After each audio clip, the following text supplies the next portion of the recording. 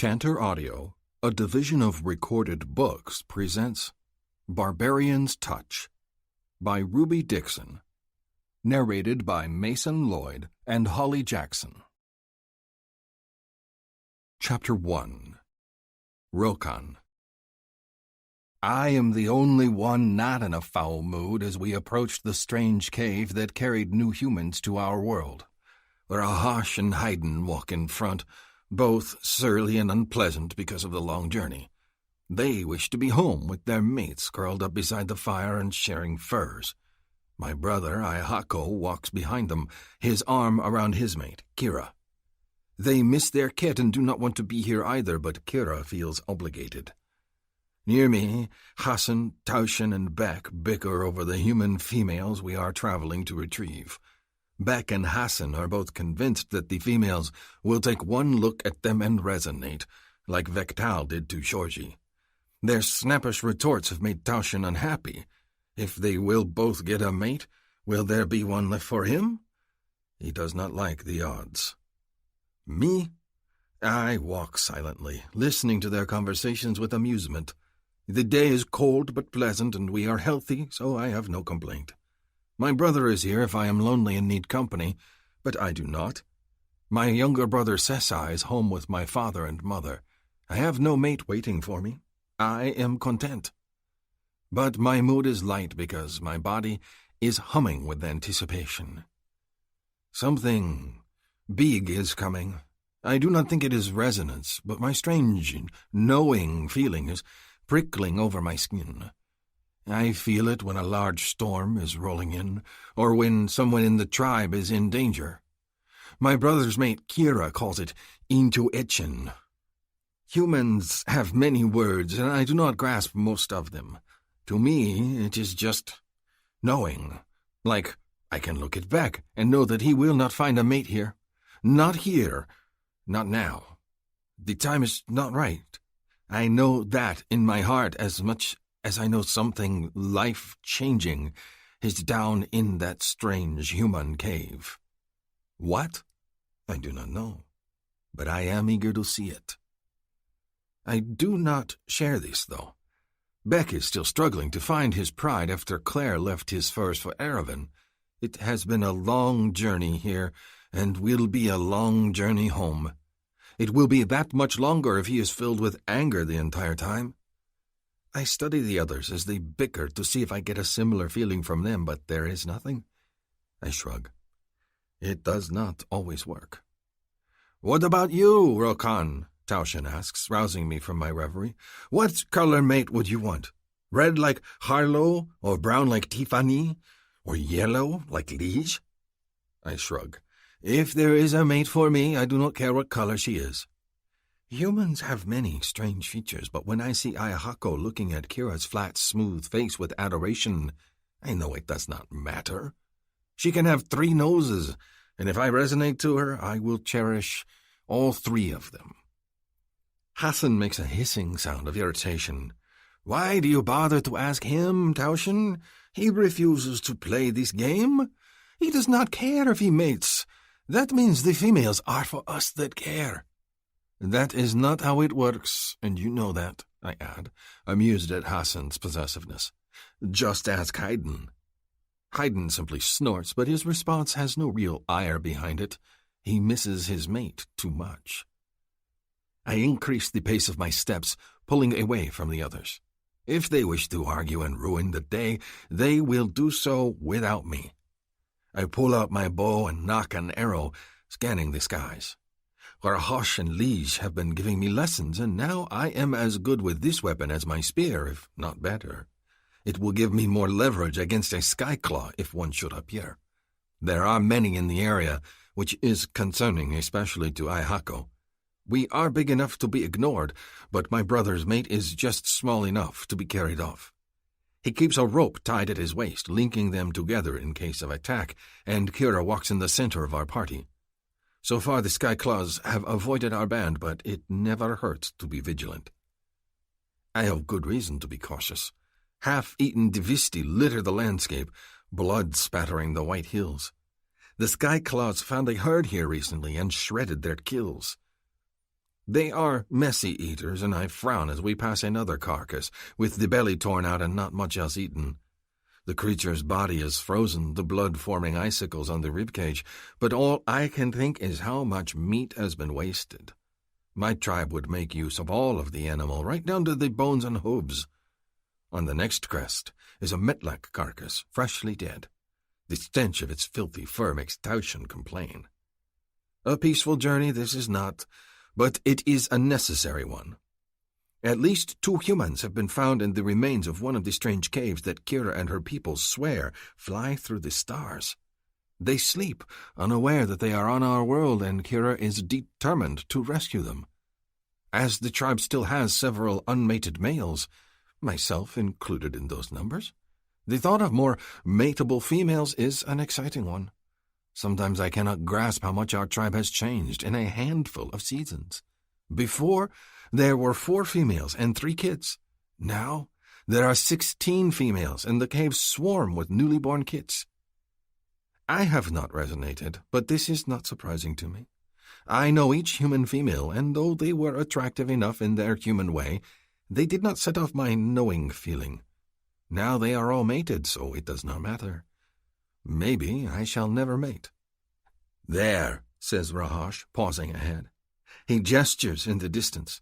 "The ship is below in the valley. I see the red flame, just like you said, Haydn." Haydn nods, staring off in the same direction. I move to their sides and gaze down, getting my first look at the flying cave. I remember the one that Shorshi and the other humans arrived in, with its strange square shape and odd black stone walls. This one is of similar shape, though the cave mouth looks more like a backpack that has been torn open to spill its contents. Near the entrance, a strange red flame blinks and then goes black. A scarce breath later, it blinks into brilliant light again. Strange. Around it, the snow is melted and a semicircle of skyclaw carcasses surround it. "Is that fire?" I ask, watching it blink out and return again. "How does it remain burning after so long?" "It is a light, like the one in the Ancestors' Cave," Haydn explains. A skyclaw screams overhead, the shadow of wings falling over us. I aim my bow even as Aihako shouts and dives to cover his mate. I squint, aim my arrow, and then instinctively move it ahead of the target and let it fly.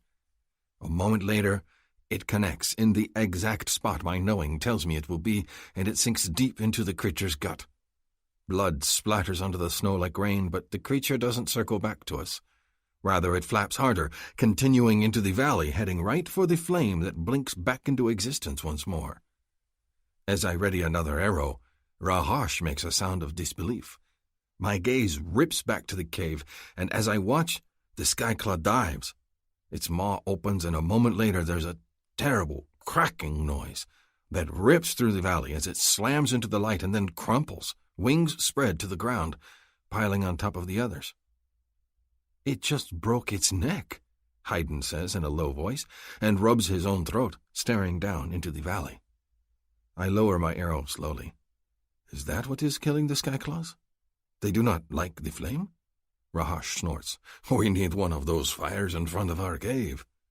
Haydn gives him a surly look. "What, and draw every skyclaw on this side of the mountains to us?" The two exchange irritated glances, and then Rahash stomps further along the trail, heading for the valley. I follow close behind. This place is strange. I have hunted here before, but never has it felt as eerie and unwelcoming as now. Even the mountains seem uneasy with the new landscape. "Let us get the females and leave this place," Haydn says, gripping his spear and moving forward. "The sooner they are retrieved, the sooner we are homeward bound." I glance back at my brother. Aihako has helped his snow-covered mate back to her feet. She nods as Taushen approaches and offers a hand. "I'm good. Let's just go. Haydn's right. The sooner we're done here, the sooner we're home."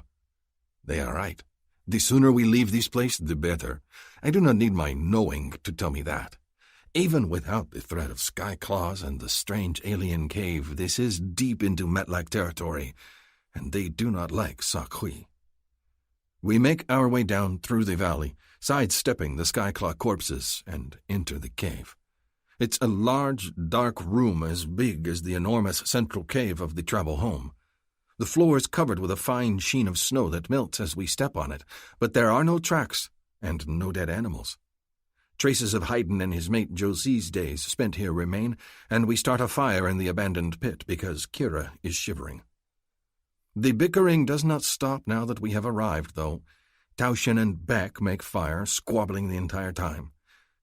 Hassan guards the entrance, casting looks back at Kira as she sits by the fire to warm herself. Rahash and Haydn work on sweeping out the cave, and I work on carving up the frozen quillbeast carcass I have carried slung at my belt for the morning, thanks to a lucky arrow near dawn. It will make a warm meal for Kira, who cannot handle the cold as well as we Sakui. Kira and the new humans, I remind myself. I glance over at Hassan, who has his arms crossed over his chest, scowling. Impatience vibrates through his body, and it does not take my knowing to see that he's soon to explode. I slice chunks of tender meat off the hide and drop them into the hanging pouch for stewing. Tension fills the cave, broken only by the chatter of Kira's square little human teeth. Nearby, Beck stokes the fire higher, while Ayahako shakes out furs, freeing them of ice. I drop the last bit of meat into the stew pouch and open my drinking skin, adding water and a bit of my mother Seva's favorite spices. I stir it with a long thigh bone, and then drop it into the broth to add flavor. "Well?" Hassan explodes. I look up as he stalks away from the entrance, spear forgotten. He is vibrating with frustration. "We are here! Free the females! Where are they?" Ayahako jumps to his feet, a snarl on my brother's normally laughing face. "Let my mate thaw her fingers before you demand—" "It's okay," Kira says in her soft voice, interrupting before the argument gets ugly. She blows on her fingers to warm them and then gets to her feet, a faint smile on her face. "Everyone's excited. I get that." Ayahako growls. "Sit by the fire." She shakes her head. "I can do it." Ignoring her mate's protests, she pats his arm and then wanders to the back of the strange cave, her gaze fixed on the wall. "It's just finding the release hatch." "The what?" Hassan charges forward and Ayahako steps between him and Kira, glaring. I get to my feet. If we choose sides, of course I will choose my brother. Rahash moves to Ayahako's side as well, glaring at Hassan's impatience. Haydn moves to the entrance, picking up the guard post that Hassan has abandoned. I look over just as Kira touches the strange, bubbled wall of the cave. A moment later, a hissing noise cuts through the air, and steam fills the air. Haydn hesitates, and Ayahako turns to his mate, rushing to her side. Something pale and human-sized falls out of the wall and into Kira's arms. It is a female, all snow-colored limbs and a mane of dark, wet hair that clings to her soft skin like vines. Her thin clothing is damp and sticks to her body, outlining high breasts and a curving waist. A groan escapes me before I realize it. I did not realize that the female would be so perfect. I touch my chest. Manqui is silent, but I cannot deny that the sight of the new human female has hit me like a thunderbolt. Haydn glares at me, grabbing a discarded fur wrap from the flooring and moving forward to cover the female up. He takes her from Kira and Ayahako's grasp and settles her gently on the ground. Her eyes flutter open, pale white with a glassy green center. Her strange eyes blink, and I take a step back. I do not wish to scare her. Chapter 2. Lila. My first waking thought? How cold everything is. So damn cold. Like frost in my veins. It's like I've been dumped in a freezer with nothing but a wet nightie on. No panties, no shoes, no nothing. Just my nightshirt that clings to my prickling, shivering skin. Then I wonder why I'm nearly naked, wet, and freezing my butt off. What's happening? Why am I here instead of back home in the apartment I share with my sister Maddie? Dizzy, I vaguely realize someone's helping me sit up. My eyes are having trouble focusing and my mouth feels like I chewed on a dirty sock. I blink repeatedly, even as something soft and fuzzy is wrapped around me and the worst of the bone-chilling cold dampens a bit. It's quiet, unnervingly so. Is everyone waiting for me to say something? Like, Why I'm here, wherever here is? Something blue moves in and out of my blurry vision. Things are slowly coming into view. It's dark, wherever I'm at, and there's a faint scent of smoke in the air. Was there a fire? I rub my forehead and everything aches. It's like I've got a fever of some kind. Maybe that's why I'm so cold. I try to remember what I did before I went to bed, but vague memories of television and working on the computer waft through my mind, completely unmemorable. The blue thing moves again, and my gaze crystallizes and focuses in. The blue thing is a face. A devil's face. Enormous, horned, the brows creased with bony ridges. His face is hard and scowling, his nose and cheekbones prominent. The devil is holding me, his face inches from mine. I scream, jerking away. At least, I try to. I push out of his arms and my mouth is open, but I can't hear anything. That's when I realize I can't hear anything. At all. And a new fear cascades through me. The devil releases me and I shoot backward. My feet get tangled in the furry thing, a cape, a pelt, and then my back slams into something metal. I can't go back anymore. I just scream and stare. There are other figures in this shadowy place, and the fire dances in the distance. My horrified gaze flicks from the devil sitting near me to another, and another. God, how many are there? Am I in hell? Did I die and now I'm in hell? My fingers go to my ears and I run my fingers along the shell, looking for the familiar tubing that should be there. 10 years ago, I got cochlear implants. 10 years ago, I went from completely deaf to being able to hear. One of the greatest joys in my life. But as I touch my ears, I feel nothing. No tubes, no wires. I reach further back to the circle on my scalp where the implant goes into my skull, and there's nothing but smooth scar tissue and a bald patch the size of a penny. I whimper. I think. I can't hear it. And that sends me into further panic. Where's Maddie? Where's my sister? I squeeze my eyes shut, my world going black and silent as I touch my implantless ears and try to grasp what's happening. My mind is whirling and frantic, and I'm on the verge of hyperventilating. I need Maddie. I need her. Ever since I was little, Maddie's been there for me. She's been the arm that guided me when we went to school because I couldn't hear traffic. She's been my interpreter when we met people that didn't understand ASL, American Sign Language.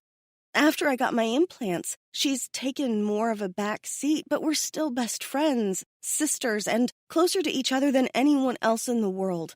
I lean on her in everything. I'm lost without her. Hot tears splash down my cheeks and I sob into the darkness. It's so quiet. I feel trapped and I can't stop shivering. I'm trembling because of cold and of fear. I don't know what's going on and I don't know what to do. No one's touching me, for which I'm thankful. I huddle in the fur blanket and weep.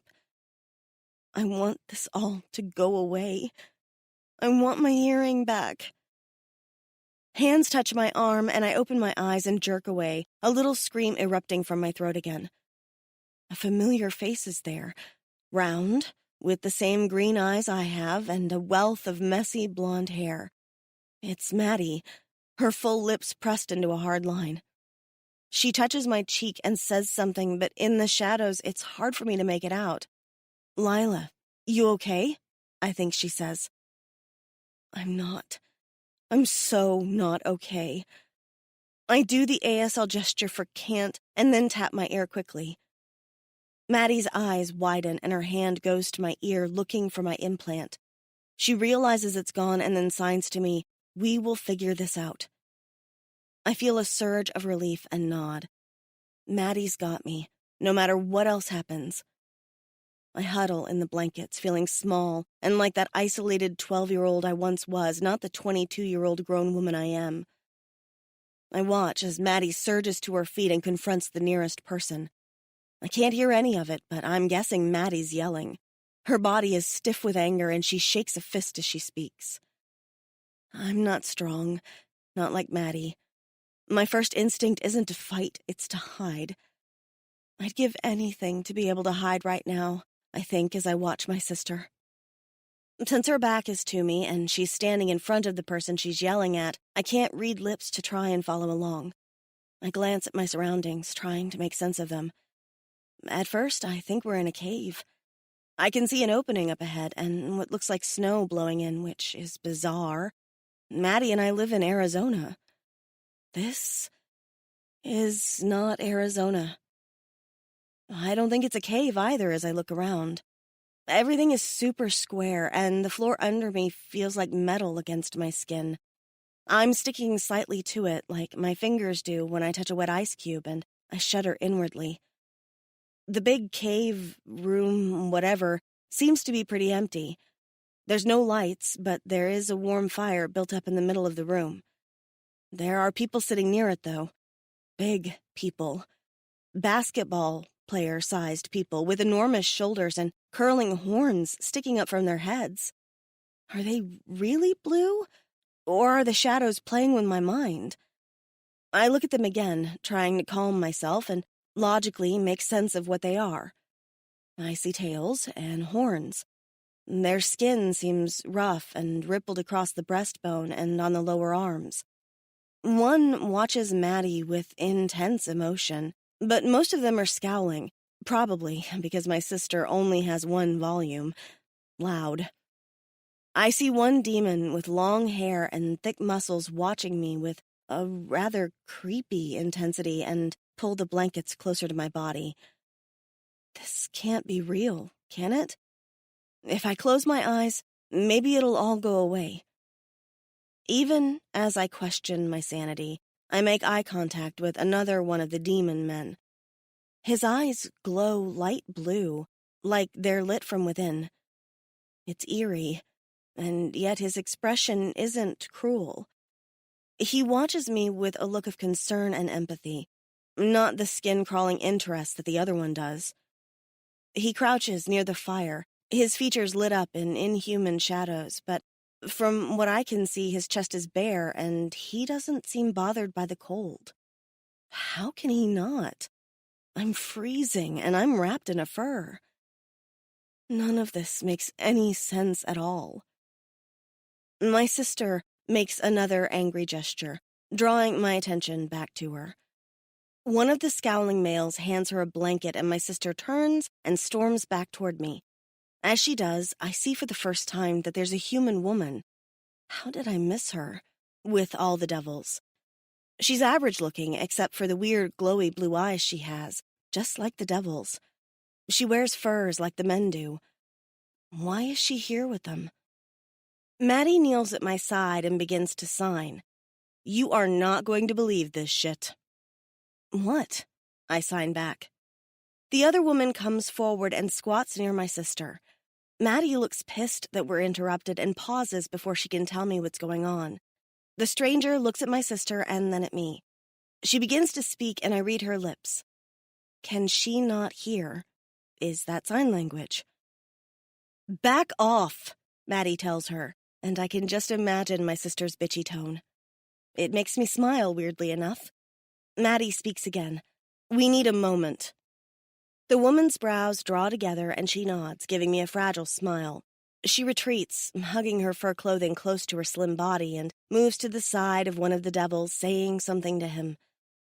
He puts an arm around her shoulders and kisses the top of her head, and I realize that she looked about my size when she knelt, but next to the demon, she looks tiny.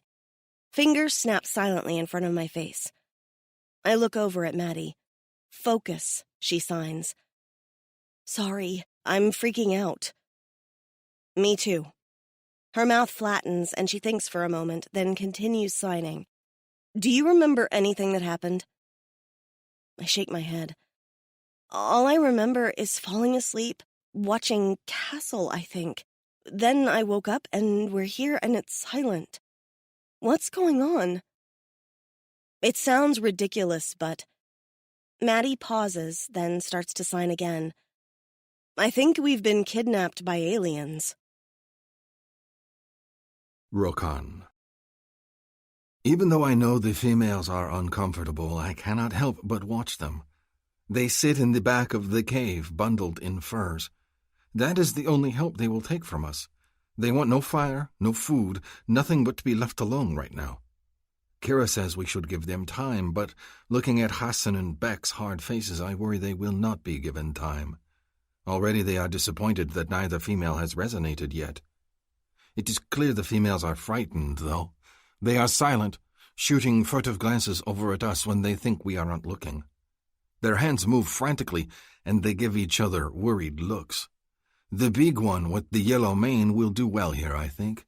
She is a fighter. She has already bellowed at Kira in a way that would make even Liege proud. It is the other one, the female with the dark mane, that worries me. She seems fragile compared to the other and cannot stop shivering. I think of the thick snow outside, the sky claws that dive from above, the harsh weather, the metlaks, and 100 other dangers. This is not a world for those that are fragile. Everyone in the tribe knows that. The weak do not last long. But there is something about her that draws my gaze endlessly. I cannot stop staring, even though I know it worries them. I think of the human and her dull eyes that do not shine with a healthy Kui. There is something about this female that pulls me to her. My chest is silent, and so is my knowing. If it is not resonance, what is it then? Maybe it is protectiveness. She still shivers despite the fact that neither of them will approach the life-giving warmth of the fire. I glance at the stew pouch. There is still plenty left. Kira has eaten, and the other hunters avoid it as we prefer our meat raw. Should I offer them food? Will they take it? Hassan makes an impatient noise in his throat and jabs the end of his spear into the fire. Their teeth are clicking again. It's cold, Kira says in her gentle voice. They don't have Kuis to warm them. When they're ready, they'll come join us. Right now, I think they need more time to adjust. The kindest thing we can do is leave them alone. The kindest thing we can do is drag them to the fire, Hassan snarls and tosses his spear down onto his blankets. They are too valuable to the tribe to let them freeze out of stubbornness. I glance over at the females again, then back at the stew. If they will not come to us, perhaps I should give them a peace offering. I get to my feet and pull a small carved bowl from my pack and scoop it into the pot, then cross the cave toward the females. Hassan and Beck make angry noises, but I ignore them, my gaze focused on the two small humans huddled in the blankets. I deliberately make myself as unthreatening as I can, dropping my shoulders and walking slowly. When I get closer, they scoot back against the wall, and so I drop to a crouch and offer the bowl to the dark-haired one. Food, I say in the human language. It is warm. She gazes at me with frightened eyes, glancing over at the yellow-maned one. At the other's nod, she reaches one hand out, and I hear the rumble of her stomach.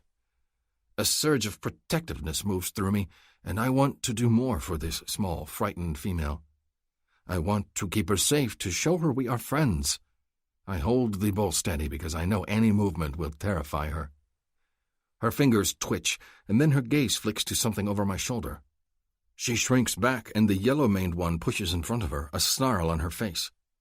Feet move to my side, and I glance up to see Haydn snarling down at me. Leave them alone, Rokan.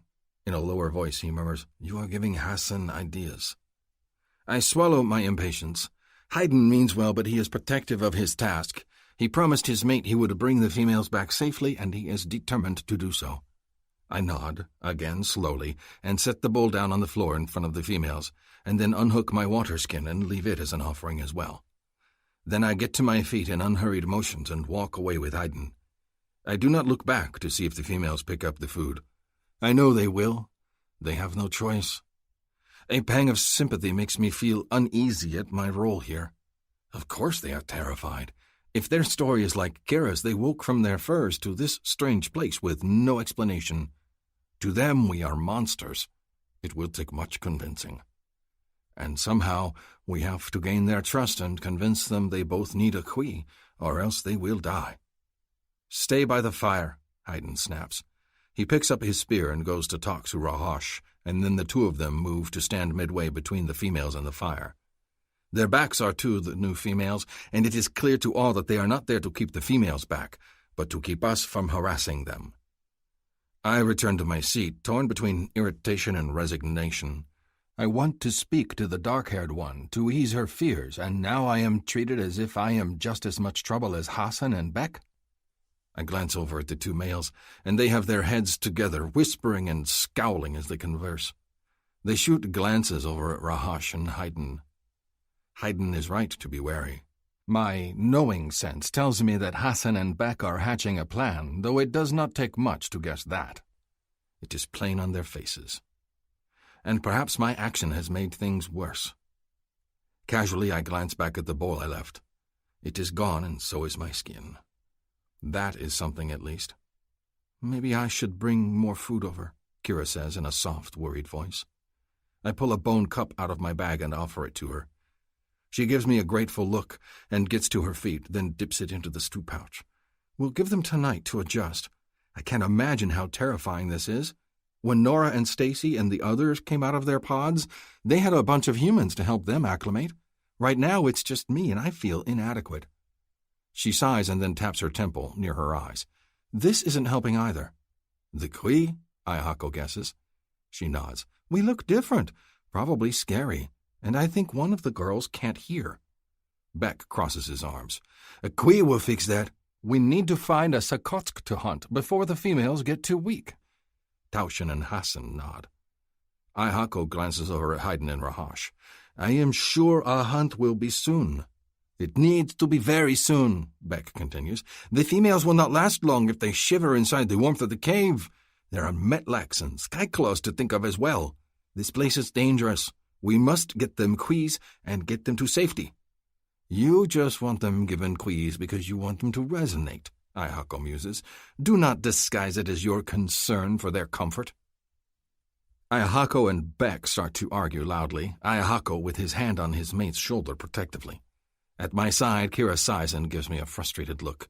I'm thinking it might have been smarter to bring mated hunters along on this trip. They are needed by their families, I tell her. My brother's mate's face is drawn and unhappy. We will get them back safely. That is all that matters. Yes, and until then, everyone's going to bicker over the girls until they resonate. She sighs again and gathers her blankets, then gets up from the fire to go visit the females. As she gets up, Hassan glances over at the spot she's vacated. He tosses a bit of bone into the fire. You have been silent, Rokan. What does your knowing tell you? Will the females resonate?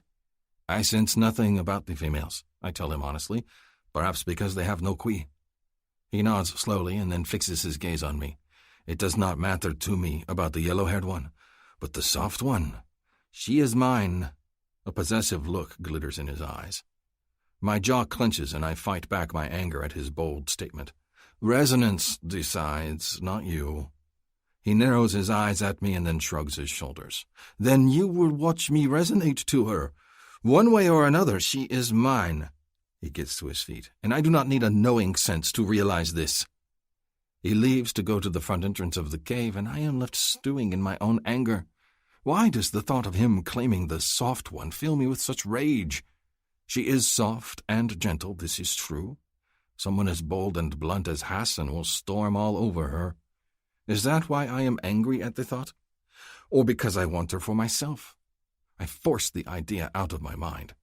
It is wrong to be possessive of the females. Resonance chooses a mate, not me. I have waited many, many seasons to take a female to my furs because I am waiting for resonance. I am not like Beck, who had Claire as his pleasure mate before she resonated to Erevan. I want resonance, and resonance only. When I take a female into my arms, I want it to be for forever. It might be one of these females, it might not. Warwick is 3 times my age and has never resonated. Maybe I will never have a mate. But that does not mean that I cannot be a friend to these females. The soft one? She is mine. The deadly words repeat in my mind, and my jaw clenches every time. Chapter 3. Lila. So, apparently a lot happened while Maddie and I were unconscious.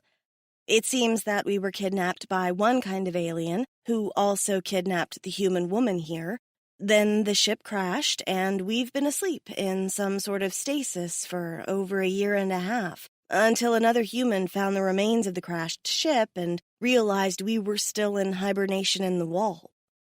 It's all a little muddy to me. The aliens here that look like demons? According to Kira's story, they're not the bad guys. She even shows us the frozen corpses in the front half of the crashed ship to back up the "there's more than one kind of alien" story. And even though it's completely crazy, we don't have a choice but to believe her. When she says the part about how she and her friends were taken and examined, and one girl even was given an abortion because the alien captors didn't want her pregnant, I think of my missing cochlear implants and realize it's probably all true. I'm more than a little horrified by all of it. To think that aliens kidnapped me and examined me and operated on me all while I was unaware? To think that we've flown halfway across the galaxy and crash-landed, all unaware? To think that if it hadn't have been for a stranger randomly finding the remains of the ship, we might have slept for a lot longer than a year and a half? What if no one ever came to find us? The thought makes my gurgling stomach even more ill at ease. Kira and Maddie talk for hours, with Maddie passing along info to me. She's doing her best to remember to sign, but sometimes the conversation gets away from her and I only get a few half-assed hand signals. It's all right. It's a lot to take in, and it's been 10 years since Maddie had to be my interpreter. And sometimes I think I really don't want to hear more of what they're going to tell us. Kira seems nice enough. She keeps the others at bay, even though she says one is her husband and she loves him. She says she has a half-alien baby back at home, and that the reason why her eyes glow is because she had something called a symbiont. Maddie spells it out with her hands because there's not an ASL sign for something like that. It's something that lives inside the body and helps it adjust. She pauses in her explaining to build up a small fire near us for warmth, and her mate, one of the biggest of the aliens, brings over her blankets. It seems Kira is going to be staying with us tonight. I steal a glance over at the main fire. The alien men are there, and they're all watching us. It's really unnerving. Maddie taps my arm, and I tear my gaze away from the fire Kira's building. "What do you think?" she signs. "It sounds like a parasite to me," I reply, worried. "A parasite, and we're the host." "Me too, but what can we do? She says we have to have one. They all have one. Did you see the part where she said there's a poison in the air?" She sniffs dramatically, and I admit I take a deep breath myself. Tastes like normal air, if damn cold. "Do you think they're lying?" I ask, hesitant. "Does it matter if they are? We're outnumbered, we're not dressed for the situation, and we don't know what's going on.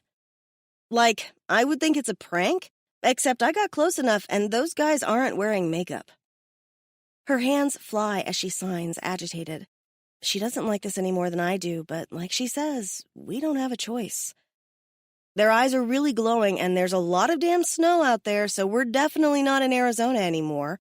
And Kira says there's only 12 humans and 30-something of the blue guys, not including babies. If this place is what she says it is, an ice planet, there's no cities. I feel tears threaten. "Oh, fuck," I sign back. "Why couldn't we get stuck on a tropical planet?" Maddie throws her head back and laughs, and everyone turns in our direction again. This is how we deal with things. Maddie laughs, and I cry. I swipe at my cheeks because it feels like if I do cry, the tears are going to freeze to my face. I'm so cold. This is awful. I hate all of this. I want to go home, back to my stupid desk job and all the stupid credit card bills I'm behind on. I want to go spend Friday night sitting at the hotel bar watching Maddie sling drinks and pointing out all the drunks. I want to curl up on the sofa and finish watching season 2 of Game of Thrones. I want a freaking heating blanket. I touch Maddie's arm to break her out of her hysterical laughter. I don't like the way they watch us, I sign to her. The men. I feel like a bird in a cage, or like a bird being hunted by a cat. Just stay at my side, she tells me. I won't let anything happen to you. Big Sissa's on alert. Get some sleep for now. I give her as much of a smile as I can muster. All right. Like that's gonna be easy, knowing we're now in Parasite Planet? With a bunch of horny blue dudes that look like they want to eat me? Oh, sure. I'll just tuck into my frozen blankets and take a nice power nap. Instead, I sip more of the water from the strange water skin that the one guy gave us. I avoid the stew. It's so spicy it makes my nose burn. I'm hungry, but I can't bring myself to eat much of it. And Maddie says she doesn't have much of an appetite. She jokes that she can live off her fat for a while, but I need to eat. Funny how I don't feel like eating. She and Kira start talking again, and I gaze over to the other fire. The men there are still watching us. Good Lord, they need a hobby. Since we're hidden in the shadows and I'm snug next to my protective sister, I find the courage to look back at them. The men fall into two camps, I think. There are those, like Kira's husband and the two guards that look at us as if we're slightly annoying. And then there are the ones that sit around the fire and look at us as if they want to eat us. Gee, and I wonder why I feel uneasy. The one that left me the water glances over here, and I decide that I need a third category just for him. Uninterested, creepers, and him. I'm not sure what he is yet, but he's not giving off the same vibes that the others are. Weirdly enough, I feel like he could be a friend if I was less scared. Maddie and I shiver all night despite the fire and the fur blankets. I've never felt so cold in my life, and it feels like no matter what I do, I can't get warm. It's colder this time of year than usual, Kira says, and I read her lips in the firelight. She's warming her hands at our fire. And when you get your cooey, it won't be so bad. The cooey must be the parasite. At least I think that's the word. It's hard to tell with lip reading, and half the time I'm guessing what someone is saying. It's not comforting, though. The thought of a parasite keeping me warm? I'd almost prefer to stay cold. No, actually, scratch that. I'm so tired of being cold. I slept terribly last night, and everything I touched felt like ice. My toes are tingling with numbness, and the thought of leaving the cocoon of furs that keeps me warm is a deal-breaker. I don't know how Kira can stand it. More than that, I don't know how the big guys wander around in summery clothing. 2 of them have bare chests, and several others wear vests that look as if they wouldn't keep a flea warm. Lots of muscles on display around here. Today, I take everything they offer. When they offer me hot tea, I take it and drink it, not caring that it has a weird, leafy taste to it. When they give me more stew, I eat it all and ignore the fact that my nose runs like a faucet. Last night, in the dreadful, freezing cold hours that I was supposed to be sleeping, I came to a realization. Maddie and I are alone here. We're completely at the mercy of these strangers who decided to retrieve us and are now feeding and clothing us. We can try to escape, but how far are we going to get? Just the thought of stepping outside the safety of the wrecked ship and into the fiercely blowing winter winds is enough to make me want to vomit. And me? I'm completely dependent on Maddie to communicate. I can talk, of course, but I can't hear myself.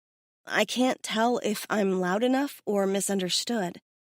If they're not facing me, I can't see their response. And the aliens? Maddie says that Kira told her that they know our language, but I can't read their lips. They have fangs, and they enunciate different than I'm used to, so that's a bust. So we're completely dependent on the aliens, and I'm completely dependent on Maddie. This doesn't make me happy.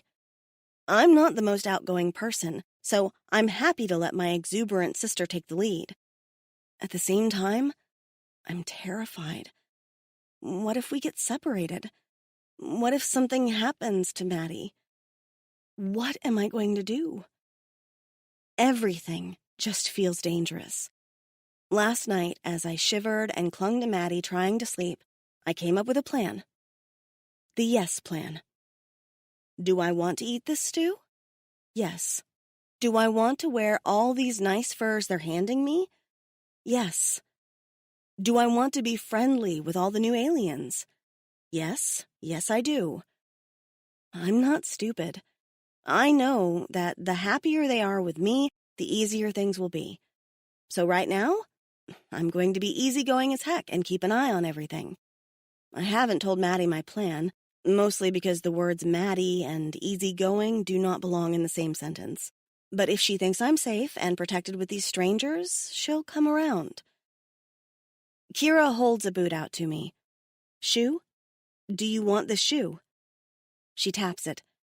We can adjust it to fit your foot. I nod at her. Yes, plan in effect. Hours later, I'm dressed in warm cast-offs from one of the supply packs. Since the other human women knew Maddie and I were here in the pods, clothing was sent along for us, and now Maddie and I are fitted into leather tunics, leather leggings, and warm fleece-lined boots. I have big furry mittens that I wear even inside the cave, and I've had my fill of spicy stew. My nose is stuffed up, and I suspect I'm coming down with a cold, but I managed to nap for most of the day. For some reason, most of the big blue dudes left the cave, leaving just Kira, her mate, and one of the others that remained guarding the entrance. It's relaxing. I'm still anxious, and my stomach is in knots, but without the hot, glowing eyes of the others, some of the tension eases. I wake up when a hand touches my arm and shakes me awake. I sit up in the furs, rubbing my eyes. There, by the fire, the big blue guys have returned and are gesturing excitedly about something to the one that's their leader. They point at us and pick up their packs, but the leader shakes his head and says something that makes one of the hot-eyed ones fling his bag down and go storming off. The others settle in, but they don't look pleased. Maddie takes it all in and then comes and sits next to me in the furs. She pulls her knees up and leans closer to me, her hands moving in small motions. It's almost like we're whispering, not that it matters. They don't understand sign language. But maybe Maddie doesn't want them to know we're talking. The angry one is Hassan, she tells me. We need to keep an eye on him. He watches you a lot. I know, I sign back. It worries me. What happened to make him angry? They are looking for something. A sock? It sounds like sock, though I know that is not the right word. They want it for us. I think it carries the parasites. Hassan is angry that Hayden, that is the leader, won't let them hunt tonight. Hayden says to wait for dawn because we are too vulnerable. So Hassan is throwing a pissy fit. Hassan and Hayden? Gosh, their names sound the same. I don't know how I'm going to keep it all straight in my head. So they want to go hunt the sock? I peek out to the front of the crashed ship where the sky and the snow can be seen. It's dark, and the snow is falling heavily. My breath is fogging even in the warmth of the ship's hold. If I leave the fire, it frosts. I don't want to go out, I tell Maddie. I agree with Hayden. Me too. My ass is frozen. I smother a laugh behind my hand and look over at the fire. The one with the nice eyes, the friendly one, is watching me. His mouth curls a bit. Did he hear my laughter? I feel a blush scorching my cheeks and shrink down next to Maddie. Do you know the names of the others? I sign back. I'm trying to memorize them all, Maddie signs to me. I think Kira's husband is named Yehago, though I might have that wrong. There's one called Rahosh, but he doesn't seem nice. The one standing by the fire is Beck. That one is Toshin. I think that one is Rodon, but he doesn't say much, even to the others. My mind whirls, trying to absorb all these names. They're not easy ones to remember, except maybe Beck, but I don't want to get to know him better. He's one of the ones with the possessive eyes. I look over at the one that interests me. Rodon. His name I will try to remember.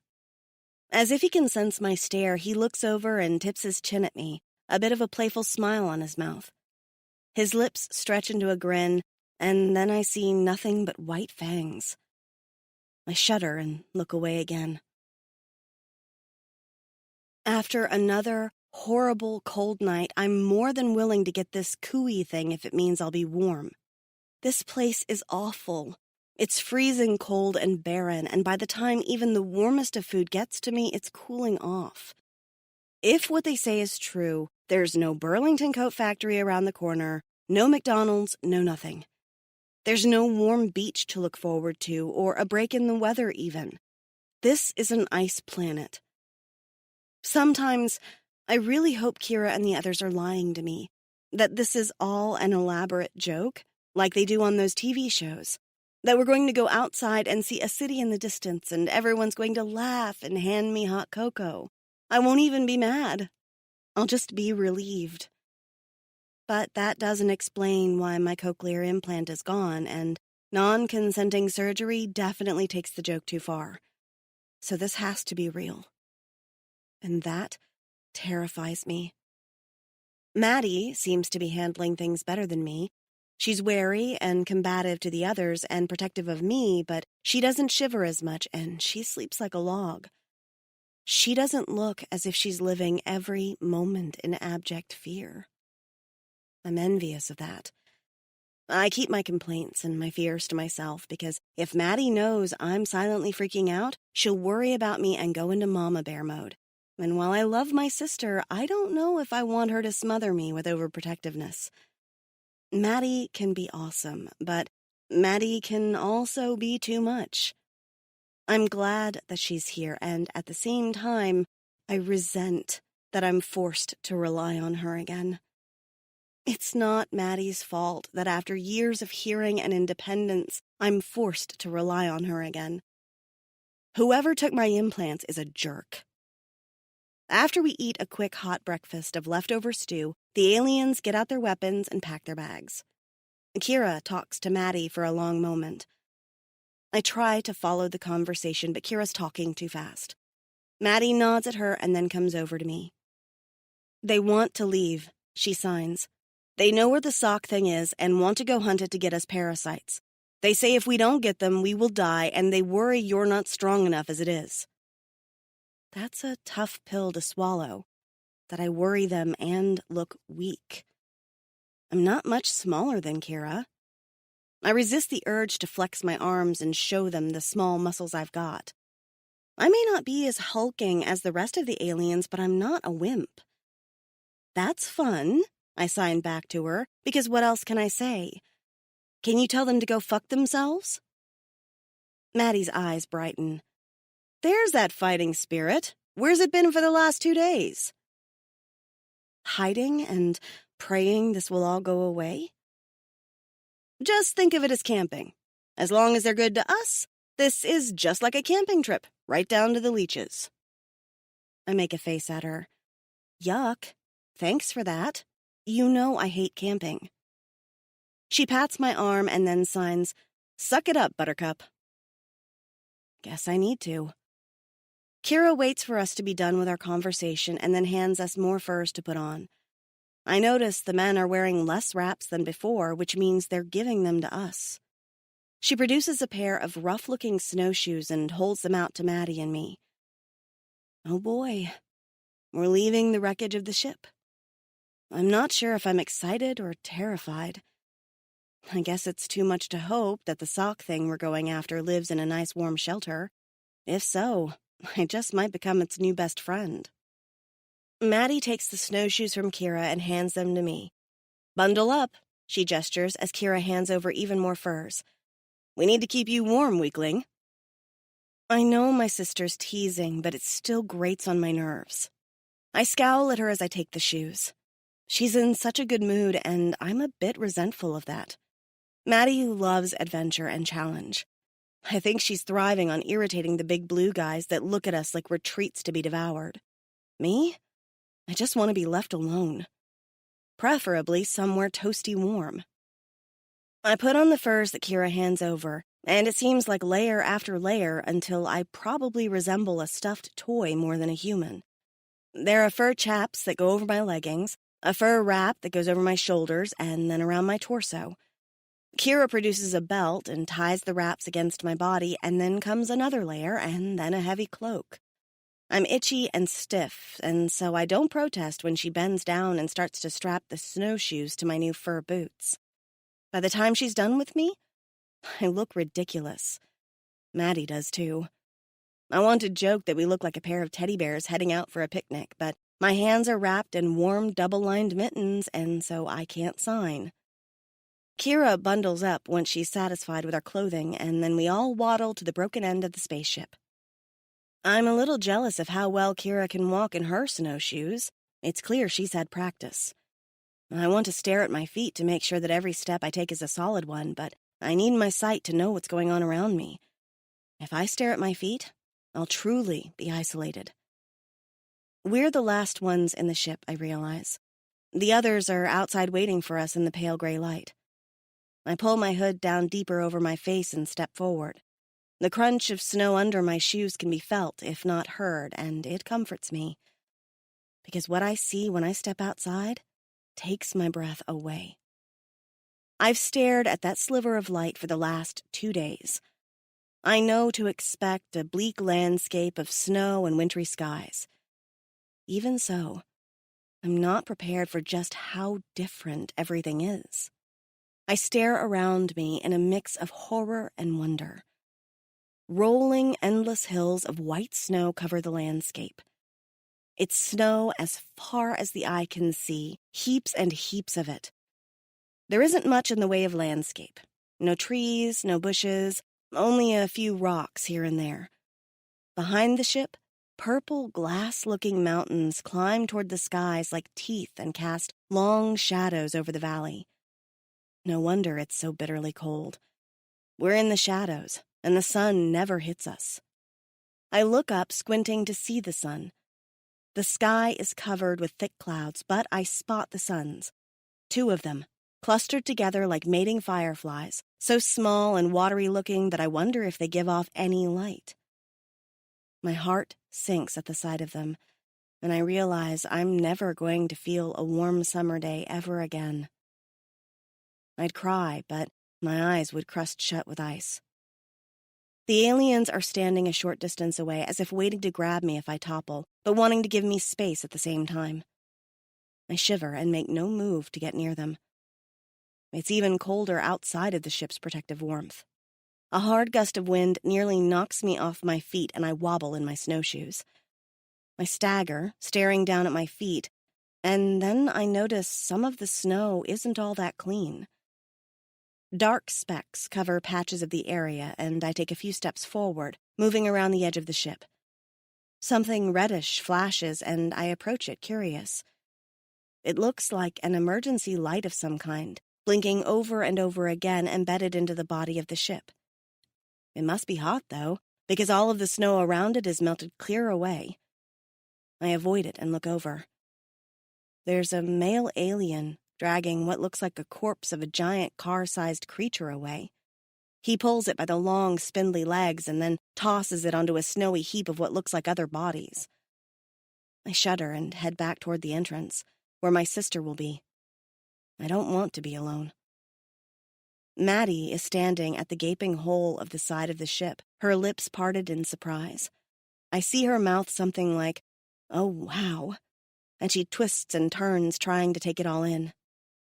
Kira moves to her side and then slips past, heading for her husband.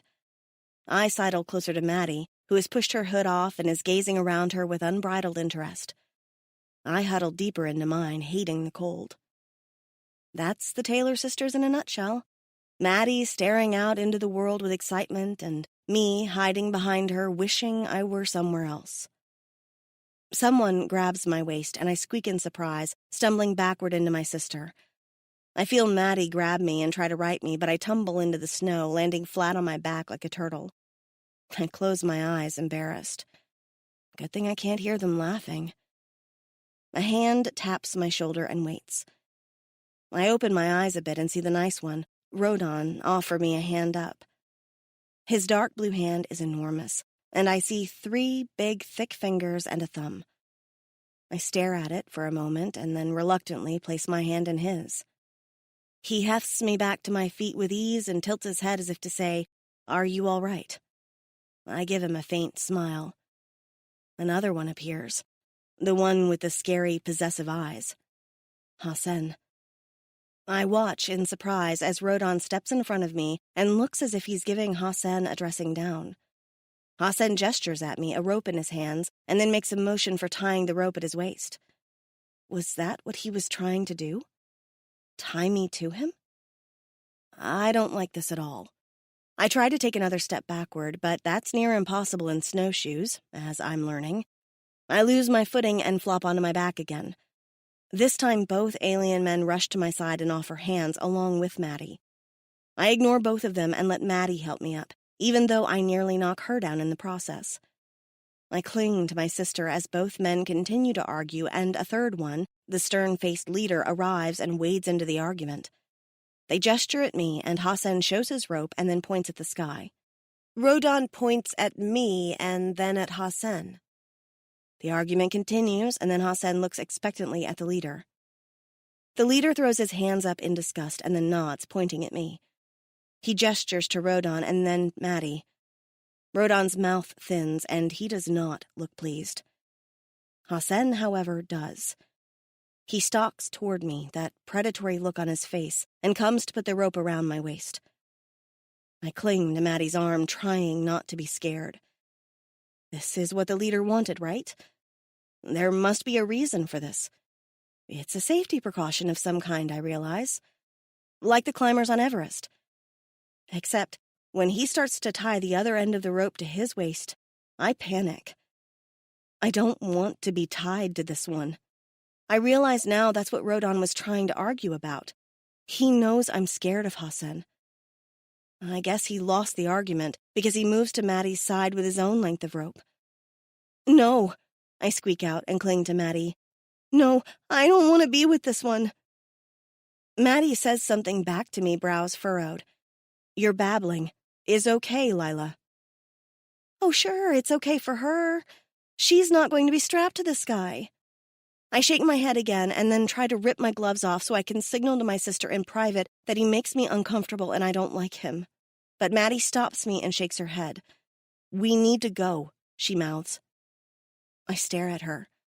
I won't let anything happen to you, I promise. The itch to extend my middle finger at her heightens, but I ignore it. Am I being ridiculous and babyish by not wanting to be tied to this guy? Maybe, but I'm scared. I'm allowed to be a baby. I look around and everyone's watching me, waiting. There's impatience stamped across more than one face.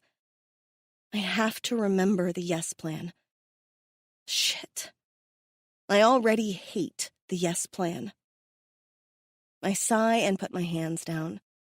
This time, when the scary one, Hassan, ties the rope around his waist and points for me to start walking, I do.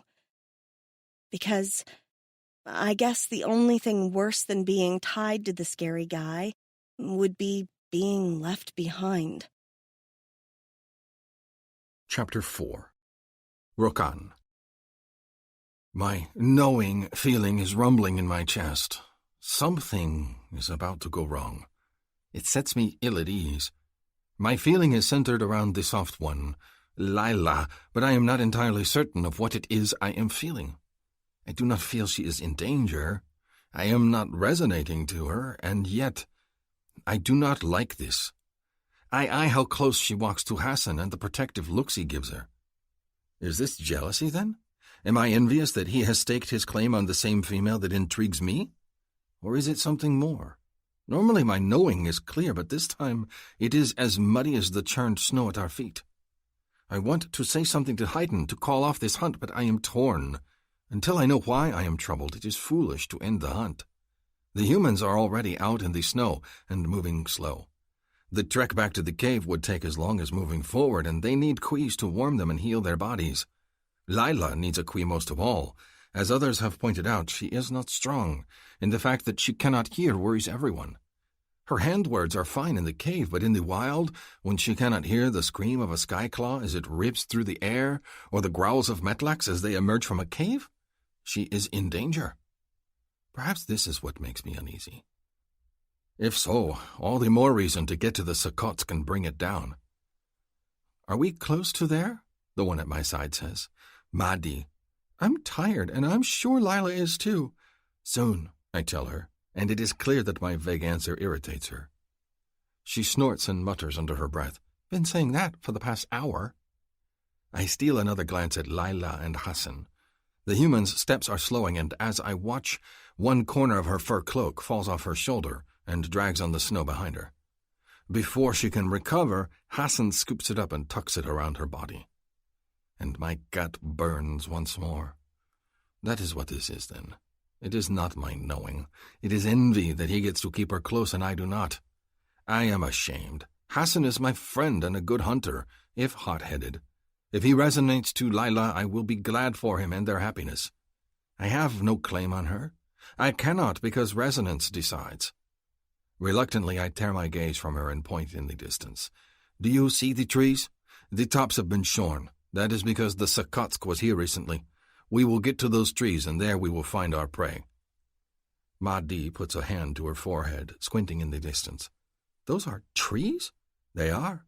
Do they not look the same in your world? She laughs loudly. No. As we walk, I see Lila's arms flail, and she grabs at Hassan for her balance.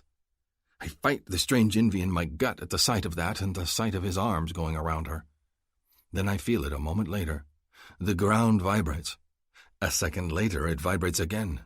It is the heavy footfalls of the Sokotsk, and it is near. I sling my bow off my shoulder and look over at Haydn. Our prey is near. He nods, jogging over to us. I feel it. We cluster as a group to discuss the setup of the hunt. One of the hunters will stay behind, all 3 human females tethered to his waist so they cannot be lifted away by a skyclaw. The worry is still present, even though the skies are clear at the moment. They will hide in the safety of the trees while the rest of us bring down the creature. When it is safe, they will be brought forward again.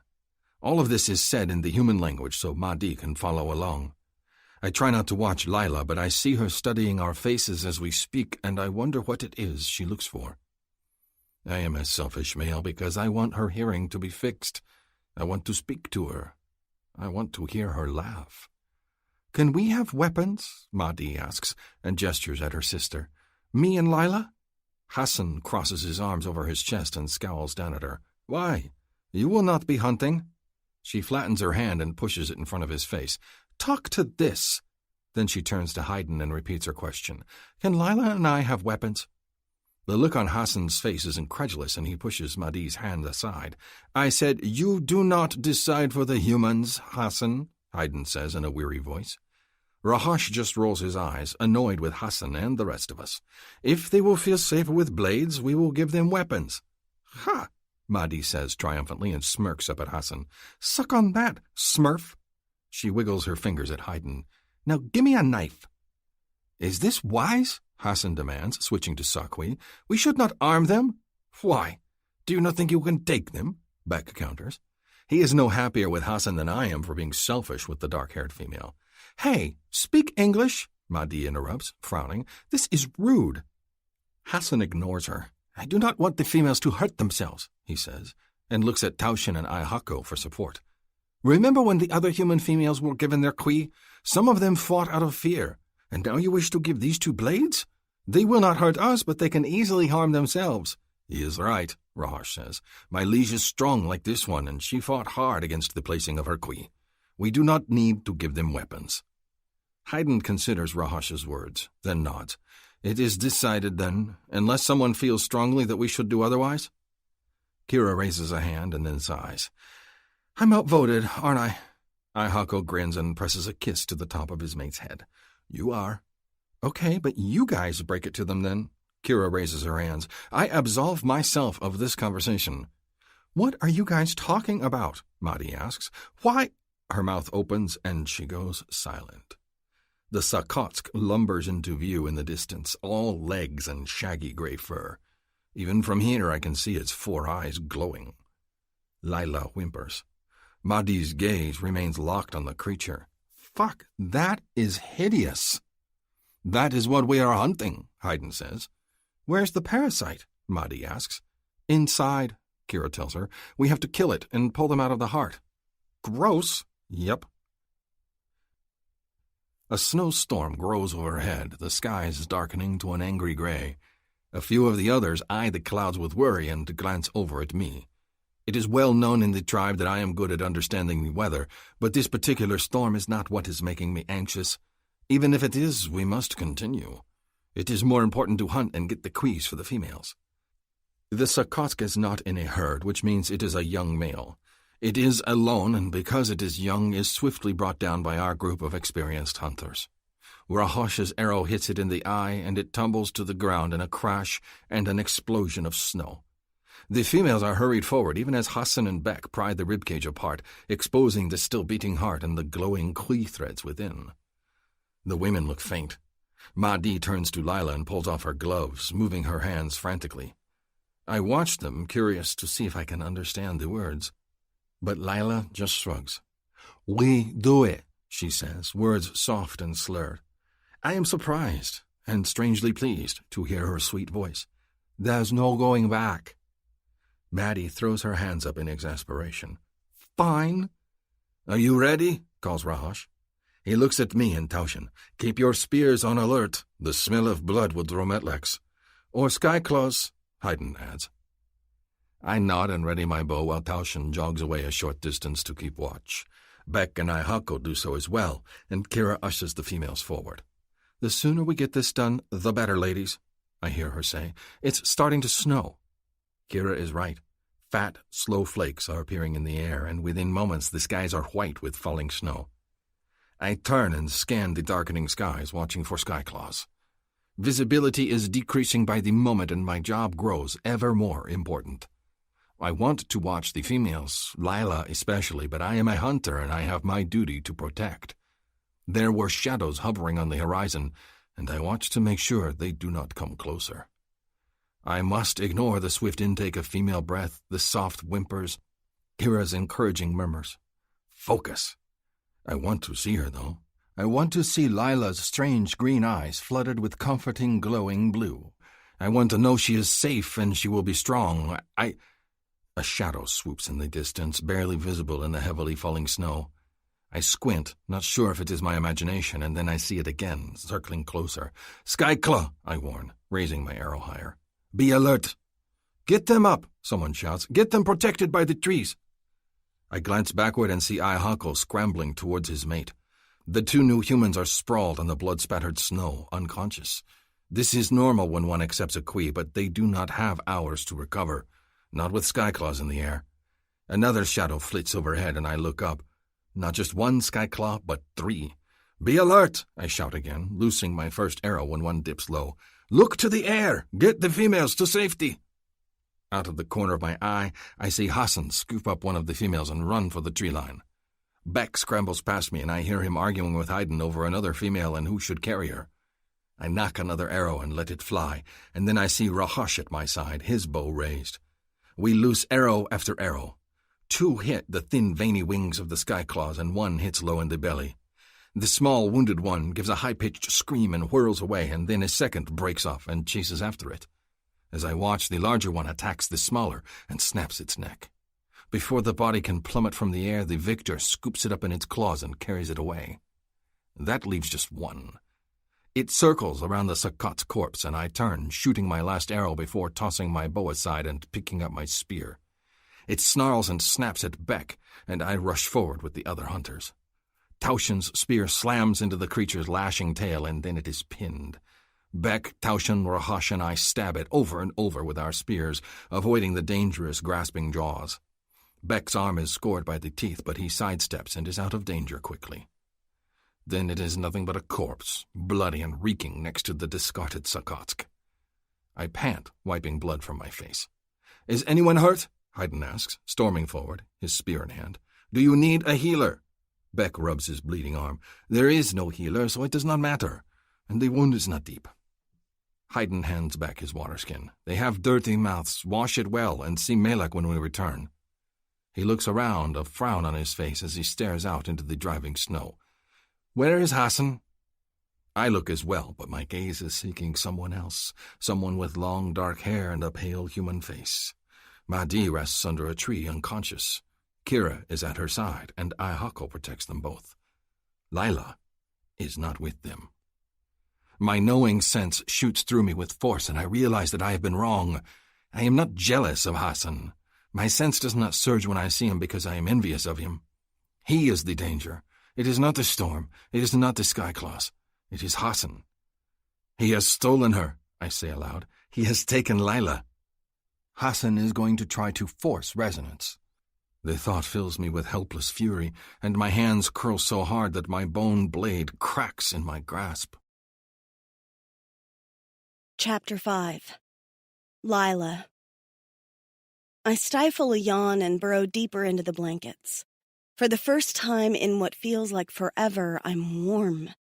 My toes aren't frozen under the furs, and Oh. It's because I have a parasite.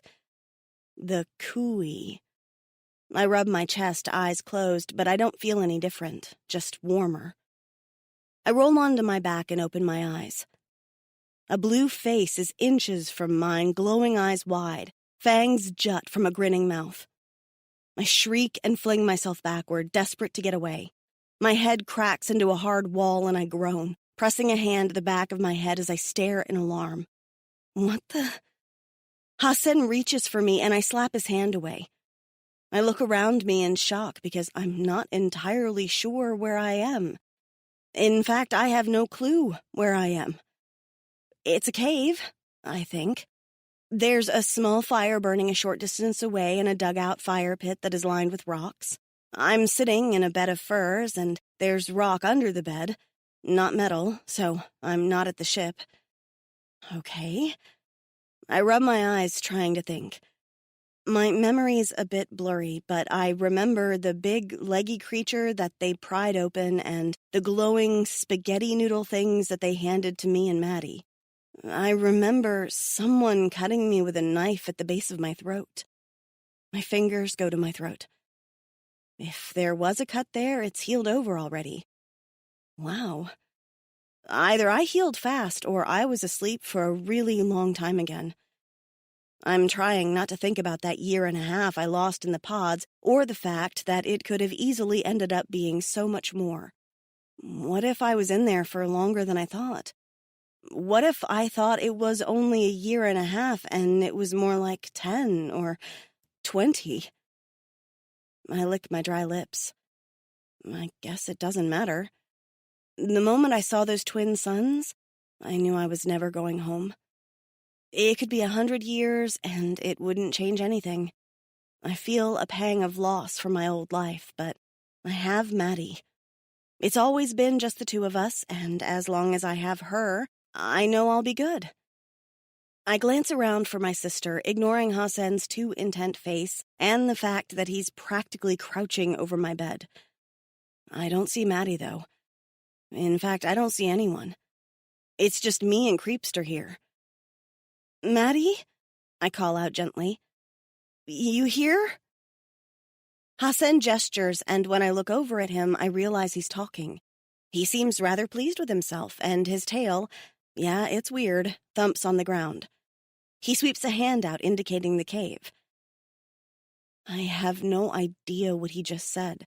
His lips move all wrong for proper lip reading. Not for the first time, I feel completely overwhelmed and isolated, and I reach a hand back to my ear, feeling for the cochlear implant that isn't there. "Maddie?" I say again. I'm starting to get uneasy. Hassan says something again. He taps my blanket-covered knee and then pulls out a water skin, offering it to me. Where is everyone? I look around the cave again. The fire is very small, with no meat roasting over it. The cave itself is tiny, with me and Hassan squeezed in, and there's no room for more blankets on the floor space. In fact, I get the impression that this is not more than a 2-person cave. So why am I here with him? Maddie wouldn't let this happen. I slowly get to my feet. Hassan stands also. He's close, but not so close that he's in my personal space, yet. I avoid the eager look on his face and the water skin he shoves in my direction. I'm thirsty, but I want answers. I step out of the blankets and try to go around Hassan. The cave entrance is a short distance away, neatly covered with a stretched hide that acts a bit like a tarp. Hassan steps in front of me and puts his hands up. Even though I can't read his lips, his message is clear. I'm not supposed to leave. That's when real panic sets in. Have I been kidnapped? Maddie! I scream, hopefully loud enough to rattle the cave. Maddie! Maddie! I start to hyperventilate. Maddie! He grips my arms and gives me a little shake as if to calm me. It has the opposite effect. I'm in full-blown hysteria at this point, screaming my sister's name and pounding my fists against his chest. There's devastation on his alien features as he realizes just how upset I am. Good. I want him to know how it feels. I slam my fists on his chest again, and when I realize how ineffectual it feels, I fling myself away from him again and throw myself down on the blankets, crying. This is the worst thing that could have happened to me. I'm here, completely and utterly alone, with a guy who looks at me like he wants to own me. I don't have a friend on Earth, on the entire fucking planet. I'm totally alone, and I can't even speak to him. I can't hear. I'm so alone. My crying jag lasts a few hours, until I'm weak with exhaustion and my eyes feel hot and swollen. I eventually sit up again and look over at Hassan. He's sitting by the fire, and his shoulders are slumped with dejection. He's disappointed? I ignore the twinge of pity I feel because the jerk freaking kidnapped me. This shit is not right, not at any level. He looks over at me, and the expectant, hopeful look returns to his face. God, he looks so eager to see me. He gets to his feet and brings the water skin over, offering it to me again. I want to refuse, but my throat feels like a desert, so I take it and sip cautiously, watching him. He returns to the fire and comes back a moment later with a bowl of stew. I take it, too, because I'm starving, and I'm going to have to eat something if I'm going to live. I certainly don't plan on dying, not now that I've gone through the trouble of getting the parasite. And it doesn't seem like Hassan wants to hurt me, so I just need to endure him until Maddie finds me. I know my sister. She's not going to rest until we're reunited. She's tireless in her efforts to protect me, and I feel a twinge of guilt that I resented the fact that I needed her for the last few days. Because right now, I'd give anything to see her in the cave with me. I tip the stew bowl to my mouth, and to my surprise, it's not as spicy as before. Maybe Kira's a bad cook? Or maybe the parasite's changing other things. Big blue fingers reach out and brush over my jaw, startling me. I gasp and slap his hand away, ignoring the hurt look on his face. I don't care how nice he is. He's not getting into my pants. I'm not going to fall into his arms because he kidnapped me. If he thinks that, he's got another thing coming. Of course, now that he's tried to touch my cheek, everything is taking on a sinister sort of bent. This cave is awful small and has no privacy. I'm going to be alone with him until he takes me back. After that cheek touch, it's pretty clear to me what he wants. He wants himself a human wifey, and I am absolutely not volunteering. Come and get me, Maddie. I'm going to sit right here and wait. I glance over at Hassan. He visibly perks up when his gaze meets mine, and I quickly look away again. I don't want him getting the wrong idea. I eat and pull the fur blankets tight around me again as a shield. I set the bowl and water aside and then huddle in the corner of the cave with my back against the wall so I can't be surprised by Hassan. His eagerness is almost puppyish the way he watches me, but then again, a puppy wouldn't kidnap a woman. I'm not sure why he thinks stealing a girl will somehow win her heart. It's bizarre. I also wonder why the others let him get away with it. Don't they care about what happens to me? Aren't humans supposed to be precious to them? It makes me think of Rodon, the one with the nice, kind eyes. Maybe he's not so kind after all. Maybe this was all part of the plan. I can't trust anyone. I spend hours in bed watching Hassan.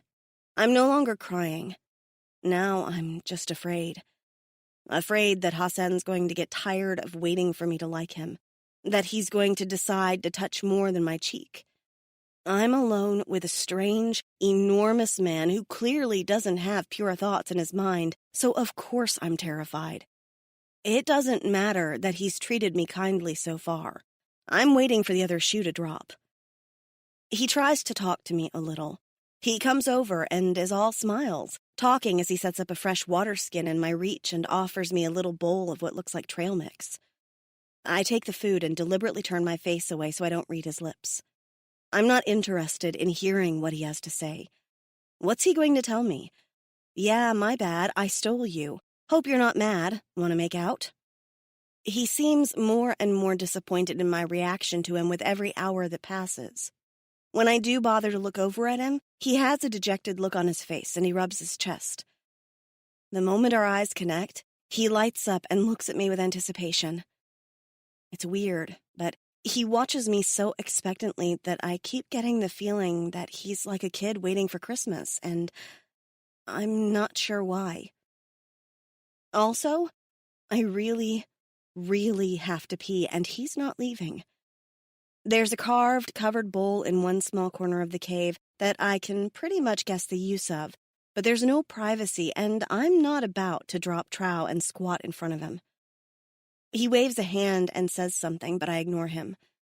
Go away, I mutter, and pull the blankets tighter around me. How long can the human body wait to pee, I wonder? It would serve him right if I just made a mess wherever, but I don't know how long we're going to be here, and the last thing I want to do is shoot myself in the foot by peeing in my own furs. I squeeze my thighs tight, determined to wait it out. A short time later, the urge to pee gets worse. I look over at the fire again. It flickers, but Hassan's gone. I sit up, surprised. I didn't realize he'd left me here. Immediately, I charge out of my blankets and head for the screen over the cave entrance. I pull it back and take a step outside, into a howling blizzard. At least, I assume it's howling. It's utterly silent to me, but the snow whips at my face like needles and the wind is almost enough to knock me over. I sink knee-deep into the building's snow in front of the cave. Shit. Do I go after him, or do I wait for him to come back? I squint at the gray landscape, but I can't see very far, and that familiar, bone-numbing cold is returning. I retreat back into the cave and replace the screen, then use the bathroom. I wash my hands with a bit of water, then sit back down in my furs and wait. He is coming back, isn't he? As much as I don't want to be here with Hassan, I don't know that I'm ready to be abandoned. Where would I go? To my relief, my captor shows up again a short time later, brandishing an animal that looks like a stretched-out porcupine with a cat-like head. He holds it up and says something I don't catch, then gestures at the fire. Cook it? I lie down in the blankets and close my eyes. A response would mean I'm talking to him, and I'm not talking to him. As long as I'm not alone in this blizzard, it's enough for now. I can ignore him for a while longer. I silently take mental stock of the supplies I'll need if I'm going to run away. I'm going to need a backup plan for if something bad happens before Maddie comes to save me. Freaking come on, Maddie. Rokan. It's been 2 days. Why is it no one can find my sister? The human's voice reverberates in the small cavern we have called home for the last 2 sunrises. Rohash scowls down at Madi, who has her hands on her hips and is glaring right back up at him, unafraid. Look outside. You can see as well as I can that the storm has covered any tracks. So? This is your planet. You're hunters. You should know this place. How many places can he freaking take her? Go get your happy blue ass out in that snow and find her! Madi gestures at the cave entrance.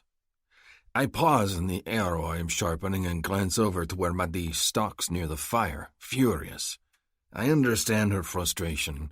It does not change the fact that Lila is nowhere to be found, and the storm has covered all traces of footprints that Hassan might have left. I have been out in the snow, searching, Rahosh grits out. We all have. Rokan has been out searching endlessly and only stopped because I made him return. Taushen is out hunting for them even now.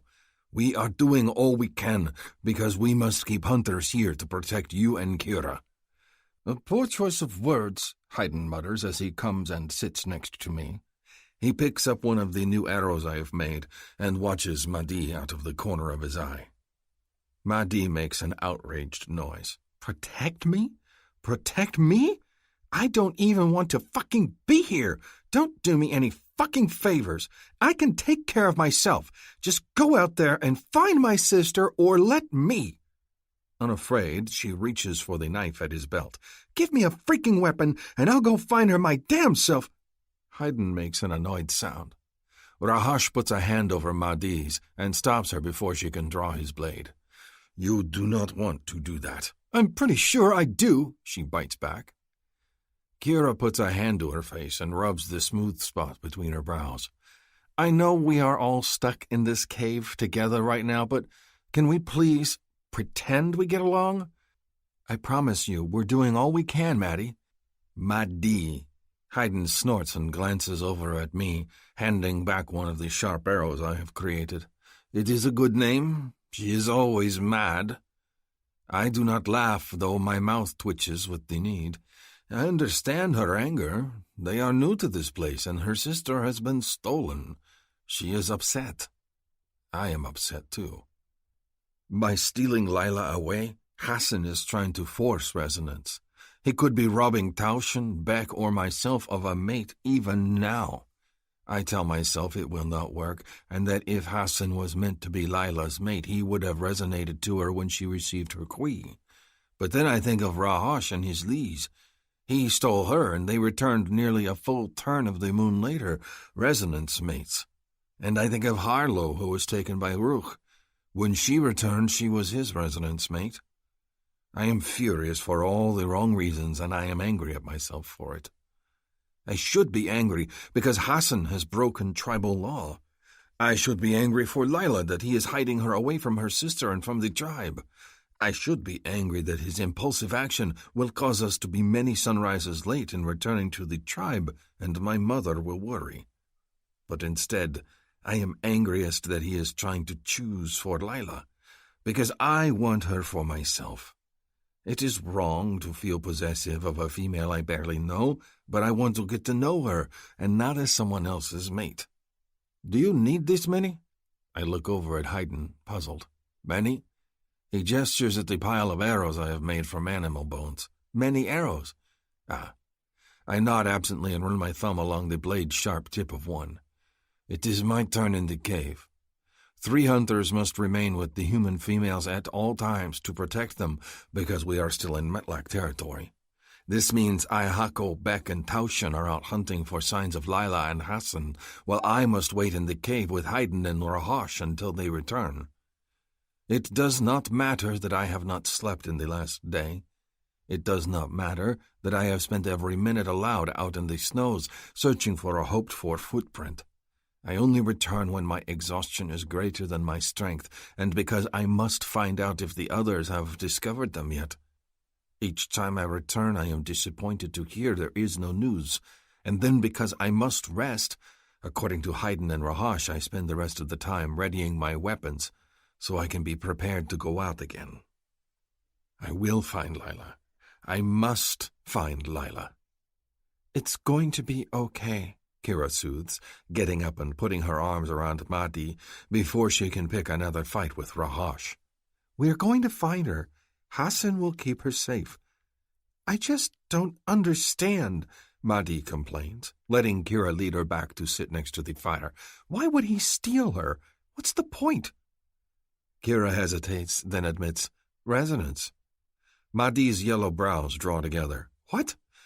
You know, resonance. There's an uneasy look on Kira's face, and she glances over at me and Haydn. We explained resonance, didn't we? No, this is the first I'm hearing of it. Mahdi tilts her head. What's resonance? Kira's face goes pale, the color draining from her face. She looks over at Haydn and then Rahosh. Either of you want to handle this? Resonance is for mating, I volunteer when they are both silent. The queen in your breast picks a mate for you, and then you will bear him a kit. Mahdi's brows go up slowly. Do what? Kira gives me a little horrified shake of her head. You know what? I'll handle this, Rokan. She waves a hand at me, indicating I should hush, and then pats Mahdi's arm.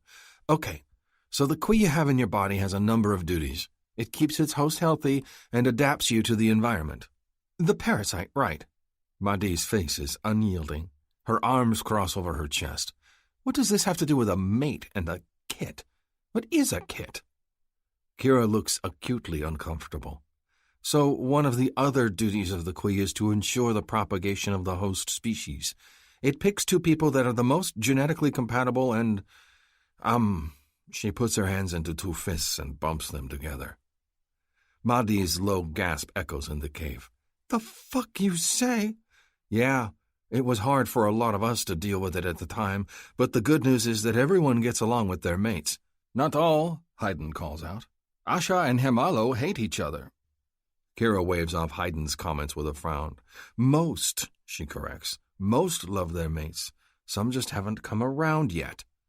So, wait.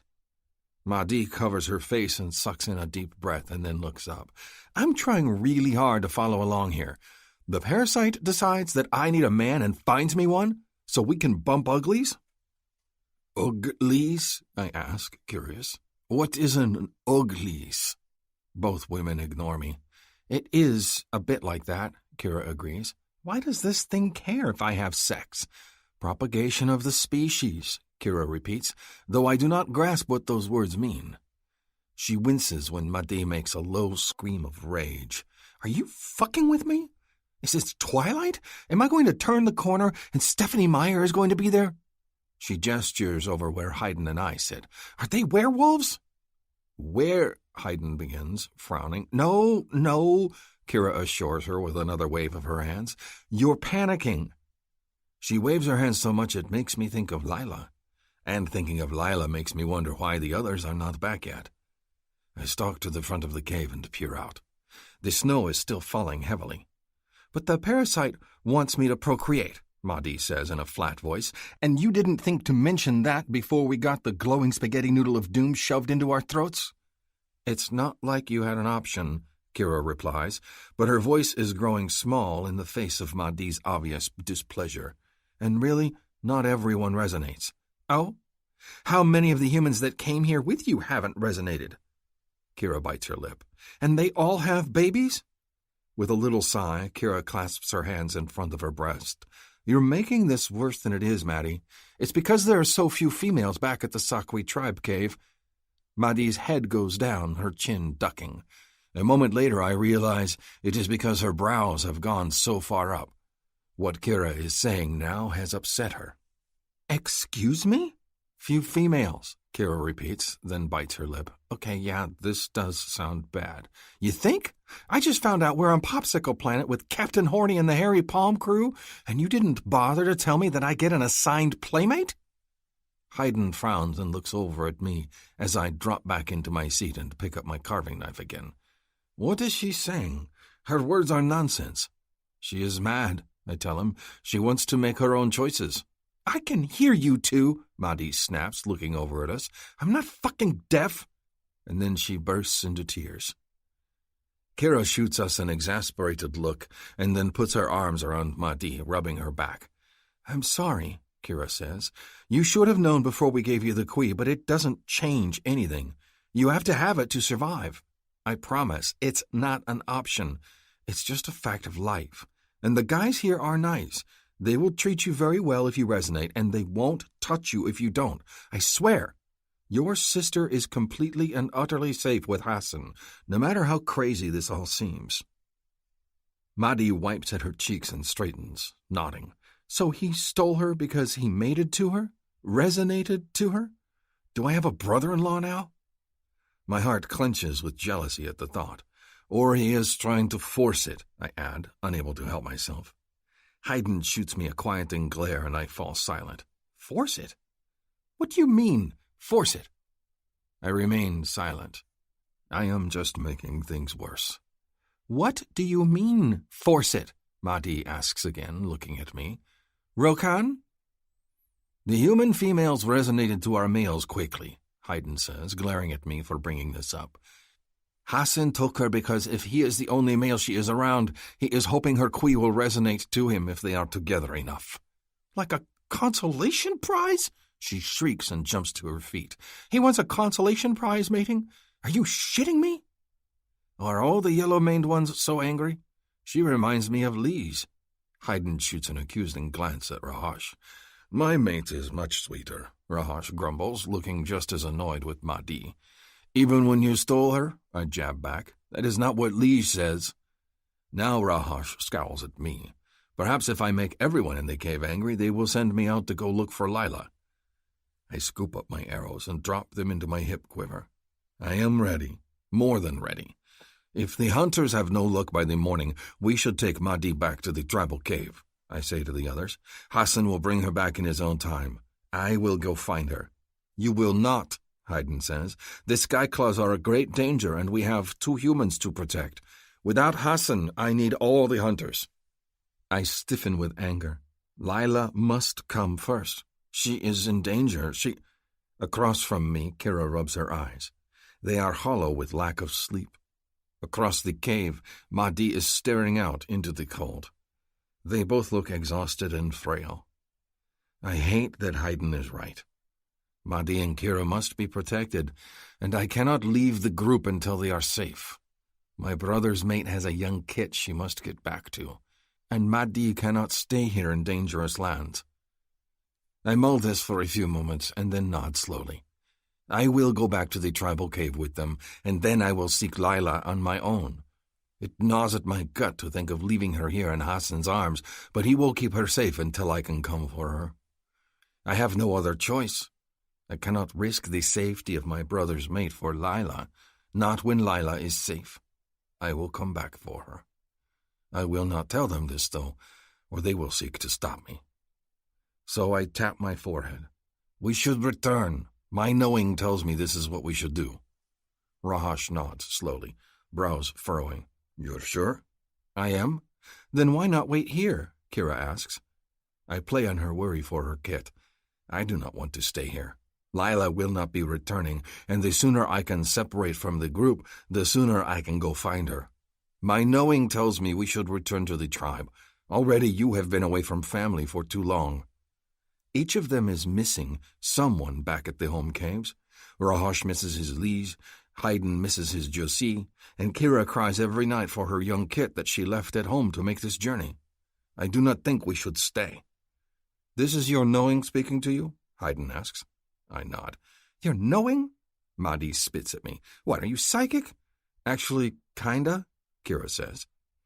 Mahdi throws up her hands. Oh, sure. Why not? I'm going to bed. You should get some sleep, I call after her retreating back, for your journey back to the tribal caves. She gestures at me with one finger, and that puzzles me. Does she think I speak their hand language? I decide to memorize the signal in case I need it to talk to Lila. I practice it a few times, and then pack my bags for the morning. My knowing sense is never wrong, and now that I have said it aloud, I know it to be true. We will return to the caves, and when the others are back home, I will quietly slip away and hunt for Lila on my own. It is then I will find her. It will not be right away, but I will find her. I must be patient. Chapter 6. Lila. It's been almost 3 weeks, and I think I've slept for all of 2 hours. I can't relax. Not stuck here alone with Hassan. Not with him hovering constantly, offering me food and watching me like he's waiting for something to happen. I still haven't figured it out. He's nice enough, I guess, for a guy that kidnapped me away from everyone else. But the fact remains that I can't help but resent him for taking me away from the others and dumping me here. I can't talk to my sister, and I don't want to talk to him, which leaves me with a lot of free time to plot how to escape. I've got it all figured out, too. Ha-Sen leaves the cave regularly to go hunting, and it's not like I'm tied up. Maybe he's arrogant enough to assume that I won't ever try to leave? Or maybe he knows that if I leave, he'll just come get me? Whatever it is, I'm not guarded, and for long stretches of time, I'm by myself. This gives me time to catch furtive naps, pack my bag, and hide away the spicy trail mix he keeps trying to feed me. My snowshoes are nowhere to be found, so I've spent the last few days stuffing my boots with extra fur that I've been ripping off of one of my blankets. I don't have a knife, but when Ha-Sen leaves, I take one of the bones and sharpen the tip against one of the rocks by the fire until it's almost a shiv. Almost. I've had a lot of time to consider where I'm going to go, too. I've seen some survival shows on television, so I know water and shelter are the most important things. Water's pretty much handled, though I know you're not supposed to eat snow because it lowers your body temperature or something. I'm not sure that applies to me with my new space heater of a parasite, but that's not my biggest worry. It's shelter. With the cooey in my chest, I can withstand the terrible cold a bit longer, but that doesn't mean I'll be able to handle it for a long period of time. I'll need shelter, which means I need someplace safe to go that Ha-Sen won't find me. I'm not exactly sure where that is yet, but I'll know more when I see scenery. I'm thinking trees, maybe a nice snowy forest, something where it'll be easy to gather foodstuffs. From there, I don't know where I'll go. I don't know where the big blue guys live, or if I even want to head in that direction. What if they're all like Ha-Sen? I want Maddie, but late at night when I'm alone with my thoughts, I worry. I worry they won't let me find Maddie. What if they separated us deliberately? What if this is some weird devil guy ritual to separate women until we fall in love with our captors or something? Because I'm pretty sure Ha-Sen isn't looking for a charades partner. That's why I need to leave. Because even though it's crazy stupid to trek out into the wild on my own, it feels even more crazy stupid to stay and just hope he remains a gentleman the whole time. I'm not that dumb. He's got all the power and I have none. Not even a knife. Like it or not, I've got to ditch my zero and become my own hero.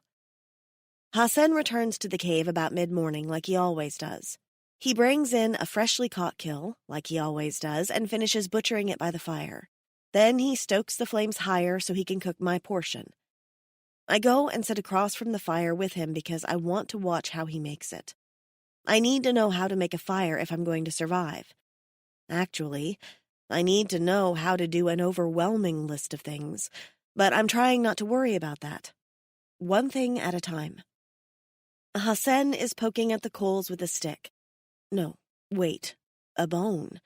A really long curved one. And when he stirs them up, he then crumbles something that looks like dried poop and pushes it into the coals. He leans down to blow on them, and when he looks up, our eyes make contact. Crap. I see a smug smile curve his mouth, and it bugs me, because now he's going to think he's wearing me down. So arrogant. He feeds a few more bits of the springy, pale wood to the fire, then washes his hands before returning to butchering his kill. I'm glad I have a strong stomach, because the sight of him hacking at that poor critter makes it tough to have an appetite. He pulls a juicy bit free, and I'm pretty sure he's going to offer it to me again. I've noticed that he eats his meat raw, and it wigs me out a little. Instead of handing it to me, though, he leans over and tries to feed it to me. I slap his hand away. The chunk of meat goes flying across the cave. We stare at each other, shocked. My heart thunders in my chest, terrified. What's he going to do now that I've lashed out at him? Is he going to hit me back? Hold me down and force-feed me? His eyes narrow in my direction, and it takes everything I have to remain still. Hassan slowly gets to his feet and picks up the meat, then tosses it into the fire. The look on his face is stony, and my heart is beating a mile a minute. This can't go on. I can't keep slapping at him, and he's not taking the hint. I need to go. Now. Tonight. Soon. ASAP. Hassan is sullen as he sets up the stew pouch tripod over the fire and adds a handful of snow, and then dumps in the meat he's been cutting up. He gives me a resentful, "Why can't you see how generous I am" look, and then storms back out of the cave. I've clearly put him in a bad mood. Time to go, my brain reminds me. Time to effing go. I hesitate. I'm scared. If I go out there, it could be a death sentence. What if Maddie never finds me? What if I freeze to death? What if I can't make a fire or find anything to eat, or a million other things that can go wrong? But what if I stay? Am I going to be stuck with just Hassan for the rest of my life? Is this the alien version of that story about the girl that lives in a secret room in the basement? Can I live utterly dependent on the jerk that stole me for the rest of my days and be okay with that? What if the others are just over the next ridge and I haven't even realized it? I'll never know unless I try. If worst comes to worst, Hassan will find me again and drag me back. Actually, worst comes to worst, I'll turn into a human popsicle. I guess there's a sliding scale of worst after all. But either way, I can't stay. I return to my blankets and pull out the bone shiv I've sharpened and grab my bag. I shove my feet into my boots hurriedly and lace them tight. I move to the front of the cave and peer out. There's only a very light snow falling, and the skies are a lighter gray than the dismal, stormy gray they were yesterday. That's improvement, I suppose. I look around for Hassan, but he's trudging away in the distance, his back to me. Out to hunt more food, maybe, or get more fuel. Now's my chance. I sling my bag over my shoulder and step forward. Without snowshoes, I sink to my knees and gasp. It's cold out here, colder than I expected. I rush back into the cave, grab one of the blankets and wrap it around my shoulders, and then race back out again. The first thing I need to do is get out of sight. I stagger through the deep snow, my feet sinking with every step, and head around the wall of the cliff until I can't see Hassan any longer.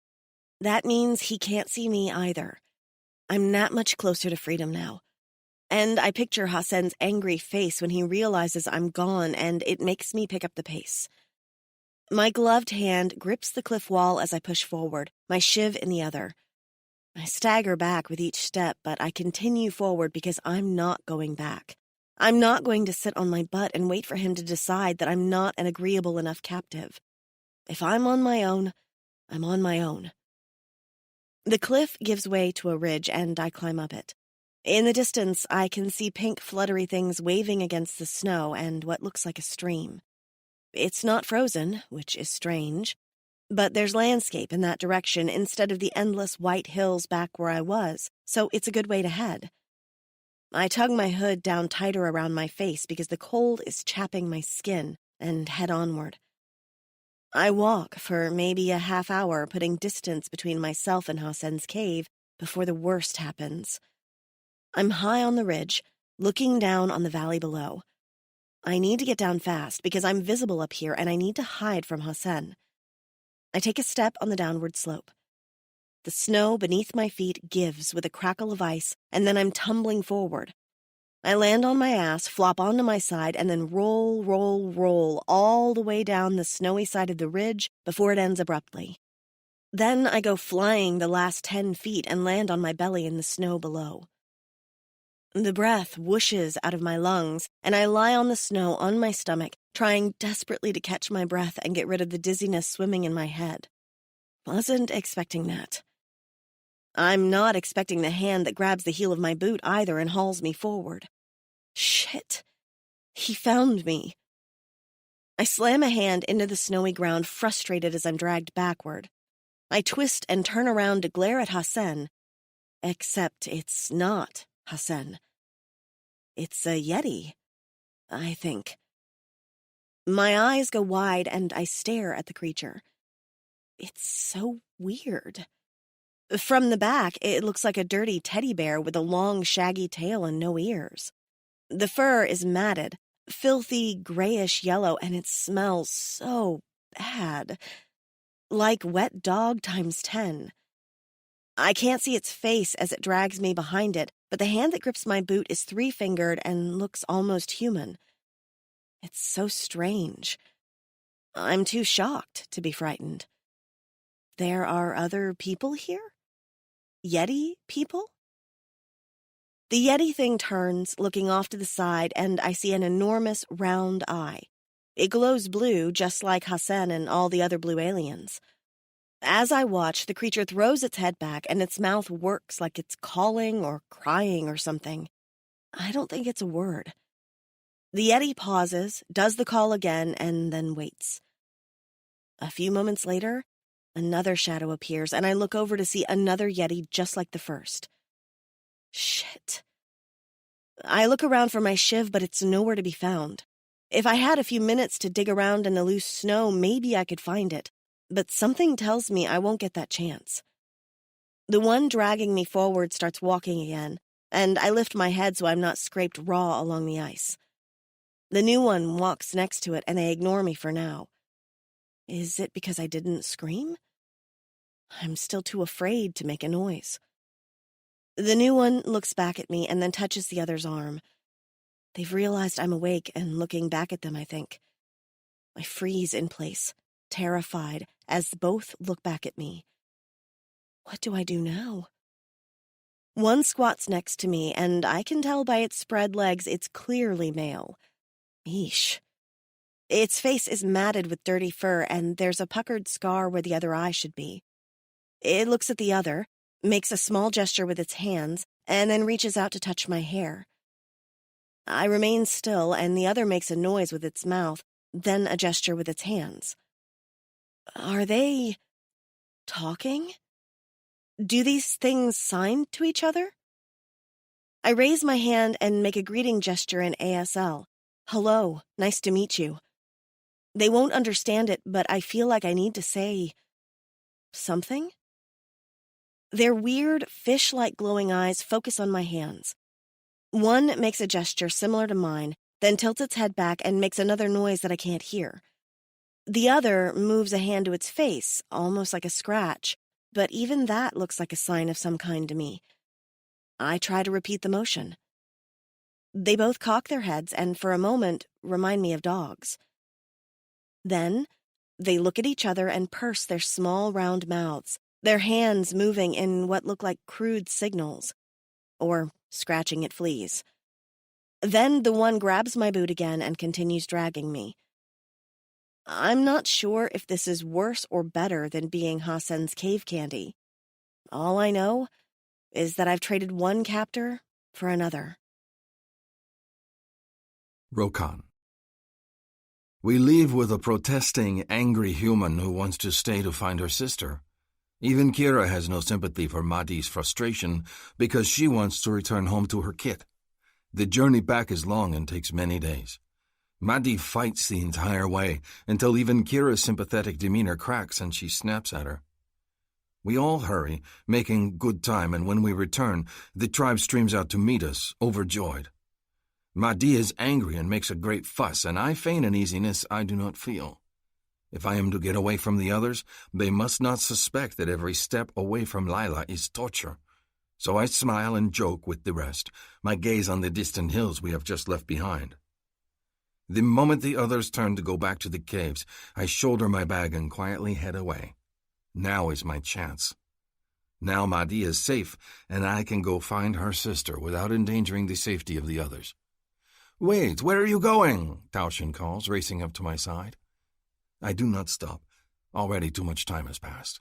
To find Lila. You are? But we will set out in the morning with a group.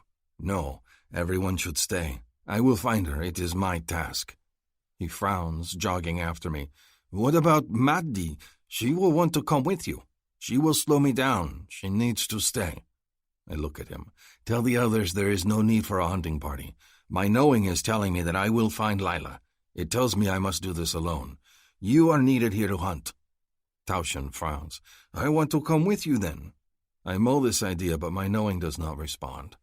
No, Tauschen will not find her. I will.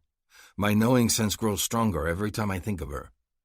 My knowing about Lila's rescue does not include others, just Lila and myself.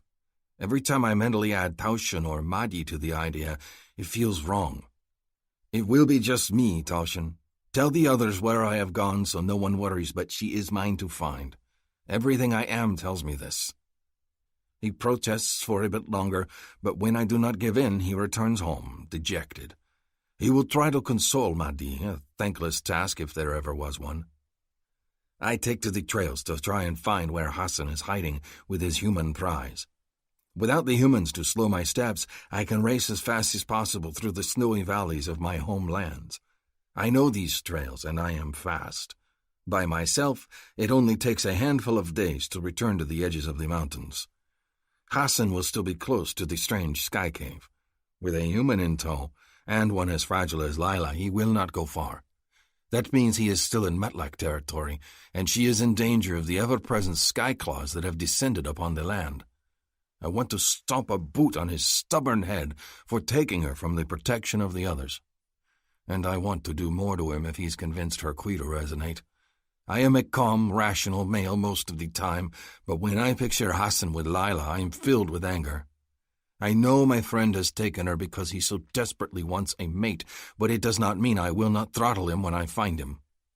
So I hunt for him. I follow each snow-covered, twisting trail through the mountain passes, looking for hunter caves. He will take her to one of those, because they are filled with supplies, and he will need to keep her comfortable. I know every rock on this side of the mountains, so it is just a matter of finding them before he moves her. He knows someone will be searching for them, so he will take her to the spot we are least likely to find her, and he will do his best to keep her hidden from us, even if it means moving her from place to place until she finally resonates to him. I have to find her before then.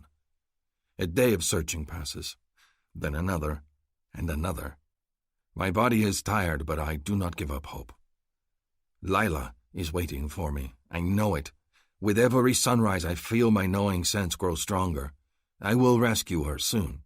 It is what keeps me going, even when my tail goes limp with exhaustion. But every cave I check, there are no signs of Hassan or Lila, so I move forward. It is after many days of searching when I see a set of footprints in fresh snow. Large footprints. Hassan's footprints. My heart pounds at the sight, and I race forward, following the trail. They lead around into one of the shallow canyons near the mountains, and I follow it in, and nearly collide face to face with the tired-looking Hassan. My frustration boils over at the sight of him, and I fling down my pack before he can even greet me. My head lowers and I charge, ramming my horns into his gut and sending him sprawling. "Rukan!" he snarls. "Stop!" Before he can get to his feet, I am on him again. I slam him back to the ground, and my fist crashes into his jaw. The rage and frustration inside me is so great I can practically feel my Qui humming with the force of it. I raise my fist again, only to be flung off of Hassan. I skid backward into the snow and pick myself up, ready to charge at him again. "Just wait, Rokan," Hassan growls at me. "Take me to her," I tell him, fists clenched at my side. He touches his jaw, and there is blood at the corner of his mouth. He spits into the snow and then glares at me. "Let me speak. There is nothing to say. You stole Lila. You took her. She is not yours to steal away. She is gone." He grabs his spear from where it is discarded in the snow, which I tried to say if you would let me speak. I ignore his sullen words and straighten, frowning. "What do you mean, she is gone?" "I mean she left. I had her safe and comfortable in a cave, and when I got back she was gone." He looks angry. Good. Now he knows what I have felt ever since he stole her. But his words do not make sense. Lila is soft and fragile, and she does not know this place. Did Metlax take her? No. She took her pack and food supplies. She stole some of the furs from the cave. She decided to leave. He sounds disgruntled. It seems that wandering in the snow is preferable to letting me care for her. I bark a short, hard laugh. Good! Why is that good? His expression is full of bitterness. I would care for her. I would make her my mate. He rubs his chest. But she hates me. I feel a burst of pleasure at his words. Lila may be small and weak, but she is not too weak to push away Hassan. Where did she go? He shrugs. She laid a clever trail. Her footsteps end abruptly, and I can find no trace of more of them. I have been out looking for her. He gives me a sour look. You can help me look now that you are here. I smile. I cannot help it. In all my tortured thoughts of Hassan and Lila for the last several hands of days, I never expected this. You should return to the tribe home. I will find her. I tap my chest. My knowing tells me this. His eyes narrow and he gives me a curious look, dusting the snow off his furs. I am surprised you, of all the tribe, is the one to attack me. When you hit me, I thought it was Beck. He rubs his chest. Or does your knowing say something to you about Lila? Does it tell you who she will resonate to? It does not tell me she will resonate to you. His face falls, and I feel a surge of pity for my friend. So I add, it does not tell me she will resonate to me either. Hassan sighs and leans over to pick up his discarded pack. I know you say that you will find her, but I will not leave until I know she is safe.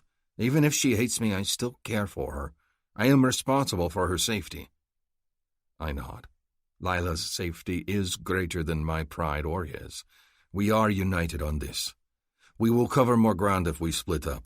Shall we agree to meet in a few days to check back with each other, so we are not searching endlessly? He agrees, and we make plans. There is one hunter cave larger than the others and more central. It is also further away from Metlak territory, and we agree to meet there in a hand of days and regroup. I retrieve my own pack and set off in a different direction than him. We must find Lila before she is hurt or attacked. Until I have her seated safely in front of a fire, I will not relax. And the pleasure I feel at the thought of Lila running from Hassan? I will savor that when she is safe.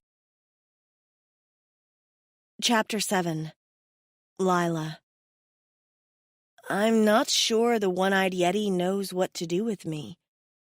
I've been with the Yeti people for 2 long days now. At least, I'm pretty sure it's been 2 days. It's hard to tell because they stay in caves and don't use fire. There's light pouring in from the cave entrance up above. The Yeti cave is more like a deep pit or a hole than a regular cave, and anyone that wants to leave has to climb out. Other than the sunlight at the top, the cave is shadowy and dark. I guess their big glowing eyes are enough for them to see by in the dark. Me? Not so much. And because I can't see and can't hear, I've spent the last 2 days in a quasi-state of fear and calm. It's weird, but it's almost like I've been captured by animals at the zoo after wandering into their pen.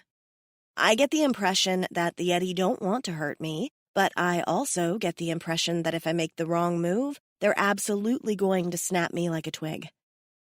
There's at least 20 of them in this ice cave. Some are young and some are old. Some are small and female, with a baby fur ball sucking at a breast. Some are much bigger and a lot more aggressive. They stalk through the cave trying to establish dominance and making the others quiver in front of them. Every now and then the males fight. A brutal clawing fight with fangs that leaves the defeated one bloody and torn up. And when they look over at me, I do my best to look small and helpless.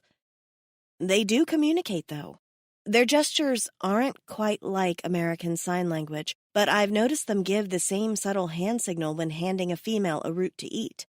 1 or 2 have offered me the same roots, but it's always males offering, and I worry that if I accept, I'm going to become wife number 2 or something scary. So I don't answer and just hug my furs tighter to my body. It's only when they leave the roots behind that I grab one and chew on it. It tastes terrible, but I'm low on options. Really, really low on options. I haven't tried to escape, mostly because there are always a bunch of the male Yeti pacing around the cave, and they scare the crap out of me. They're constantly acting like rage beasts, and I'm afraid that if I don't get away fast enough, they'll dismember me like one is doing to his most recent kill. It seems that the females get roots and the males get whatever it is they decide to kill that day. I watch as one pulls apart a kill and then stuffs a handful of innards into its round, gaping mouth. Ugh. I'm waiting for a plan. I don't have one yet, but I'm sure one will come to me, because I can't stay here. They smell and I'm cold, and I don't think I've slept since they grabbed me. Did I think I was in danger with Hassan before? Boy, I had no idea. The Yeti male that's eating looks over at me. It's the one-eyed Yeti that initially grabbed me.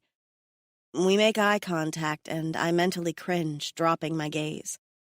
The last thing I want is their attention, especially that one. He hovers a lot and seems to think I belong to him, or that we're friends. It's impossible to tell with these guys. It gets up, and I cringe. I wish I had my shiv, or my pack, or anything. I wish Maddie was here. It comes and squats right in front of me, and the stink of unwashed dog hits me like a truck. He makes a subtle hand gesture that I've seen him make several times before, always aimed at me. Does that mean friend? Property? What? Before I can attempt to figure it out, my one-eyed buddy holds out a length of intestine toward me. Is that supposed to be a meal? Horrified, I grab one of the terrible roots I've been holding onto and start chewing. Maybe if it thinks I'm already eating, it won't push intestine on me. Because if it makes me eat that, well, I'm not sure how these things are going to react to a puke fest. I carefully avert my gaze and wait for him to leave. Seconds pass. He remains seated near me, and my skin prickles uncomfortably. Is he just going to wait? Like, forever? A shadow passes in front of the cave entrance, blotting out the light for a moment. I look over automatically and see a hint of blue. Hassan? I hold my breath because at this point, I might even consider that guy a hero if he shows up and gets me away from here. The blue shadow disappears, and the Yeti standing near me gives up and shuffles away a few feet to finish his dinner. I continue to stare at the cave entrance up above, hoping someone's come to rescue me. I gaze up for so long that my neck starts to get a crick in it when I see a small movement again. There. A hint of horn. Someone is there. My heart hammers in my chest and I press a hand over it, both excited and relieved all at once.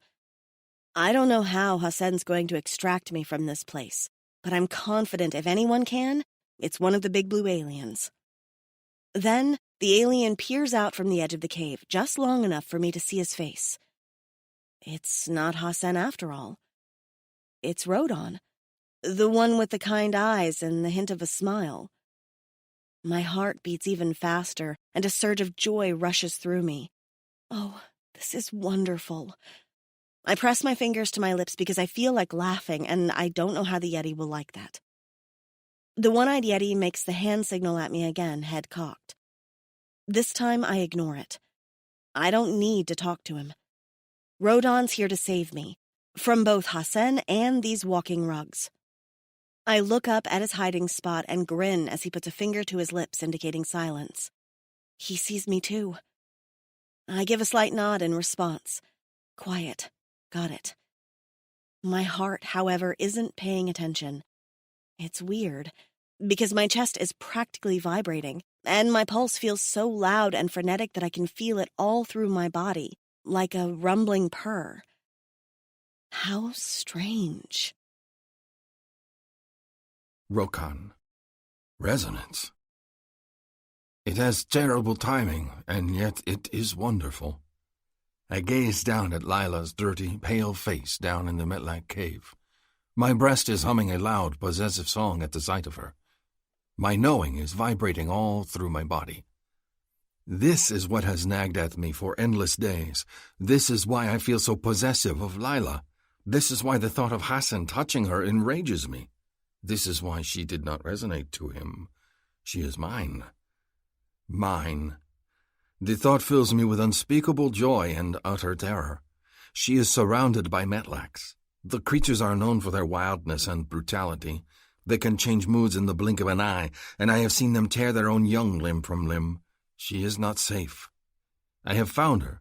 My Kui has found hers, but I must get her away from here.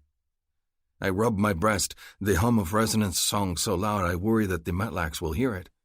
I must retreat from the cave for now, or I risk giving away my position. My entire body clenches in a silent cry at the thought of leaving her, but I must. I take a few cautious steps away, smoothing my tracks in the snow with a branch so none see I have been here. I hurry to the shadows of a nearby cliff and dump my pack out, looking for answers. I have 3 knives, 16 arrows, my bow, and rations. I have a water skin, fire-making supplies, and many, many Metlax standing between me and my mate. The thought staggers me, and I grip the cliff wall to support myself. A mate? I have a mate. Beautiful, fragile Lila is mine. My Kui sings louder at the thought, until the noise is echoing in my ears and feels so strong that I am surprised I am not shaking the snow off the mountain peaks with the force of my song. I realize, almost as an afterthought, that my cock is hard and aching. Resonance has well and truly gripped me. Now, however, I must focus on rescuing my mate, not on how my cock aches to be buried in her cunt, or how warm it made me feel to see her eyes light up with pleasure when she saw me. Focus. I stare down at my supplies. Normally, when I run into Metlax out in the wild, it is never more than 1 or 2, and they are easily dispatched or scared away. I have never had to confront them in their burrow. I think of Lila at the bottom of the Metlax den and reach for my arrows. Metlax do not like fire. If I can find a way to bring fire to them, I can chase them out. I gather my supplies and shove them back into my pack, thinking, what if I wrap something around the head of each arrow? It will weigh it off balance, but it does not need to go far, just to drop into the den and flush them out. Maybe fur? Divisti fur? But how will I get it to stick? I think, then change directions, heading for the pink, swaying trees on the next ridge. If I cut through the slippery outer skin, the inner part of the tree is sticky with sap that burns. I can use it. I will destroy my cache of arrows, but it does not matter. As long as I can save my Lila, I will do anything. It takes longer than I would like to prepare my arrows. They are a clumpy, sticky mess by the time I have coated the front half of each one in sap and then covered it in tufts of Divisti fur from one of my boots. I build a fire and tuck one of the coals into a small bowl, shielding it with my hands as I slowly approach the cave. The twin suns are heading toward the horizon, which means the Metlax will be in their cave. They do not hunt at night. The Skyclaw, however, are another matter. One problem at a time, I tell myself. I manage to creep near to the entrance of the Metlax den without being spotted. Carefully, I set down my sputtering coal and add bits of tinder to it, then blow on it to make the fire go higher. With cautious, careful motions, I pull my bow free and ready an arrow. I point the tip down in the cavern, considering where to shoot first. Not directly down into the cave, in case Lila has moved from her hiding spot. I will not endanger her. I will shoot the ice walls first and let my arrow tumble to the cave floor below. The first arrow can provide me light, enough to see where my next should go. I suck in a breath, picture Lila's pale, frightened face, and then steady my hands. I will not fail her. My Kui hums a throbbing song now that we are close to the cave again, making it hard to concentrate. I cannot think about Lila, not right now. So I concentrate on my plan. I must be ready to leap away at any moment when the Metlax stream out. I do not need an entire tribe of enraged Metlax in front of me, and me with nothing but sticky arrows. But I must do this. I dare not leave my Lila in their hands overnight. I tip my arrow, holding it against the flickering coal of fire. It sputters and hisses, then lights up, the fire streaming down the body of the arrow. It moves very close to where I hold the arrow, flame licking at my fingers. I ignore the searing, burning pain, gripping my bow and aim for the cave wall. I let my arrow fly. There is nothing but silence. I do not have time to worry if it has gone out. I light another and raise it to fire when I hear the first angry hoots of the Metlax below. I let the second arrow fly, and then a third. There is the sound of hands climbing the icy cave walls, and then I grab my weapons and quickly scale the cliff, just out of sight. I cling to the cliff wall, 2 full body lengths above the entrance to their den, and look down below as the Metlaks pour from their cave. They scream and race out into the night, terrified by the flames on my arrows. I watch, anxious, as more and more crawl forth. Then the stream of bodies lessens to 1 or 2, then just 1. Some race into the valley, but braver ones are lingering. I have to get to Lila, and now is the time. I swing back down to the ground and land with a thud, then toss my bow to the ground, exchanging it for a knife. I grip it between my teeth and use my hands and feet to climb down the steep walls of the Metlak burrow. My arrows still sputter with fire, though one has gone out. The others will not last much longer. There in the corner, hiding under furs with frightened eyes, is my mate. I rush forward and take her by the arm. The action startles her, and her entire body shivers with a jolt of fear, her eyes snapping open. She gasps when she sees my face, and then her hands fling around my neck. "Roden," she whispers. I take my knife from my mouth to speak. "I am here for you, Lila," I tell her, tossing it aside and stroking her hair away from her face. She is filthy and smells like Metlak, but she is beautiful to me. "Can you hold on to my neck?" "I can't see your mouth," she mumbles, and pats at my chest. The frantic look in her eyes just grows worse. "Can't see your mouth to read what you're saying. You have to help me." "I wish I knew your hand signals," I mutter, but haul her to her feet anyhow. "We can communicate later." I take one of her hands and put it at my neck, and then try to drag the other arm around my throat, hoping she gets the idea. She does. Both her arms go around my neck from the back, and then she's choking me with how tight her grip is. I feel her small body shivering with fear, even as our quees hum and their songs blend. I ignore the surge of excitement that the press of her form against mine brings, and hike her legs around my waist. Time to climb out. I grab my knife again and put it between my teeth, and then take to the walls. Lila makes small, frightened whimpers as I climb. I do not blame her. My handholds are poorly chosen, and we sway back and forth as the ice crumbles, but my goal is speed. We must get out before the Metlaks return. Amazingly, we manage to break free from the cave to the surface, just as the first Metlak regains its bravery. It screams an angry challenge at me, but does not approach.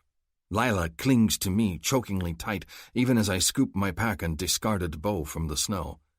I consider lighting another arrow, but Lila is whimpering and scared. I grab my nearly extinguished coal and fling it, bowl and all, at the Metlak lurking nearby. It scampers away, hooting a warning, and I haul Lila higher on my back and then race into the hills. I will not stop until I get to a hunter cave and she is safe. Lila. It's so cold. I feel like all I do now is complain about the weather, but being in the Yeti cave hasn't prepared me for being out in the snow again at night. It's dark out, but the twin moons, yep, there's 2 of them too, are gleaming bright on the snow, and I can see around us. The Yeti have disappeared, and Rodon's taking me up one ridge and then down another. On and on he goes, powering through knee-high snow like it's nothing. His tail has wrapped protectively around one of my thighs, but I don't point out just how, impolitely it's gripping me. After rescuing my ass, he can put his tail anywhere he wants. I squeeze my thighs tighter around his waist, blushing at my own thoughts. I'm clinging to him from behind, piggyback style, and every time his tail moves, it rubs against my butt.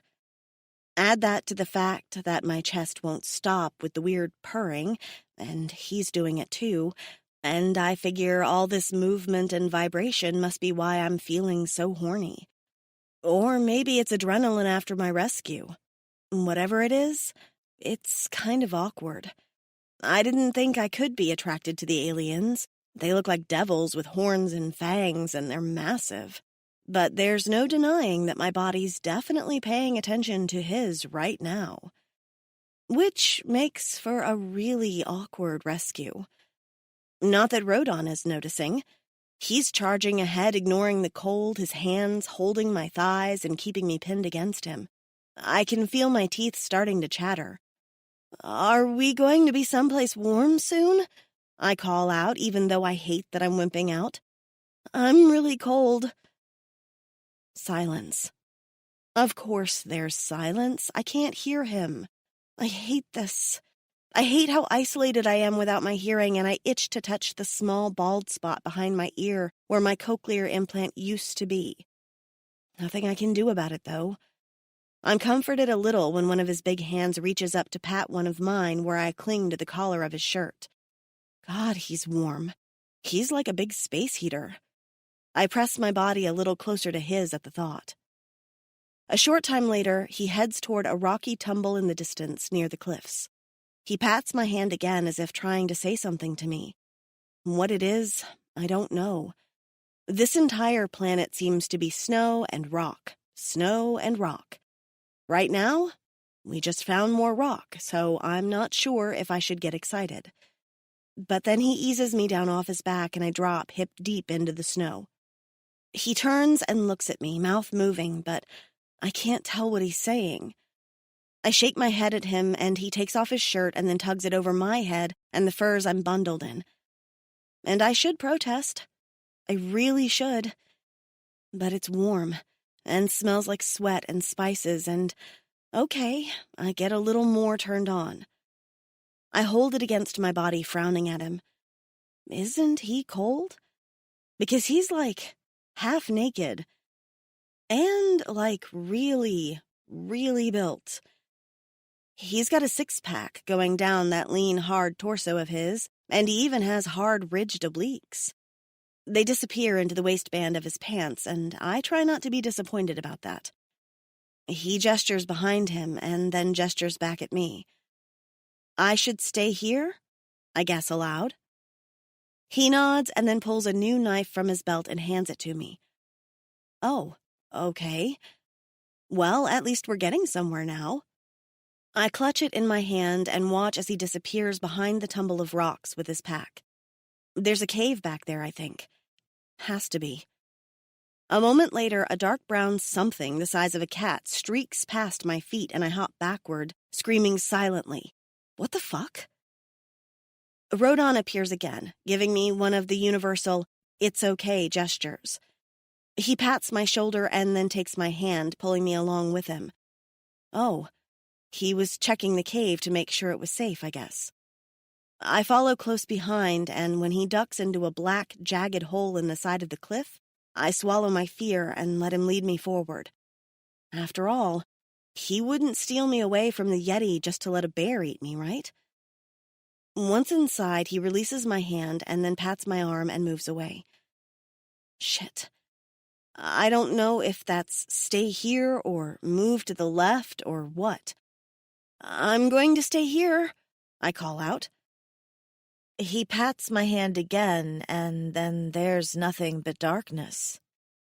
I resist the urge to squeeze my eyes shut out of fear, because blocking out the world right now won't do me any good. I need to be brave, and I need to find out what's going on. The stay in the Yeti cave has opened my eyes to just how much shit I'm in, and I need to start paying attention.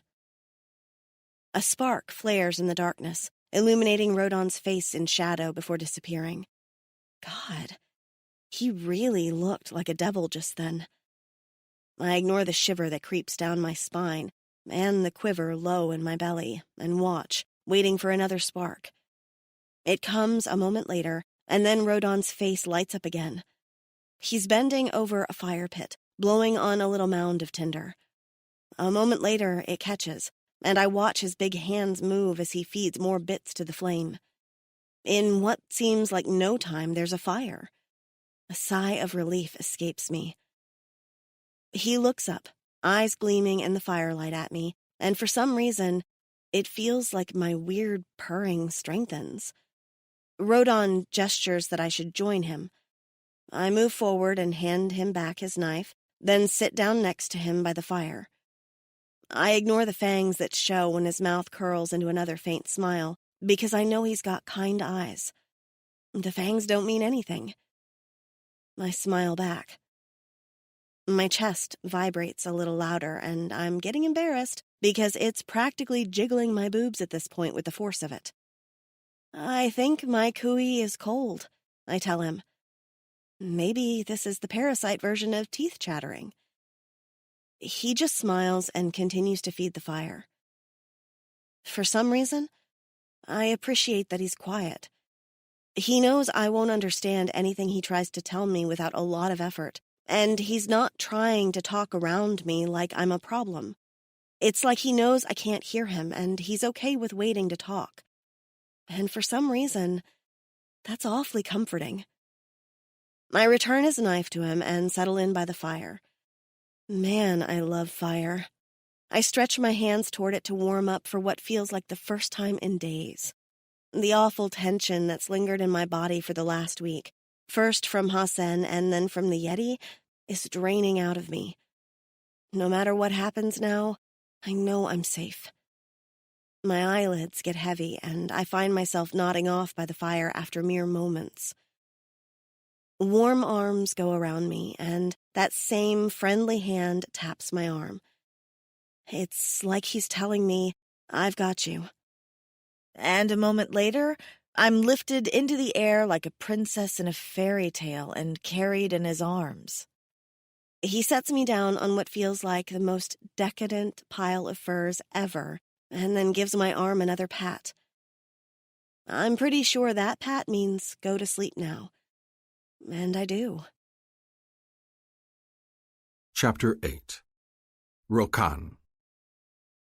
I watch her sleep, scarcely able to believe that she is truly here.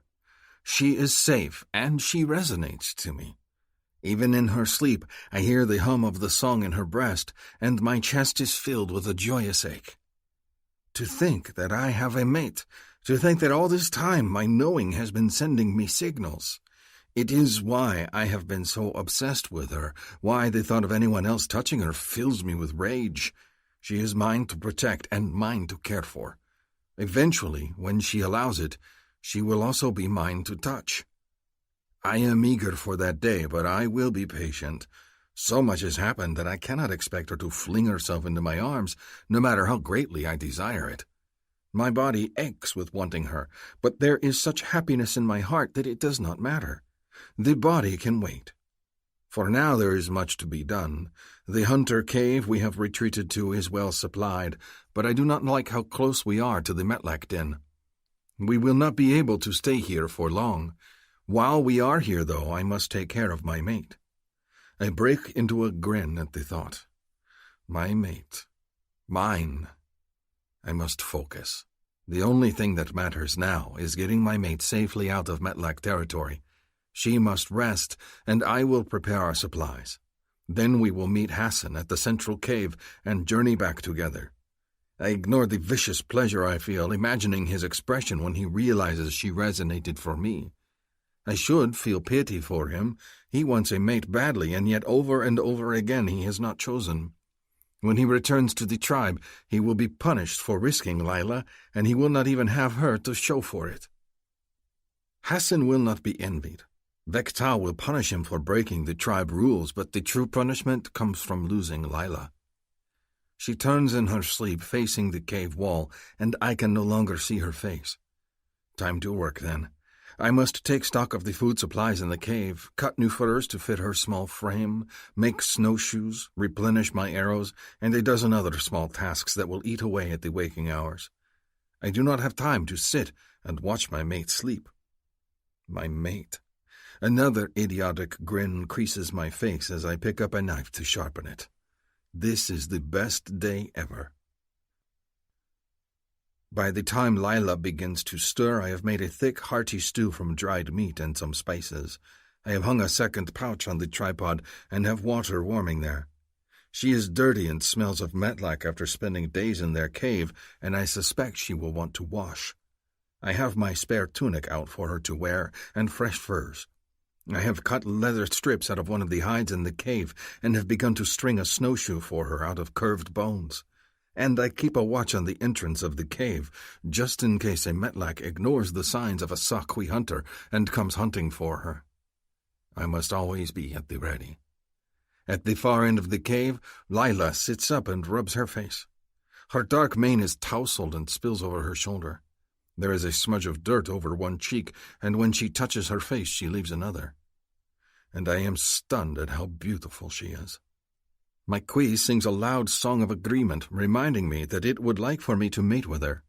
My body reacts to her nearness, and I pull a fur over my lap so she does not see my stiff cock and get frightened. The look on her face turns from soft and sleepy to wary as her gaze focuses on me. Even though I rescued her, she does not trust me.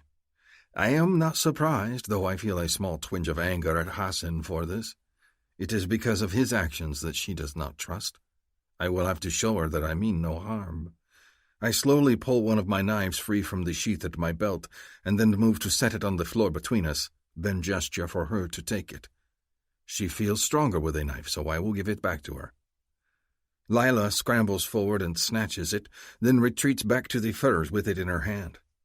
My Kui hums alongside hers, the sound nearly overwhelming in the small cave, but she does not seem troubled by it. Instead, she gazes at me with a troubled expression. I am not like Hassan, I tell her, turning toward the fire and stoking it, just to give my hands something to do. I will not push you. I can't see your mouth, she says in a small, breathless voice. Can't tell what you are saying. Can't hear you. I look over. She taps her ear and makes a gesture with her hands indicating that she cannot hear. Does she read my mouth to see words? Her Kui has not fixed whatever the problem is with her hearing, then. I nod, then remember the hand gestures her sister was fond of making and try one out, extending my middle finger at her. This is the signal Mahdi used to acknowledge someone's words. Lila's little breathless laugh fills the cave, and my balls tighten against my groin in response. Did you just flip me the bird? I try to make sense of her words. Is this not a signal? I make sure to face her, and I watch her brows furrow as she stares at my mouth. It seems unfair to speak words if she cannot hear them. I need to learn her hand gestures. So I decide to try another tactic. I lean over the fire and fill my traveling bowl with stew, then wipe the underside clean and offer it to her. She blinks and watches me. I gesture at the bowl, then touch my mouth, indicating she should eat. A smile bursts over her face, startling in its beauty. I am in awe. Mahdi is attractive enough in a plump, healthy human way, but Lila, she takes my breath from my body. When her lips curve, I feel a sense of completeness that I have never felt before. How my mother would laugh to see me so fascinated by a human. She has teased me since the humans arrived, wondering why I did not chase them like Ayahako did his Kira. Now I know. I was waiting for Lila. She makes a gesture and murmurs a small thank you. I make the gesture back and she smiles again. Her happiness feels like a prize I have won, and I am determined to keep her smiling. I watch as she takes a bite of the food and then goes to lick her fingers. Then she wrinkles her nose and makes a face, setting the bowl down, a look of distress on her face. Her hands fly in another gesture, and then she makes a brushing motion with her fingers. She is dirty and she does not like it. I tap my fire-poking stick on the second pouch I have hanging. Water, I say, then realize I do not know how to gesture it. I think for a moment, then make a washing indication. Water? She asks, and I nod. She then makes a gesture, putting 3 fingers near her mouth and tapping. This is water. She is teaching me her words. Pleasure rushes through me, and I repeat the motion, trying to get it as close to her gesture as possible, given that I have less fingers than her. I mentally repeat it over and over again, determined to learn. I want to communicate with her in the way she is comfortable. If she cannot use spoken words, I will not either. Lila washes her hands in the warm water and then looks at me. I tap my cheek and make a splashing gesture because her face is still dirty. She nods and rubs the warm water on her face and then dunks her hands again, making sure they are clean. She pulls her hands from the water and flicks them to get rid of moisture, and I take the pouch from the fire and go to toss it. She will want new, fresh water to finish bathing once she is done eating.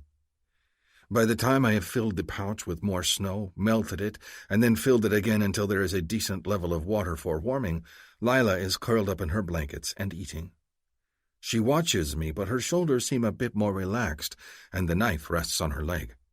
She will come to trust me, but it will take time. I am a patient male. I am willing to give her all the time she needs. She finishes the food with a little sigh, and I look over in her direction. Her gaze meets mine, and I make the water sign, tapping my spread fingers near my mouth. Is she thirsty? My signal gets a smile from her, and she nods, then hands the bowl back to me. I give her my water skin and watch as she drinks. She will need more water for drinking, more water for bathing, and she will need to make water and relieve herself. I know that the humans like privacy for their bodies, and they are much shyer than the Sakhui. I do not want her to feel pressured, so I gesture at the bowl in the corner of the cave that is set aside for such actions, and then point at her. Then I point at the water I have warming over the fire and make the washing motion.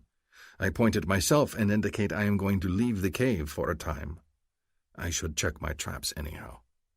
Lila nods at me and makes a flurry of gestures with her hands, then pauses, a bashful smile on her face. I guess we're not quite there yet. I'll wait here, yes? And she points at the floor. I nod and pick up my bow and spear, wrap a fur around my shoulders, and then head out, making sure to secure the screen over the cave entrance. My Kui is humming a protest. It does not want me to leave her. My cock throbs with need, and I grit my teeth as I plunge into the snow. Perhaps I am not as patient as I think I am, because as I walk away from the cave to check my traps, I picture Lila naked and in the furs with me, her arms welcoming. I wish we were already there. Lila. Rodon is possibly the nicest alien I've met so far, I think, as I hurriedly strip off my clothing to give myself a sponge bath. He's trying to take care of me like Hassan, but unlike Hassan, I'm not getting a weird vibe from him. With Hassan, every time he handed me food or a drink, I could almost feel a mental tally going on, like, if I get her to eat 4 more times, then she will want to be my girl. With Rodon, I don't get that feeling at all. He seems nice. I might be biased because he's not overbearing, but yeah, I like him. My furry garments still reek of Yeti Cave, and the stink is getting to be too much. I toss them into a pile and the smell lessens a bit. I don't know how long he's going to be gone, so I decide I need to hustle. There's no soap, so I settle for splashing the warm water on my skin and rubbing with the torn scraps of my sleep shirt to get the worst of the grime off. I give my greasy hair a quick rinse, too. By the time I feel clean and can no longer smell the Yetis on my skin, the water's almost gone and I'm shivering despite the warmth of the cave. I glance down at my discarded furs and realize I don't have anything else to wear. That's depressing. I debate putting them back on, but I can't bring myself to do it. I'm probably going to send the wrong signals if Rodon comes back and I'm nude, but actually, I don't think he would view that as an invitation like Hassan would. I'm about to climb into bed naked when I realize there's a fresh tunic on the ground near the bed furs neatly folded. I pick it up, studying it. It's clearly hand-stitched, with a deep open collar that has laces and fur-trimmed sleeves. There's a hint of darker decorative fur at the hem, and I brush a hand over it, curious.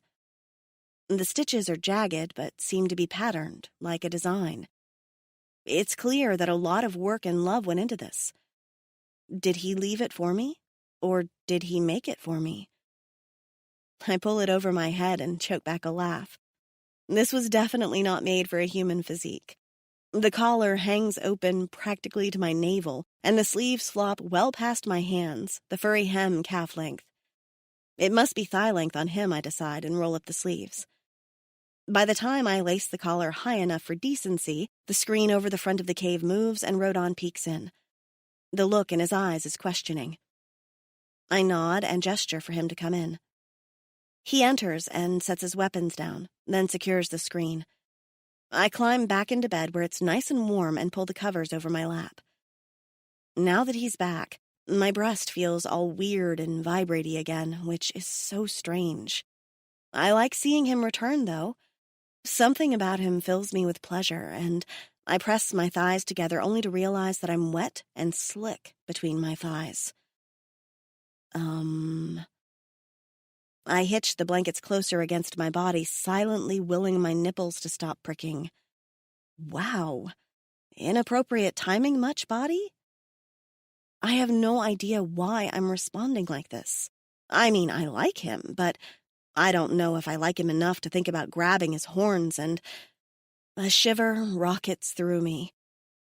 Okay, maybe I do like him enough to think things like that. Which is weird. Maybe I'm purring because I'm happy. I tap my breast and look at him. What is this? He says something and then taps his own chest. I shake my head. I didn't catch that. He repeats it 3 times more, and each time I still don't get it. The 4th time he frowns and thinks, then says, "Song?" Okay, I get that part, I guess. It must be part of the cooey thing. Cooey song? He nods, smiling. I smile back. I don't even mind the flashes of fangs he's showing now. They're like his horns and his tail. They make him different, but it doesn't mean he's a monster. I pat the front of the tunic, and I'm pleased when he makes the thank you sign in ASL. I'm the one that should be saying thank you, but the meaning is clear, and I'm happy he's trying to communicate with me. My thighs tingle again, and I squeeze them tight, resisting the urge to slide my hands between my legs.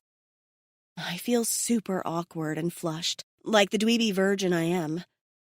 I'm 22, and most girls my age have had at least one lover to call their own, but I've always been a lot shyer than most. I can barely even remember the last time a guy kissed me. Sitting here in front of a half-dressed alien that's making me get wet between my legs for absolutely no reason at all? I'm totally feeling every minute, every hour, every second of my virginity. Especially when he comes and sits down across from me. I can't seem to stop blushing. He looks at me with a focused intensity that tells me that I'm probably not the only one full of super horny feels, which is even more awkward. He takes one of the furry pillows and sets it in his lap, and then walks his fingers across it and then points at me. What's he asking? I gesture for him to show me again. He points at me, and then does the walking motion again, and then says something. Oh, Hassan, he's saying. He wants to know why I left. I purse my lips, trying to think of the best way to describe how I felt. There's no way a hand gesture is going to adequately convey things, and he only knows a handful of signs. He made me feel unsafe, too watched. Like he wanted me to be his wife or something. I worried he was going to stop asking and start demanding. I sign the words as well as speak them just because it's comforting. The look on his face grows thunderous with anger, and he shifts in his seat, as if just the idea of Hassan being pushy is making him antsy. He picks up the knife I've left lying on the ground and puts it back on my hand, handle first. He thinks for a minute with his hands in the air, as if trying to come up with the right gesture. Then he clenches a fist and nods. Safe, he mouths, then points at himself. If this was Hassan, I'd totally laugh at the thought of him declaring himself safe. But this is Rodon. He's just different in every way. I know, Rodon, and thank you. His lips twitch. Rodon, he says. Rodon, I repeat helpfully. Is that not your name? I tap at my breast. Lila. Then I reach forward and tap on his chest. Rodon. And oh, boy, I shouldn't have touched him. His skin is velvety soft under my fingertips, and I have to fight the urge to touch him again. The purring vibration in my chest increases and my nipples get all tight again. Jeez. Mental note to self, no more alien touching. That way lies danger. But if he notices how unsettled I am, he doesn't say anything.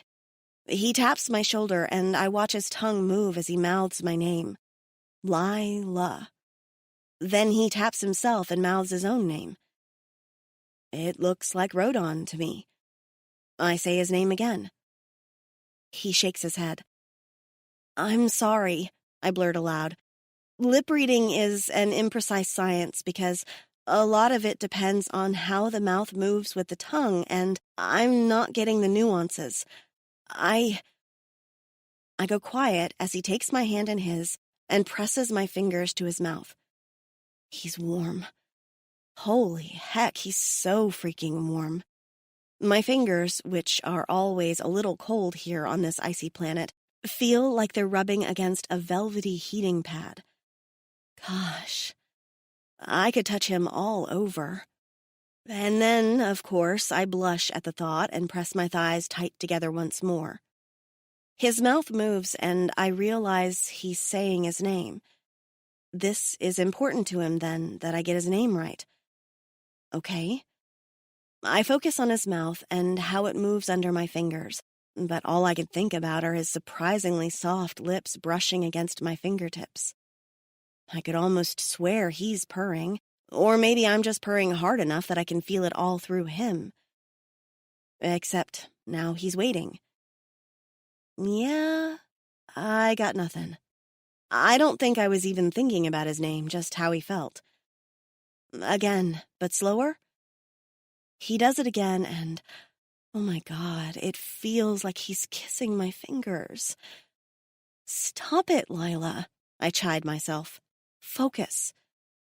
So I concentrate on each syllable.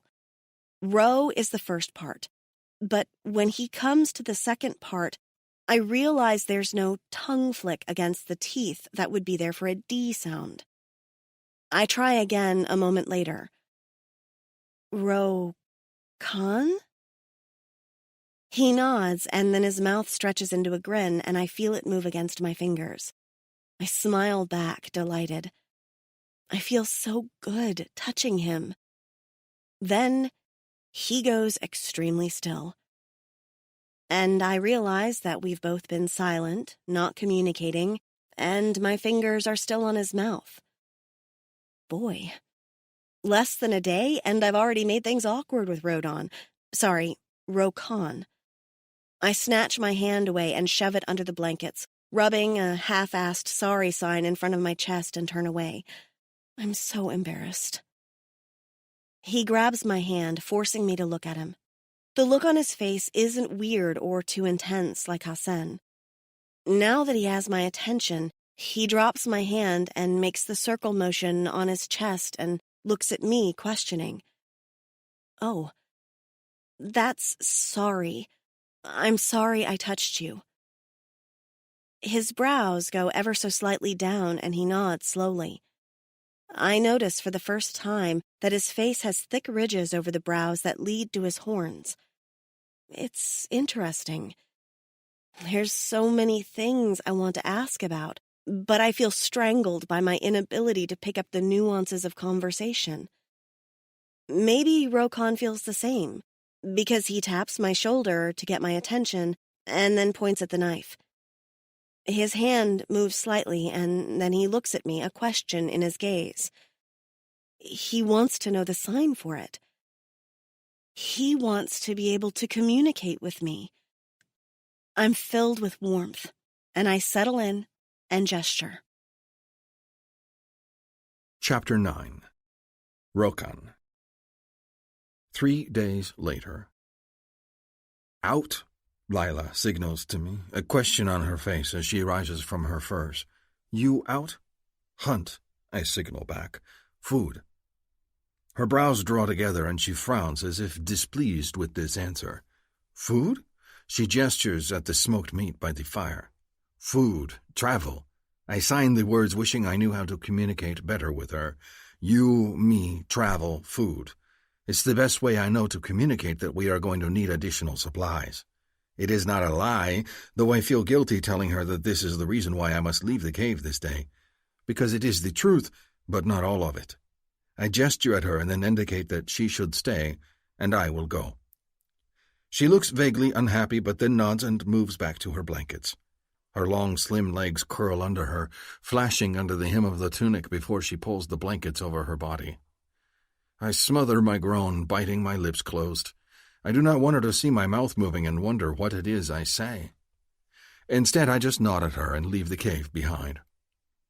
Being with Lila is better than I have ever dreamed and somehow very difficult. I want to spend every moment with her. I watch her small movements, the way she moves her long hair over her shoulder with a graceful sweep, the tiny smile that plays on her lips when I do a sign badly, all of these things. I could watch her all day. Sometimes I watch her sleep just because she is a craving in my gut. I love the faint, almost nervous sound of her laugh and her rushed words that can be very loud or very quiet because she cannot hear herself.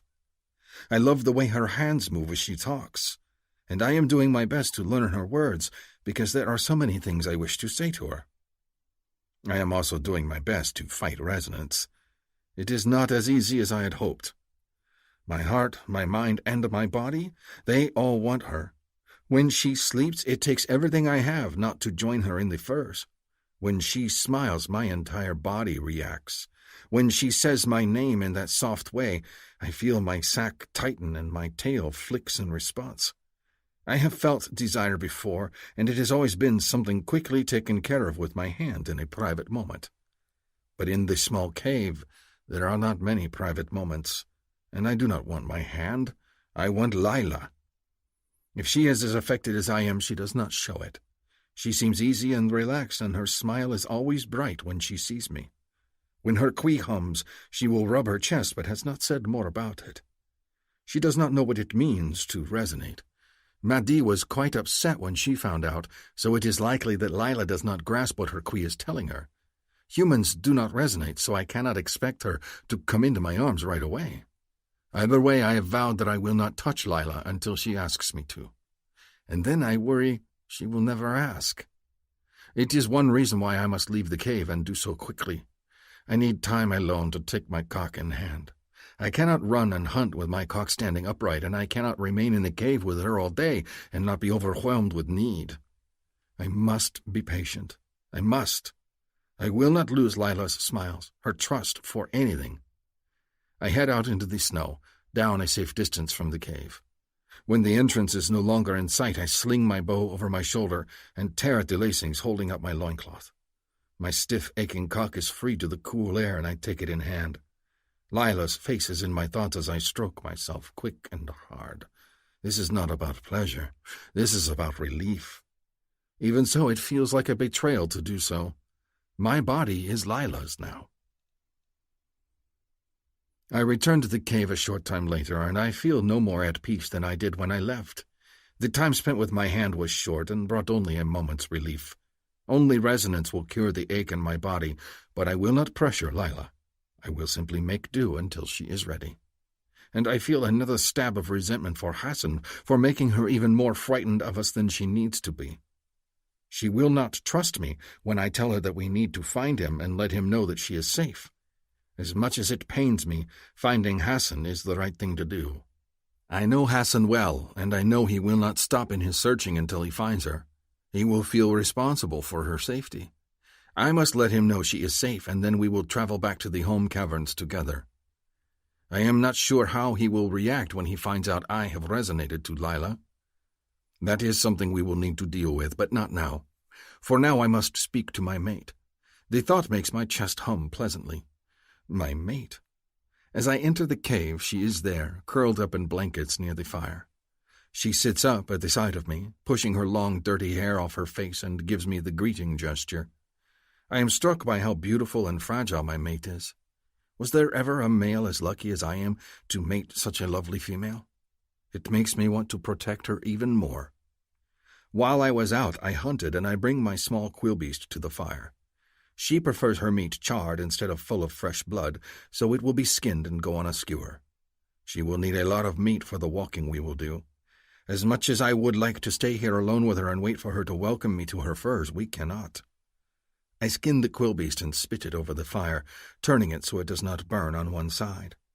I keep a watchful eye on her in case she wants to hand-talk. I do not want to miss a word. But she is silent, her gaze on the fire. I decide to stay busy, then, melting snow for drinking water and then turning over the quillbeast hide to pluck the thorns it carries on its back and feed them into the fire. "Rokon?" Her soft voice sends a shiver up my spine. My body reacts, my sack tightening, and I clench a fist, trying to control myself. I would close my eyes, but I cannot because I must see her. So I force a smile to my face and nod. I make the talk hand word she has taught me to indicate I am listening. She begins to gesture and then sighs aloud. "You won't know the words. Are you okay? You seem tense." She moves her hands, pulling back in a gesture that must be the hand talk. "Jittery." I do not know what jittery means, but she is right that I am tense. I think about my response. "It is resonant," I tell her, and put a hand over my heart and then tap it, indicating the thrumming song that sings out of my breast even now. Hers is doing the same. And it is more. I try to think of the right hand-speak words. "Tomorrow we travel." I put my fingers on the ground to indicate legs and walk them, then point at her. "You, me, travel." I point outside, then try to gesture something that communicates the sun's coming up over the mountains. "Morning." Her big eyes are thoughtful as she watches me, then nods. "We're leaving?" Relieved, I nod. To my surprise, she smiles. "Maddie? My sister?" She makes another hand signal. "This one means sister." Her eyes light up. "You're taking me to her?" She has misunderstood, and the excitement in her eyes dies when I shake my head. I am frustrated she has ignored my mention of resonance. Does it not bother her like it does me?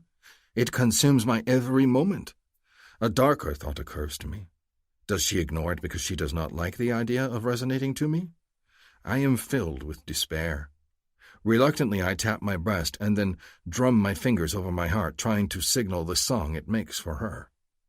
Lila just furrows her brows slightly and then shakes her head. "Maddie?" she asks again. I bite back my sorrow. Perhaps in time she will come to care for me. "Hassan," I correct. "We travel to Hassan." She recoils, jerking back from the fire. "What?" She remembers herself a moment later and then makes the same incredulous hand gesture.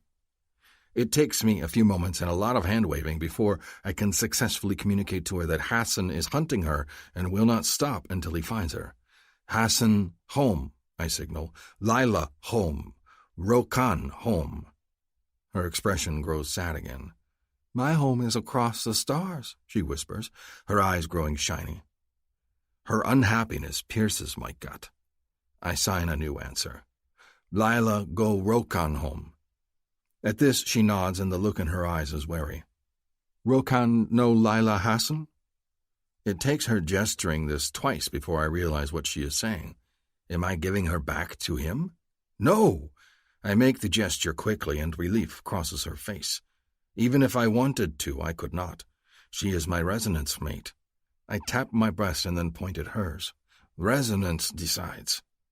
She tilts her head and then gives a small shake. "So tomorrow we travel?" She gestures sun up, then walking, then points at me. I nod, though my heart is sinking.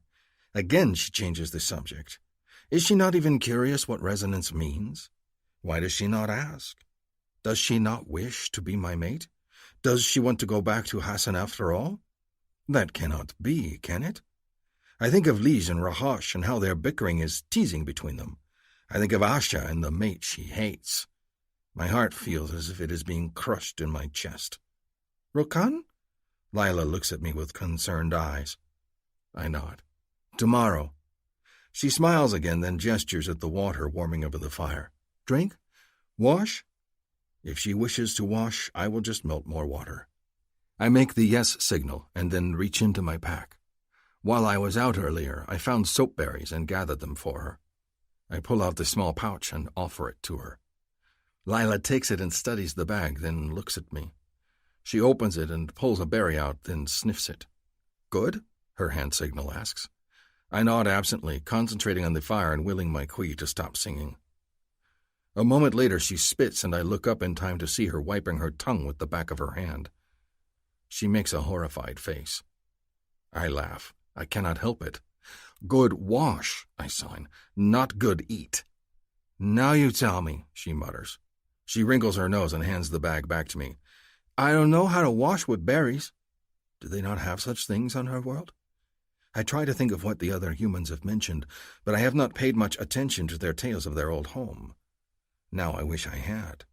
I take a handful of berries from her and close my fists around them, letting the juice drip into foam. I gesture at her hair with my other hand and make the water signal. Her face lights up. Yes, she signs, and then moves to the water warming over the fire. She unhooks the pouch and looks over at me. When I nod, she bends over and half pours, half dips her long mane in the water, working it through until it is wet. I watch this with some fascination, and when she reaches for the berries, I hold my hand out to her. Lila's fingers brush over my palm in a caress. My cock surges to life, and I grit my teeth. My Quee sings even louder, the song urgent and full of need. I hear hers respond, but she ignores it, lathering her fingers and then working the berry juice into her hair. Her eyes close, and there is a look of utter pleasure on her face. A breathless little moan escapes her. It is too much. I jolt to my feet, the need to leave the cave overwhelming. Actually, I do not wish to leave at all. I wish to take her by the hand and lead her to the firs where we can discover each other's bodies. I wish to bury my cock in the warmth of her cunt. But since I can do none of these things, I must leave and take myself in hand again. Lila. I open my eyes and watch as Rokon stumbles out of the cave. My hands are in my soapy hair, so I can't sign to him and ask what's wrong. Not that I need to. I can guess based off the enormous erection that's tenting the front of his pants. And that makes me feel both good and bad. Maybe it's the constant purring in my chest that's acting like a low-grade vibrator. Granted, a vibrator in the wrong spot, but still. And maybe it's the fact that I'm sharing close quarters with a guy that I find sexy in a rather bizarre, horned and tailed sort of way. Whatever it is, landing on this ice planet has turned me into a different woman. I never really thought about sex too much before. Now, I can't stop thinking about it. And I can't stop thinking about it with Rokon. I've imagined dozens of scenarios between us in the last few days. Maybe I lick my fingers and then he decides to have a taste. Maybe he wakes up in the middle of the night and slides into bed with me and I don't say no. Maybe I show him the ASL gesture for sex. Maybe I moan on purpose when I start washing my hair. I mean, it does feel good to lather up and get rid of some of the grease in my hair. Definitely moan-worthy. But a tiny, naughty part of me wanted to see how he'd react. And he bolted. So I guess that's a reaction, even if it wasn't the one I particularly wanted. Then again, I'm not entirely sure what I want. I'm troubled by the fact that we're going to leave tomorrow and go find Hassan. He's the last person I want to find, but I understand what Rokon is saying. Hassan's still out there searching for me. And while a small, petty part of me is glad he's having a rough time, I know that Rokon's a good, caring guy, and he's going to want his buddy to be safe. Or something. One thing's for sure. I never purred for Hassan like I do for Rokon. I rinse the berry lather out of my hair with the last of the water, and I feel 100 times cleaner. Rokon's not back, so I toss the used water out into the snow, then hurry back into the cave to sit by the fire and re-thaw the frost off my wet hair. I finger-comb it and hum to myself, waiting for him to return. My body is flushed, and my nipples feel incredibly tight. I'm pretty sure if I put my hand down my pants, I'd be wet. And I don't know what to do. Masturbation seems like the most likely response, but that feels like a slippery slope. What if getting myself off only makes things worse? I've been trying to figure out why I'm constantly amped up around Rokon. At first, I thought it was because of the cooey, but I wasn't turned on when around Hassan. The opposite, really. And Kira didn't seem like she was in a constant state of ecstasy. So the cooey can't be like Spanish fly, can it? It's only around Rokon that I'm constantly aroused. Maybe he just does it for me. They say when you know, you know. Maybe my body just knows he's gonna be everything my virgin mind has been dreaming of. I've been scared to make the first move, imagining that he'll look at me like I'm crazy. He's always been so careful of me. Friend, he calls himself, and uses the gesture. Yeah, well, maybe I'm tired of being friends. Because it's clear from his reaction, and mine, that something is going on between us, and I'm intrigued enough to want to know more. I consider how I'm going to broach the subject as I wait for my hair to dry. The right signals to use. The right way to approach things. When he returns, though, his face is troubled and he has another fresh kill that he sets down near the fire. Food? I sign. I'm still full from the last critter. He nods and points at the flat rocks surrounding the fire, then gestures at the smoke rising from the coals. Ah, we're going to smoke it. Then he makes the travel gesture and begins to gut the creature. I wrinkle my nose in distaste as he dresses the kill.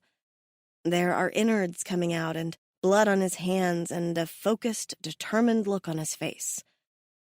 All right. Maybe now is not the time to talk about flirting. And if we're traveling tomorrow, it might not be the time either. Not if we're heading toward my good buddy Hassan. I'll be patient and wait then. And if I stare a little hard at his broad shoulders while he works, well, no one would blame a girl. I dream all kinds of impossibly dirty things about Rokan. Dirty things involving tails, horns, his fangs, and lots of kissing. I'm disappointed when I wake up because I want to go back to those dreams. But I force myself to sit up and greet the day. The fire's nearly out, and Rokan's already moving about the cave, packing things and cleaning up. I want to help, but I feel like I'll just be in the way, so I sit patiently and wait for him to notice me. He finishes rolling up a fur and then looks over in my direction.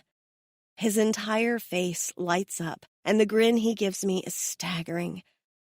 Whew, it just got hot in here. I resist the urge to fan myself and smile back, then greet him with a small wave. Eat, he signs. Drink. Then travel. I take the food he offers me and quickly scarf the smoked meat down while he finishes straightening the last of the cave. He hands me boots, and when I stand, he immediately starts packing the bedding. By the time he's done, I've got my first layer of warm furs on over my clothes, and he stops to help me with the next few layers like I'm a little kid. It'd be funny if it wasn't so frustrating. I want to be able to take care of myself. I feel like I'm dependent on everyone, and it's tough. I know I'm capable of so much more. Rokan finishes bundling me in the furs and helps me strap on the snowshoes he's made for me. I'm given the scabbard to my knife and tie it to the outermost belt on my layers upon layers of fur garments. My hood is on, gloves are on, and snowshoes are on. I look like a stuffed animal, and I'm ready to go find Hassan, because after we find him, we go to my sister. Then Rokan holds out a rope, and I blink at it in surprise. What is that for? He gestures, indicating that he wants to tie it around my waist. Another belt? I hold still and let him, and then my eyebrows go up when he immediately ties the other end around his own waist, leaving a lead line of just a few feet between us. Why? I wasn't a fan of being tied to Hassan, and that led to him kidnapping me. This isn't some bizarre courting ritual, is it? I need to ask about this, I say aloud, then point at the rope. I sign "why" to him, because I don't understand. Is the snow that deep? Or does it have nothing to do with snow at all? He hesitates, then puts his hands together and makes something that looks like flapping wings. A bird? I ask, then realize they might not have the same thing here. Wings? Something with wings. When he nods, I try to think where he's going with this. Not being able to truly communicate means we do a lot of charades, and this is one that I can't quite follow along with. Why rope for birds? Rokan gestures again. The bird he makes with his hands swoops down, and then he points at me, and then makes a chomping motion with one hand. Cold prickles go down my spine. I start to gesture, then realize he won't know what I'm asking, and just blurt it out. How big is this bird? He points at one end of the cave, then behind me. I turn, and he's pointing at the wall several feet in the distance. The cave is at least 15 feet long. Okay. What the fuck? A memory flashes through my mind of the aliens standing outside the crashed spaceship, one tossing an enormous dead creature atop a pile of others. That was just before I was tethered to Hasen. Are those the birds? If so, oh my God.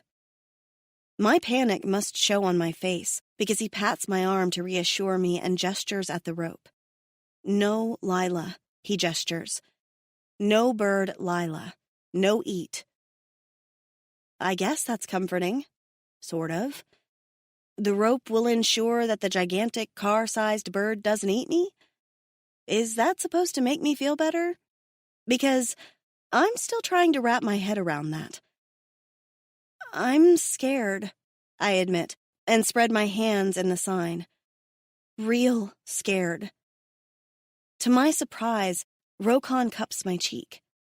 He points at me, then at the rope. Then he clenches his fist and does his best to puff his shoulders up, as if trying to seem bigger. I think he's telling me that he's got me. No matter what happens, he's got me and will keep me safe. It's a sweet message, but I'm a little fixed on that brief cheek touch. His skin felt so soft and hot against my own, and it's made me purr even louder. I nod slowly, my gaze flicking to his lips before meeting his gaze again. Rokan, though? He's still watching my mouth. His hand rests on my shoulder, perilously close to touching my cheek again, and we're standing inches apart. Is he going to lean forward and kiss me? Every inch of my body comes alive at the thought. But he only gives me a gentle smile and pats my shoulder, like we're bros or something. I want to scream with frustration, but it wouldn't be satisfying since I can't hear it. I settle for clenching my fists and scrunching my face when he turns his back. Then we're off into the snow, nothing but a few feet of rope separating us. He walks slowly, letting me set the pace, and I move to his side instead of at his back. I glance up at the sky, worried. Rokan taps my shoulder, and when I look over, gestures at his belt, then points at my hand. Do I want to hold on to him?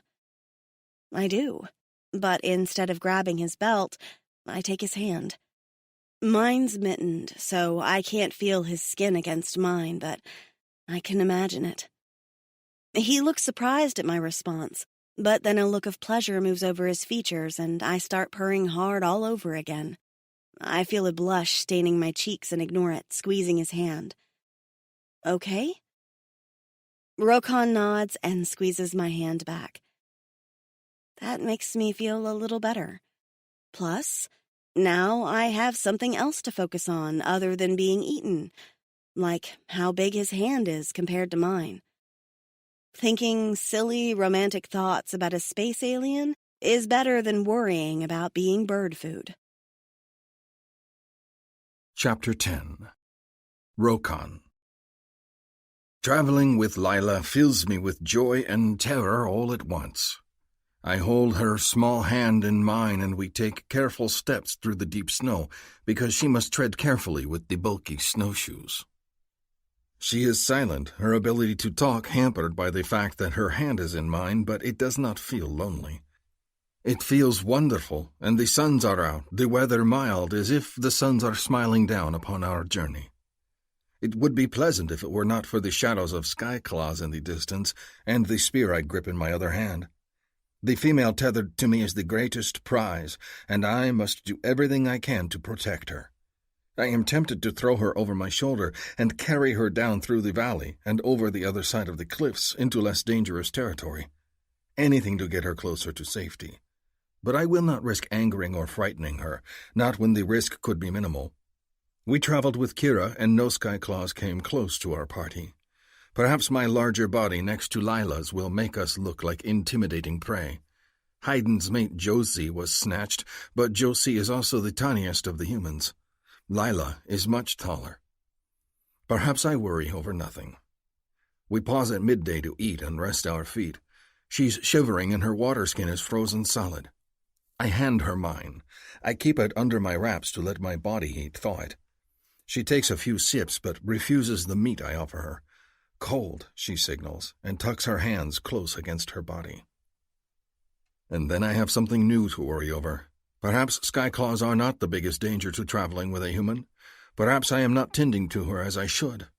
The cave I am to meet Hassan at is but a brief hike of hard travel away from where we are. We can make it there in one day, but it is clear to me that humans do not walk as fast as Sakhui. There is a hunter cave not far from here, a smaller one. I will take her there instead, and we will take 2 days to get to Hassan. He will hopefully wait to hear from me before setting out again. We rest for a short time longer, and then I get to my feet, offering her my hand. I make the travel motion with my fingers and gesture at a distant cliff. On the other side of that is a hot stream and the hunter cave. It will not be much further. She nods and hauls herself to her feet, wobbling on her snowshoes. She gives me an apologetic look and lifts her hands to signal, then frowns at her gloves. Lila starts to pull them off, but I shake my head and gesture at the faraway cliff again. We can talk later. With her hand in mine, we walk some more. Her steps seem slower than before, and I know she is tired. I turn to ask her if she would rather be carried when my knowing sense rushes through me, sending a chill through my body. A moment later, I see a shadow out of the corner of my eye.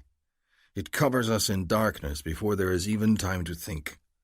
All I see is a gaping mouth, reaching claws and teeth, so many teeth as the skyclaw flings itself down from the sky and heads straight for my Lila. I do not even think, I react. I shove Lila aside and hoist my spear into the air, bracing my legs for the inevitable impact. I feel it a moment later. The spear jolts in my arms, then snaps into 1,000 brittle shards, even as the jaws close over me and I am flung backward. Hot liquid rushes over me, blood and the sticky filth of the creature's mouth. The skyclaw screams in my ears, even as I hear the faint, high-pitched cry of Lila's voice. My legs throb and my bones ache, but I am alive and whole. I am also in the creature's mouth. The thing screams in pain again, and I feel the aching grind of jagged teeth against my plated lower arms. I grunt in pain as the tongue moves and the teeth dig into my skin. It is trying to chew me or work me free from its mouth, and my arm is trapped between rows of fangs. My spear is gone, nothing but a slick, broken handle remaining. I use my other arm to feel along my belt, looking for one of the many knives I carry. All the while, the skyclaw tries to move its jaws, and my arm feels dangerously close to snapping in its grip. In the distance, muffled, I hear Lila screaming my name. She does not sound close. Did the rope snap? Did the creature hurt her? Worry over my mate fuels my body, and I move faster. I must get free to protect her. My fingers close around one of my belt knives. It is a small one because I gave the larger one to Lila. I pull it free and slam it into the creature's rough tongue. It sinks deep, and I feel the skyclaw shiver in response. Over and over, I stab it. Die now, die now! You are keeping me from my mate! The knife cracks in my grip, the broken handle stabbing into my palm. The shock of it jerks me free from the bloodthirst clouding my mind. I stop, realizing that the mouth I am stuck in is no longer trying to chew me. The teeth digging into my arm have stopped moving. I can still hear Lila's terrified cries outside, though. I try to move, but my head is stuck. My horns have buried the back points into the roof of the creature's mouth. It takes some pushing before my head is freed, and then my arm is freed. I crawl out of the skyclaw's widely gaping mouth on hands and knees, exhausted and bloody. Lila. I must find her, must protect her. I struggle to get to my feet.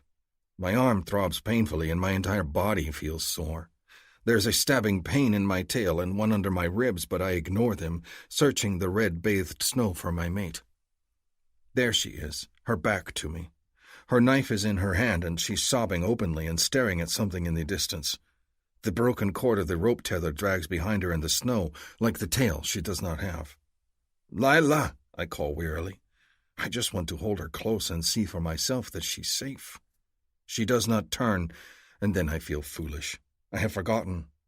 I stagger toward her and touch her shoulder. She gasps and turns, brandishing the knife. Her eyes are wide and wet as she looks me over. There is a large scrape on her smooth human forehead and a purpling bruise on her cheekbone. I did this? Lila, I murmur, horrified. I shoved her out of the way to protect her, never dreaming that I would have harmed her. She must have landed on a rock. Shame and loathing fill me, and I reach out to touch a knuckle to her cheek. My poor mate. She sobs and flings her arms around me, squeezing my waist. I stiffen because I am covered in gore and drool from the skyclaw, but she still clings to me. She wants me to comfort her, even though I have hurt her. I am a terrible mate, but she is safe. The realization of it strikes me, and I stagger at the thought, dropping to my knees. I press my face against her fur-covered breast, feeling the hum of her key as it matches its song to mine. Lila is safe. Safe. Safe. Rokan, she sobs, her soft voice broken. She pats my shoulder over and over. Rokan, Rokan. I hold her for a moment longer, and then reluctantly get back to my feet. All of the energy has drained from my body, and it feels like effort to hold my horns high and to flick my tail. Her face is filthy, and so are her furs, but that can be fixed. I can never fix the fact that I have hurt her. Just seeing the bruise on her pale cheek is enough to sicken me. Sorry, I sign, and then brush a knuckle over her cheek. She makes a gesture I don't recognize. Blood, she says aloud, and repeats the gesture. There's blood everywhere. Are you hurt? Are you okay? That was the thing you were worried about, wasn't it? I nod slowly, a strange calm overtaking my body. I give her the I am well hand-talk gesture, and then run my other hand over her arms and legs, checking to make sure she is not wounded in a place I cannot see. She is far more important than me. I am a strong warrior and hunter. I have been wounded in the past and worked through it. But Lila? Lila is my fragile, precious mate. No harm must come to her. When I am satisfied that she is healthy, other than the terrible bruise on her face, I take her by the hand and then stop. She is tired, and it is my duty to take care of her. I will carry her the rest of the way. Lila. When Rokan signals that he wants to carry me, I'm pretty sure he's crazy. I sniff, ignoring the hiccups that are mixing with the purring in my chest. The guy just got half-eaten by a pterodactyl-looking thing the size of a bus, and he wants to carry me? I resist the urge to fling my arms around him again. I'm just so damn relieved that he's okay, that he's whole and alive and smiling at me. I'm shaking with the aftermath of an adrenaline spike, and I'm mad. I've had hearing for 10 years, and I didn't realize how much I'd come to rely on it until some asshole aliens stole it from me again. I should have known something was off when he turned around. Instead, I had no clue until he flung me to the ground face first. I smacked into a rock, and when I hit, my first thought was shock that he'd hurt me. Then utterly crushed because I thought all wrong about him. Then I looked up just in time to see the awful beast swallow him and his spear. I think I screamed. A lot. Rokan and the creature skidded several feet away, flinging snow everywhere. There was blood all over the place, and the creature was thrashing, and I could see one of Rokan's legs sticking out of its mouth, and no one was getting up. I didn't know what to do. I still don't know what to do. Over and over, this place keeps making me feel like a helpless, hand-wringing princess in need of a rescue, and I am really, Not a fan of that. Starting now, I'm going to be a self-rescuing princess. I can walk, I tell him, and I take a step forward. My knees buckle and my entire body starts shaking. I'm on the verge of crying again. It's shock. Of course it is. I just watched the guy I have a crush on get eaten by a flying monster. He scoops me up into his arms like I'm nothing and carries me just like the princess I didn't want to be. Okay, starting tomorrow, I'll be a self-rescuing princess. That sounds good. Today, I'll shiver and be a wimp for a little longer. I'll burrow in the hero's arms and let him take care of me. Just until tomorrow. Rokan doesn't carry me for long. Just like he pointed out, we head for the distant cliff, and there, tucked away in the rock wall, is another small cave. This entire planet seems to be nothing but snow, rock, and more snow, so I guess it's not surprising that there are a bunch of caves. He sets me gently on my feet, and instead of making me wait outside the cave this time, he puts my knife in my hand, grips his last knife in his own hand, and we go into the cave together. It's completely dark, and I can't hear a thing, so I'm relieved when he gives my arm a gentle pat and steers me toward the cave wall. I wait there, and a few moments later, there's a spark of fire in the fire pit. I wait patiently as he builds the fire and then sits up, indicating that I can come join him. I move to sit next to him and watch as he sets up his cooking tripod over the fire and takes the pouch to go collect snow. I can do that, I say aloud, and then sign it when he looks in my direction. He shakes his head and gestures that I should stay sitting by the fire. I do so, but it's irking me a little. Is this a control thing? Is this how he handles the trauma of being nearly eaten? Because I'm all shaky and freaked out, and he's completely chill. It's weird. You'd think I was the one that got eaten by the way he's acting. Rokan puts the pouch over the fire and peels his furs off, then helps me peel mine.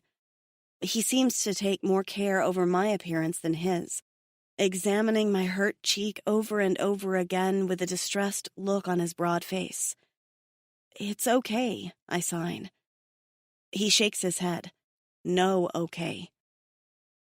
You nearly got eaten, I want to scream at him.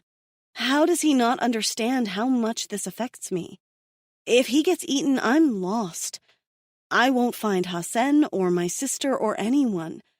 I won't know how to feed myself or build the fire or anything. I won't have anyone that will make me purr or smile at me. I won't have a big alien with curling horns, a glorious chest, and who tries so hard to learn American Sign Language because he's desperate to talk to me.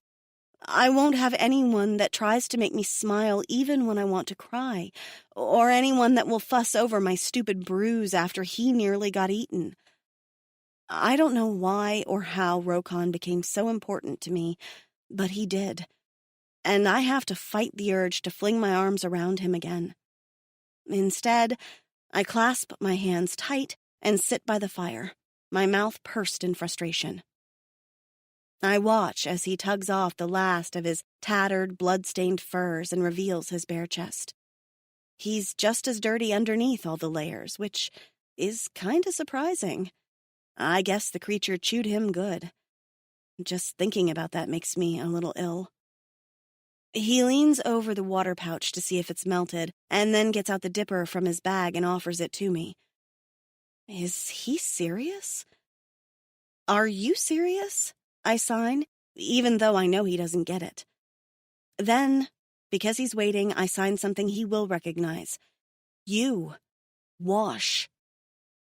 He scowls at me and pushes the dipper in my direction again, then gestures.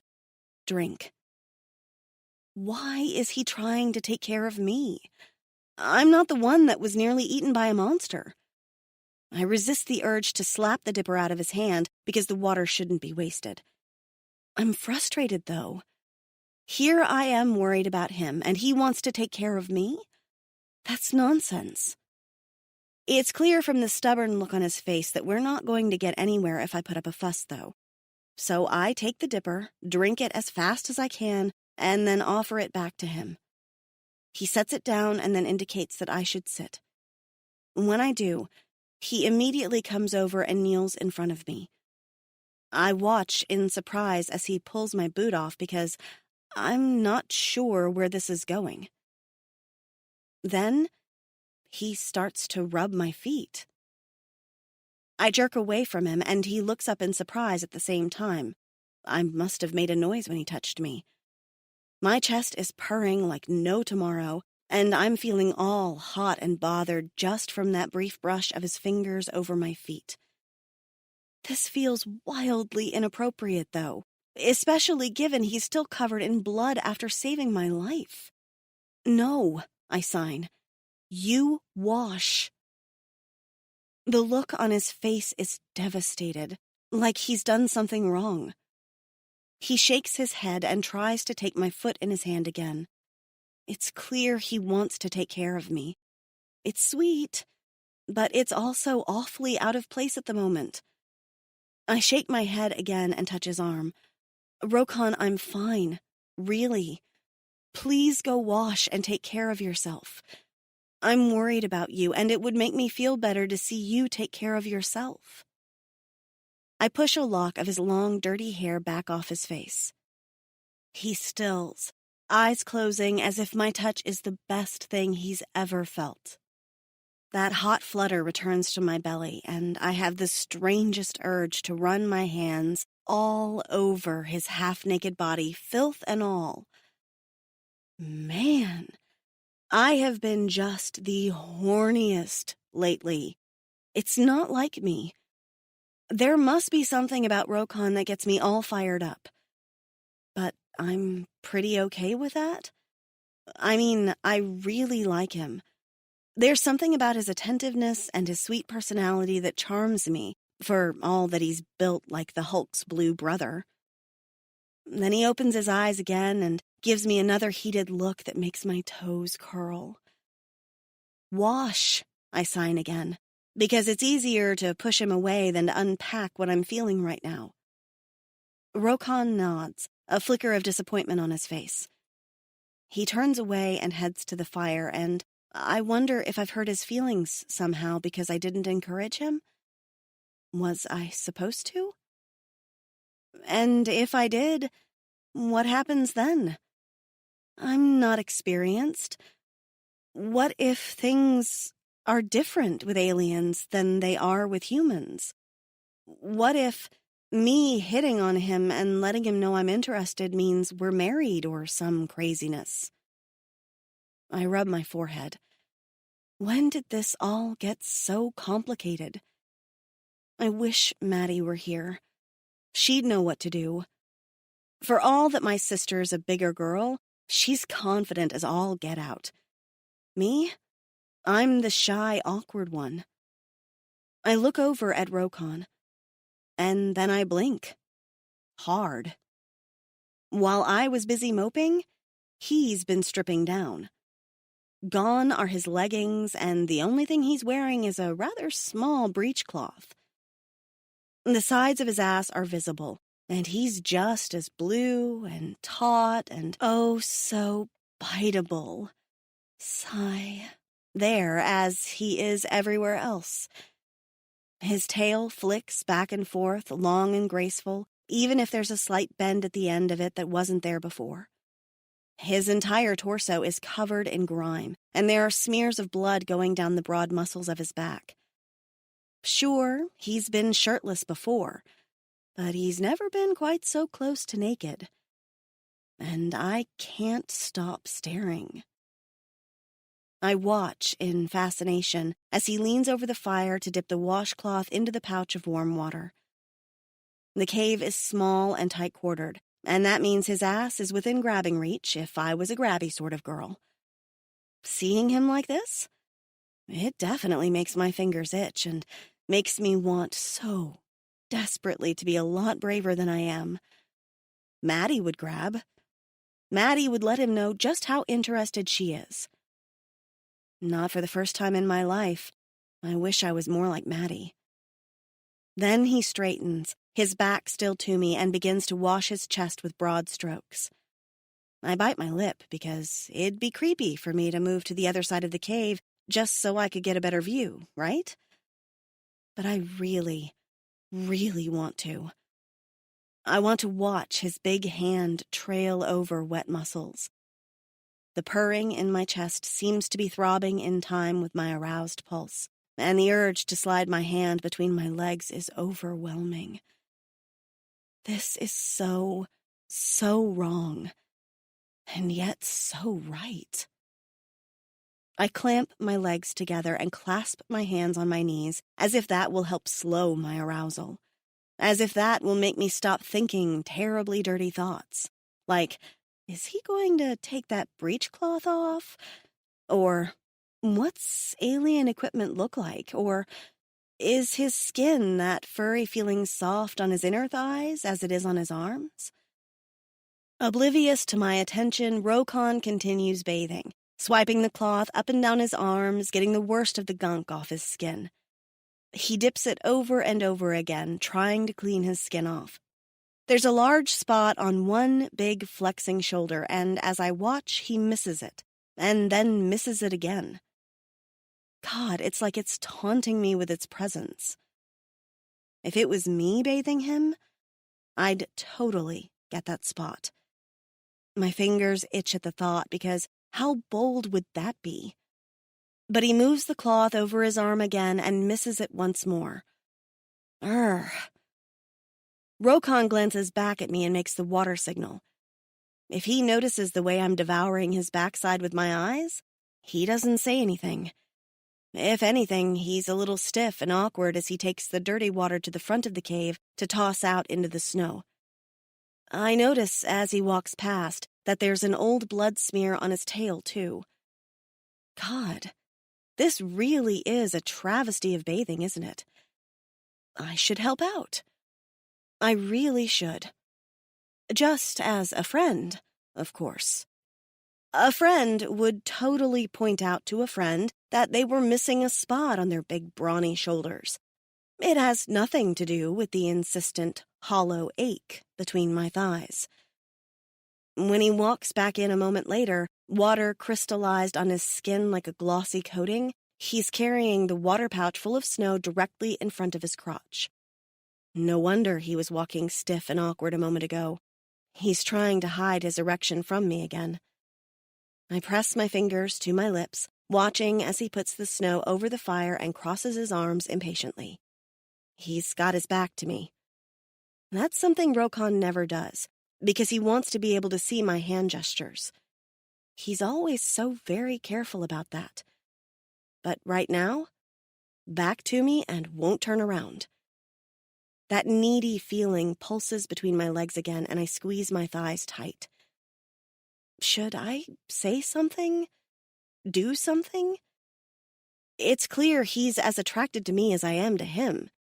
I'm just terrified of being turned away. What if he has a lady alien waiting at home for him? That would be devastating. I chew on my lip, full of indecision as he tests the melting snow, then dunks his cloth again and begins to wash once more. His movements are quick and hurried, and he's missing the dirty spot on his shoulder with every brusque swipe. Ah, I can't let this go on. Courage, Lila. He likes you too. Remember that. I suck in a breath and get to my feet. My entire body feels like it's trembling. Of course, that might be because I'm purring so hard. I'm surprised he hasn't commented on it. It has to be noisy, doesn't it? The frost covering his body is melting, leaving little taunting rivulets all over his skin as he washes. Naturally, that one spot that's driving me crazy seems to be spared because, of course, it is. It's the universe telling me to step in. I'm on my feet. I just need to move forward. I can do this. He's not repulsed by humans. The hard-on he's doing his best to hide from me tells me that. But then I falter. What if there's another reason he's not acting? Because he's, like, married or something. Crap. Crap, crap, crap. For some reason, the thought of that hurts. I'll never know unless I ask, though. So I suck up my courage and take a step forward, touching him on his arm. Rokon? He jerks around, glowing eyes wide with surprise. His gaze meets mine, and I feel a charge of electricity shoot through me. No going back now. I make the wash signal and then hold my hand out. He puts the scrap of cloth into my palm. I can feel his gaze on me, even if I won't quite meet his eyes. I'm blushing. There's heat in my cheeks, just like the heat between my legs that's driving me to distraction. You missed a spot, I mumble aloud and dip the cloth. The water's still cold and slushy, having not had enough time to melt yet, but it doesn't seem to be bothering him. I indicate that he should turn, and he does, presenting me with his broad back. And I take another stealing breath before I put the wet cloth against his skin. He's so warm. So hard and covered with muscle. It's like being this close just puts everything into overdrive. I can feel my chest purring wildly, and I really want to scrub him all business and show that I'm not affected. But I can't. My hand trails over one broad shoulder with the cloth, and I watch in fascination as the water sluices down his back. In the flickering light of the fire, he's all blue shadow, and I'm dying to touch him. So I do. My fingers graze over his shoulder blades, and he stiffens but doesn't move. His tail flicks against my leg then stills, as if he's afraid of scaring me off. Like that'll happen. I'm in this deep. Might as well get a little pleasure out of things, right? I trace his muscles with my hands, feeling along his back. He's soft to touch, like velvet pulled over slabs of muscle. It's such a strange feeling, but a pleasant one, too. Along his spine, he has the bony, plaited ridges like he does along his brow and his arms. I let my fingers explore those before dipping to the small of his back, where the water droplets seem to be gathering. I bet I could pull the tiny breechcloth off of him in no time. The naughty thought enters my mind and won't leave once it's there. I don't act on it, though. It's taking all my courage to touch him like this. I don't know what I'd do with him naked, but my mind has a few ideas. Filthy, filthy mind. He turns slowly, and I can't quite lift my head to face him. Instead, I focus on the fact that now my fingers are skimming over the flat planes of his belly instead of his back. He's just as taut here, without an inch of flab to cover the six-pack I'm tracing. Below, right in my line of sight, is the tented front of his breechcloth, and it seems a lot bigger than I realized. Whoa. Okay. Alien equipment is definitely larger than human equipment. The sight of it makes my mouth dry, even as it makes me purr harder. All right. The parasite I got is definitely a horn dog of a parasite. I wonder if everyone's is like that. Though I have to admit, mine has excellent taste. I trail my fingers up that six-pack and over his chest. He has the same hard plating. I place my hand over it, fascinated by the texture. And I feel him purring underneath my hand. I look up, startled. He's purring too? I didn't realize because I couldn't hear it, but I wonder if he's been purring all along like I have.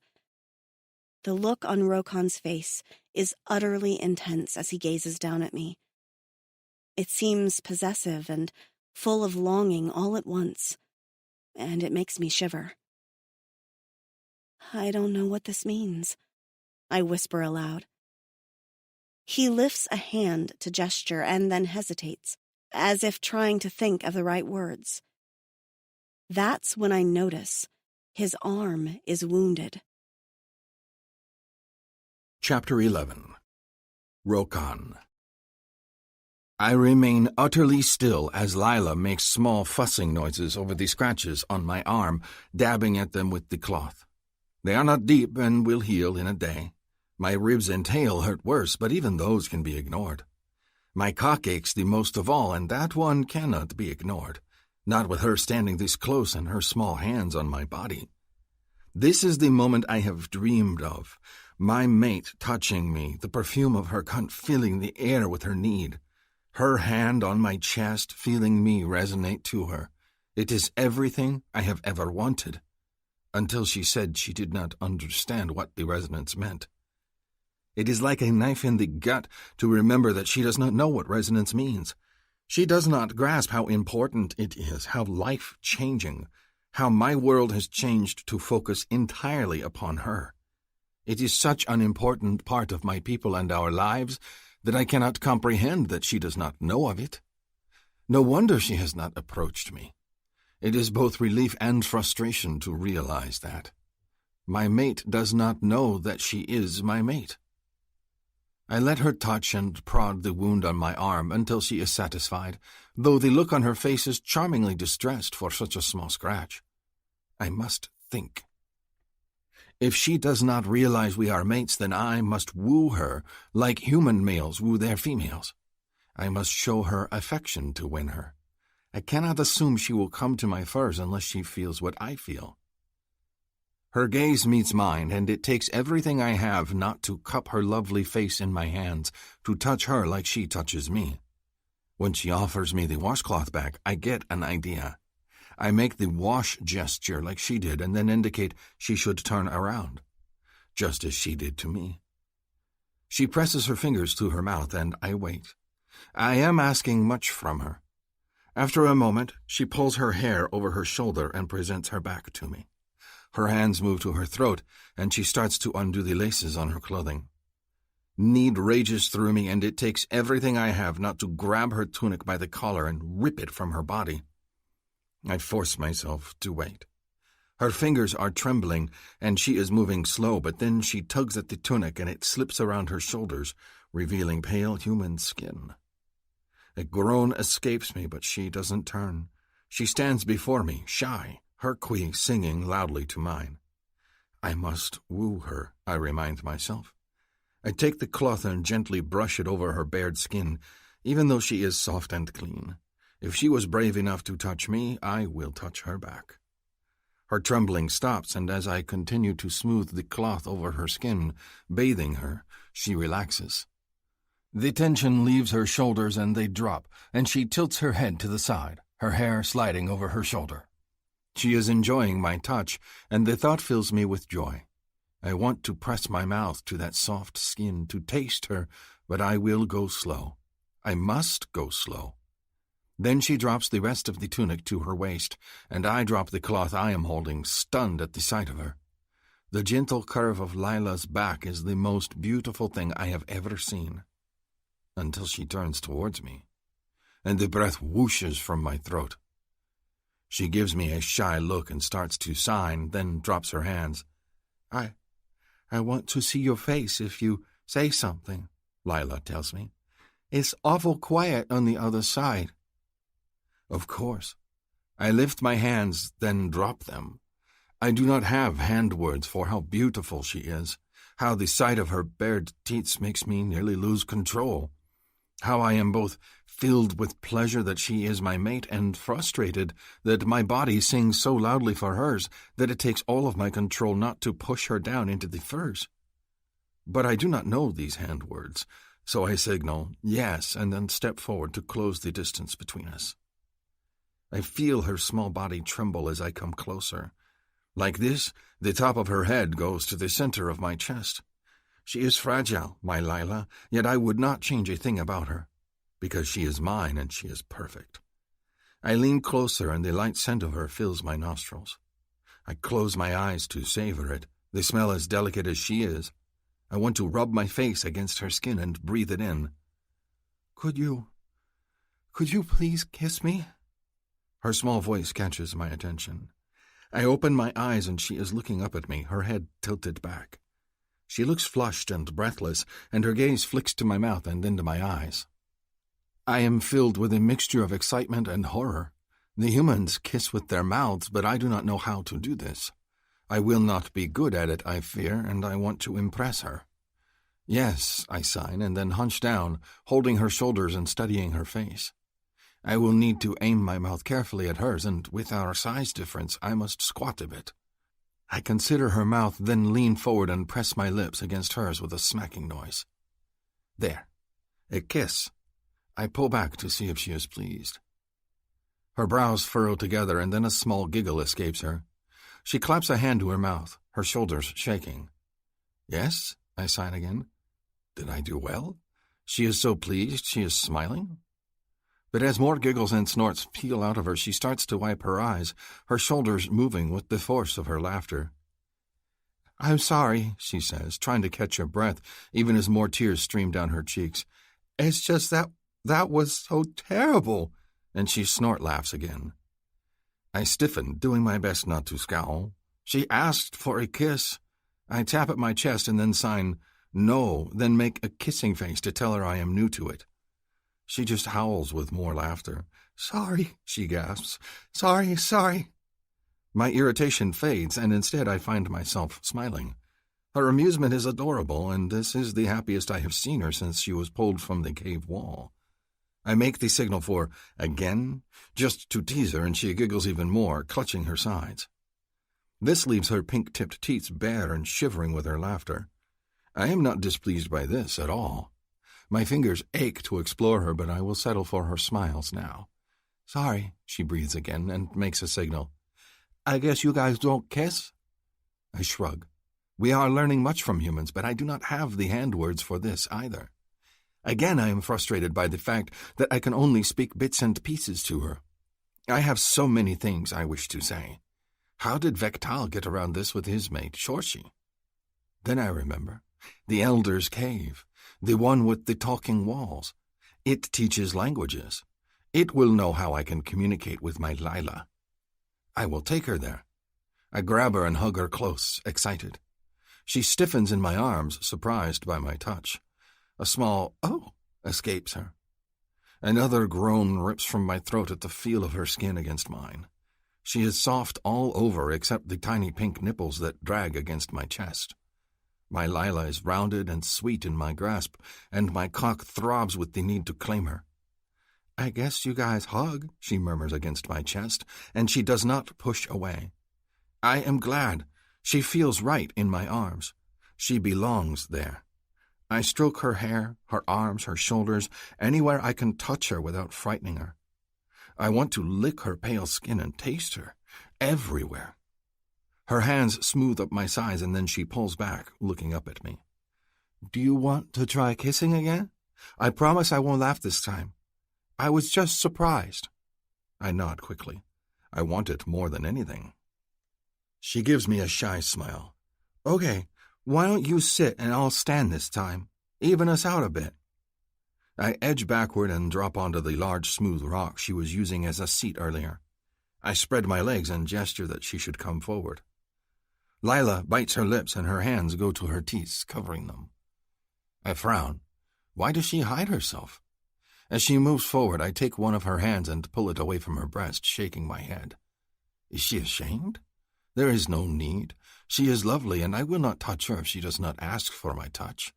There is no need to hide away. Right, I guess that seems silly. She drops her hands and then puts them on my shoulders, closing the distance between us.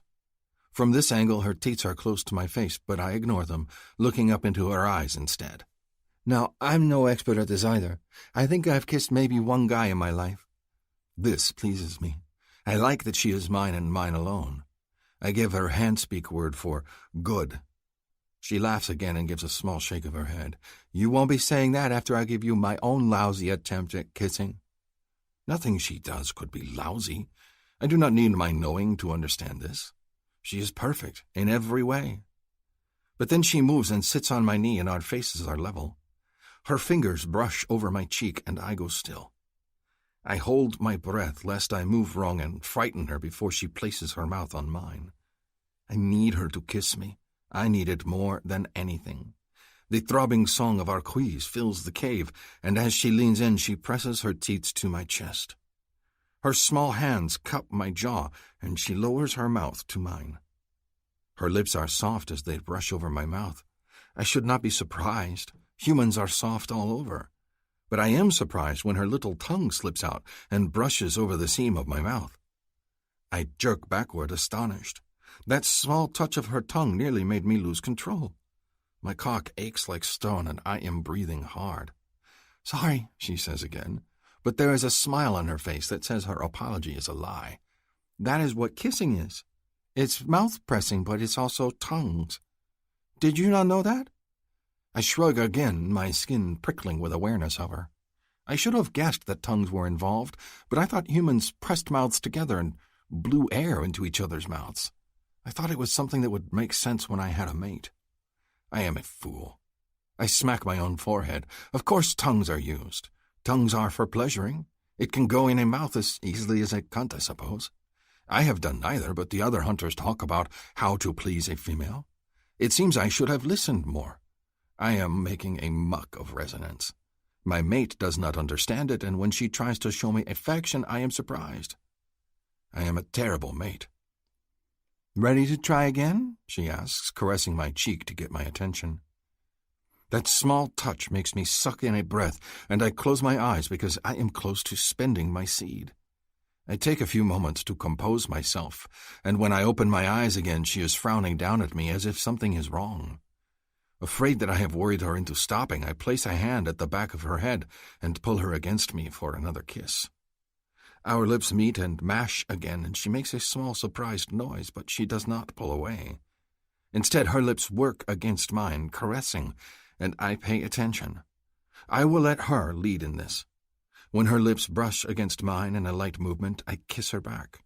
When her tongue flicks against my mouth, I part my lips so she can taste me. In the next moment, her tongue brushes against mine, and I am lost. A kiss with tongue is like nothing I have ever experienced before. Her mouth is hot and slick, and her tongue is smooth, so smooth. She rubs it against mine, and a little moan of surprise escapes her, which makes my cock throb in response. She does not stop once her tongue touches mine, though. She keeps kissing me, her tongue dancing and playing against mine with delicate, teasing brushes. In this I let her lead as well, not because I do not want to take charge, but because I am stunned at how much I am feeling at the moment. Over and over again we kiss, tongues locking and playing until I am breathless and a mere touch away from losing control. She pulls away, her lips wet and swollen, and gives me a dazed look. "That was... wow." "Yes," I signal. Her gaze flicks to my hands and she laughs, then wraps her arms around my neck and snuggles close against me. I am surprised she has come to my arms, but pleased. I put my arms around her, feeling her soft skin against mine. She shivers, and I realize she is cold. That is why she is so eager for my touch. Of course. I pick her up and take her to the corner of the cave. There are furs rolled up and stored, and as I set her gently on her feet, I indicate that I am going to make her a bed. She nods and crosses her arms over her chest again, shivering once more. I feel like a fool. My mate is cold, and here I am playing at kisses. I should be taking care of her. I quickly undo the furs and shake them out, then layer them until they form a thick nest. Once it is done, I gesture at it, and she slips under the blankets. Before I can get up to stoke the fire, her small hand catches mine. She peels back the blankets and pats the bed. "Just to snuggle?" I do not know what snuggle is, but I can guess. She does not want to do more than what we have done, because she is not experienced. And even though her quee is singing as loudly as mine, I understand. I am just happy she wants me at her side. I move under the furs with her, and her arms go around me, her breasts pressing against my side again. I put my arms around her, my chest singing with happiness. "I guess I have an alien boyfriend now," she muses as she presses her cold hands against my side. "That's different." If boyfriend is the human word for mate, then yes, she does have one. I make Lila rest all afternoon and throughout the evening. There is a cache nearby, and I raid it for a small kill, a frozen hopper, before throwing a layer of snow atop it and returning the marker. I keep the fire stoked and make a stew for my mate, and she teaches me more hand talk. There are so many words it makes my head dizzy, but I do my best to learn them all. I have so much to say to her. We practice more kissing, too. There is more tongue, more sighs, and my cock is so stiff and aches so badly I feel it will snap off. But Lila seems content with kissing and hugging, and so I will be too. She falls asleep in my arms, and I remain there for hours, afraid to leave and lose the moment. Morning comes too early. I am pleased that Lila's bruise has faded from her cheek. My own aches have lessened as well, my Cui hard at work. Lila yawns and burrows back under the covers as I clean up our cave. We must meet Hassan today. He will be waiting, and he needs to know he should return home. He will also need to tell the others that Lila and I are safe, but we are not going home yet. We must go to the Elder's Cave so I can learn her words. And I am not sending her back with him. She stays with me. I have not told her yet, but I think she will want this too. As if my thoughts have summoned her, Lila peers over my shoulder, pressing her cheek to my arm. She yawns and watches me tie the pack closed. I need one of those. When I look over at her, she clarifies. A pack, a survival kit. I want to learn how to take care of myself in case anything should happen to you. I rock back on my heels, shaken by this thought. She is right. What if something should happen to me while we are traveling? She will be helpless and alone, and unable to hear the creatures that could hunt her. I nod quickly and make sure that one of the 2 knives I have left are for her. Tonight, when we rest, I will make her a bag of her own supplies. After we visit the Elder's Cave, and we can talk in more than a few short sentences, I will teach her how to hunt and how to build fire. She is smart and will learn quickly. And it will give me an excuse to keep her to myself for just a little longer. We eat a cold meal, drink a bit of melt water, and then I finish packing up the cave while Lila puts on her many layers of fur. My outer furs are filthy, and I pack them in my bag for cleaning when we set up camp again.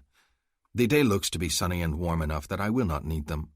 Then we strap on Lila's snowshoes and go, hand in hand, out in the snow once more, our waists tethered together. I pull her a little closer and stay mindful of the skies in case more skyclaws emerge. But the weather is warm, the sun's bright, and the skyclaws are nowhere in sight.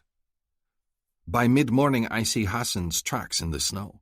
His trail goes down into the next valley, heading south toward the tribal cave. I tap Lila's arm and point the tracks out to her. My buddy? She asks in a dry voice. No, I sign, confused. Hassan. Does she worry someone else is out here? But she only gives an amused little snort and holds onto my arm a little tighter. We round a curve, and there, in the distance, is a hunter in furs with 2 spears strapped to his back. I recognize the stance and call out to him, raising an arm. Ho! He turns and raises a hand halfway before pausing. I can tell the moment he sees Lila next to me because he lowers his head and races toward us, plowing through the snow like a charging Dvisti buck. There is a look of joy in his face as he nears, and it fades as he approaches and sees Lila's hand on my arm. You found her, he says, steps slowing as he approaches. She is unharmed? Unharmed and well, I agree. His gaze devours her, and I ignore the stab of possessiveness I feel. She is mine. He cannot take her from me this time. Lila scoots closer to me, her grip tightening. I pat her gloved hand to comfort her, and my Cui immediately grows louder, the song reverberating through my chest and joined by hers a moment later. Hassan's expression turns to one of devastation. His shoulders slump as he looks from Lila to me. Resonance, he says, and there is much heaviness in his voice. You are lucky, my friend. I nod. There is no point in berating him. He is defeated. I have what he wants more than anything. He turns away, his back to us, and I feel a pang of sorrow for my friend and tribesmate. To want something so badly, only to have it slip out of your grasp, it is difficult. It will happen for you someday, I tell him, and I feel a little echo in my chest that tells me my knowing is confirming this. There is Mahdi, and Farley will be of age soon. Perhaps Mahdi hates me, and Farley is like a little sister. Who is left? Esha? She is but 4 turns of the season old. One of the new kits? Perhaps I will be an old withered elder before my female's breast resonates to me. He snorts. It will be that long before Vectal forgives me for betraying the tribe rules. I shall be a lonely old male with no one but Beck and Warwick to understand my sorrow. I ignore his bitter words. It will be sooner. Do not give up hope. He sighs heavily, staring off into the distance, even as Lila gives me a concerned look. She cannot hear our conversation, and I feel guilty that we talk around her. He rubs his face and his tail flicks angrily in the snow before he stands. All I have ever wanted is a mate and family. I thought for sure. He shakes his head and then puts a hand on my shoulder, the one opposite of Lila. If I am not her mate, I am glad it is you, my friend. You are a good male and a good hunter. You will make her happy. He looks over at Lila. She hated every moment with me, you know. She would not speak. She speaks with her hands, I tell him, and make a few of the gestures that Lila has shown me. Water, good. Yes. It is not fair to talk when she cannot hear the words, so we must make the words with our hands. Lila looks between me and Hassan, a frown on her face, as she tries to decipher our conversation. She begins to pull off her gloves, but I stop her. I will explain more later.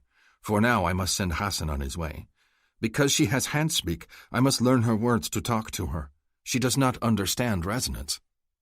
Hassan gives me an incredulous look. Not understand resonance? It is true. She knows her breast sings, but does not understand. He crosses his arms over his chest. Take her to your furs and show her, then. I ignore the flash of anger that moves through me at his words. When you have a mate, you will understand why I will not do that.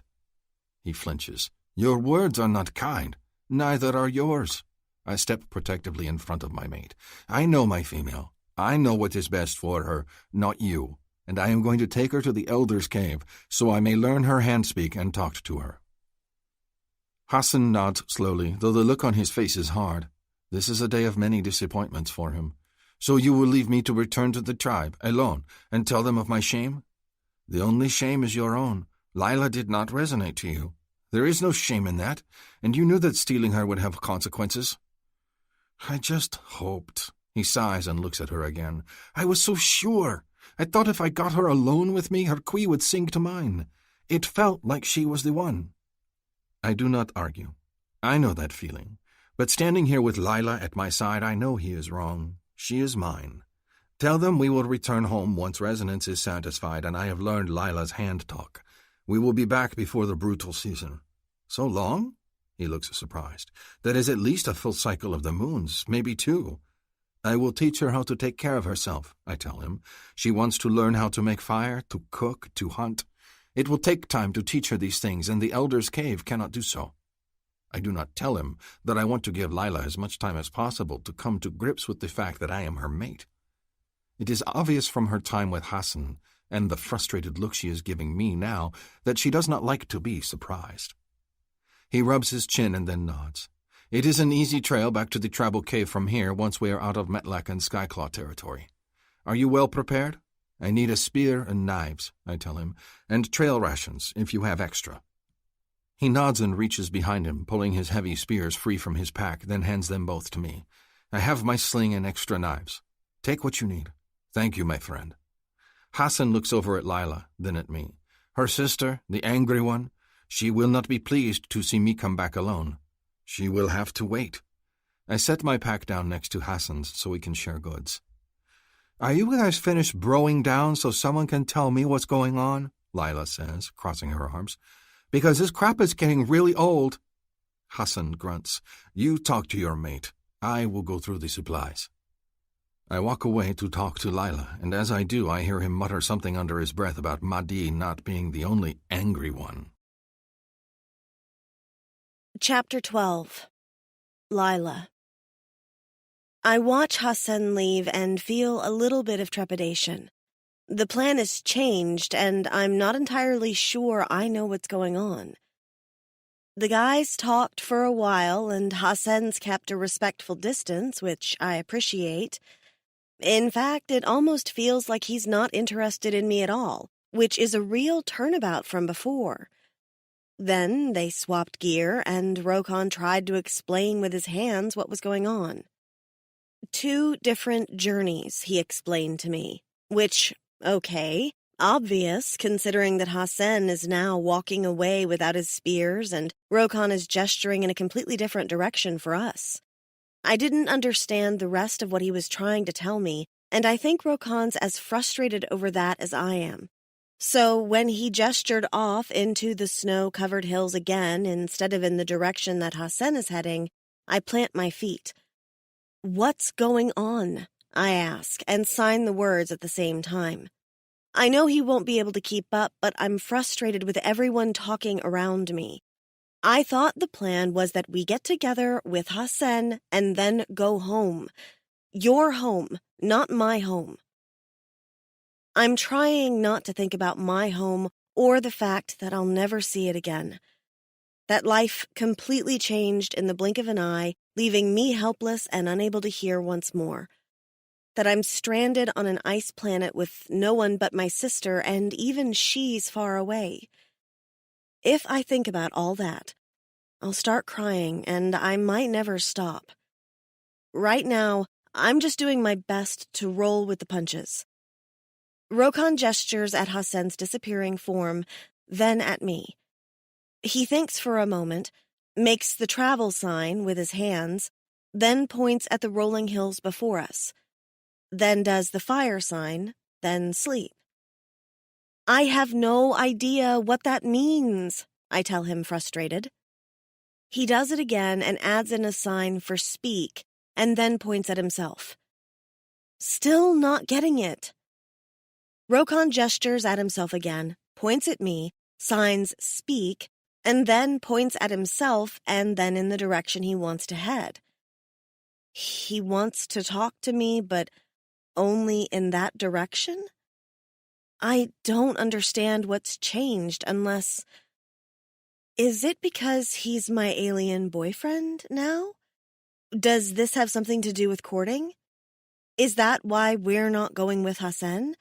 I mean, I don't like Hassan, but I'm also pretty sure Rokan told me my sister was in that direction, and not the one he wants to lead me. I really wish we could communicate. Rokan gets excited at my words, nodding and gesturing. He takes my bare hand in his and puts it to his mouth, then starts to speak. He wants me to understand his words, but at his touch, a fiery bolt of sensation rushes through me and I gasp. The purring goes up a notch and my entire body tingles in response. He reacts the same, his eyes getting that sleepy lust look that I saw last night after we'd started kissing. Then he gives himself a small shake and focuses. He taps the hand on his mouth and then says something. He wants me to read his lips. Okay, Lila, focus. I ignore the flash of fangs and concentrate on how he's moving his lips and tongue. The aliens slur a lot of human words, so I have to concentrate that much more. It's distracting, though, because the first word he keeps saying makes his tongue press against the backs of my fingers, sending tingles all through me again.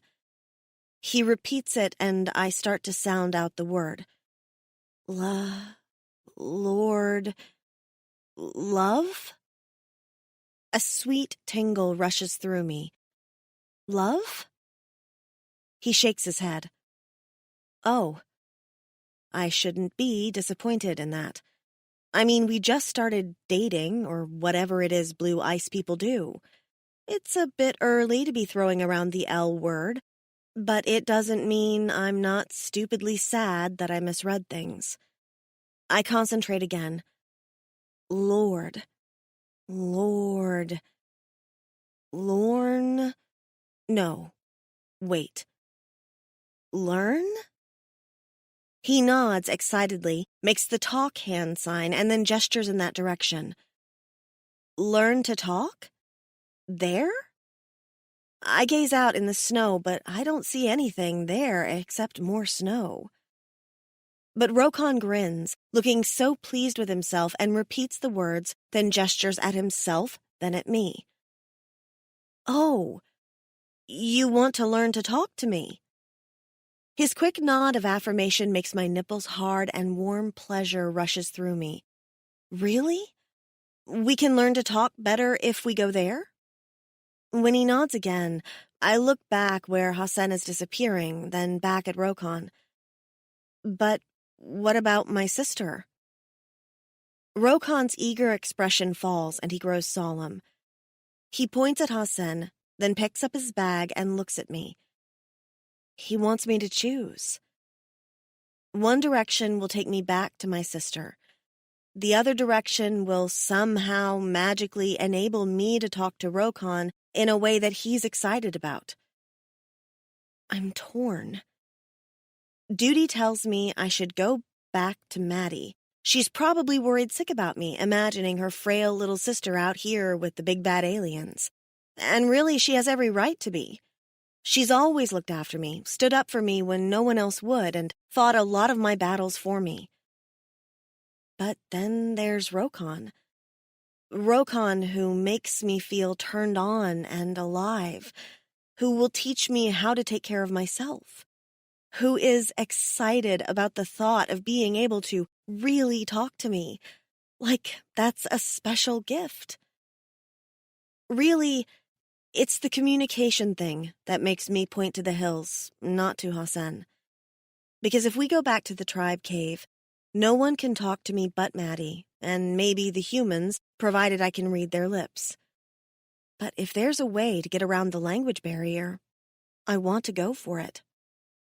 And possibly spend a bit more alone time with my alien boyfriend.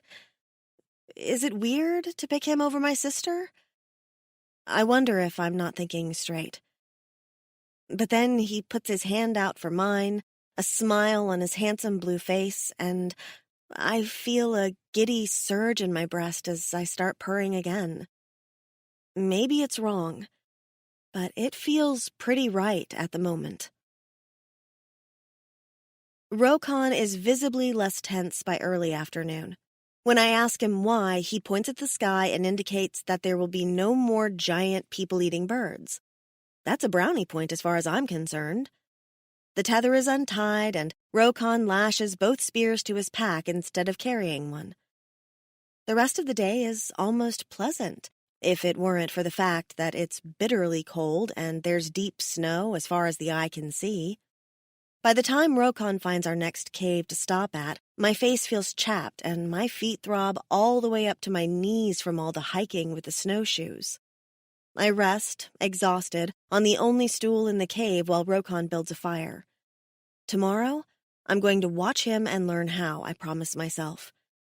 Tomorrow sounds like a good day for that. I'm so tired that my eyes start closing before food is even ready. At some point, I must nod off, because when I wake up, I'm curled up in the furs by myself. I go back to sleep, too tired to even wake up for dinner. I wake up several hours later with my arm draped over a warm male chest, my bare toes pressed against a warm, velvety leg. My breast is rumbling with the usual Rokon-related purr, and I sleepily slide my fingers over the center of his chest to check if he's doing the same. He is. His hand covers mine the moment I move, and I'm filled with an affectionate warmth and, okay, that same aroused feeling I've been carrying around for days now. I stroke my fingers lightly over his chest, my head resting in the crook of his arm. Rokon lifts a hand and taps my breast, then gestures toward his mouth in the firelit shadows. Eat? His eyes glow a soft blue in the low light.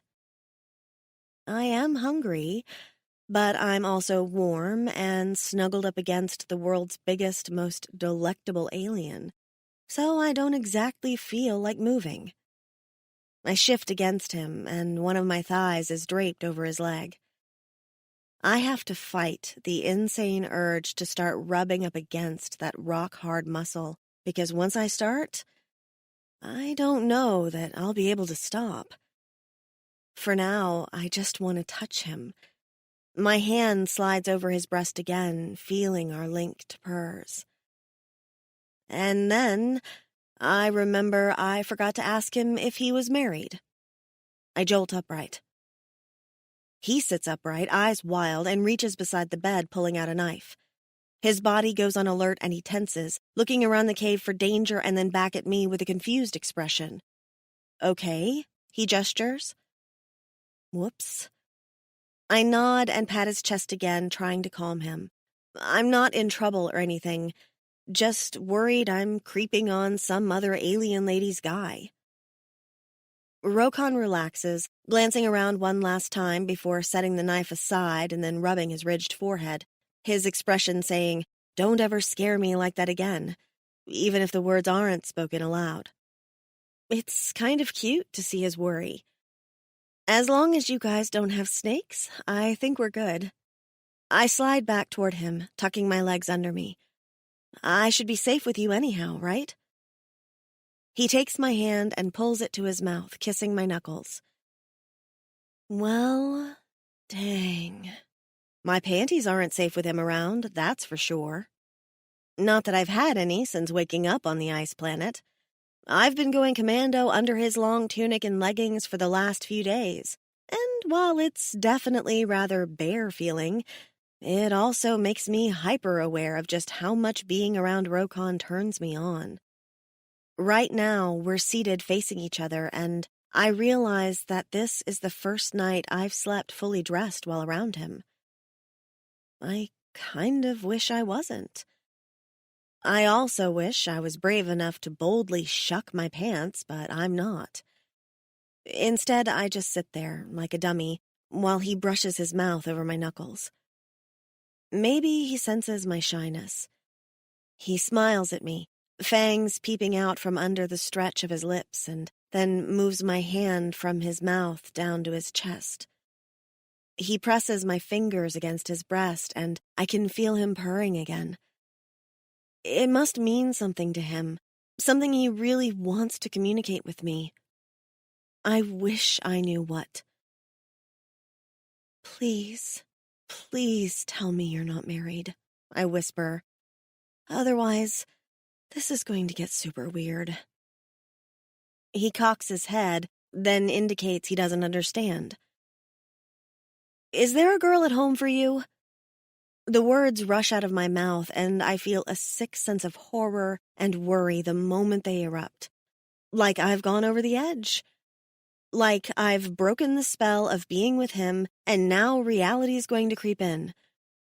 Someone you share your, cave with?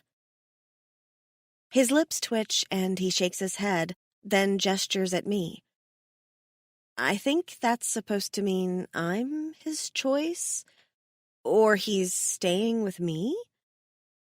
Or, I guess, if I want to be paranoid, there's a million ways to read this. But I have to know. No one and only love at home? No babies? He frowns at me slightly and shakes his head, then leans forward and taps right on my purring chest. Okay, he's choosing me. Or saying that there's no one but me. That's sweet. I give him a nervous smile. All right, then. We gaze at each other for a long, electric moment, silent. I wonder if he's waiting for me to make the first move. If so, it might be a while. I'm not sure I'm brave enough. I start to pull away and then stop. What's stopping me from touching him? This is a different world with different rules.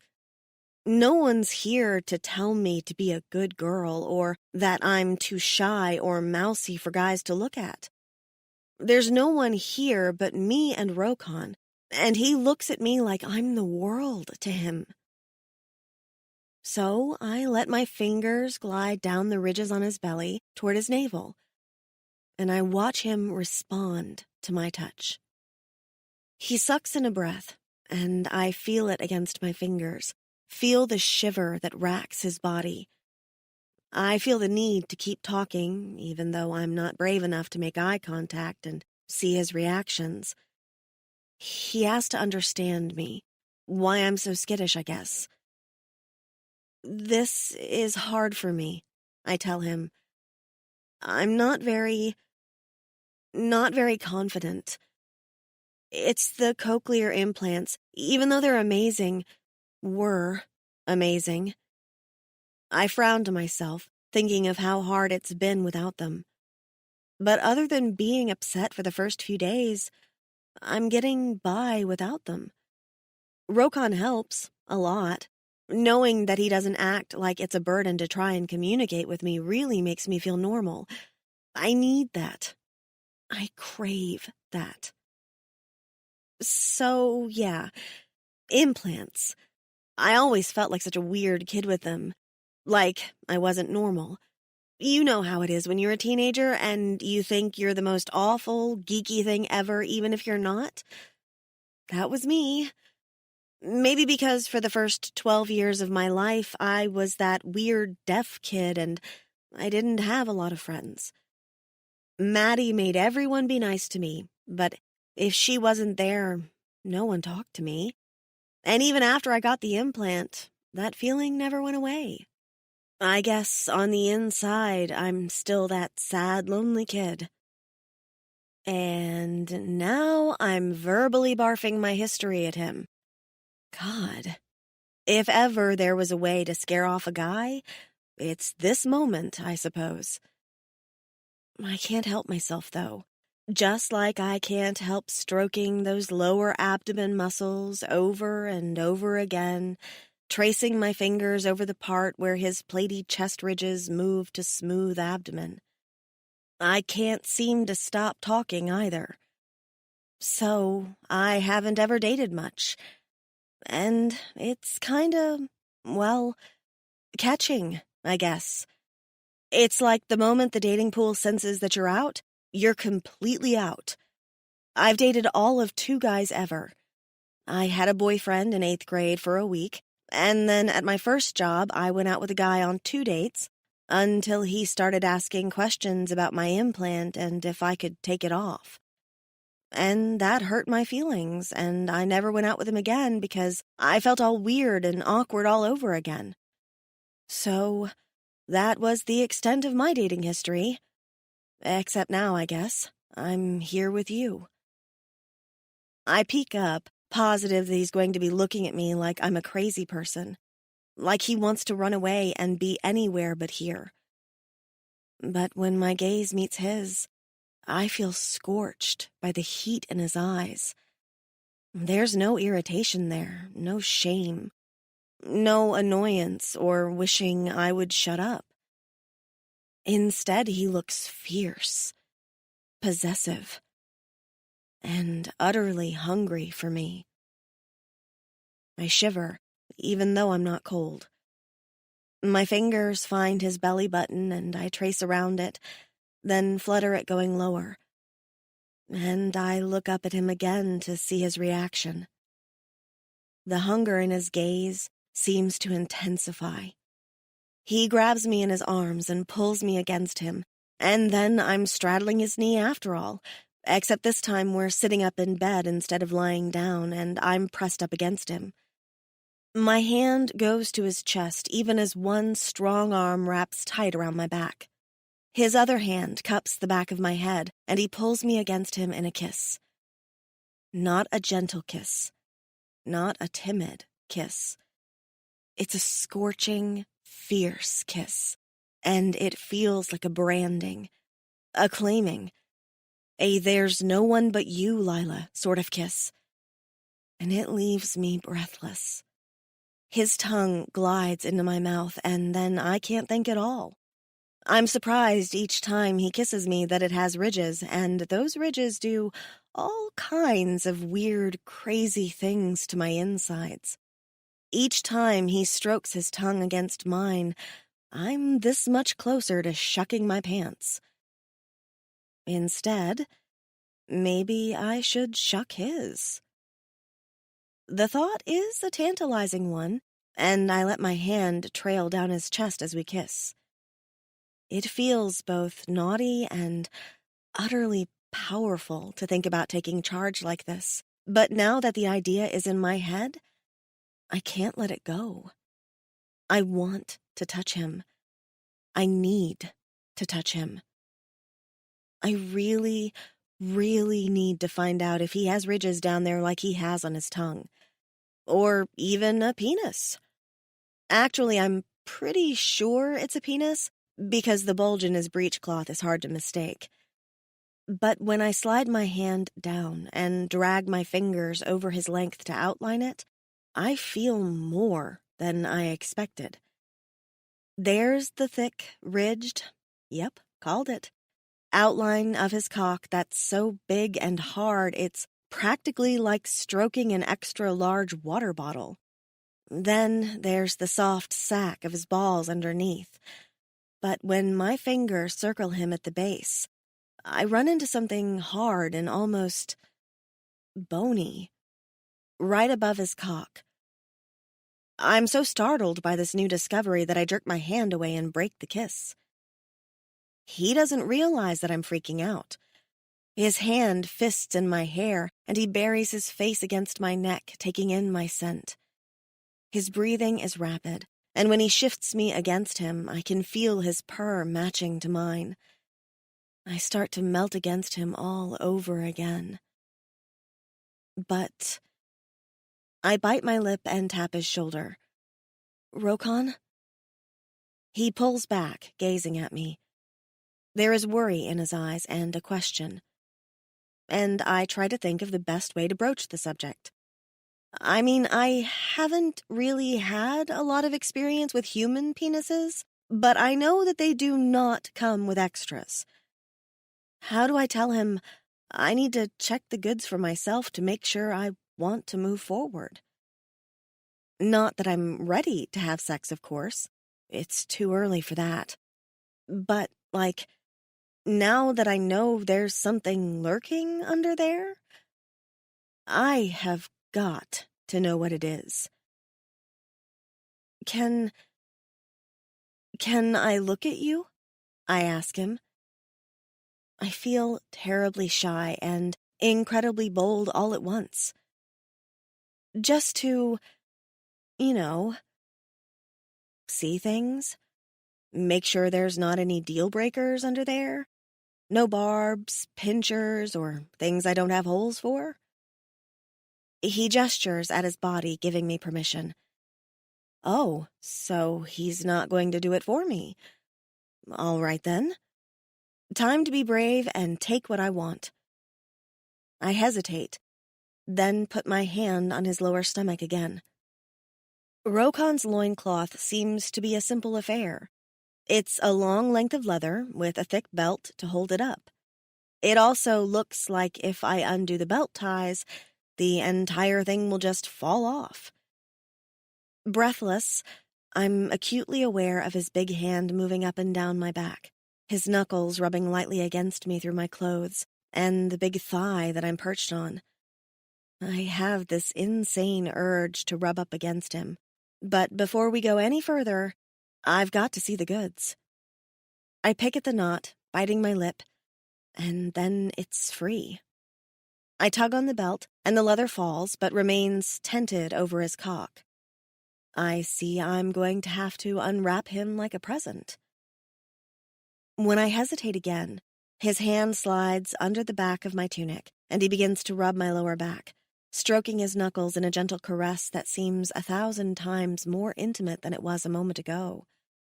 And because the touch is arousing and comforting at the same time, I take the edge of his loincloth and pull it down, exposing him to my gaze. All right. That's a lot of dick. My hand hovers over him because, wow. He's fully erect, the head of his cock straining toward me. It's a darker shade of blue than the rest of him, and the head is shiny and wet. There are ridges going down the length, starting under the base of the crown and heading all the way to his smooth groin. I guess they don't have body hair. Instead, he's got a big, blunt horn. Or something. It protrudes above his cock, about as long as one of my fingers and about as thick. It doesn't look scary, just weirdly inhuman and out of place. I study everything for a long moment, wondering if I should touch, and then wondering why I'm so chicken about it. He wants me to touch him. The moment my hand hovers closer, he sucks in a breath. When I don't make a move, he exhales slowly. His hand has stopped moving on my back, and I'm acutely aware of him. As he breathes, his cock moves, and I resist the urge to measure him because he seems really large. I mean, he's a big guy already, so I shouldn't be surprised that his equipment is big, but wow. I'm pretty sure that's gonna be a tight squeeze. I flex my fingers, hovering my hand closer, and as I do, a pearl of liquid beads on the head of his cock and then slides downward. That's fascinating and really sexy. My thighs clench and I realize I'm wet too, just from staring at him. There's a throb deep between my legs, and I feel all hot and breathless, and I haven't even touched him. I let my hand hesitate in midair a moment longer, and then gently drag my fingers from the base of his cock all the way to the head. I want to feel those ridges. Actually, I want to feel all of him. A shudder moves through him, and I look up to see his head has tilted back, his eyes closing. His face looks both strained and sensual at the same time. All that from just one small touch? I feel powerful.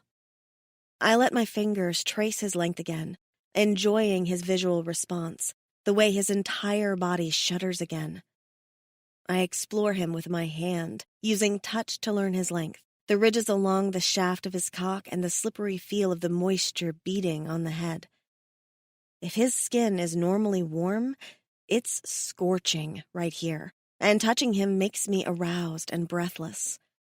I slide my fingers along the underside of his cock, brushing along his balls. He's hairless here, and the skin is soft and delicate. It's fascinating.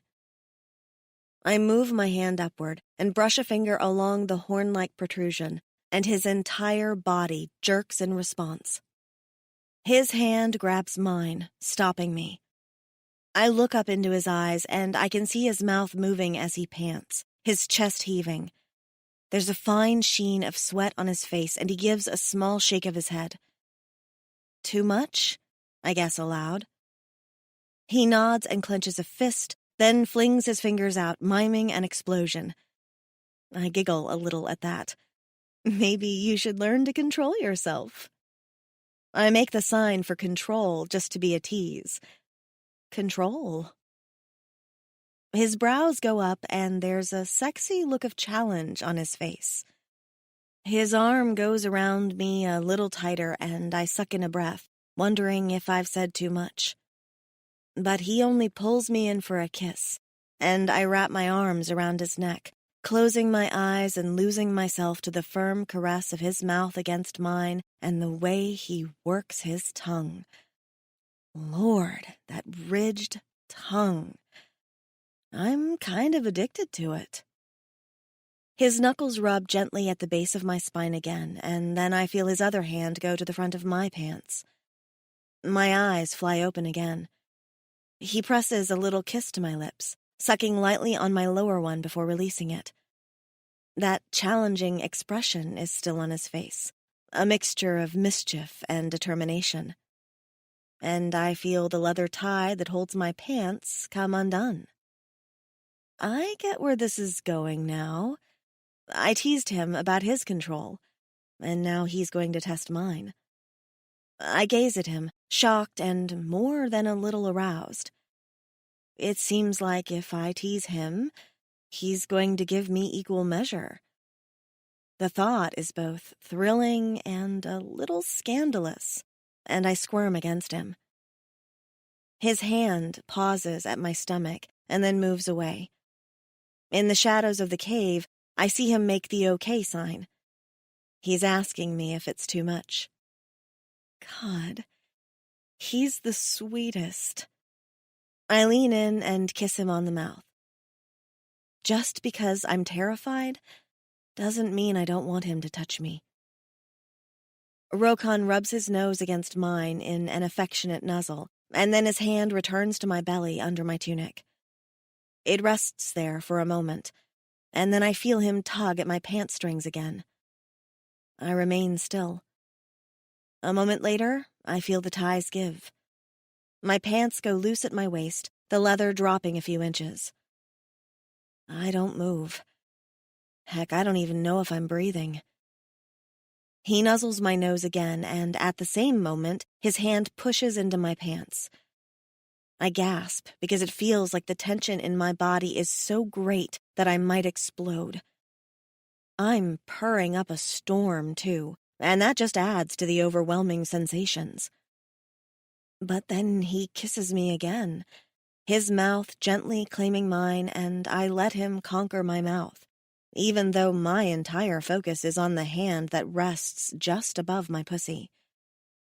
He was completely smooth.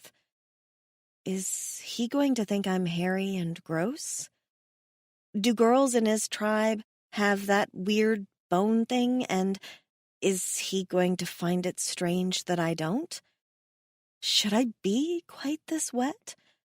Am I? Everything stops when his fingers move.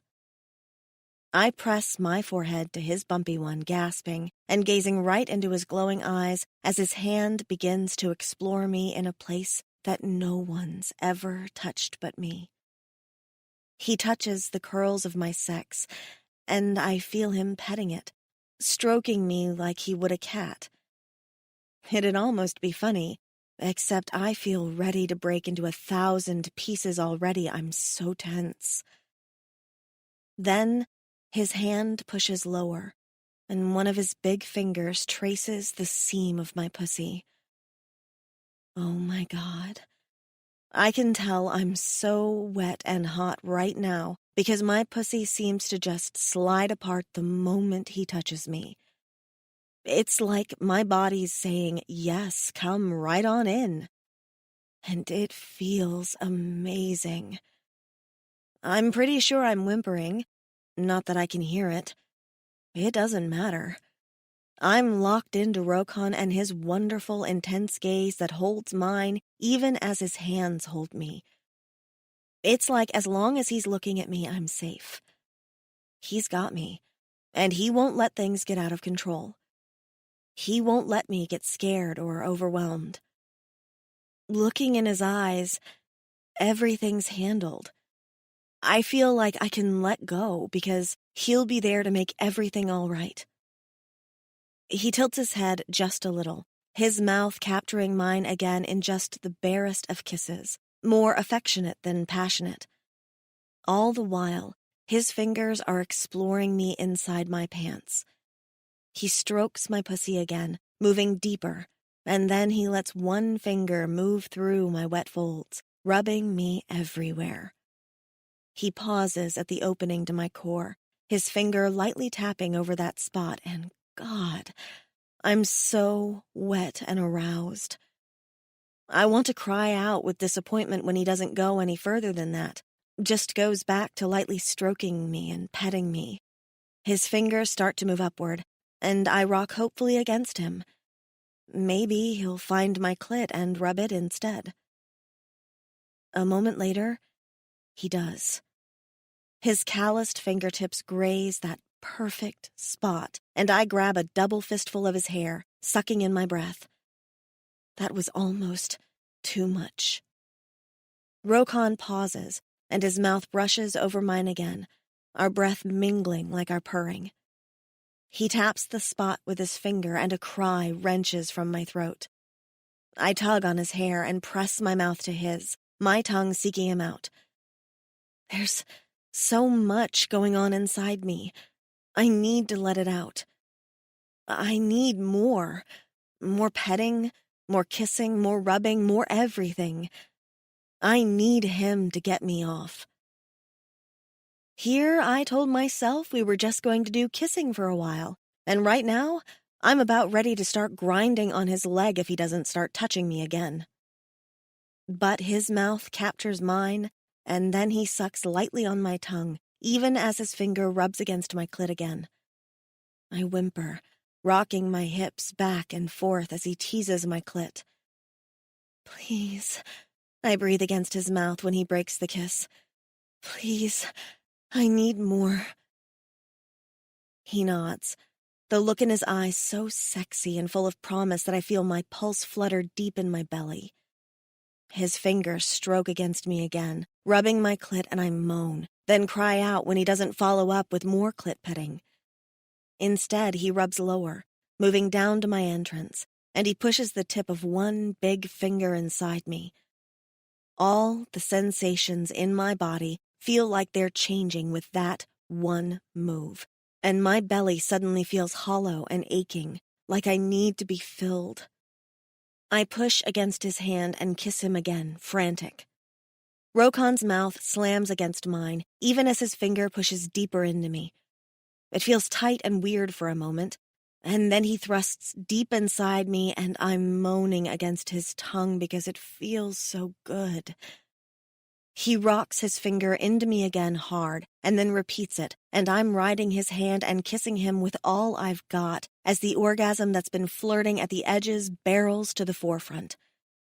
A few more thrusts of his fingers, and then I gasp as my thighs seem to lock up, my muscles tightening as pleasure rips through me.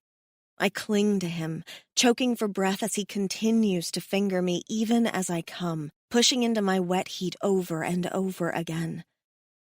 I've never come so hard, not when I've touched myself. Having him get me off like that feels like everything's been amplified, and it's terrifying and wondrous and feels amazing. After what seems like forever, my muscles unlock and I melt against him, drooping with the aftermath of my orgasm. It's like it sucked all the strength out of my body and left this spent, noodle-boned girl in its place.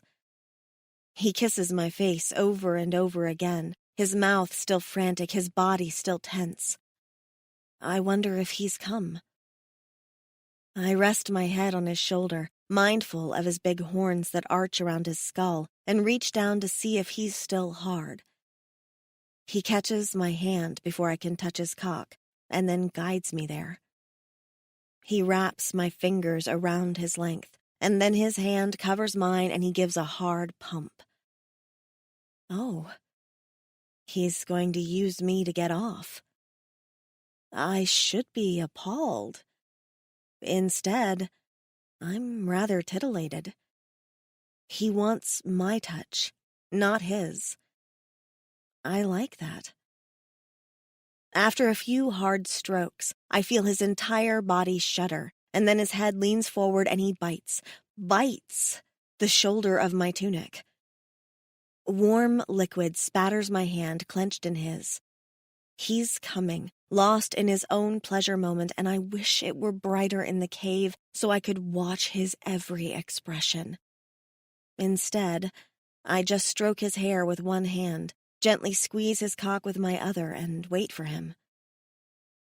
He recovers, releases my hand, and then uses a soft bit of fur to clean our hands off.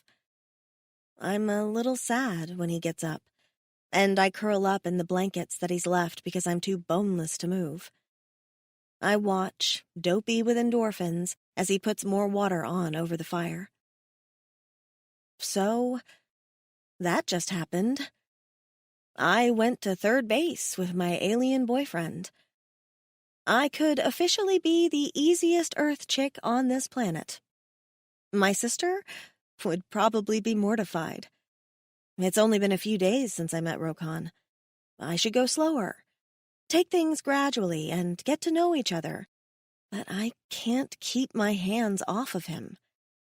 After years of being content with my virginity, I am now officially fast. But I can't find it in me to give a crap. I watch Rokan by the fire, his tight blue-ass bear, tail swishing, and feel rather pleased with myself. Chapter 13. Rokan. This is the best day.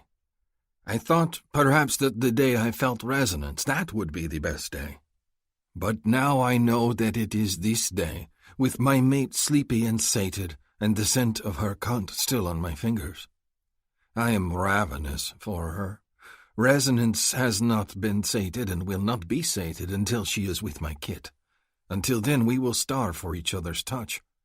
Already I could take her body to mine and fill her with my aching cock, and it has been but a moment since I left her.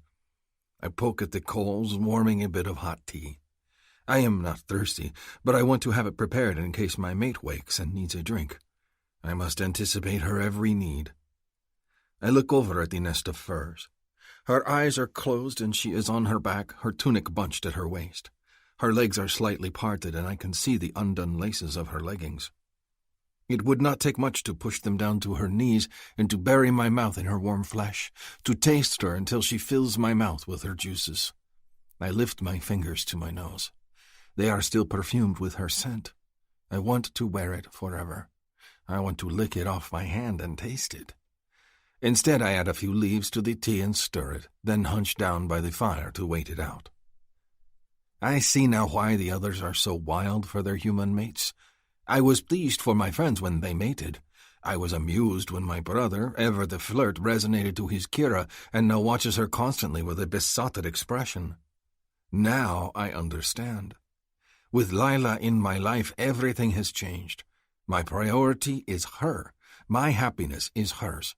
When I return home, I will move my small bed of furs out of my parents' cave and ask the chief for a home to share with my mate so we may start our family. My desires have changed. Now I will crave Lila's hand, her size, her everything, in order to bring myself to come. Even my seed has changed with Lila. Instead of thin and slick like before, it is now thick and milky. All that I am is changing for her. I welcome it. Just thinking about my mate makes me turn back around to look at her again. She is soft in the furs, one hand pillowed on a pale cheek. My cock is stiff with need again, and I think of the way her small fingers curled around my shaft, her grip holding me tight as I stroked myself. Tea can wait. I stalk over to the bed and set down gently on my knees to Lila's side and tap her arm. I always let her know my presence because she cannot hear me. I do not want to scare her by looming over her. I cannot imagine what it is like to live in silence. It only emphasizes how strong my mate is. Her eyes slide open and she gives me a shy, sleepy smile. Oh, hi there. I lean down and kiss her, and she makes a happy little sound in her throat. Then I slide lower on her body and move those tantalizing leggings lower, revealing the tiny thatch of mane between her thighs and the soft folds it covers. Her scent fills my nose, and I groan aloud, then begin to kiss her belly. I feel her quiver. She shifts, and I take the opportunity to tug her pants down to her knees, just as I pictured. Oh, she breathes. Her hands smooth down the front of her tunic, and then she reaches for me. Oh! I pull one leg of her pants off, then the other. Now she is delightfully bare. I take one delicate ankle and run my mouth over it. Oh, she breathes again, the sound low and throaty. I kiss my way down her leg toward her cunt. Oh, her moan fills the cave as I taste her. Oh, my mate, I think, with fierce, possessive joy as her flavor dances on my tongue. My perfect mate. Her hands fist in the furs beside her thighs, and I feel her entire body quiver when I drag my tongue over her slick folds. She is hot, sweet, and wet here, and I explore her with my mouth, seeing which flicks of my tongue make her cry out and which make her suck in a breath. Lila's hips rise to meet my mouth, and I put a hand on her thigh to hold her still, so I may lap at her cunt over and over again. Oh, wait, she breathes. I raise my head, curious. Did I do something wrong? No, she cries out a moment later. Her hand goes back to the top of my head and she pushes me back down. I didn't mean it. You're doing great. Her head flops back onto the furs. Thumbs up. I chuckle and go back to my task. My tongue circles around the small bud of her third nipple. It seems to be the most sensitive, so I focus on it. Her aching whimpers fuel me, and I eagerly lick her until she's crying out my name, her entire body shuddering in response to my tongue. perfect. Everything about my mate is perfect. This moment, her taste on my lips, her soft thighs pressing against my ears as she comes. Perfect. I wake my Lila up in the morning with a kiss to her brow, and then many kisses to her cunt. Her soft squeals and moans from last night haunt my dreams, and I must have my fill of her before I can travel.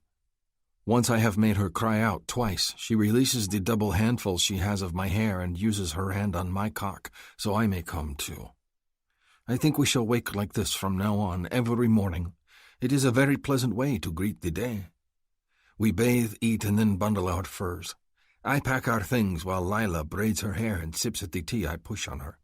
It will be several days' walk to the Elder's Cave, going slow so I do not exhaust my Lila.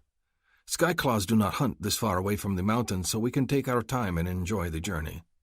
We will go even slower than usual, as well, because I must start teaching Lila. Even as she has taught me her hand words, I must now teach her to care for herself, like she has suggested. She knows less about how to survive than my youngest brother, Sessa, who is not yet 2 hands of age.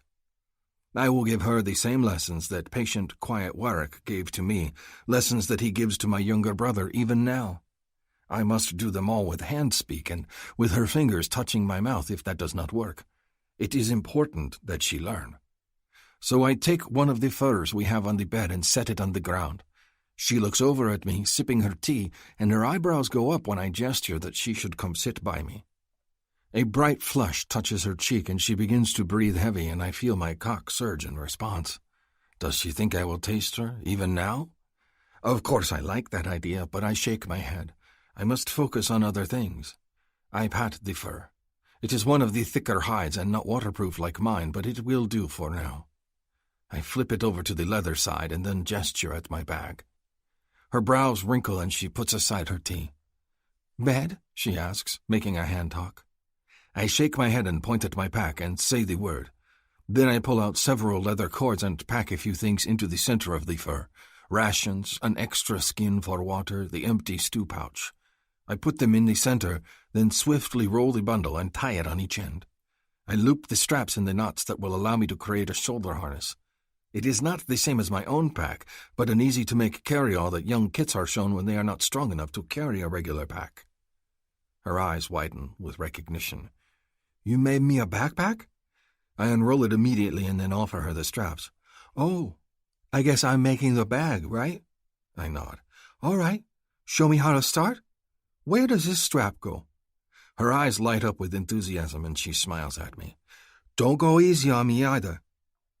It takes some time and much patience, but I show her how to make the bundle, to form the knots that create shoulder straps, how to cinch it when it is on her shoulders so it does not dig. She looks pleased with her creation and even more pleased when I hand her one of the spears. If she is to be a hunter, we cannot hold hands as we walk. She must be ready to look for tracks, to flush out game, to be on alert for predators. We leave a short time later after I show her how to put the cave back in order for the next visitor. It has snowed overnight and Lila's steps are plodding over the drifts. It will be a slow journey today, but that means we can make camp and go to our furs that much sooner. I am very eager for that. As a hunter alone, I could make the journey to the Elder's Cave in a day or so. With Lila at my side, it takes 5 days in total. Every step of every day is spent teaching her. I show her how to hold her knife and how to throw a spear. I point out tracks to her as we walk and describe the animals they belong to. We gather soap berries and fire fuel as we travel. I show her what to look for in our surroundings, signs of danger, changes in the weather, places where the snowdrifts hide caches of stored meat. I show her how to approach the hot streams and to chase away the face-eaters that dwell on the shores, waiting to prey on anything that moves near. There is no time to stop and show her how to build snares or traps, but I manage to hunt fresh meat every day, and every night, after she builds a fire, I show her how to cut it open without spilling the innards and spoiling the meat. It is a lot for her to learn, and by the time we stop for the day at a hunter cave, she is exhausted, her strength ebbing. But she must learn, so I insist she build a fire when every instinct in my body urges me to take care of her and do it for her. I show her how to melt the snow when all I want to do is hold her and let her relax against me. I show her how to slice up a fresh kill and how to scrape the hide for curing.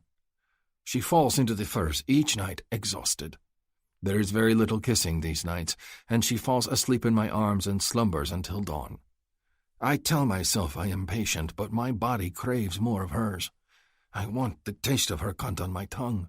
She is a craving, and I need more of her. My quee's song grows stronger in its distress, and I wonder that Lila does not feel the same aching need I do. Perhaps when she truly knows what resonance is, she will understand. Then we will come together as we should.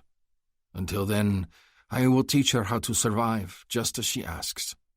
And though I am aching with need, I enjoy having Lila at my side. Every moment with her is such intense pleasure that I feel full of joy and wonder at the world. Every smile makes me smile. Every hand-talk sign I learn brings me that much closer to being able to truly speak. Every brush of her hand over mine reminds me that she is my mate, and she is everything I have ever wanted. It is early on the 5th day of our journey when the Elder's Cave comes into view in the distance. I recognize the large, smooth, snow-covered mound, so out of place amongst the jagged stone cliffs. It is here that the walls talk and will teach me how to speak to my Lila. I pointed out to her, eager to begin. Lila. Maybe it's that I'm tired, or maybe it's that I'm not really expecting to see another spaceship, but I don't recognize the big snow-covered dome for what it is until we get to the entrance, and I realize it's not a cave, but a spacecraft. The door is rounded, a metal ramp leading up out of the snow and into what looks like an opening. I retreat a few steps, clutching my spear, and look over at Rokon. He's giving me a boyish grin of excitement. Okay, he doesn't look freaked out. Me, I'm still trying to wrap my head around what this means. This is a spaceship? His brows go down, a close, alien approximation of a frown of concentration, and then he makes the cave gesture. I want to point out that this is most definitely not a cave, but maybe there's no word for spaceship in his language. The man wears fur pants and carries a spear, so I'm guessing that there's not a ton of technology in his culture. Plus, he's been heading us in this direction because he said something would help us learn to speak to each other. I haven't been able to figure out what he meant by that. I never really thought it would be a spaceship. And I don't know how that's going to help, but I'm worried. I pull my spear a little tighter to my body, feeling more comfortable with it in my grip. I point at the open entrance. Are we going in there? Rokon nods. Whose ship is that? I ask. Is there another group of aliens I'm unaware of? Is there more going on? I rub my forehead, frustrated at the gaping holes in my communication.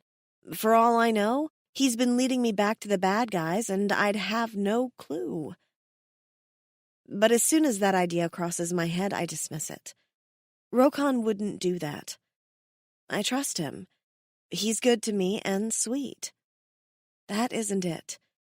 I'm still confused, though. Rokon thinks for a moment and then makes a few gestures that I don't follow. He signs, people, but I don't know what people he's referring to. He points at the entrance and then makes the talk sign. Are there people in there? I rest my spear on my shoulder and make the people sign.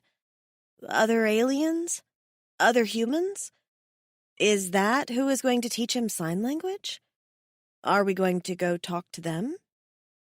He shrugs, and I'm just more confused.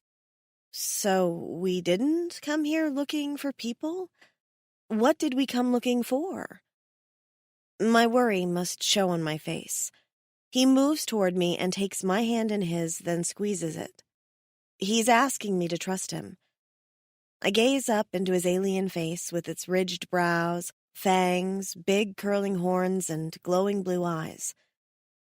If I can trust a guy that looks like a demon to save me from car-sized man-eating pterodactyls, I guess I can trust him a few more steps into his spaceship, right? I put my hand in his and nod. Lead on.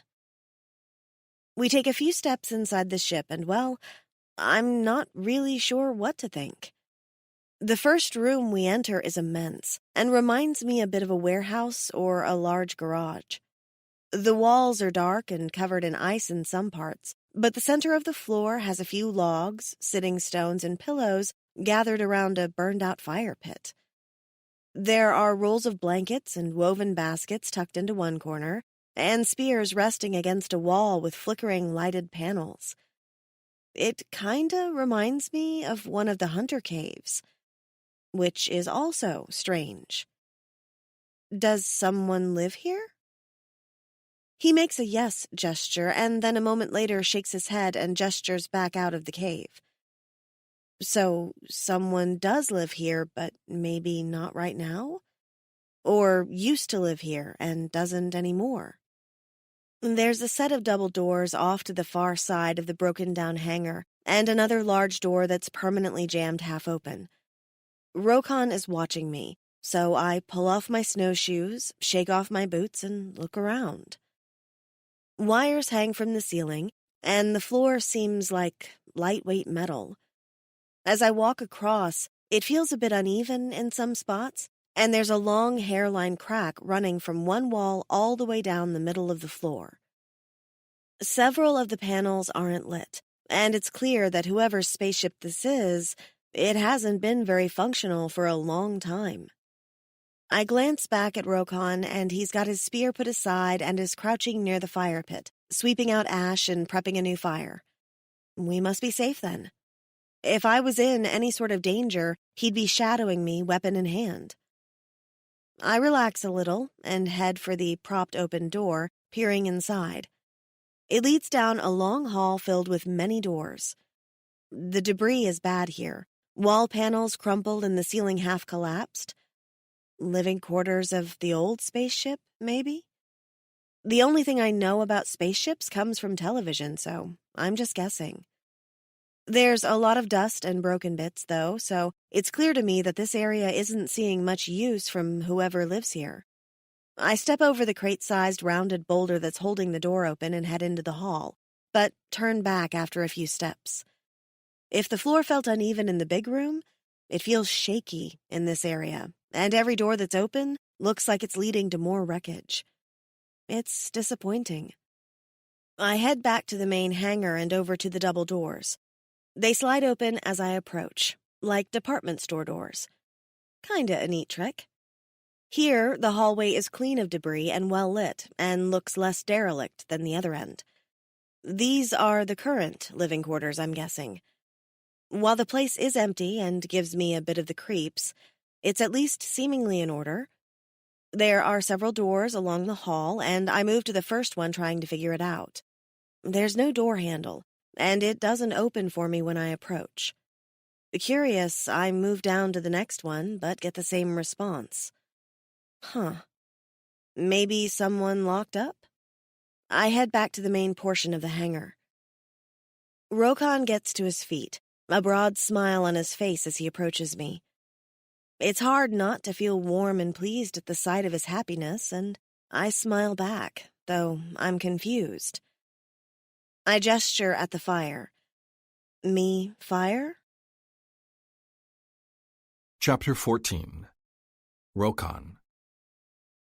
The smile my mate is giving me is sweet but bewildered. She does not know what this place is. I am a little disappointed because I thought she would be like Harlow. Harlow is very comfortable here in the strangeness of the Elder's Cave. She takes apart the walls and makes them talk to her. Even Shorshi and the other humans can make the walls talk. My Lila just looks at me, then moves to the fire and waits, expecting another lesson. Perhaps they do not have caves like this where she comes from? Is her tribe very different than Shorshi's tribe? I need to talk to her desperately. I feel the ache rising in my chest. I need to be able to speak to her like I need air. I rub my jaw and return to the fire. She sets up the tripod and looks at me, a question in her eyes. I do not visit the Elder's Cave much. Though I am friendly with Harlow and Rook, our paths do not cross much. I have no human mate before now, and received the human words when the others did. I do not know how to make the walls obey.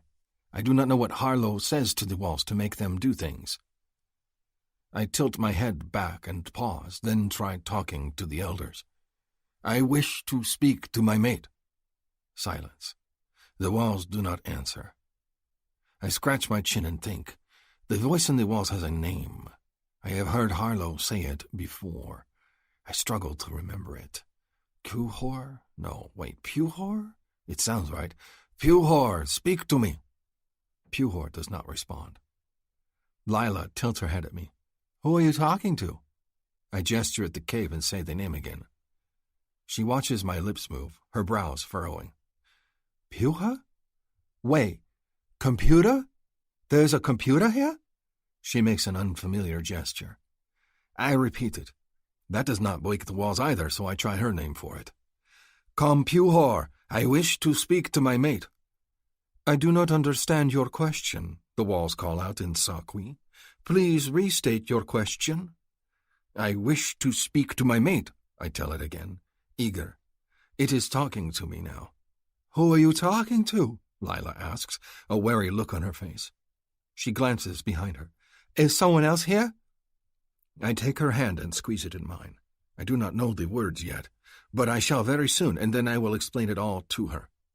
I kiss her knuckles, and then speak to the Compuhor again.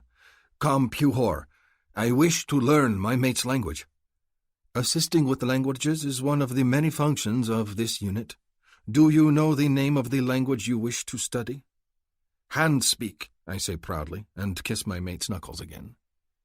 There is a quiet pause, and then the walls speak again. This system does not recognize that language. Please specify.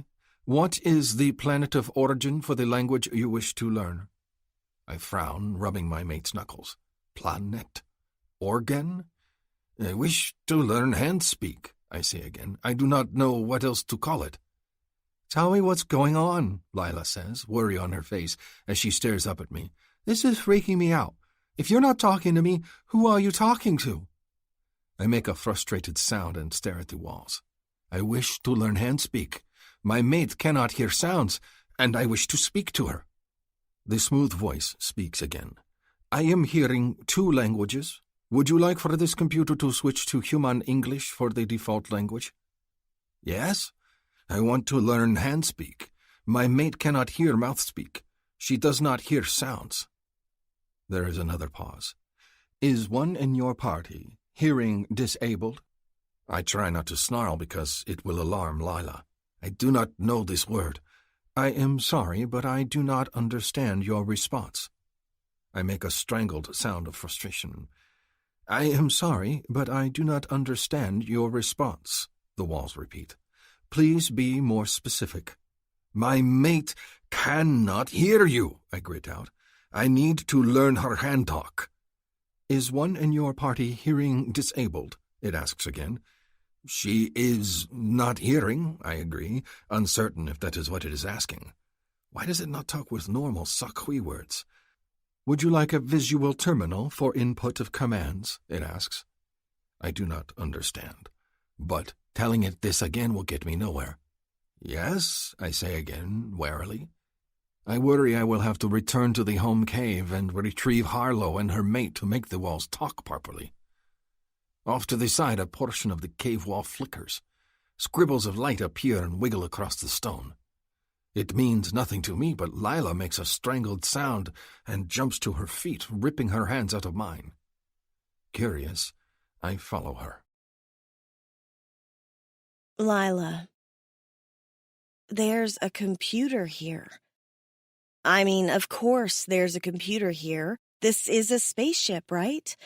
There's lights on the walls and technological-looking stuff, so it makes sense that there's a computer system running things. The words scrolling across the wall look a lot like a command prompt if a girl ever saw one, but it's not in a language I recognize. Is this who Rokan's been talking to for the last few minutes? I've been racking my brain, trying to understand if he was talking to someone through an intercom or to me or what it was. But it makes sense that there's a computer here and he's giving it verbal cues. He must have let it know that I need to type, and now it's responding.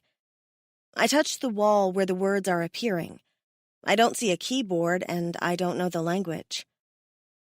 Ask it to type in English, I tell him, my gaze flicking between the wall and his face. I don't want to miss anything. He tilts his head back again and says something, lips moving. A moment later, the words on the wall change. Greetings. We will use human English as the default setting until otherwise notified. Do you wish a terminal to enter your answers? If so, press the button at the base of the screen and a touch-sensitive input pad will be made available. I drop to my knees and run my hands along the wall, excited. There's a tiny hole that feels like it might be where the button in question used to go, but it's also broken. I shove my finger in there anyhow and hammer at it. Something moves, and there's a hint of air that wafts over my face. Then a black pad half ejects from the wall and then gets stuck. Rokan grabs his knife, but I wave a hand at him to call him off before he can stab it. I need this thing. It's about the size of a book and very flat, kind of like an iPad. I smooth a finger across the surface just in case it acts like one too. At my touch, it lights up, and several circles appear, each one with a letter of the alphabet in it. It doesn't look like they're in order like a QWERTY keyboard, but I can use this. I press my fingers to my lips thinking, and then type, "Where am I?" There's no punctuation or capital letters on the thing, but the computer screen responds a moment later, filling with numerals and a word that I don't understand. All right, space coordinates help me none. I stare at the math formula on the screen and try a different tactic. Visual map of the area. It shows me a picture of the nearby hills. Again, not super helpful. I keep typing. Geographical map. Continental map. The screen changes again, and this time I see continents. The world looks like nothing I've ever seen before. There's a massive body of water off to the left of the continent I'm on, dotted with islands and what look like big floating chunks of ice. Actually, most of what I'm looking at looks like an ice floe. There's not really a green belt that I can see, and the 3 continents on the screen all seem to be just as icy as this one, even after I asked the computer to show me the equator. We are at the equator. Well, that's depressing. I think for a moment and type again. Location of Earth relative to current location. A star map appears, galaxies zooming past before a tiny arrow pinpoints a small spot on the pinwheel of the Milky Way. Just seeing that makes me sick, and I have to fight back a sob of grief. If I needed a slap in the face to remind me that I'm never going to get home, I just got one. Rokan touches my cheek with a gentle finger, turning me to look at him. There's concern in his eyes, and his tail is lashing in the corner of my vision. He's agitated, probably worried about me. He rubs my arm, and there's a question on his face. I'm okay, I tell him, and manage a smile even as I make the okay gesture. He points at my hand, then at himself, then at the screen full of words. Right. We came here to learn a language. I flex my fingers and start typing again. Can you teach languages? Words quickly flit across the screen. This ship's artificial intelligence is programmed with over 20,000 common languages. Do you wish to receive a linguistic upload? Now we're getting somewhere.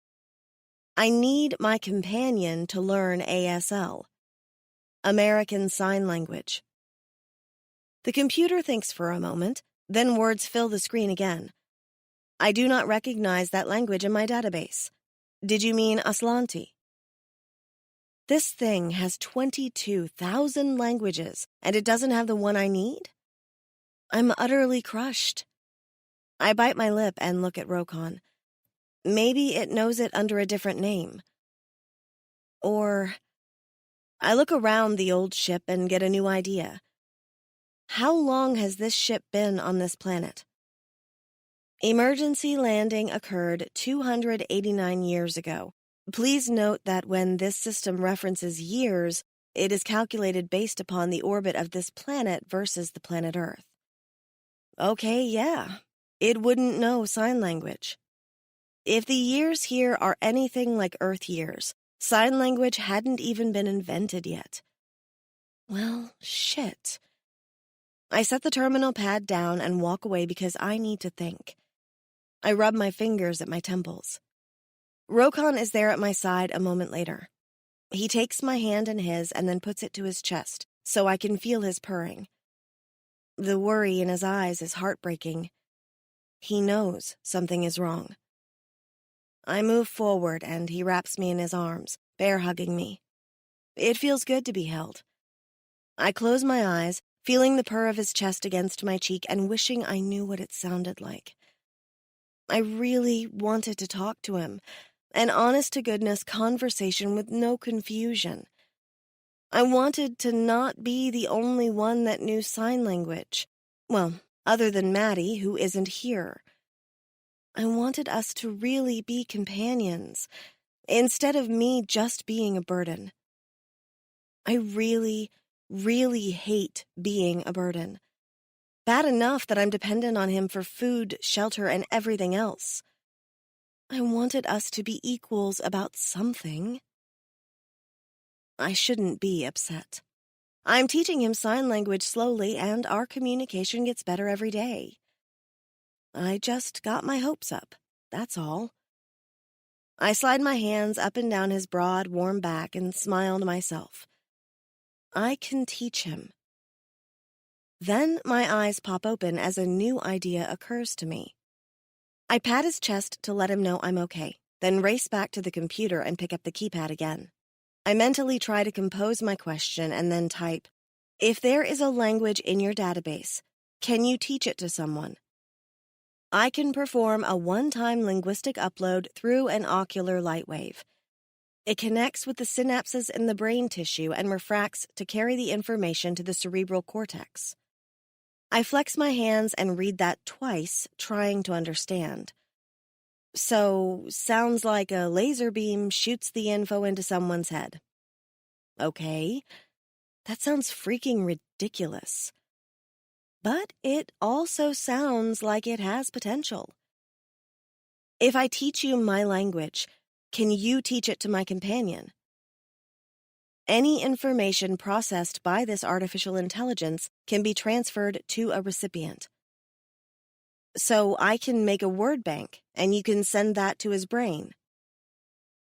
Query: word bank? A list of words and the translations. Affirmative. I pump a fist, excited. Then I think for a moment and type again. It is a visual language. Can I input visuals? Visuals are an acceptable format. How do we get started? Simply let me know when you wish to record your visuals and we will begin. I'm excited. It's a daunting task, but it's doable. We take a day or two, and I feed all the sign language I can possibly think of to the computer, and then it turns around and dumps the information into Rokon's brain. There are so many signs that I'm mentally cringing a little, trying to think of how I'm going to remember them all. What's the best way to go about this? The alphabet, of course, but after that? I can start with common signs, or try to go alphabetically. I type again. Do you have a dictionary or a list of words I can use as a starting point? Accessing a dictionary of English words and definitions. Where would you like them displayed? I turn to Rokon with excitement, beaming. Rokon. The cave's voice does not know Lila's handspeak. I am shocked and angry at this until Lila explains to me with small, soothing pats of her hands that she will teach it like she has been teaching me. She will tell it each gesture for every word she can think of. Then it will in turn give me the language and I will be able to speak to her. It will take many days, but she is determined to do so. She gives me a quick kiss and turns to the wall and begins her work. My Lila is so clever. I am humbled by her quick mind. She has solved this problem without my help, and as I watch her talk to the flashing words and move her hands, I am filled with pride. My mate is wise. My task then will be to make sure that she is comfortable. I pull one of the big square pillows over to her place by the wall. I make sure her water skin is full and melt more fresh water for her. I would roast fresh meat, but I dare not leave my Lila alone in case of predators. They are scarce in this area, but I will take no chances with her safety. I stay close to the cave, the entrance always in my sight, and gather fuel for the fire. I unroll the furs and make a warm, cozy nest for us. Since I cannot feed her hot food, I make tea instead to go with her trail rations. All the while, Lila sits in the corner of the room and gestures and talks to the wall. After several hours, her water skin is drained, and I switch hers with mine. Her voice begins to crack and grow scratchy, and as the night goes on, she continues. Her gestures grow slower, and she yawns, her voice raspy. That is enough, I decide. I get up from the lonely fire and move to Lila's side, approaching in her line of vision. She glances over at me, finishes the handspeak gesture, and then pauses to take a sip of her nearly empty water skin. Before she can say anything, I scoop her into my arms and take her to the fire. Hey, she protests, her voice dry and scratchy. I'm not done. I ignore her words. In my eyes, she is done. She has no voice left, and she is drooping. This will not do. She is my mate, and it is my job to take care of her. I set her down by the fire in the nest of furs, and she rubs her face with her hands. 5 more minutes. Her words die when I put my hands on her shoulders and begin to rub them. Instead, she moans, closing her eyes. My cock immediately responds, and my quee hums louder now that I am touching her. How did you know my neck was hurting? She muses aloud. Never mind, you can tell me once you learn sign language. I nod to myself. I will tell her so many things when I have learned her words. She sighs and leans back against my hands, and I continue to rub her shoulders, pleased that I can do this small thing for her. I want to ask her so many questions, but she needs to rest. Didn't realize how many words there were in the stupid English language until now, she murmurs. Did you know? I press a finger to her lips to silence her. She needs to save her voice. Already it sounds dry and raspy enough to pain me. Lila nods, and I rub her shoulders and back for a while longer, then get her a cup of tea. I watch her until she finishes it, then feed her small bits of trail rations until I am satisfied she has eaten enough. She starts to get up, gesturing at the wall that is waiting for her, but I shake my head and give her a stern look. I make the stay gesture and point at the furs. She nods and lies back down, too tired to argue. She rests on her belly, propping her chin up with her hands. Will you rub my back some more? Nothing would give me more pleasure. I move to the furs and press a kiss to the top of her small, hornless human head with its soft mane. It has been days since I had her on my tongue, and I am a selfish hunter because I crave her taste. She is tired, but perhaps I can give her pleasure. I move my fingers over the shoulder of her tunic and then tap it to let her know I want her to remove it. Will she be shy or will she take it off? My quee rumbles low with pleasure when she sits up long enough to take her tunic off and then lies back down again, presenting me with the slim line of her bare back. Seeing her like this reminds me how fragile my Lila is. I must always be careful of her. I am much larger than she is, my hands capable of spanning her rib cage. How my quee has chosen someone so delicate for me, I do not know, but I will have no other. I slide my hands up and down her soft back, and she makes another sleepy sound of pleasure. She doesn't move as I stroke her, kneading tired muscles. This has been a tiring journey for her, from the mountains to the Elder's Cave. In addition to the walking, I have been forcing her to learn tracking and gathering. No wonder she is exhausted and the muscles in her back are taut with tension. I should rub her every night until she's moaning with pleasure. That thought makes my sack tighten, and I close my eyes to compose myself. Resonance must be fulfilled soon, because every day it becomes that much more difficult to resist her. Soon we will talk, and she will realize what it is that connects us. I can be patient for a bit longer, especially as I have seen how hard she is working to be able to teach me her words. As if her mind is connected to mine, she murmurs, I can't wait to be able to talk to you, really talk and not wonder what the other is trying to say. I feel the same. I lean in and brush my mouth over the soft skin of her shoulder in a gentle caress. Perhaps she is not too tired to let me put my mouth on her cunt and lick her. She rolls over onto her back, gazing up at me with soft, hooded eyes. Her teats are in full view, and she does not try to hide them or cover them like before, and that fills me with pleasure. She is growing used to being naked around me, and I like that. Lila reaches up with one hand and traces my mouth.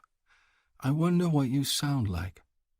Her words sound sad to me, and so I kiss her palm to distract her. It does not matter what I sound like. I sound like hers. I am hers. Lila gives a little moan as my fangs scrape over her skin. She moves her hands to my chest, then smoothing over me and touching me everywhere she can. I lie down next to her, propping my body up carefully on one elbow at her side so I do not crush her smaller body under mine. I am filled with need for my mate. I want to kiss her everywhere, to put my mouth on every bit of her skin and taste her with my tongue. I want to lap up her juices until she's crying out. I've never felt this way about anyone, she says to me, and reaches for my long braid. She plays with the tip of it for a moment, and then locks eyes with me. Have you? The question makes me sad and frustrated. If she understood resonance, she would not ask. She would know that she is my mate, my other half. There is no way I could feel like this for another. She would know I have waited my entire life for her. But I cannot say these things to her yet, because I do not have the words. I take her hand in mine and kiss her knuckles, and then hold it against my heart. Her soft smile is beautiful enough to make my tail flick, a tremor rushing through my body. I'm addicted to you, too. She is wrong. She is not as addicted as me. If she was, she would understand the agony I silently endure while I wait for her to understand what it is to be my mate. She would know how hard it is to hold her and wait endlessly for the signal that says she is ready to be mine in all ways. She would know the mix of joy and despair I feel every morning when I wake up and she is mine and I have not claimed her yet. Oh, she whispers, and her fingers reach for my tail, flicking on the furs beside her. Look at your poor tail. It's healing crooked. Lila runs her fingers down the length of it where the bones now lie bent after the skyclaw attack. The bruises have faded and the pain is gone, but it does not lie straight as it did before. You have a kink in your tail, and she strokes it again. Her fingers on my tail are more than a male can bear. I have never had mine stroked before, and I did not realize until now that it is just as sensitive as my spur. The groan that I have been fighting erupts from me, and I press my head against her stomach, needing desperately to touch her but wanting her approval first. Eek, watch the horns, she says, and I lift my head carefully. When our eyes lock, she bites her lip playfully and traces a finger around the pink tip of her teat. If you're going to put your head down, maybe over here? And she licks her lips suggestively. A possessive snarl rises in my throat at the sight. I am the luckiest male alive because she is mine. I bend down and kiss her soft pink mouth gently. Then I move further down and kiss her soft pink teats until she is panting and clinging to my horns. After that, I tug down her leggings and kiss her soft pink cunt until her juices flood over my tongue and she is exhausted from crying out. My own pleasure can wait for another day. Just being able to do this for her, for now, it is enough. Chapter 15. Lila. It takes 3 long days to go through as many words as the computer spits at me. 3 long days. Not every word in the dictionary goes into the Ice Planet Sign Language, or IPSL, as I've been jokingly calling it. There's not going to be any need for Rokon to know the sign for book, for example, or turkey. That speeds things along. But it's still achingly slow progress to feed each word and gesture into the computer. I lose my voice at the end of each evening, and Rokon pampers me with tea and cuddling, and, okay, lots of making out, until I drowse off in the furs. When I wake up each morning, my throat is better, which is pretty impressive. I've never recovered that fast from a sore throat before, but I'll take it. Maybe my body knows how badly I want this to be done. During the day, Rokon has to go out hunting, so I have to close the doors to the ship for my safety. I can't hear him knocking, and I don't trust the computer to know to let him in, so I force myself to get up and stretch, and check for him on a regular basis. He always returns with fresh meat, more fuel for the fire, and many, many kisses for his tired alien girlfriend. Even if the work is exhausting, the company is excellent. It's on day 3 that I get through the letter Z. There's not that many Z words that apply to our situation. Zip, maybe. Zoom? Probably not. Zero? Sure. Zoo? Nah. I pick through the list of words, and then suddenly, there's no more words to go through. Wow. I'm done. I sit back, rubbing my neck, and stare up at the screen, trying to think if I missed anything. I got the alphabet. I got numbers. I even added some slang as I remembered it. Is it time? It almost feels like it's my birthday. I bolt from my seat and rush to the doors that lead outside. I fling them open and step out onto the snow-covered ramp, looking for my mate. Sure enough, he's heading back toward the ship with a large kill slung over one shoulder. It's amazing that he always seems to know just when I'm ready to take a break, because whenever I look for him, he's right there. It's like he knows. I wave for him to come, and when his gaze lands on me, a smile crosses his face. He's breathtaking when he grins, and I feel my purring rev up as he jogs a little faster toward me. I'm practically bouncing with excitement when he gets to the door. It's ready, I sign, and then point at the computer terminal on the wall. His brow furrows until I point, and then he lights up. With a broad grin, he dumps his kill by the door. Clearly, it's not as important as the language stuff. He takes my hand, and we dash to the computer like children, excited. I'm practically shaking with anticipation, which is silly, but it's suddenly become super important to me that we be able to communicate at every level. He speaks, and I watch his mouth move, holding his hand tightly. He waits a moment and then speaks again, and then squeezes my fingers. A red dot lights up on the floor, and I look at it curiously before glancing up at Rokon. He gestures at the spot on the ground and then points at his eye, then does the talk sign. Okay, I remember the computer saying something about ocular download or something, so that must be why he's gesturing at his eye.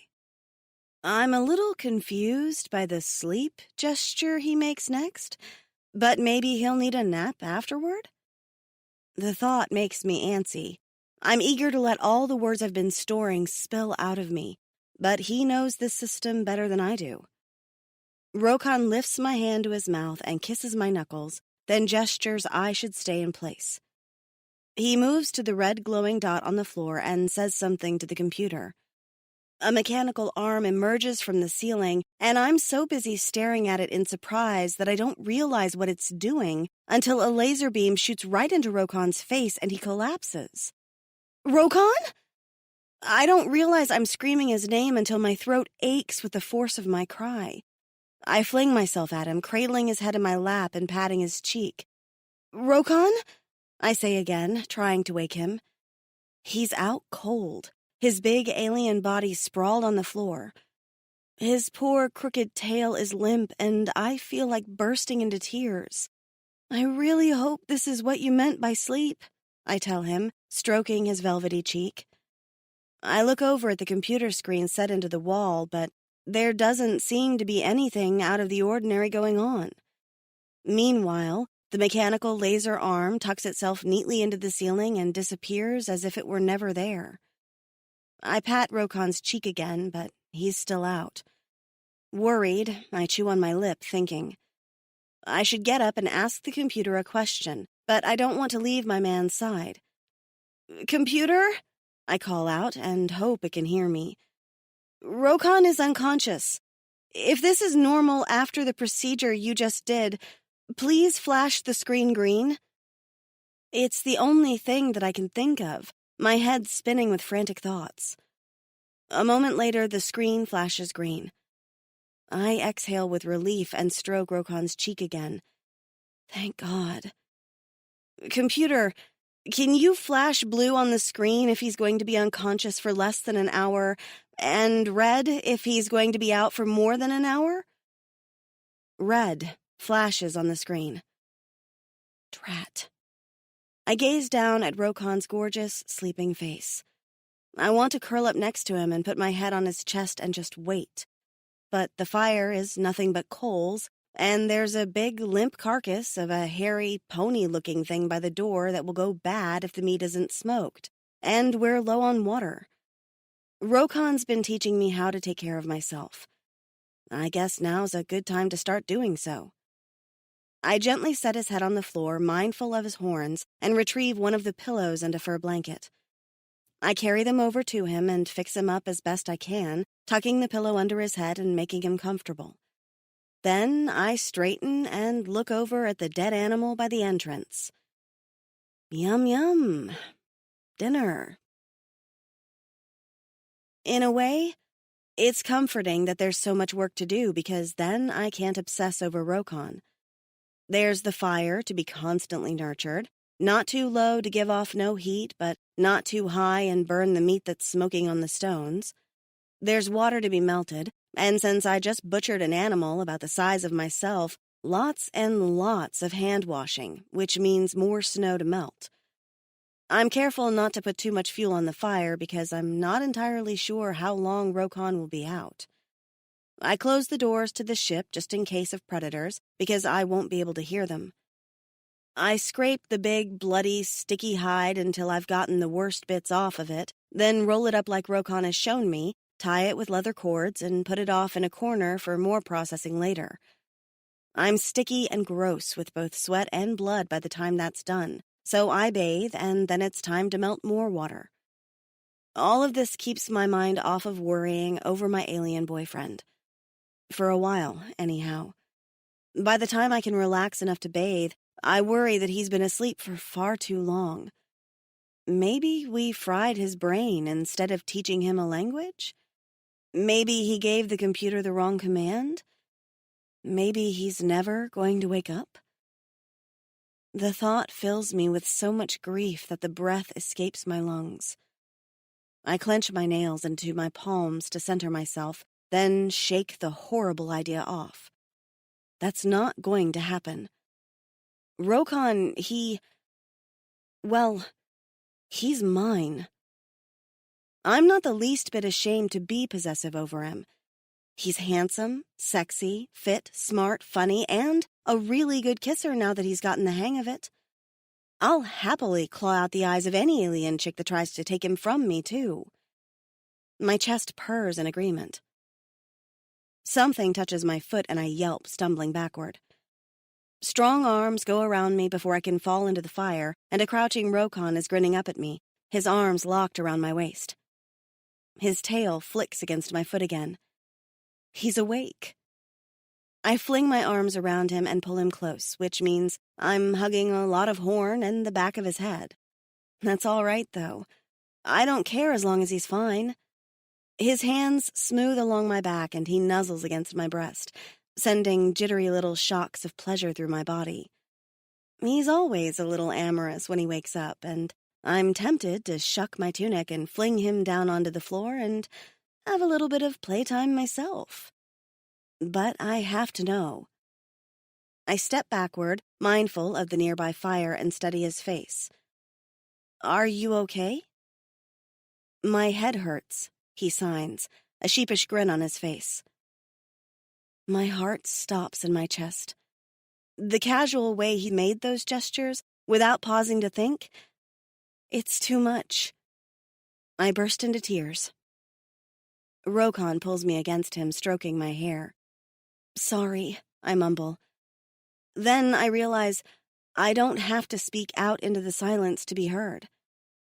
I pull back and look up at him, then gesture, You learned the language? Everything is all right? He nods and begins to do a series of signs that are so beautiful it makes me want to weep. I am still a little slow, but I see your hand words and know them now. I am glad. We can really talk now. I can't stop smiling. Now we can say all the things we have been wanting to say for days and didn't have the words. You worked very hard for this. I am glad for your efforts. It's weird. I've been waiting forever to blab at him, and now I'm feeling all shy and awkward. I can tell from the expression on his face that he is too. It's like we've been communicating, but not as well as we could. Now we have the chance to say whatever we want, and I'm a little intimidated about where to start. Well, anything you want to get off your chest?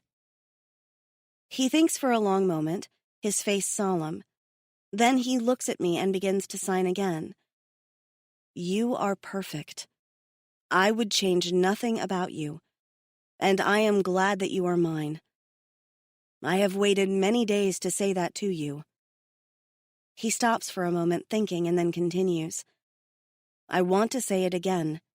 You are perfect. I burst into tears again.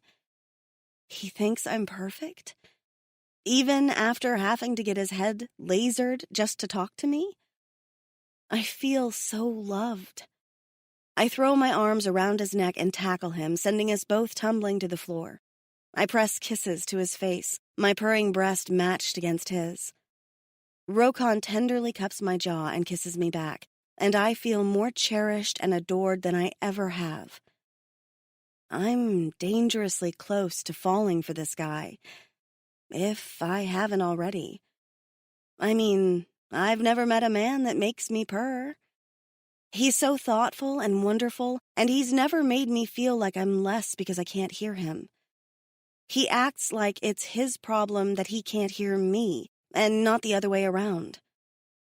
Maybe that's why he makes me purr. I break the kiss and stroke his cheek, fascinated by him all over again.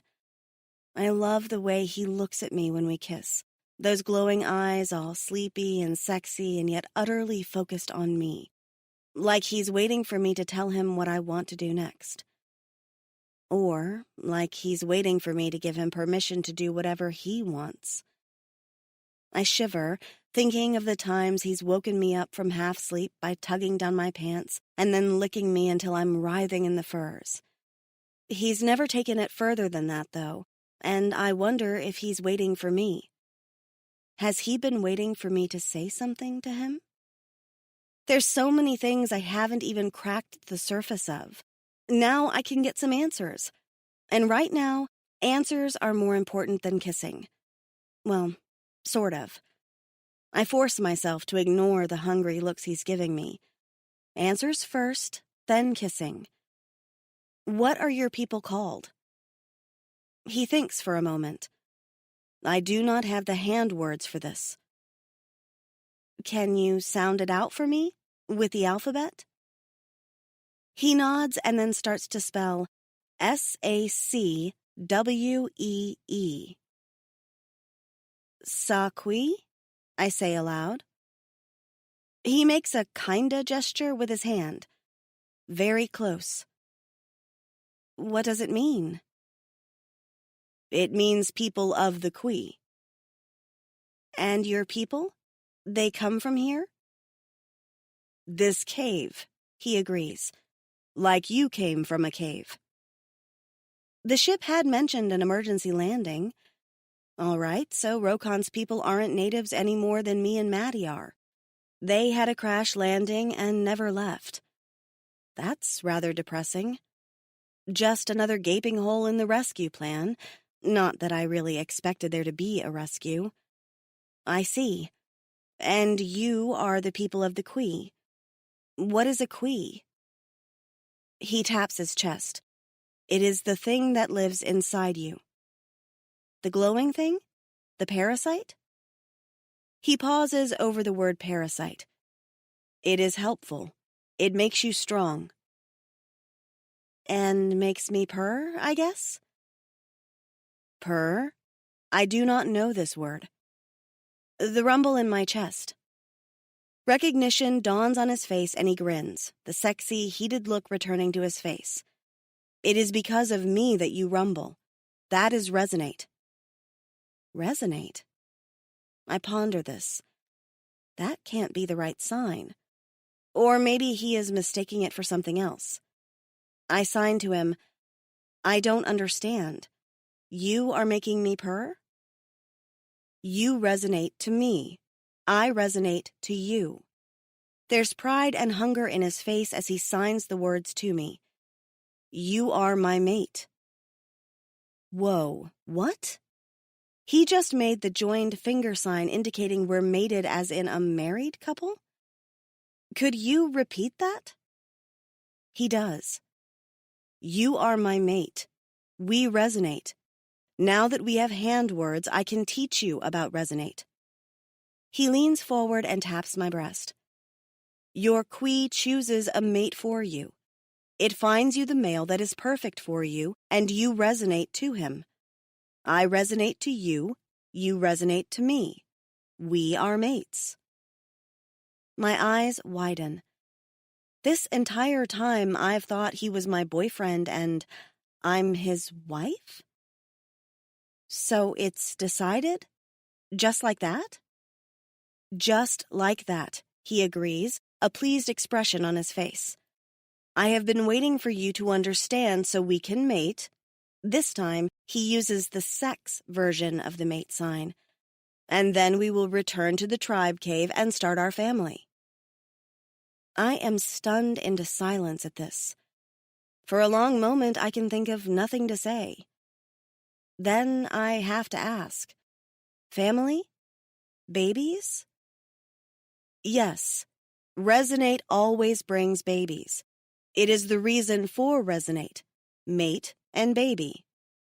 Okay, so my parasite has decided that I get a husband and kids and I get no say in this? I'm not sure I'm ready to take care of a baby or be a mom. I'm still learning to take care of myself on this planet. What about birth control? I do not understand. Oh, God. I rub my forehead, trying to think.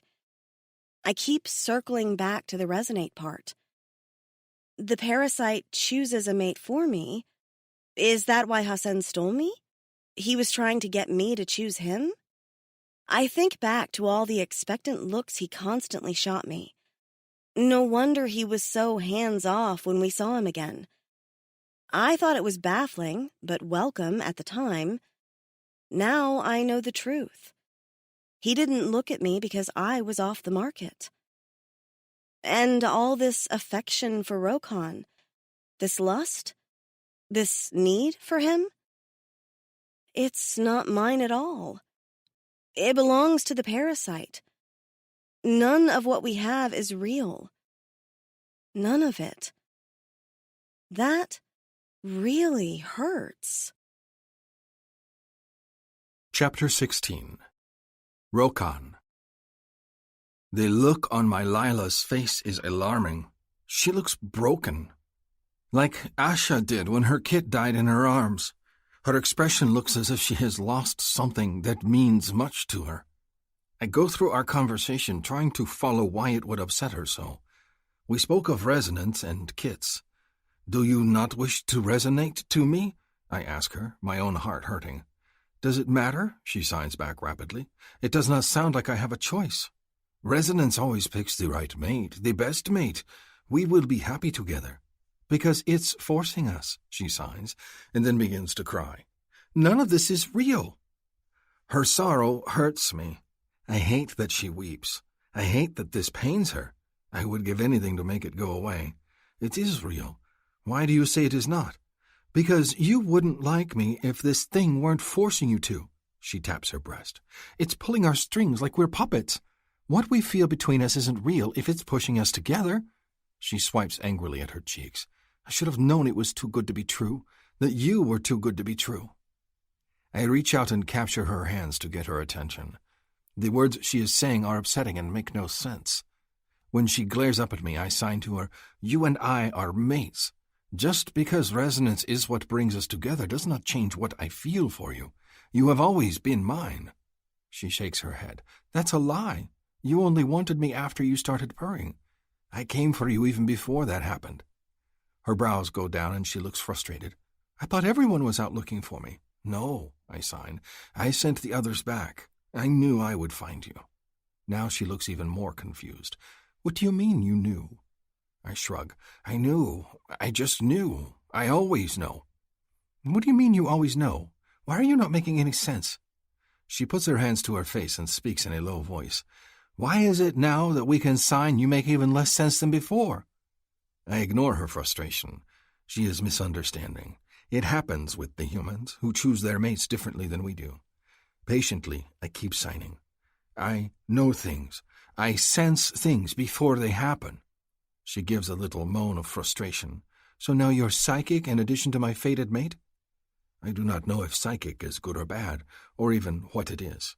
I have always known things, and I knew when I saw you that you were to be my mate. It is why I feel so strongly for you. Lila signs back angrily. No, you feel strongly for me because I am your mate. If there was no Qui, you would feel nothing for me. How would you feel if we hadn't resonated? That does not make sense. How does it not make sense? Because you are mine. Of course we resonated. She throws her hands up in the air, then sighs. I give up. I don't want to talk about this anymore. I need time to think. Are you angry that you are my mate?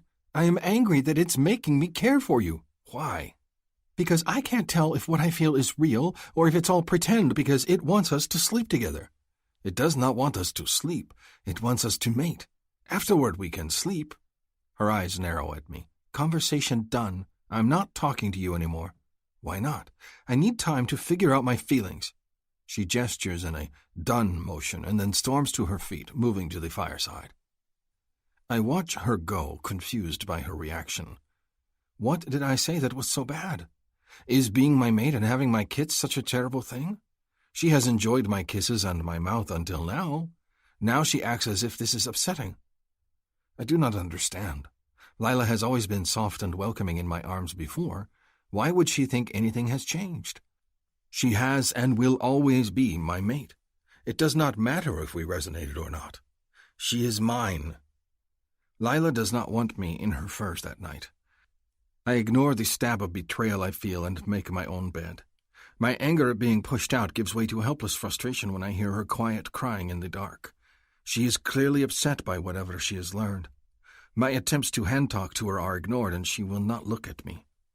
She is being stubborn, my mate, and until she will talk to me, I can do nothing about it.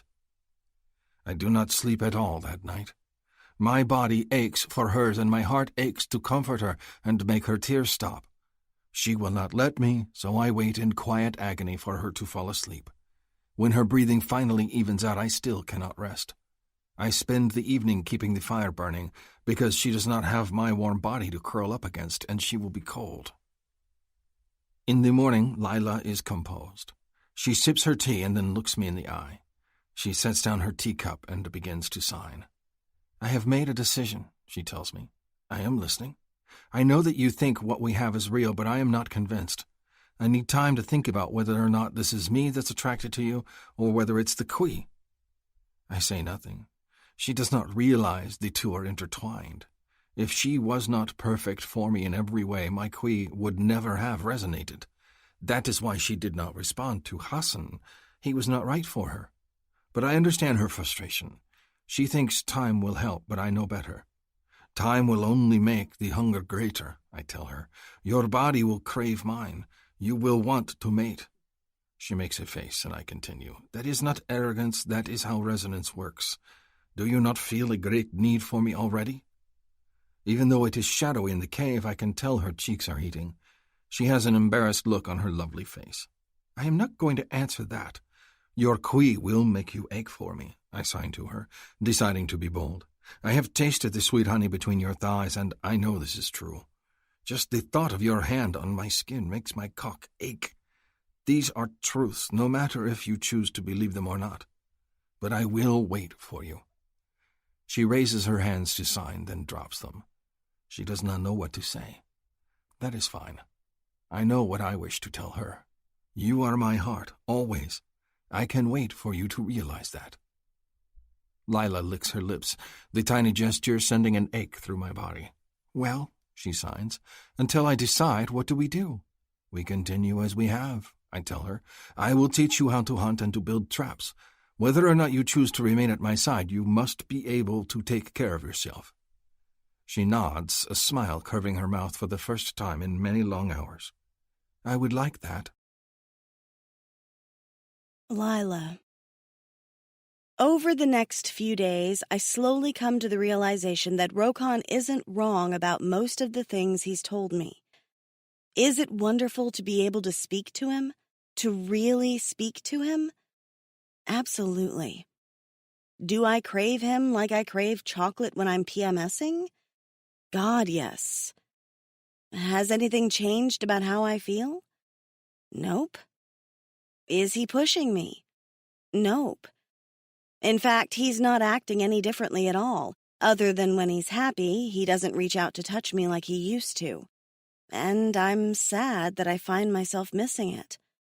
I keep wanting to grab his flicking, crooked tail when we are sitting near the fire at night and pet it, but I force myself not to. But do I want to touch him because I like him? Or because the Quee inside me thinks we should be soulmates? That's the part I keep getting stuck on.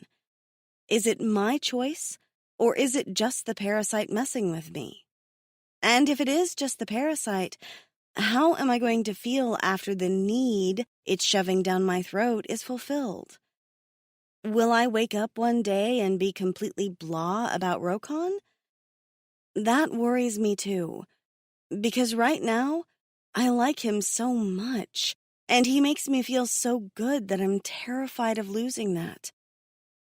I'm paralyzed with indecision. I've been reading up on the computer for the last few days about this whole resonance thing, too. Rokon wasn't lying about it, which doesn't surprise me. I don't know that he's capable of lying. He's right that it's a sort of supercharged force mating, and with my Quee, spelled Khui according to the computer, resonating, I'm in a constant state of amped-up ovulation and will be until he puts a baby inside me. It's a species propagation instinct, apparently, and it works for all intelligent life with a Quee, humans included. So, that's fun. I'm not griping about my partner, of course. If I had to pick someone, I'd pick Rokon. He's sexy, smart, understanding, and kind. I liked the way things were. Now everything's changing and I don't know what to do.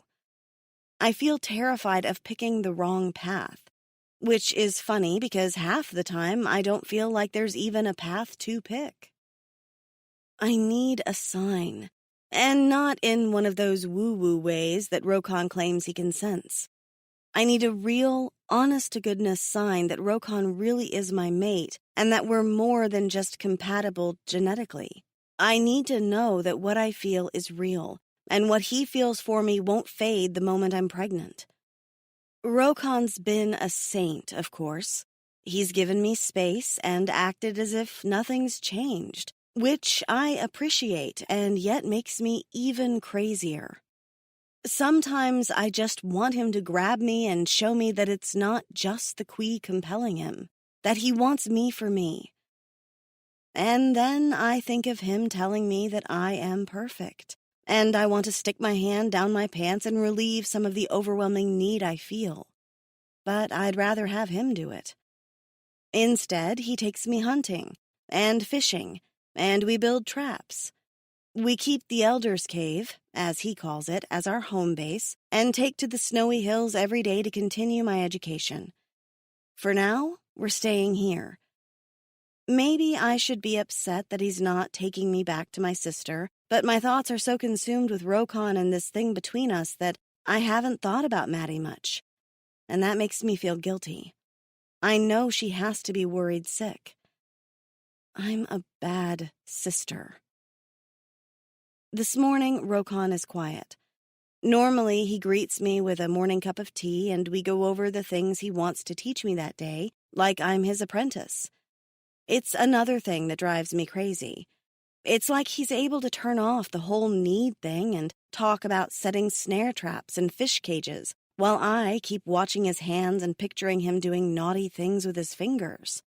Half the time he has to repeat his signs because I'm distracted. But today he's not chatty. Tea? I ask, sitting down next to him by the fire. Then we go out and check traps? He thinks for a moment and then shakes his head. Not today. What do you mean, not today? Today we shall stay in the cave. I do not like how the weather feels. I look past him and squint at the open doorway. Sunlight pours in, and the snow that normally piles around the entrance is melty looking. The weather? It's sunny. He nods and fills my teacup, then holds it out to me. It is, but I do not like the way it feels.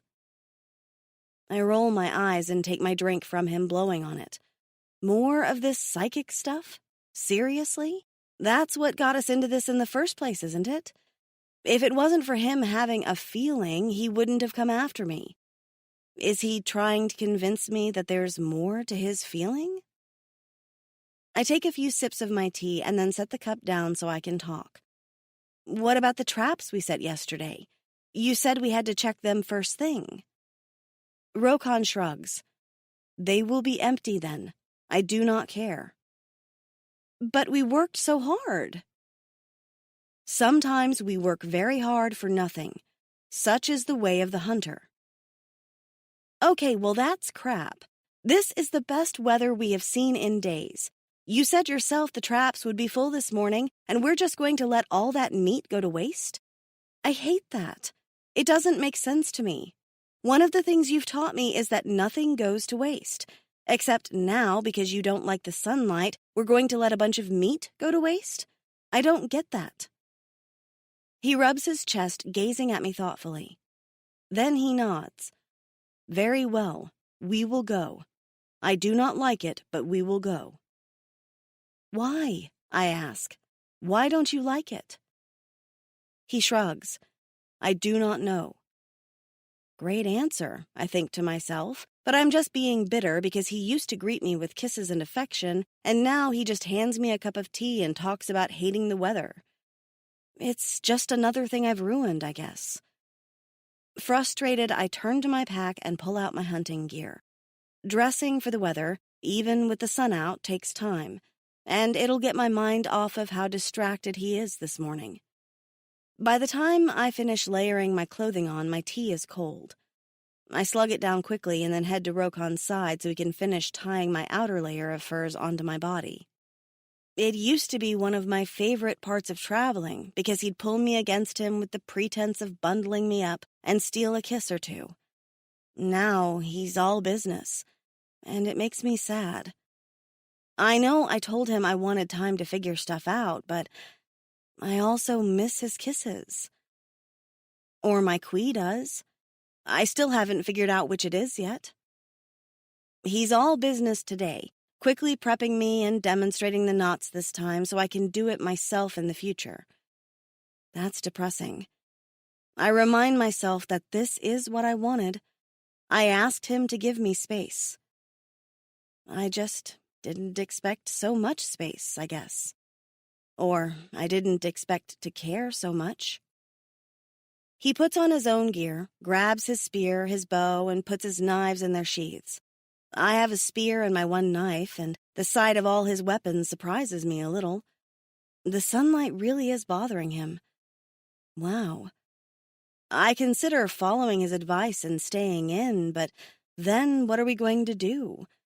Sit around in the crashed ship and stare at each other while not talking? That might be more torture than I can stand. Plus, I think of the small animals that might be trapped in our snares, and I don't like the thought of letting them suffer longer than they have to. And that sunlight looks inviting. I do believe it's one of the first sunny days I've seen here since I've arrived. Most days are just overcast. That decides it then. The day is warm, well, for an ice planet, and beautiful. The breezes are mild and the snow on the ground is bright and pristine. It reflects the sunlight, and I worry about snow blindness. Rokon smudges some mud under his eyes and then my own, and I guess that'll take care of things. Then we're heading down the trails, following paths that I'm getting to know pretty well. I recognize this rock, that cliff, this little cluster of flimsy trees. It's such a nice day, I almost don't mind that Rokon is silent, his hands quiet. Almost. Our first set of snares is empty, but the second one has a fat, wriggling, weasel-like creature with hind legs like a long, gangly rabbit. A hopper, he calls it, and then waits for me to put it out of its misery. Today I only cry a little as I grab it by the scruff and cut its throat with my blade. It's meat, and it will keep us fed and warm, and I can't look at it as anything other than that. Every day of hunting makes it a little easier, though I worry I'm too soft-hearted to be able to do this. I'd rather cuddle the thing than kill it, but cuddling it doesn't put food on the fire. This next part is my least favorite. Field dressing the kill so I can travel without the guts and the blood ruining the pelt. I cut it open, remove the offal and bury it, then drain it of the majority of blood before tying it to my belt. It's already crusting up with ice, and in an hour, it'll be frozen solid, its queue going dark. Then it's time to move on to the next set of snare traps. We have at least a dozen set over what feels like miles of trails. I clean my hands off with snow and get to my feet with Rokon's help. "Lead on," I tell him. He nods and then gazes up at the distant cliffs, a frown on his face. I tap his arm to get his attention and sign, "What is it?" "Just my feeling." "Should we go back?" Rokon gazes down at me for a long moment, then up at the cliffs. "No," he eventually decides, "but let us hurry. Maybe there is bad weather coming in." I give the sunny skies a skeptical look, but pick up the pace when we start walking. Our paths take us into one of the many valleys tucked between the jagged cliffs and hot streams. The landscape may be snowy, but it's anything but bare around here. There's rock everywhere you look, and clusters of trees and bushes. Reeds stick up from the banks of the sulphurous-smelling streams, and in the distance, there are the jagged, purple mountains that stick up like teeth. It's very pretty, even if it's not particularly warm. I like seeing what the world has to offer, though. I prefer being out here than sitting by a fire and waiting for Rokon to return. Maybe I'm more of an outdoors woman than I thought. I'm kind of proud of this, I realize, as I trek along behind Rokon into the valley, mindful of the cliffs with their overhanging icicles. I'm lost in my own musings when Rokon grabs me by the shoulders and shoves me up against the cliff wall. The rock bites into my back through my furs and I yelp. "What the fuck?" The look on his face is intense, his eyes a startlingly vivid blue. "Know that you have my heart," he signs to me, and then presses his body against mine, shoving me even further against the rocks. What the heck? Then I feel a purring. It's not my queue. It's doing the same low rumble it always does, and this one feels bigger. I can't peer over Rokon's shoulders because he's got me shoved hard against the cliff wall, his arms a protective cage over my head. He's gazing down at me unblinking, and there's such an intense look on his face that it nearly takes my breath away. The purring continues, and I realize it's coming from the ground and the cliff wall behind me. Oh, God. Earthquake? I peer over Rokon's arms just in time to see a sheet of snow and ice cascading over the lip of the cliff. An avalanche. I scream as the world goes dark and the world shakes around us. Rokon's body jolts over mine, but he never moves. The moment seems to last forever, and it feels like the world is collapsing. I cling to the front of his tunic, terrified. All I can think is that he didn't like the weather. He didn't like how today felt. I should have listened. He knew. Somehow he knew, and he pushed me out of the way before anything bad would happen. Just like with the birds. I gasp, because I realize that he's done this more than once. Maybe this feeling isn't all wishful thinking after all. I'm sorry, Rokon, I whisper to him, patting his chest. He's silent. In fact, he's really, really quiet. No touch, no comforting hand gestures, nothing. My skin prickles. I give a little tug to his tunic to get his attention. His eyes are closed, so I can't see their comforting glow. In fact, it's pretty dark all around us, and tight. I'm starting to feel claustrophobic. Rokon? He groans and his head lolls to one side. Snow rains forward, splattering my face. Then he collapses forward against me, crushing me against the cave wall. The panicky feeling rushes over me, and I try to wriggle out from under him, but there's snow everywhere, taller than I am. I push at his arm, trying to see around him, but all I can see is Rokon's big body and even more snow. His lips move, and then he staggers to the side, and I can breathe. Fresh air rushes in. He gestures above him, indicating with slow, halting movements that I should climb. I'm too panicked to argue. I use his tunic as a ladder and climb over his shoulders and out onto the snow. The entire valley's changed, I realize, as I crawl forward. There's a fresh layer of at least 10 feet of snow, and it's a miracle we survived. We would have been buried if it weren't for Rokon and his feeling. I stare out at the new landscape, utterly chilled. I turn around when I realize Rokon hasn't followed me and crawl back over to the hole against the cliff wall. He's still there, his big body pressed against the rock and mostly buried in snow. His head has lolled forward again, and I see nothing but horns and dark, messy black hair. Rokon? I call out. If he answers, I can't tell. After a moment, he doesn't move, so I tap one of his horns. When he doesn't respond to that, I pull on one of them and tug his head back. His eyes have rolled back in his head. As I watch, a rivulet of blood trickles from one side of his temple and trails down his cheek. A new feeling of panic rushes over me. Rokon? I release his horns and then start digging frantically. He's been hurt, and I need to get him out of there. He can't stay here. What if another avalanche is coming? As I dig, I frantically try to think what causes avalanches. Is it melting snow? Is it because today is too warm? Or is it that there's too much snow? I burrow through armfuls of snow, calling his name over and over again. Eventually he jerks awake and his head lolls back again. I nearly get stabbed with one of his big horns and I scramble to the side, caressing his face. Are you okay? He tries to raise a hand to sign to me, but his movements are slow. I'm going to get you out, I promise him, trying not to freak out. I dig further, pulling the snow away from his back and shoulders. My hands feel like ice, but I ignore it, because I have to be strong right now. This is no time to be a wimpy human. Something's wrong with Rokon, and all I can think over and over again is that I should have listened.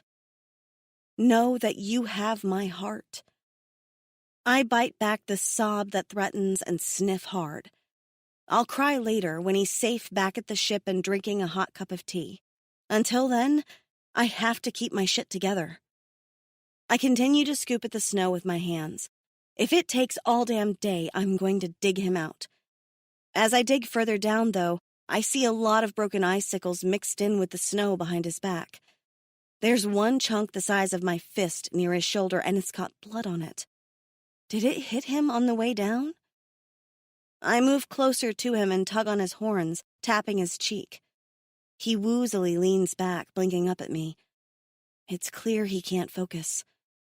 I peer into his eyes.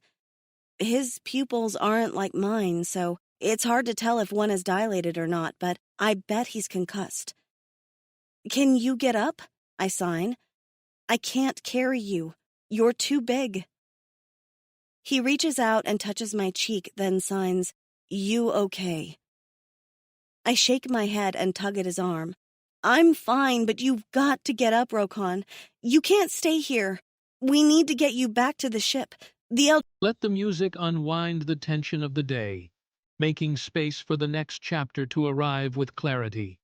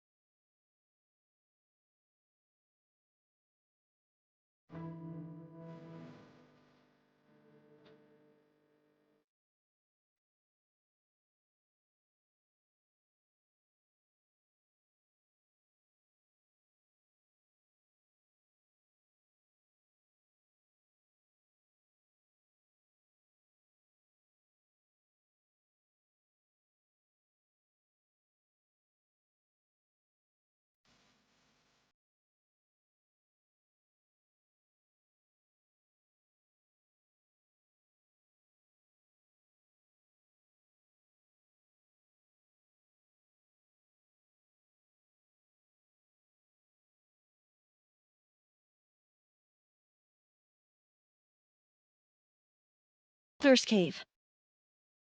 Rokon lifts one arm and then the other and tries to pull himself free from the hole. He's buried up to his waist in snow, and the spot that I vacated against him just filled in with more. I keep digging as he tries to slowly move his body free. It's not a fast process, and he has to keep stopping, his eyes drifting shut. I tap him on the cheek over and over again, trying to keep him awake. If he's got a concussion, he can't sleep. If we have any hope of getting back to the ship, he can't sleep. After what feels like an eternity, Rokon is finally out of the hole. He rolls onto his back and sprawls on the snow, exhausted. I crawl over to his side and brush my fingers gently over his scalp, looking for the wound while he rests. It's not hard to find. There's an enormous lump on the very top of his head, and when I touch it, my fingers come away bloody. My poor Rokon. He reaches up and touches my cheek, then gestures. "You okay?" I want to cry. "I'm fine. I sign back. Can you walk? I try. His hand flops back down to the ground as if he's too tired to say any more than that. It's like a dagger in my heart, and I hold my breath as he struggles to sit up. After a few moments of this, it's clear to me that he's not going to be able to stand without help. I move to his side and loop his arm over my shoulder and try to help him stand. It's like trying to lift a dozen sandbags at once. My back and legs protest at the strain, but I refuse to give up. With a lot of wobbling and effort, I'm able to finally help Rokan to his feet. He hangs onto my shoulders and nearly drags me to the ground. This isn't going to work either. It has to, though. Come on, I whisper aloud. We're going to get you home. We take 2 steps, and then Rokan topples forward, slumping back to the ground and spilling me with him. I roll away, wiping snow off my face, and turn back toward him, frantic. Rokan? You okay? He asks me with a slow hand sign. I want to scream in frustration. He's the one that's hurt, not me, and the awful, wonderful man is worried about me and only me. Even now, he's trying to protect me. I need a new plan. I pull off one of my outer layers of warm furs and wrap his head to stop any bleeding. You're going to be fine, I tell him aloud. Let's wrap your head and get you comfortable, and then I'm going to go look for something to help us out, okay? Maybe a nice sled or something. Oh, sure, because sleds just grow on trees. I don't know what else to do, though. I can't carry him. I can't leave him here. I won't leave him here. He grips my hand in his and pulls my fingers to his mouth for a kiss. You're cold, he signs sleepily, his eyes closing. The hot tears I've been fighting come rushing forward. I sob into the air and stroke a hand down his cheek.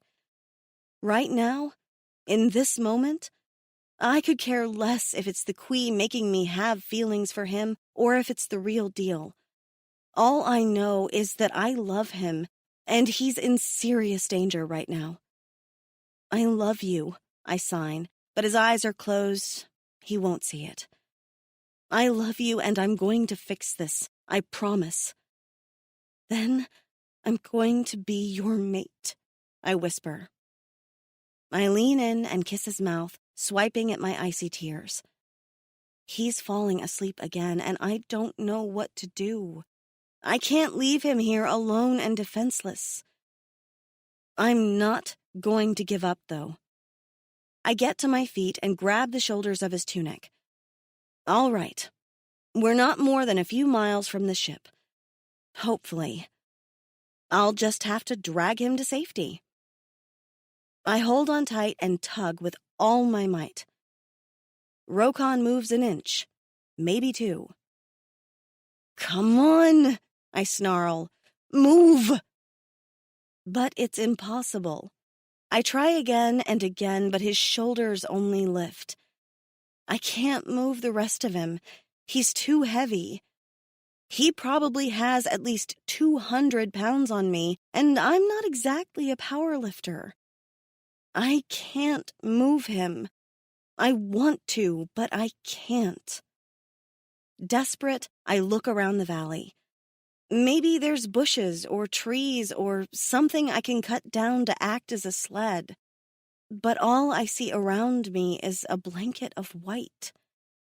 There are a few trees at the far end of the valley, but then I'd have to somehow make it all the way there with him to chop them down, and I can't even move him 3 feet. I won't leave his side either, not with him unconscious and bleeding. I picture the big birds swooping from the sky and shudder. I'm not leaving you, I whisper, fitting my body against his side. You're mine, and I'm staying here until we can walk out together. I press my head against his chest, feeling the low, gentle purr of his Quee to mine. They say there are no atheists in foxholes, and I can relate to that. Right now, I'd give anything to have Rokon healthy and smiling at me. I don't care if the Queen is manipulating me or my emotions. All I know is that I love the guy and I want what we had before I pushed him away. I'll take manipulated love if that's what it takes to give me Rokon. He's everything I want. I'll take him any way I can have him. I don't know how long we lie there in the snow. It's silent, and my world consists of feeling his chest rise up and down with slow, steady breaths. In a way, I suppose it's good that the weather's nice, because at least it's not snowing on us. Instead, the suns are cheerfully warm, almost hatefully so. All I can think about is how he didn't want to go out today. Know that you have my heart. I wipe my tears off my cheeks before they can hit his tunic, because I don't want to leave an icy spot. Oh, Rokon, wake up and let's go home, and I can show you how much you mean to me. The gentle rise and fall of his chest is my only answer. I run my hand over his breast, and as I do, a shadow falls over us. Before I can process this, I smell it. Wet dog. I sit up, gasping as a yeti gazes down at us. It's a tall adult male, and as it squats next to Rokon, the stink grows worse. It gazes down at him, and then looks over at me. The face is scarred, one of the eyes missing. It's the same one-eyed yeti from before. Chapter 17. Lila. I hold my breath as the creature looks down at Rokon's unconscious body. My hand goes to my belt, where my knife is sheathed. If he so much as makes one wrong move. The yeti looks at me and makes a hand sign. It's a small, subtle movement, one that might not be noticed by anyone, except for someone that has learned to talk with their hands. Oh, he's asking me something. He makes the hand sign again, and it jars a memory.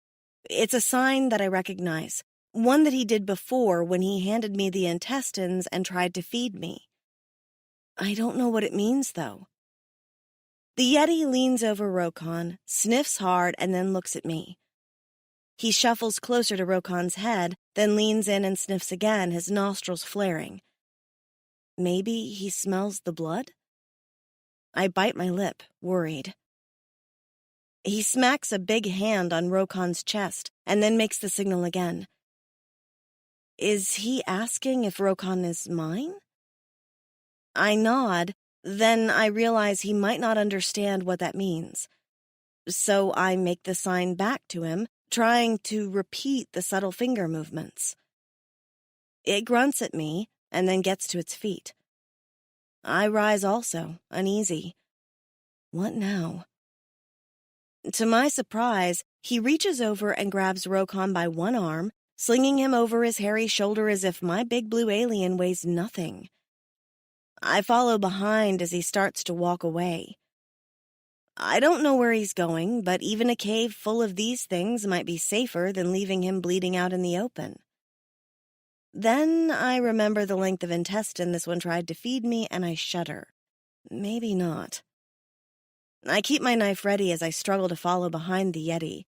My snowshoes are gone, lost in the avalanche, so I stumble through the heavy, soft snow more than I walk, but I'm determined to stay with them. This thing seems to know where it is going, and he's got my man. Falling behind is not an option.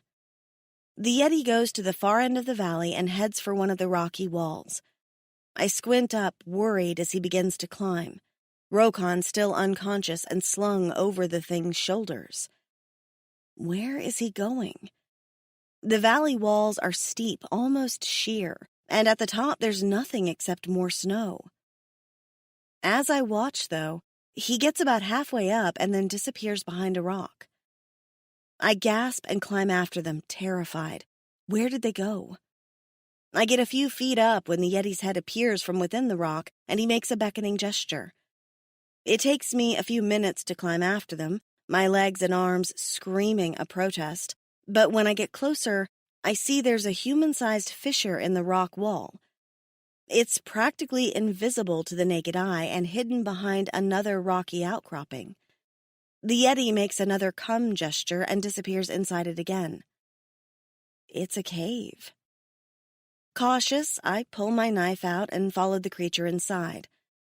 My heart is hammering, but I have no choice.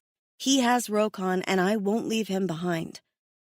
The entrance to the cave is narrow and not much taller than I am, which makes me worry that the rest of the cave is not much bigger. I don't think I'll be able to handle close quarters with the stink of the Yeti. Claustrophobia at the tight squeeze threatens to overwhelm me, but I clench my knife and force myself to ignore it. Rokon is my focus. Only him. For a weird moment, it feels as if the cave is getting hotter. I step forward into the darkness, the feeling of isolation growing. If there's something dangerous in here, I can't hear it. I can't smell anything but the wet dog scent of the Yeti, and I can't see anything. I'm going on faith alone. A wave of moist, damp heat hits me, and then I see light. Strange, flickering, whitish-gray lights. It's not fire or the heart of a volcano. I don't know what it is, actually. The Yeti appears again and gestures me forward, and I follow. The small cave passage opens up, and then I'm in Wonderland. I suck in a breath, in awe at the sight before me. It's a massive cave. Well, sort of. It's more like a hollowed-out beehive, with ridges and layers along the edges of the cave, but not much in the way of flooring. It looks like a fissure in the rock that has broken open. I gaze up because there are plants crawling all up the walls of this strange hot cave. Tier after tier of rock is laden with bright green leaves, blue splashes of color, and red berries that drip from thick vines. The cave ceiling climbs high, and at the top, the bright lights flicker and flutter but remain constant. The lights are coming from a piece of the alien ship, broken and wedged into the rock so high above that I'd never be able to reach it. I don't know what it's doing here, but there are lit-up panels in varying colors, and chunks of debris are scattered on the cliffs amongst the plants, giving them light. I look down, and at the bottom of the cave there's a bubbling, bright blue spring, the edges of the pool striated with color. This must be where the heat and the moisture are coming from. I step forward, awed. This is the most beautiful place I've ever been. Everywhere there's bright color, greens and blues mixed with reds, and it's all plant life. This isn't the washed-out pink of the trees outside or the endless white. This is an explosion of greenery that somehow found a toehold on this frozen planet, and I am amazed. Somehow, this little piece of the ship in this perfect spot has created an enormous cave greenhouse full of blooming plants. Light floral scents mix with the wet dog scent, and I look around for the Yeti, and for Rokon. My man's laid out on a rocky ledge off to one side, and I move closer to him, kneeling. He's breathing evenly. I search for the Yeti, but there's so much to see that I'm overwhelmed. There, in the leaves at the edges of the hive, the Yeti is climbing the thick vines. He grabs a few bright red fruits and shoves a handful of the gleaming green leaves into his mouth, chewing hard. Okay, so he's having himself dinner. I guess I can't blame him. This place is as safe as any, I guess. I touch Rokon's cheek, but he's still unconscious. Should I try to move him somewhere safer? I worry if he rolls over, he'll fall off the ledge. Not that there's a lot of room to move him, of course. The plants are hogging all this space, growing riotous in every possible inch.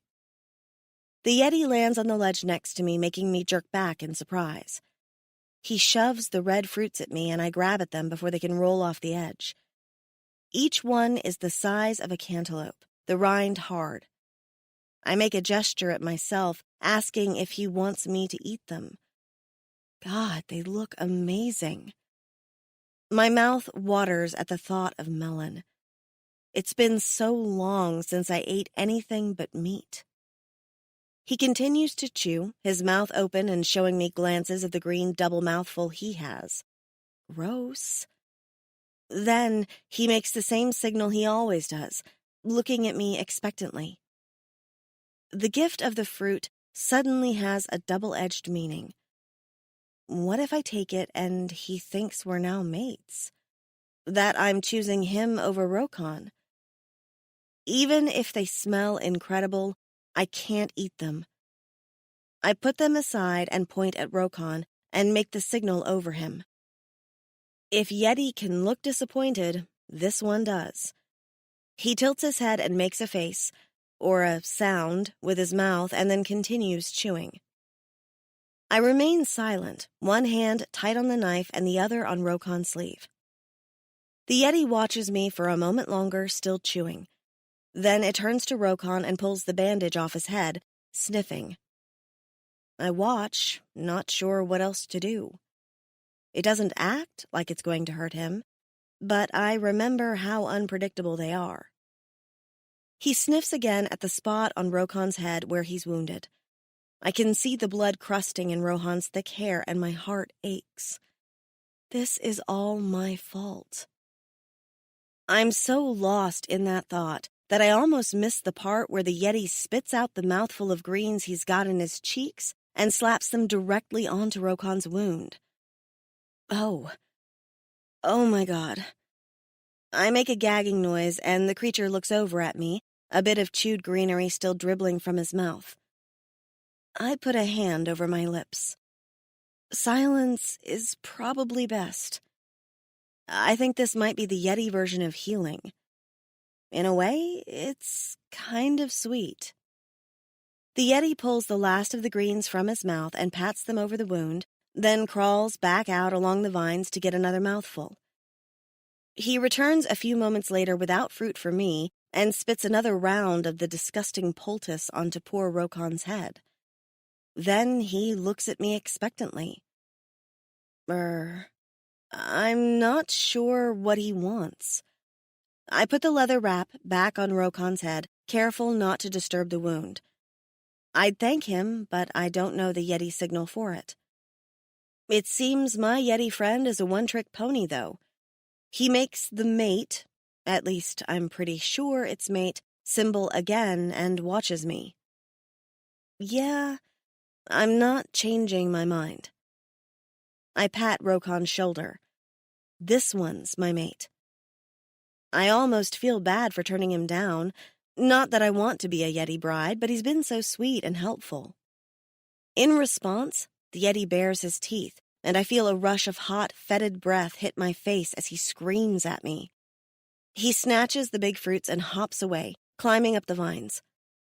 I watch him go, shocked.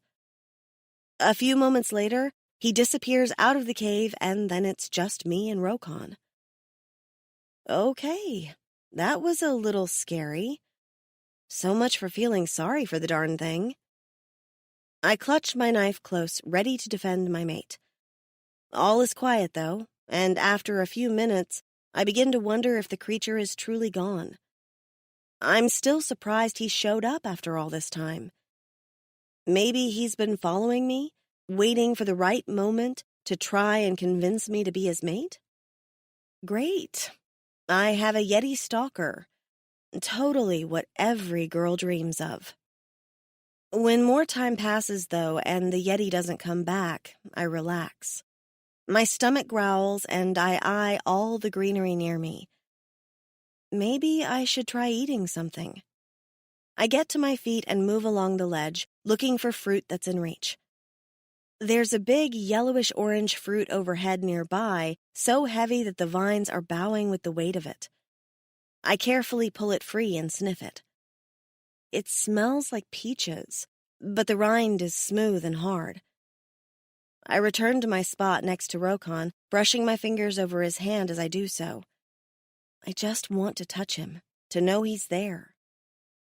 It takes a little time to peel the fruit, and the interior has a hard, springy white rind that's at least 2 fingers thick and tastes bitter and awful. I cut all the way down to the pit, only to find that it's not a pit at all, but a soft, smooth center that reminds me of avocado. It tastes like a cross between spinach and watermelon, which is a weird flavor, but it's so fresh and light that I eat every bite of it and lick the rinds. Then there's nothing to do but sit back and wait for Rokon to wake up or the Yeti to return. I take his big hand and place it in my lap.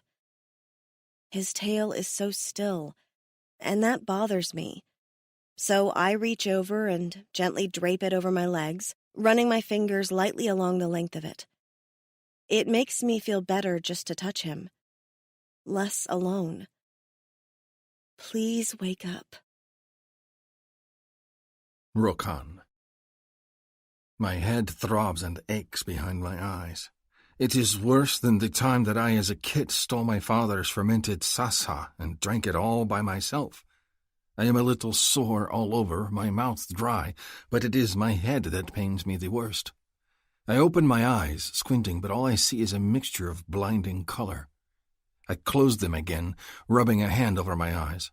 It is very warm and my entire body feels damp with sweat and uncomfortable. As I do, I realize there are soft, gentle hands petting my tail. Lila? Then I feel stupid for speaking aloud because she will not hear me. I force myself to open my eyes again and peer over at her. Her face is blurry, but I can tell she is smiling. Her fingers touch my face, stroking it. How do you feel? She signs. Are you okay? Hurts, I sign back. My limbs feel heavy and tired. I want to close my eyes because the colors are making my head ache even more, but then I cannot see my sweet mate. Where are we? Cave, she signs. Rest. Have some water. She pushes something against my mouth, her water skin. I take several sips and then lie back again. My memories of how we got here are fuzzy. I do not recall walking back to a cave after the rumbling avalanche. I do not recall all these strange colors either. I cover my eyes because they are hurting me. Rest, Rokon, Lila says in that sweet, soft voice of hers. We are safe. There is food and water, and I'll watch over you. We're fine. Her hands clasp one of mine before I can start signing a response. A moment later, I feel her mouth press against my knuckles, and my Kui reacts, humming loudly. I have so many things I need to say to her, but the pressure in my head is making it difficult to think. I am tired, and she is nearby and safe. Nothing else matters. Her small hands grip my larger one, and I hold her tight. As long as I can feel my mate's hands on me, I can relax. She is safe. I tumble back into sleep. I sleep fitfully, half awake and half in dreams. My Lila is always there, her touch comforting, but there are things that do not seem right. It is hot, and I sweat so much that I want to pull off my clothing, but I dare not. It could be fever tricking me. I do not smell smoke, which means there is no fire, yet I constantly thirst and can feel my mane is soaked. Lila gives me water and cool, tart things to eat and insists I sleep more, that she is watching over me and I am safe. There is food and water and we are protected from the cold. There is nothing to worry over. And I am proud of her because my mate is smart and clever. So proud. No male could ask for a better mate than mine, or more lovely, or more pleasant, or kind. Truly, I am the luckiest of the Sakui to have my Lila, and she fills my dreams with her smiles and her soft skin. When she feeds me sweet, juicy things, I imagine it is her cunt, and I always crave more. After several sleeps, I wake up to find that my head does not fill with pain when I open my eyes, and that the ache behind my brow is dull instead of piercing. I slowly sit up, squinting as I look around. My Lila is curled up next to me, my tail in her hand. We have no furs, and she is stripped down to the barest layer of her clothing. She wears only a small band of leather around her teats and a short skirt covering her hips. Much of her pale skin is exposed, and my cock responds to the sight. I trail my fingers down her arm, then pull back when I remember she does not want that, not until she decides if she will heed her queen. Her eyes open at my touch, and a smile curves her mouth. The sight of her fills me with warmth. "How is your head?" she sighs, sitting up. "Better. Are you hurt?" I think of the rumbling snow, the aching, awful sensation I had in my feeling that told me she was in danger. I grab her and pull her against my chest, stroking her hair. My relief that she is safe, that her small, fragile human body is whole, overwhelms me. Her hand pats my arm. "Rokan, I'm okay, really. Let me go." Reluctantly, I do so. I want to hold her for days and know she is safe in my arms. She does not pull away, though. Instead, her hands go to my head and she tugs at a wrap.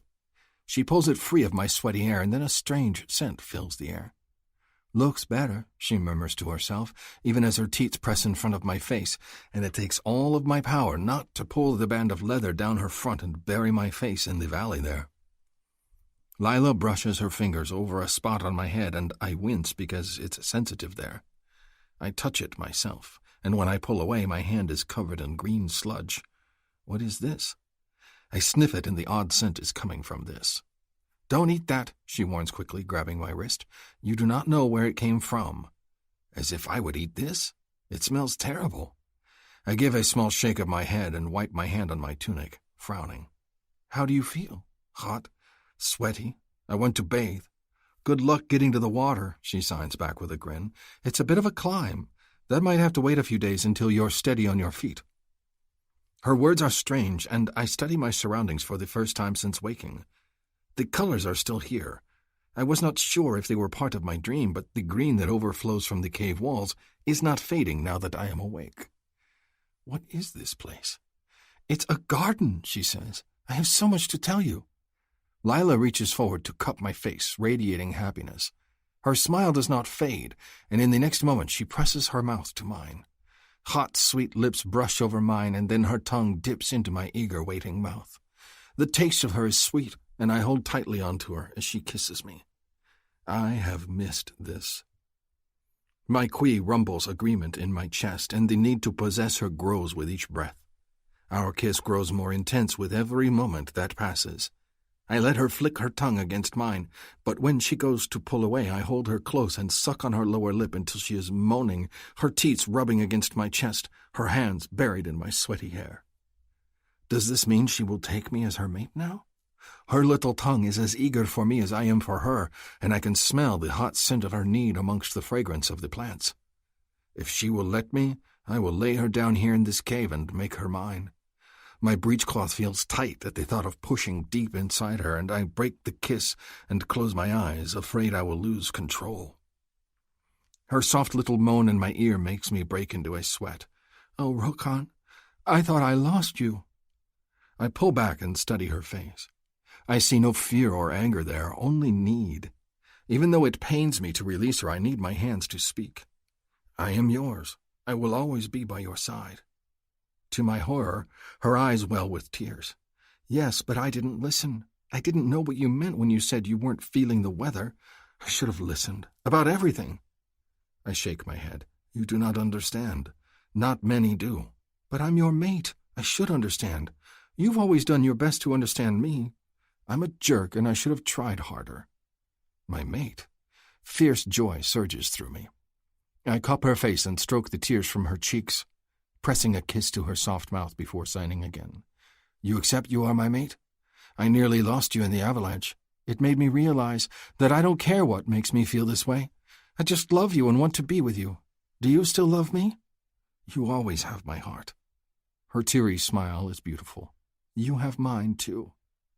I want to make sure she understands what it means to accept me as her mate. My people mate for life, Lila. Resonance will bring us together for a kit, and we must stay together until it is created.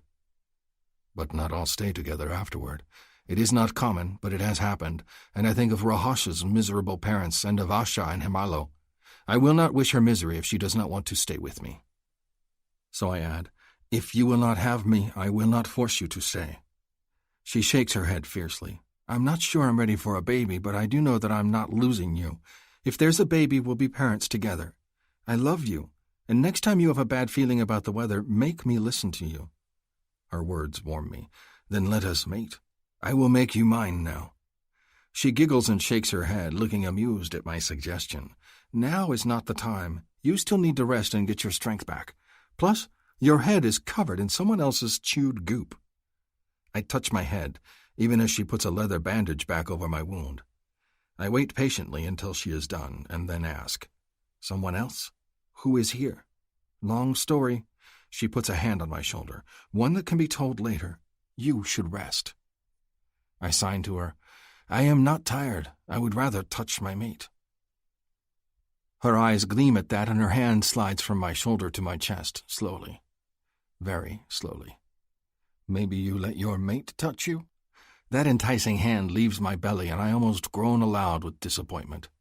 She presses her hand on my shoulder again. "Lie back down." Let my mate touch me?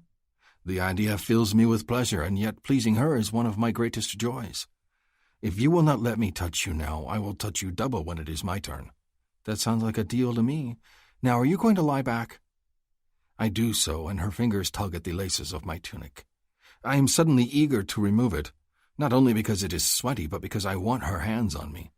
It does not matter that this strange cave is stiflingly hot, because my Lila is wearing very little, and when she touches me I feel her bare skin rub against mine. I suddenly do not mind the heat at all. She finishes with the laces on my chest, and then tugs at my tunic. I lift my arm so she can help me take it off, and just that small motion makes me tired. Perhaps she is right, and I need to rest for longer. I do not like being so weak, I tell her. "I am here," she signs to me. "I will take care of you." There's a naughty gleam in her eyes as she gives me the hand-speak, and then her fingers go to my belt. I lie back again, watching her as she undoes my belt and then loosens my breechcloth. One hand strays up my belly, her fingers tracing the outline of my muscles, and my cock jerks in response.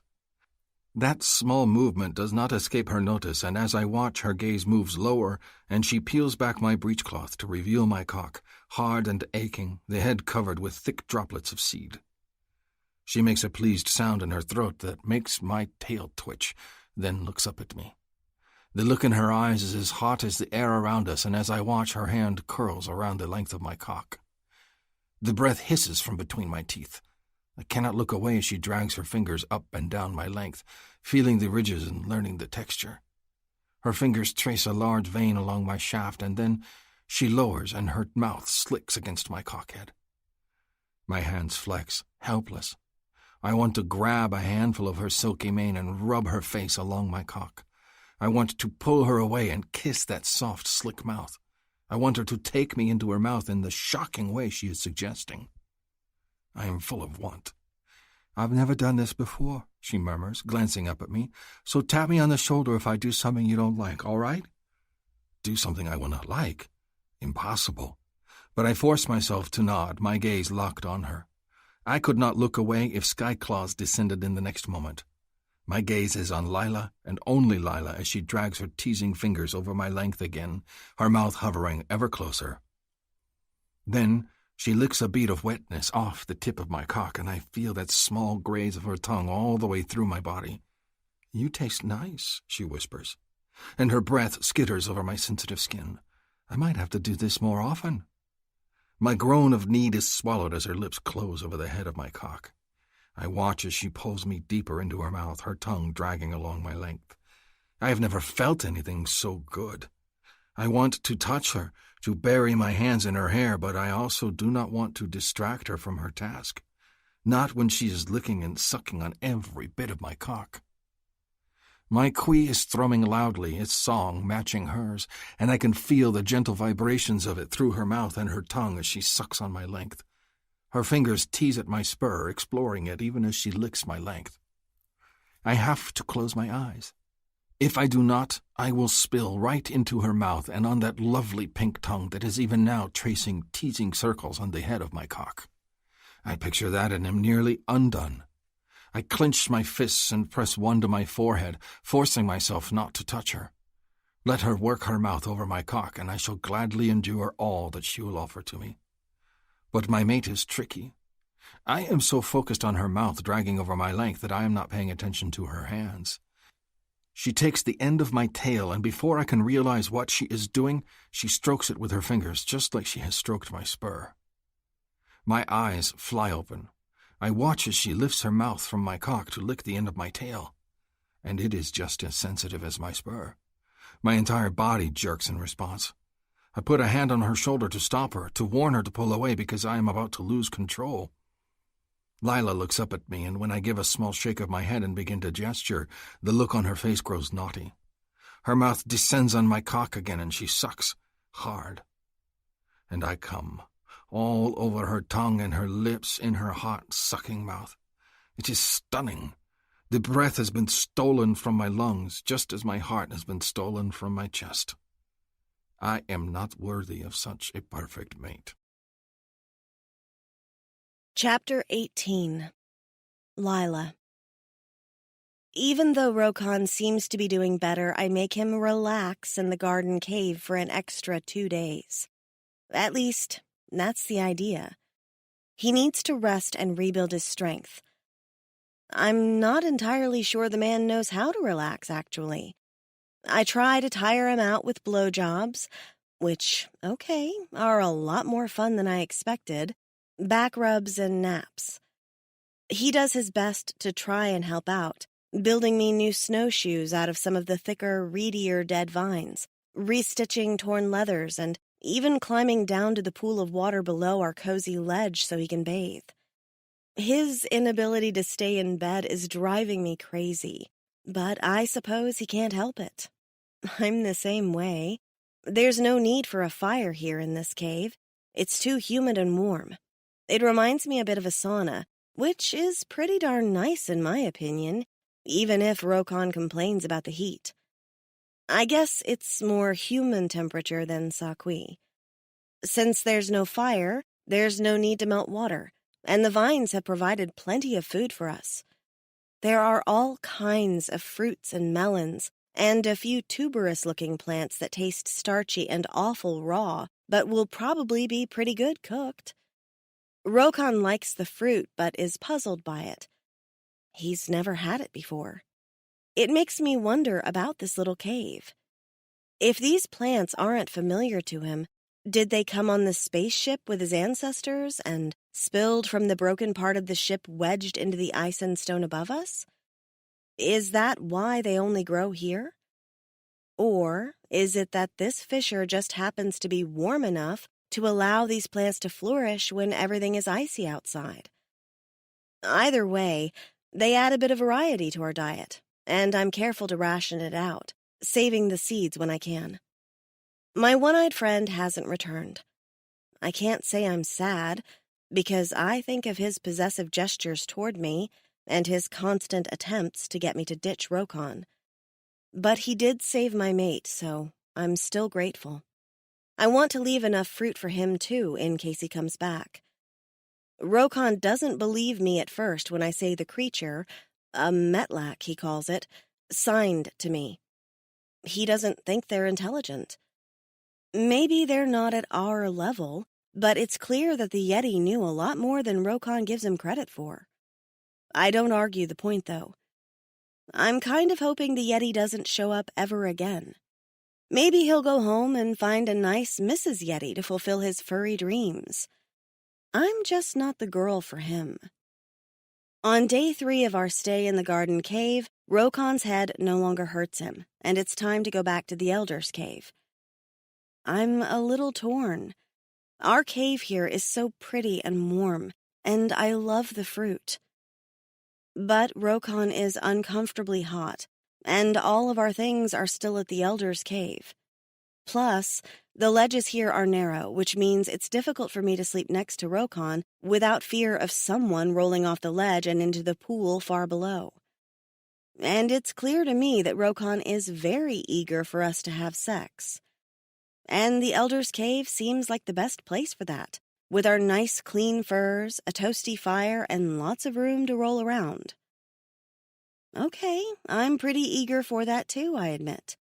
We've done a lot of playing around, and I've explored every inch of Rokon with my mouth over the last few days because he's been recovering, but I'm eager to become his in all ways.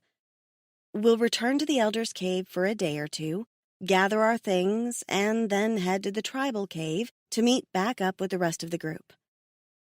For some reason, I'm nervous about that. If Rokon senses my nervousness, he doesn't comment on it. He helps me dress to go back out in the snow, shaking his head over my wet braids, which are sure to ice up, or my furs, which are probably going to do the same after being in the damp heat of the cave for several days. He scowls when he finds that I've loaded my pack down with fresh fruit from the laden vines, declaring it to be too heavy for my small human body to carry, and shoulders it himself. Then he holds my new, flimsy snowshoes while we climb carefully out of the cave and back into the blast of wintry chill that is the valley outside. There's a herd of pony-type creatures nearby, but we have no spears, only our bone knives. They will wait for another time, Rokon tells me. Then we get to the valley floor, and I put on my snowshoes. Rokon secures the hood of my cloak, fussing over me, and then frowns down at my face.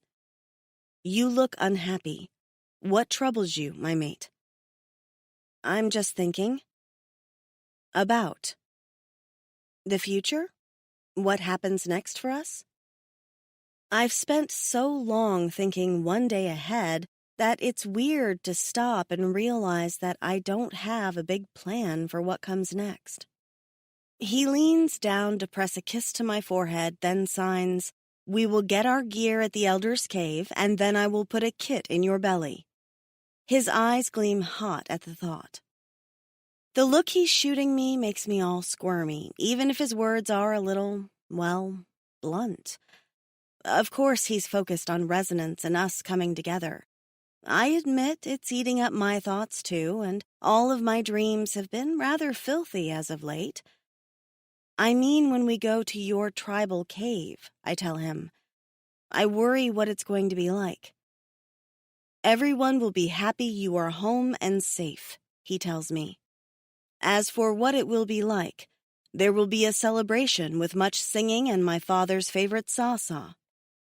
My brother Ihako will be very loud and boisterous to the amusement of his mate.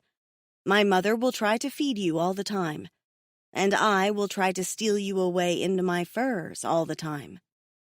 His tail curls around my leg, pressing against my thigh like a dirty promise.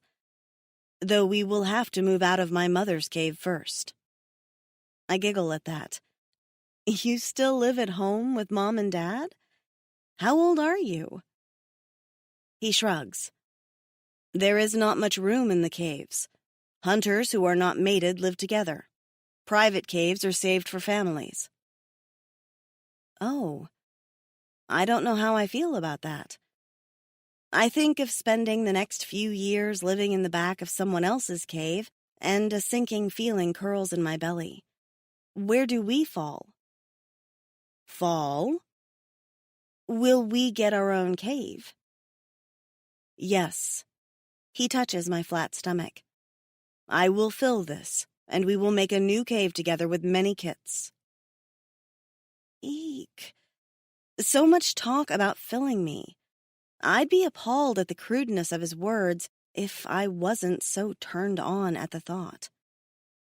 He leans in and rubs his nose against mine. Also, I am 10 hands old. How old are you? That makes me sputter. Your hands or my hands? My hands, of course, he tells me with an arrogant tilt to his head. They have the right number of fingers. You're 40? Holy crap, Rokon, that's old. Is it? He looks amused. I thought we were of an age. I'm 22. His brows furrow. So young. How long do humans live? I don't know. 70 or 80 years? He looks alarmed at that. My mother is 100 brutal seasons old. He reaches out and taps my breast. You are lucky you have a Kui then. It will keep you healthy for much longer than your human world would. My people live to be very old. Vadren has seen 162 brutal seasons and is still agile on the hunt. I gawk at him. Holy crap. 162 years old. I guess 40 isn't that old for his people after all. Rokon doesn't seem 40. Like he said, it's almost like we're the same age. How old are your brothers? Ihako is 27. He is young, but he is a good hunter. He has a mate and a kit. My other brother, Sessa, is 2.5 hands of age. His 100-year-old mom has a kid that's 10? This is crazy. Maybe they hit maturity and just stop aging for a long, long time. Who knows? I remember Ihako from our rescue party, and he looks to be the same age as Rokon, not 15 years younger. I guess that between 20 and, say, 80, there's not a lot of difference to these people. So strange. What about language? I ask him, confessing the other part that's worrying me. I won't be able to talk to anyone. He frowns. You will. The others will go to the Elder's Cave and learn the hand-talk language. And get their brains lasered? I worry he's wrong about that. How do you know? Because when Vektal's mate and her companions arrived, they could not speak our language.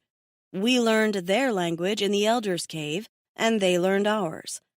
How would this be any different? He makes it sound so simple, but I still feel uneasy.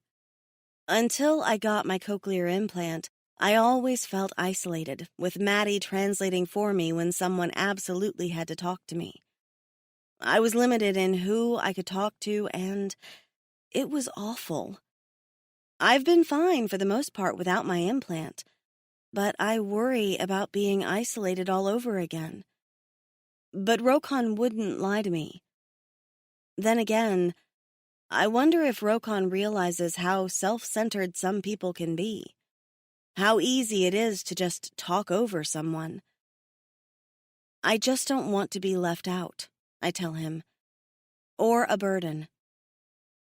He looks shocked at the thought, as if it has never crossed his mind.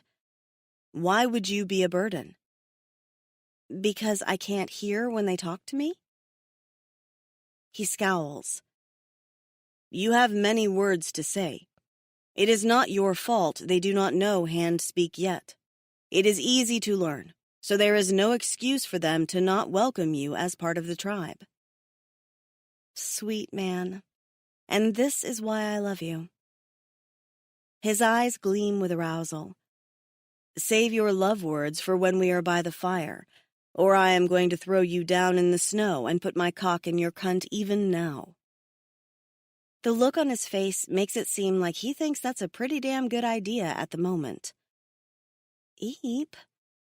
I feel a hot blush stinging my cheeks.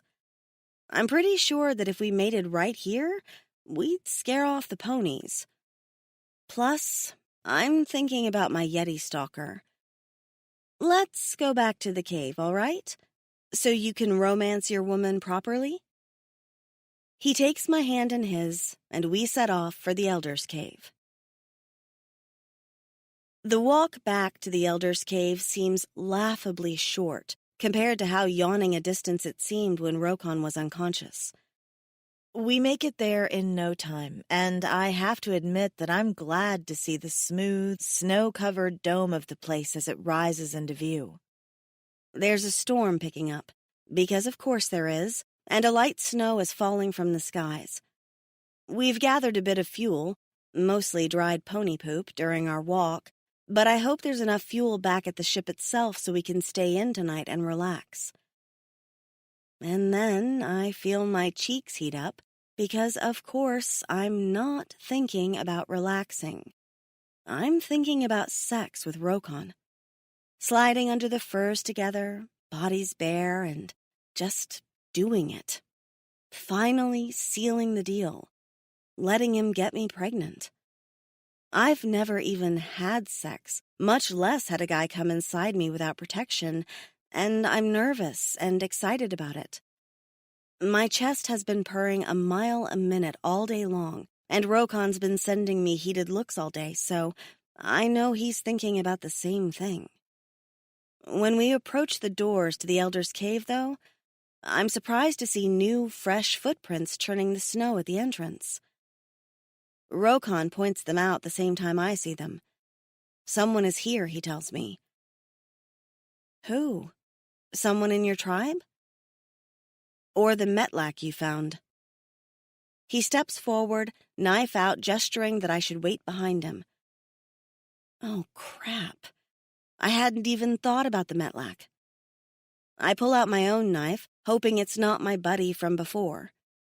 Something tells me he wouldn't be happy to see Rokon again.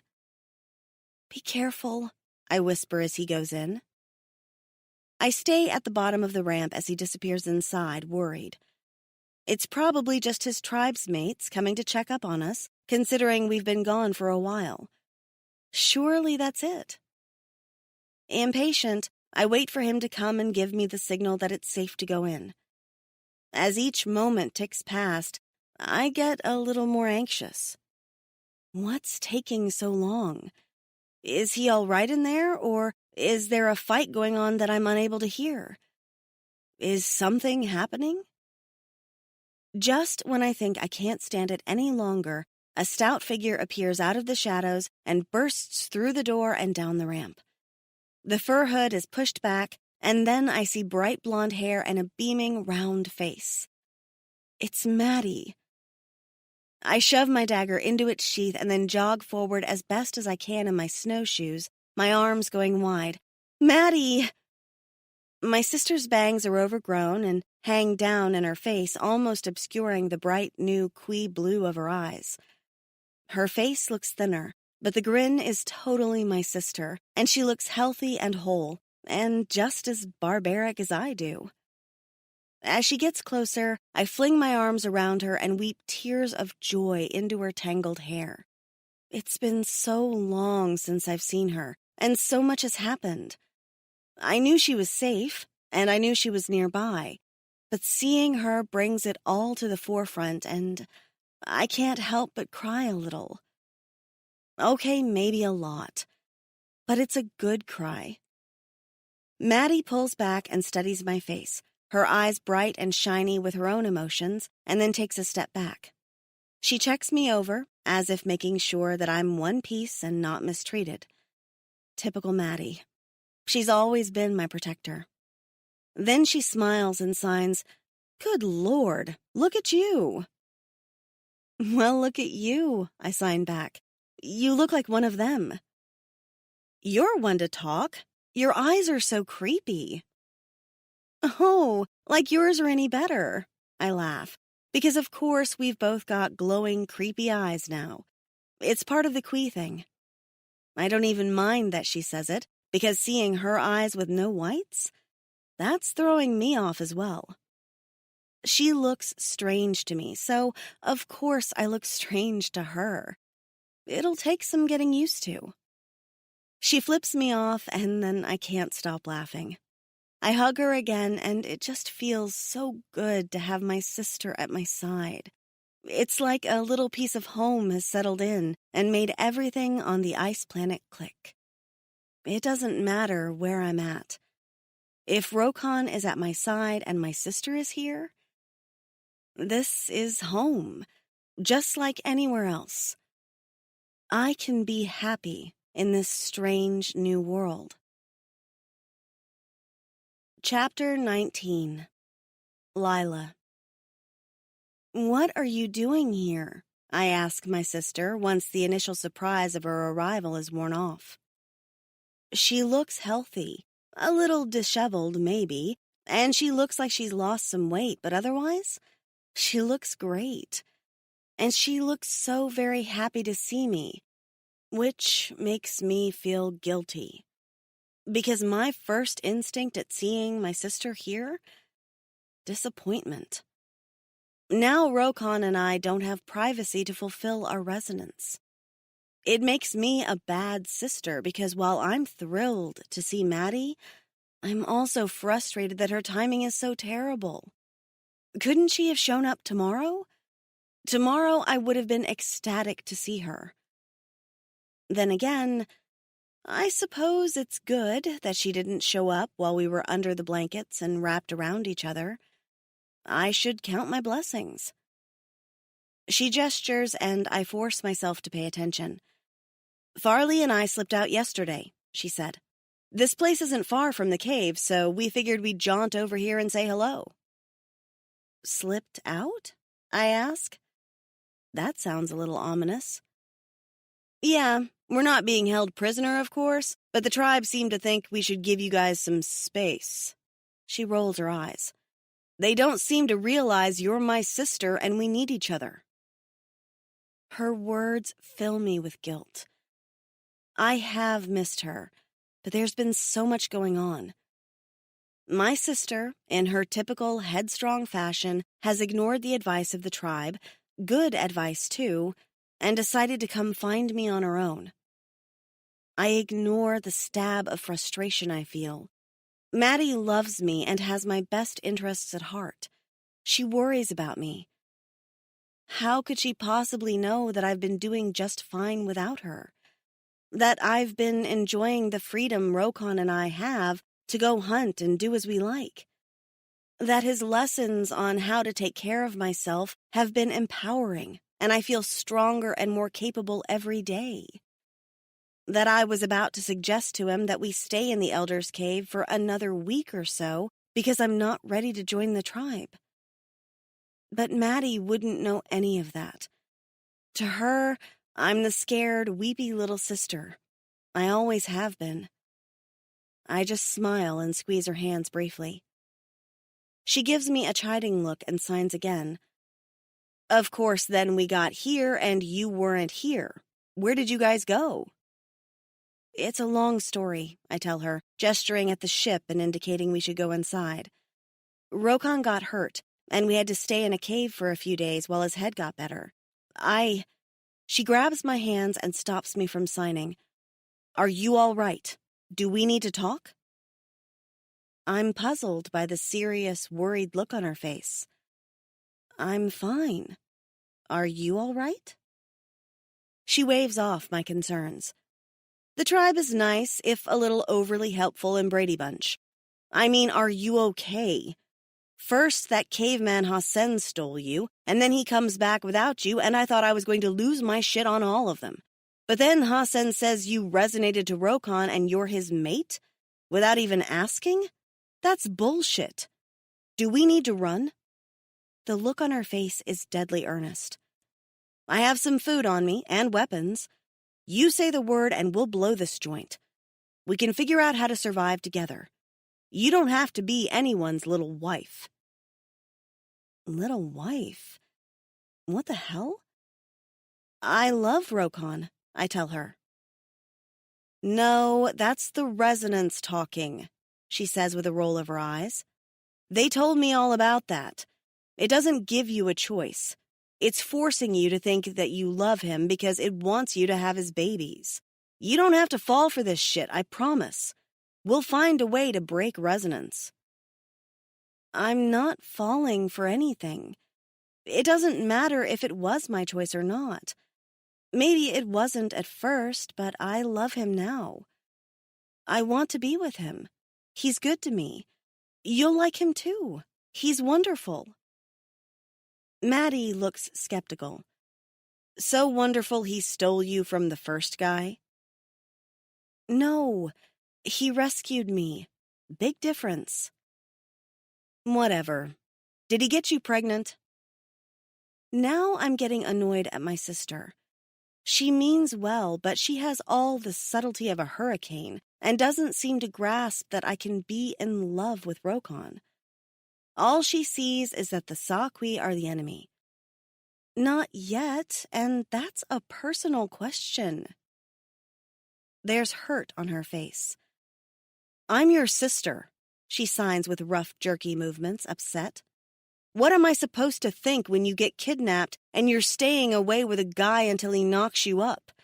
How am I supposed to handle that?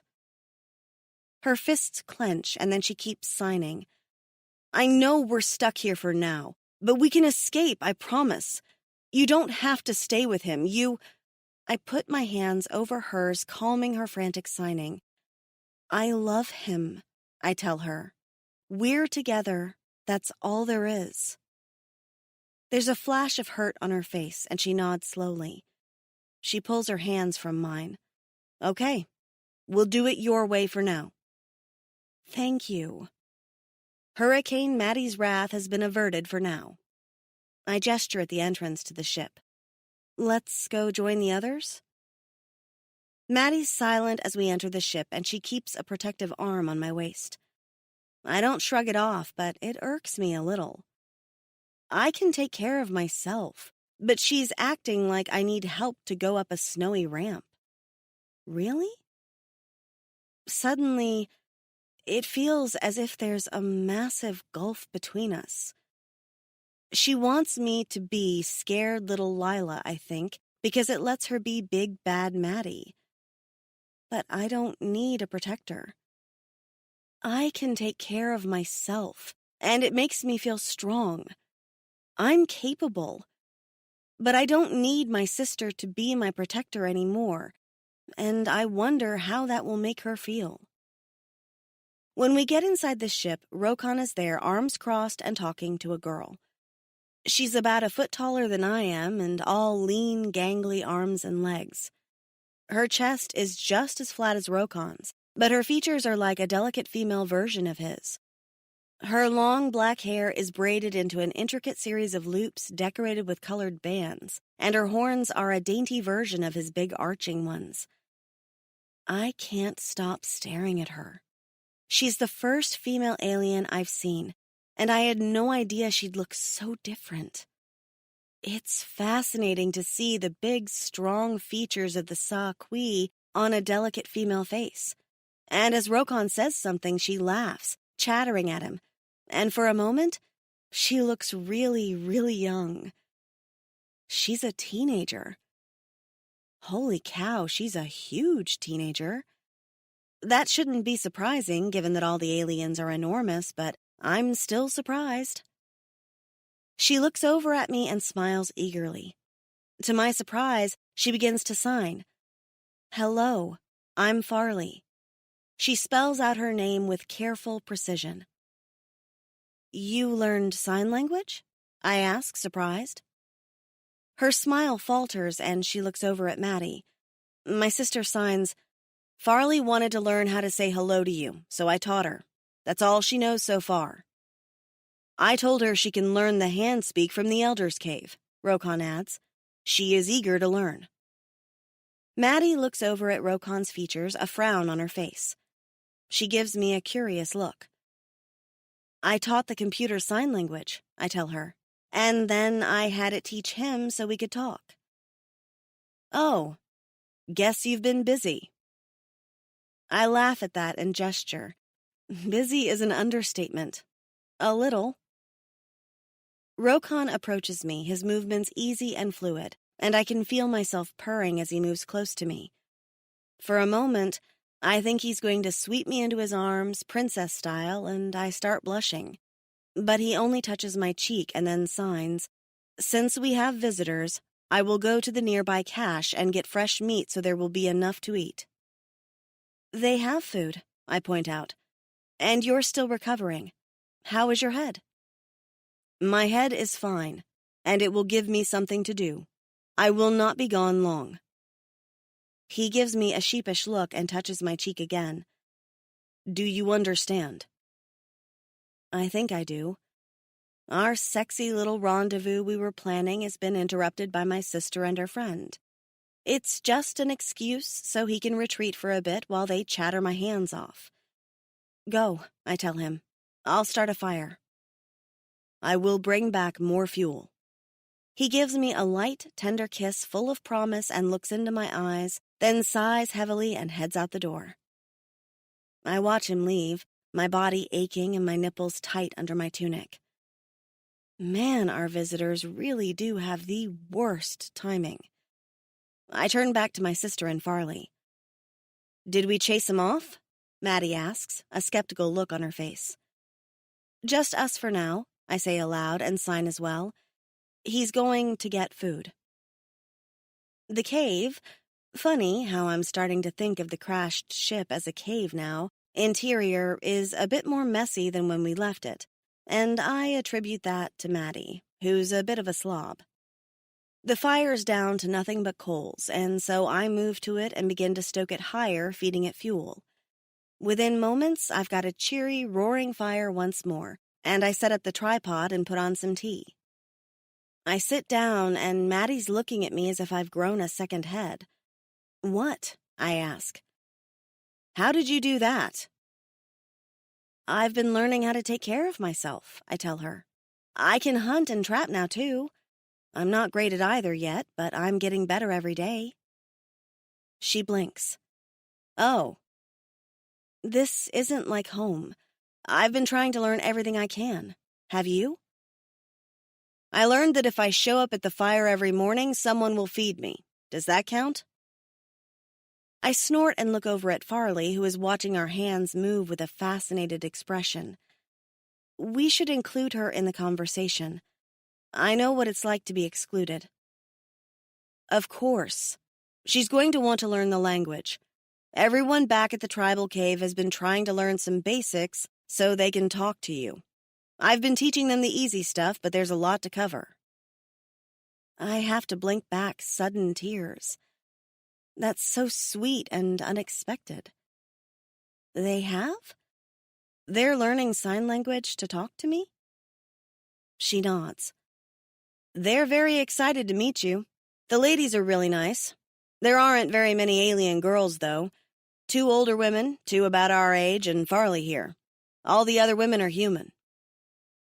I remember Rokon saying something about that and nod absently.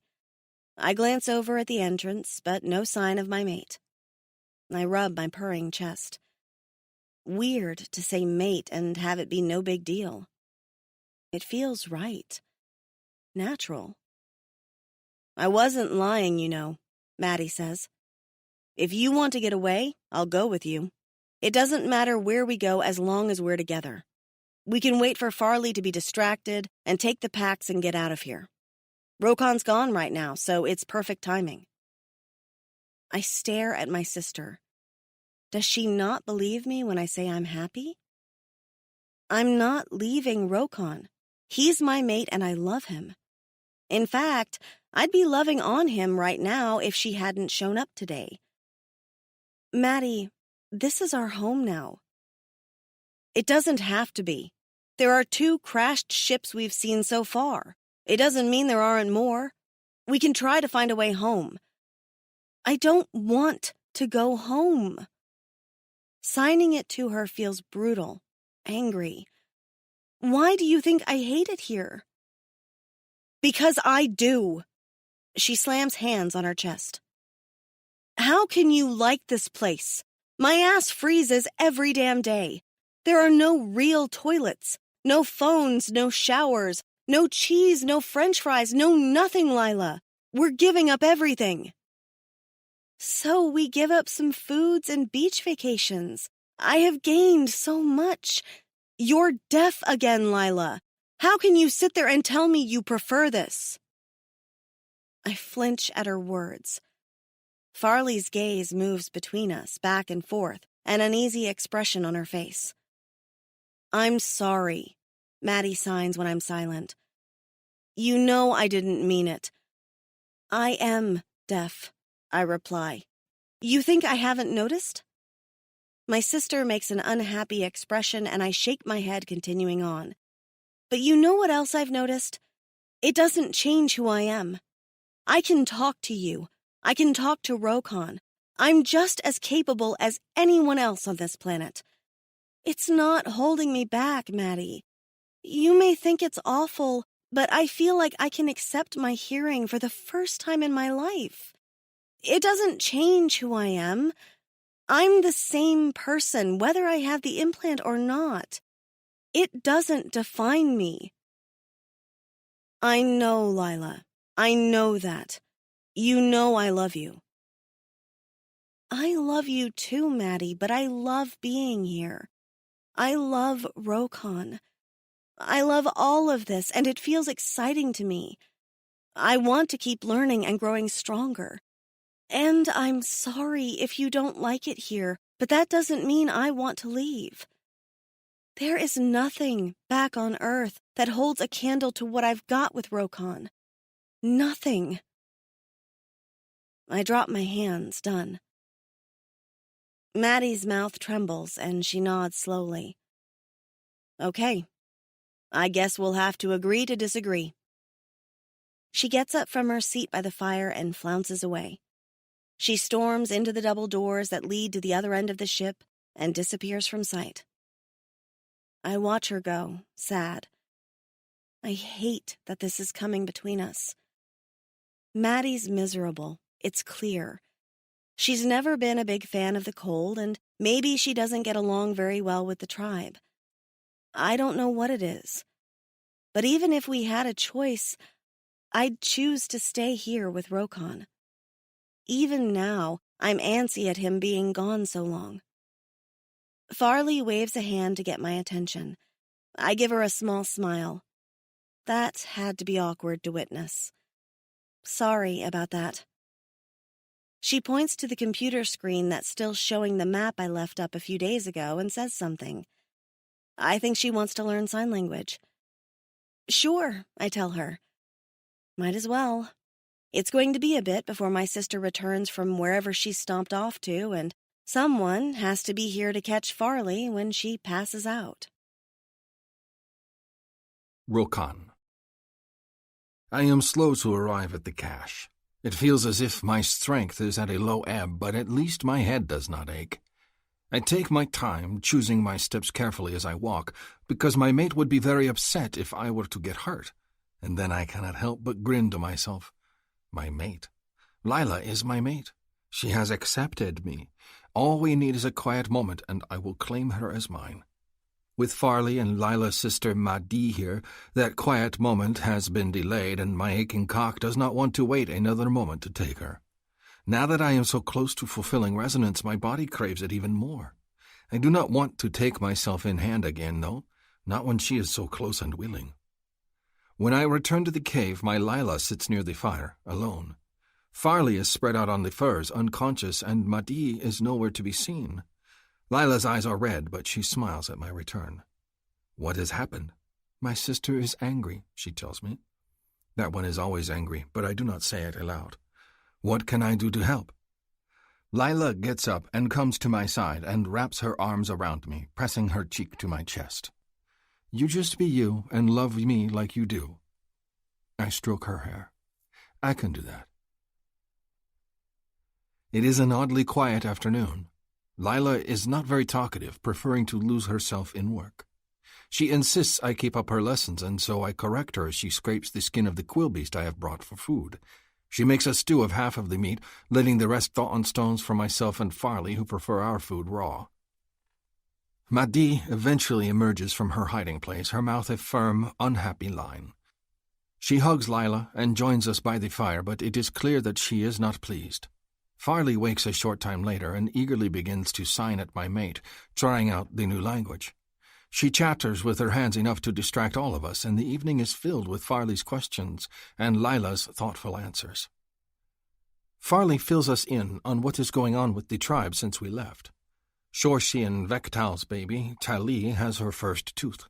Claire's belly has seemingly grown double in size overnight. Lige is carrying another kit. Josie and Haydn spend most of their time in their bed together, much to the amusement of the tribe. And Hassan? Hassan has been given a mild exile. He does not have welcome furs in any of the caves until the snows are too brutal for him to go out and hunt. Vektal has gone soft on him and given him a light punishment. Farley tells me that Hassan's sadness and remorse is so great that it is difficult to punish him more. What can be harder on him than losing Lila? I do not know if I agree, but I suspect there are other reasons that my chief would not send Hassan away completely. Exile did not work on Rahosh anyhow, because his stubborn mate simply tried to follow him. I will ask Vektal about it, though. I am still angry that Hassan did such a dangerous thing to my Lila. There must be some punishment. But those are thoughts for another day. Tonight, my attention is on my mate. Even though Mahdi is silent, speaking with Farley lightens Lila's heart.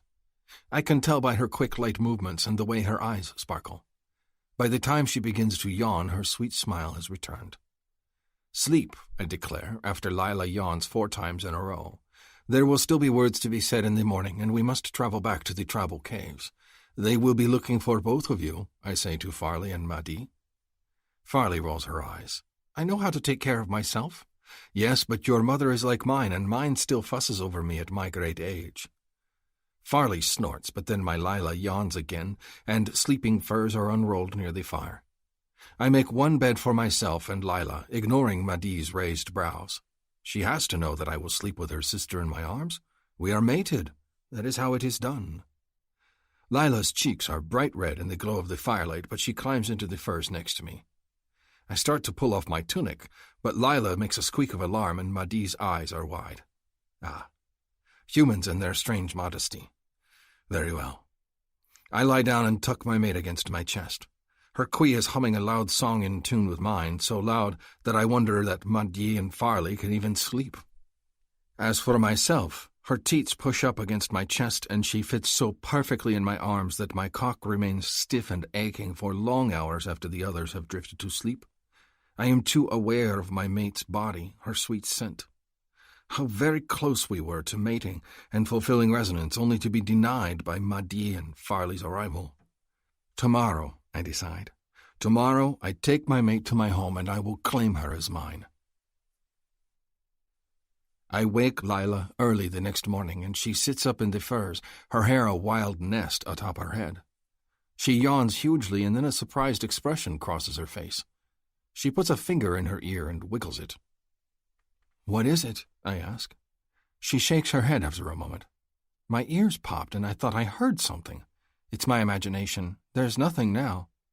Her hand goes to her hair, and she smooths it, a shy expression on her face as she glances over at her sleeping sister before looking back to me. "When do we leave?" "After you eat. There is no reason for us to stay longer."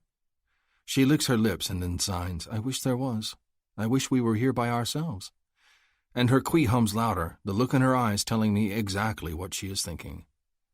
I bite back a groan because my body is responding to hers. My cock always rises in the morning, but with Lila at my side, it will be aching for many hours now. "There are private caves here," I tell her. "We will go to one of them quietly, and I will lick your cunt until you quiver." She grabs my hands, blushing, and looks over where Farley and Mahdi sleep. "I want that," she signs after a moment, "but not with them right here." Then tonight, when we are in the privacy of our own cave, I vow I will lick her cunt for hours. I want to bury my tongue inside her and taste every fold, and then I will bury my cock inside her, and we will resonate. It will be glorious. Lila nods up at me. "Tonight. We just have to make it through today." And then my sly mate strokes my tail, a wicked expression on her face. Today will be very long. With Farley and Mahdi to keep us company, the day goes by quickly, even if the travel does not. I carry both my pack and Lila's, and Farley carries Mahdi's. The 2 humans are slow to move over the snow, and it is late when the familiar cliffs that house the tribal caves come into view. I see old Vaza guarding the entrance, and along the path there are neat rows of small, growing plants. Tiffany's work. "Ho!" Vaza calls out as we approach, raising his spear. "Ho!" I call back, and Farley races ahead, sprinting despite the heavy packs she carries. Lila's hand slips into mine, and I can feel her nervousness. This is frightening to her because she worries she will not be able to communicate. I want to pull her close and snarl at anyone that will dare to make her uncomfortable. My mate is perfect. If they cannot understand her, they are the ones with the problem, not her. I need not worry, though. A moment later, people begin to pour out of the cave, all eager to greet the newest tribesmate. My brother Sessa races forward, and I grab him just as he flings himself at Lila and I. I swing him in the air, grinning. "Little brother, do not knock down my mate." "I want to say hello," he calls out, waving happily at Lila. He makes a new gesture, one that makes my heart swell with pride. "Welcome home," he signs to Lila, and then looks at me. Did I do it right?" I rumple his messy hair and set him down. "You did well." Lila smiles and signs a greeting back to him, looking at me. "Your brother?" I nod. "The little one. He is full of energy." "I see that." The worried look on her face has faded, and when Sessa reaches for her hand, she gives me a look of amusement and lets him lead her forward. Others swarm around us, and then there are humans calling out with excitement to meet Lila. Megan, Claire, and Marlene give her hugs and greeting, while Lise is trying to remember her signs, and Shorshi laughs at her efforts. Tiffany, Josie, and Nora greet my female, and then my Lila is being swept away on a sea of well-meaning people eager to say hello. I watch her go, amused how Sessa clings to her hand, and how even now someone is trying to hand her a kit to hold. How did my mate ever think she would not fit in? Off to the side, I see a flash of yellow mane, and Madi hangs back from the group, a sad expression on her face. Out of the entire tribe, she does not look pleased that her sister is so welcomed. Is she jealous? Vektal appears a moment later, striding away from the crowd and heading toward me. He raises a hand in greeting, his daughter Tally tucked against his chest. The kit has grown bigger with every day, and right now she is batting a hand against her father's face, smacking his chin over and over again while making gurgling kit noises. "Glad to see you back, my friend. You have brought your mate home?" I clasp him on the arm in greeting. "I have. I think Shorshi and the humans have carried her away." He nods. "The moment she came into sight, Georgie handed me my daughter." He grins at the child in his arms and pretends to bite the little hand thumping on his chin, which makes Tally howl with laughter. "We were about to send hunters after you since Madi and Farley disappeared to go find you." "We were out hunting and were delayed.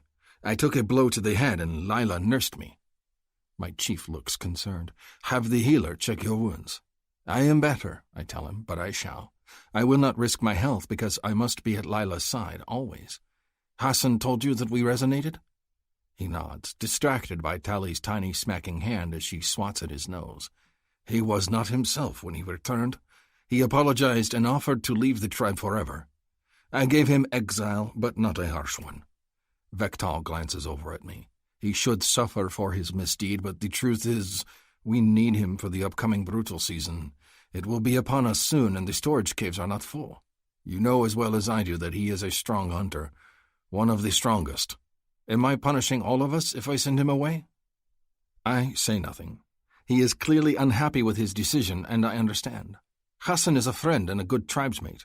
He is impulsive, perhaps, but I do not sense bad in him. And Vektal is right. If there is a choice between feeding the tribe or exiling Hassan, the tribe must take priority. You are my chief, and I abide by your decision." He grunts, and Tally smacks his mouth again. "And Lila?" he asks. "Will she be frightened? If he approaches her again, I have told him he will be permanently exiled." "He no longer wants Lila," I tell him. In this I am confident. He wants resonance, not her. When he found out that I was Lila's mate, I could see he was defeated. He will leave her alone. As for my mate, if she is scared of him, she will show him her knife. She is fierce when she needs to be." Vektal nods, pleased. A fierce female is a good one. No doubt he thinks of his own Shorshi. I watch Madi trail behind the others and glance over at my chief again. "What about Madi? Should we worry that Hassan will take her and try to force resonance on her?" Vektal snorts at that. "You have not been at the cave, so you have not seen it. Madi and Hassan hate each other. She snarls at him, and he is determined to avoid her. There is no spark between those two." My feeling pricks, telling me there might be something there. I think of Haydn and his Josie, who bickered and fought until resonance. Now they are so hungry for each other they cannot be pried from their furs. Has Madi shown preference to any of the males? Vektal shakes his head and switches arms, and Tally immediately starts to smack the other side of his face, babbling. "She has not. There is hope she will resonate, but it might take time, like Josie and Tiffany." I nod. "My mate and I will need a cave of our own and privacy. I know that Madi should come and stay with us because she is family, but my Lila is shy. She will not feel comfortable if her sister is near when we mate." The look he gives me is full of understanding. "Resonance has not been filled yet?" "Not yet." I try to keep the heaviness out of my voice. "But soon. Is she fighting it?" I shake my head. "Her sister has poor timing." Vectal laughs and Tally whacks him on the nose and giggles. You will have a private cave, my friend. Your mother has already taken over one of the storage rooms and prepared it for your mate's arrival. As for her sister, he thinks for a moment, Asha can cave with her. Asha? I am surprised. Then he nods slowly. It is broken between them. Himalo beds with the hunters. I think of quiet, gentle Himalo. He is not a hunter, and once, many turns of the seasons ago, he loved Asha. I am sad for him. Sometimes resonance is a curse, Vectal says, and sometimes it is the greatest gift. He pulls his daughter close and gives her a smacking kiss, which makes Tally giggle all over again. The sooner you claim your mate, the sooner you will know this for yourself. Chapter 20. Lila. Even though I'm deaf, the signs of a party are obvious. Skins of strong-smelling drink are passed around, and someone's face is contorting in an ecstatic rendition of what must surely be singing. Farley is racing around, painting bright circles and dots on people's exposed skin, and yet another woman hands me a fat blue baby beaming at me. It's sensory overload, but the best kind. All my worry about coming to the tribal cave was for nothing. These people are warm and friendly, and everyone has been trying to sign some sort of greeting to me. They really want me to feel welcome, and it's so sweet I could cry. My poor Rokon has been pulled away by his chief, and now he sits talking to another woman in the corner of the room. Maddie has drifted toward my side to interpret, and she winces when someone staggers past, a skin in hand, yelling something up at the ceiling that I can't hear as someone else plays a drum. You should be glad you can't hear this, Maddie signs. These people are nice, but they are terrible singers. Just awful. I giggle and rock the baby in my arms. It's so stinking cute, with little nubby horns, pale blue skin, and a wee little tail. The mother, a quiet redhead, just smiles at me, content to hang out and let me admire her baby. I hand him back after a few minutes and turn to Maddie. I don't remember her name. Harlow, she spells out. Thank you, Harlow, I say aloud.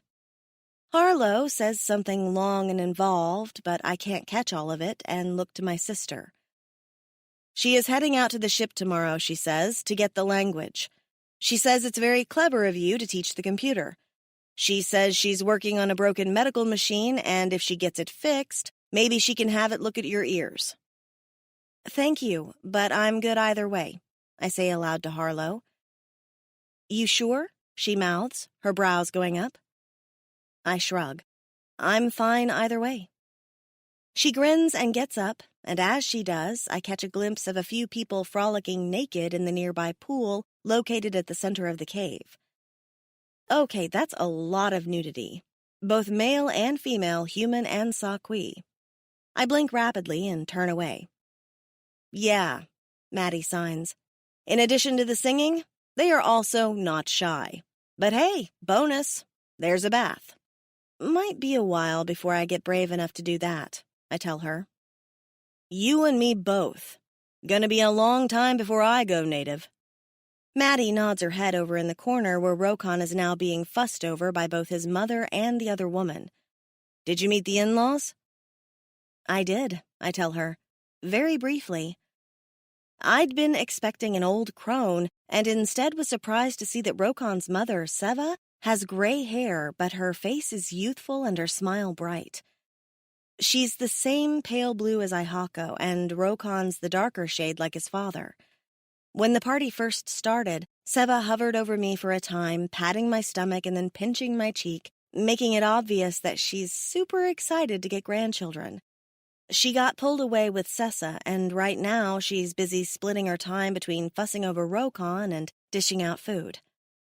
Rokon's dad is apparently the one in charge of the booze, and everyone keeps heading over to his corner of the cave. They seem like a nice family, though. As I look over to my mate, I watch as Seva pinches Rokon's cheek, and I stifle a giggle. Imagine getting your cheek pinched at the age of 40. Mothers are mothers wherever you go, I suppose. I look over at Maddie. Should we get something to eat? She makes a face. More stew? I'm so sick of it I could puke. Oh, I have some fruit. You want some? It doesn't taste like regular fruit, but it's still pretty good. Maddie's eyes go wide. You what?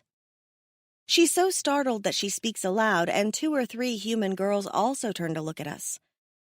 I have fruit? It's in my bag. I glance around at the other women, curious. Found a whole cave of it.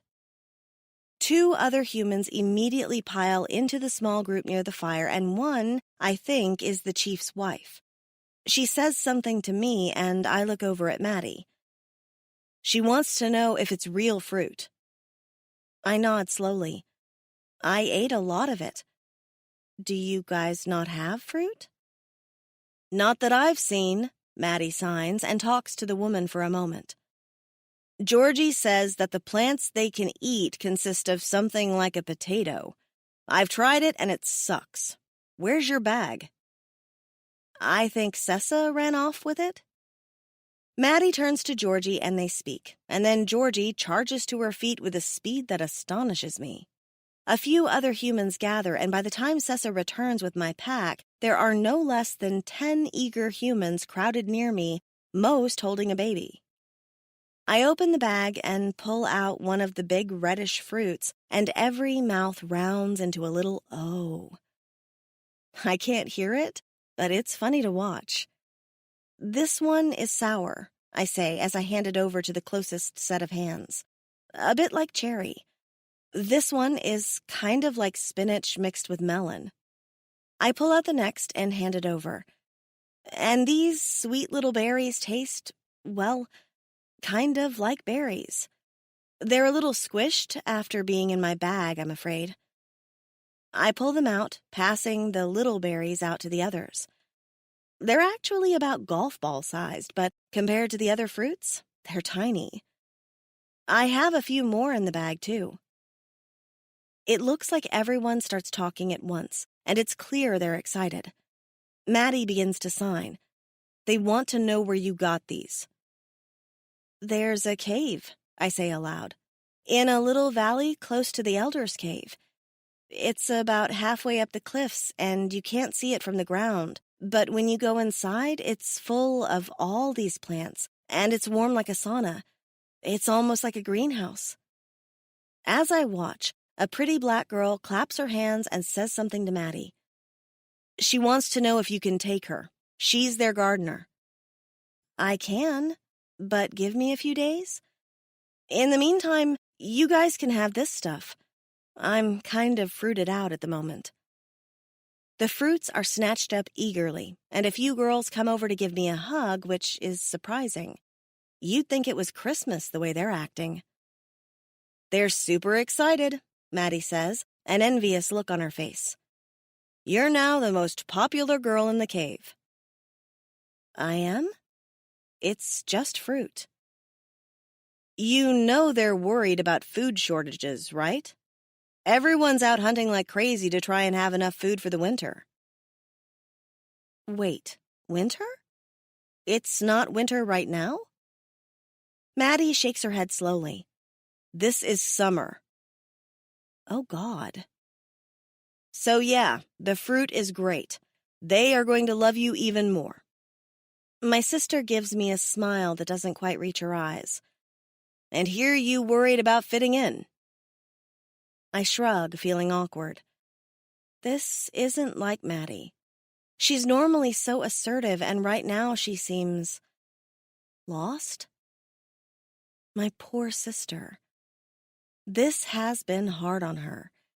She hasn't had a Rokon to lean on through all this. She's been alone except for me, and I haven't even been here. I've been with Rokon.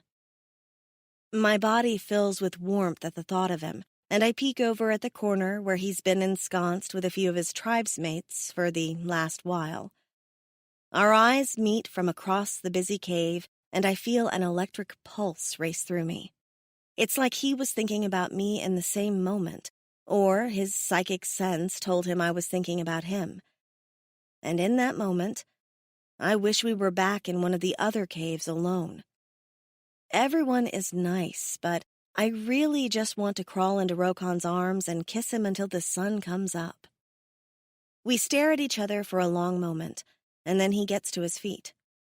His movements are slow, sinuous, and I get all hot and bothered just watching the man freaking stand up. God, he's sexy. He's all mine, too. I feel the need to fan myself. Then he starts walking toward me. He says something to his mother hovering nearby, and she smiles and turns away. It feels as if the entire room is watching us as Rokan steadily approaches me across the crowded cavern. My breath catches in my throat and my chest is purring like it's got a motor in it. I get to my feet, drawn by his intense gaze. "It is time," he signs as he comes to my side.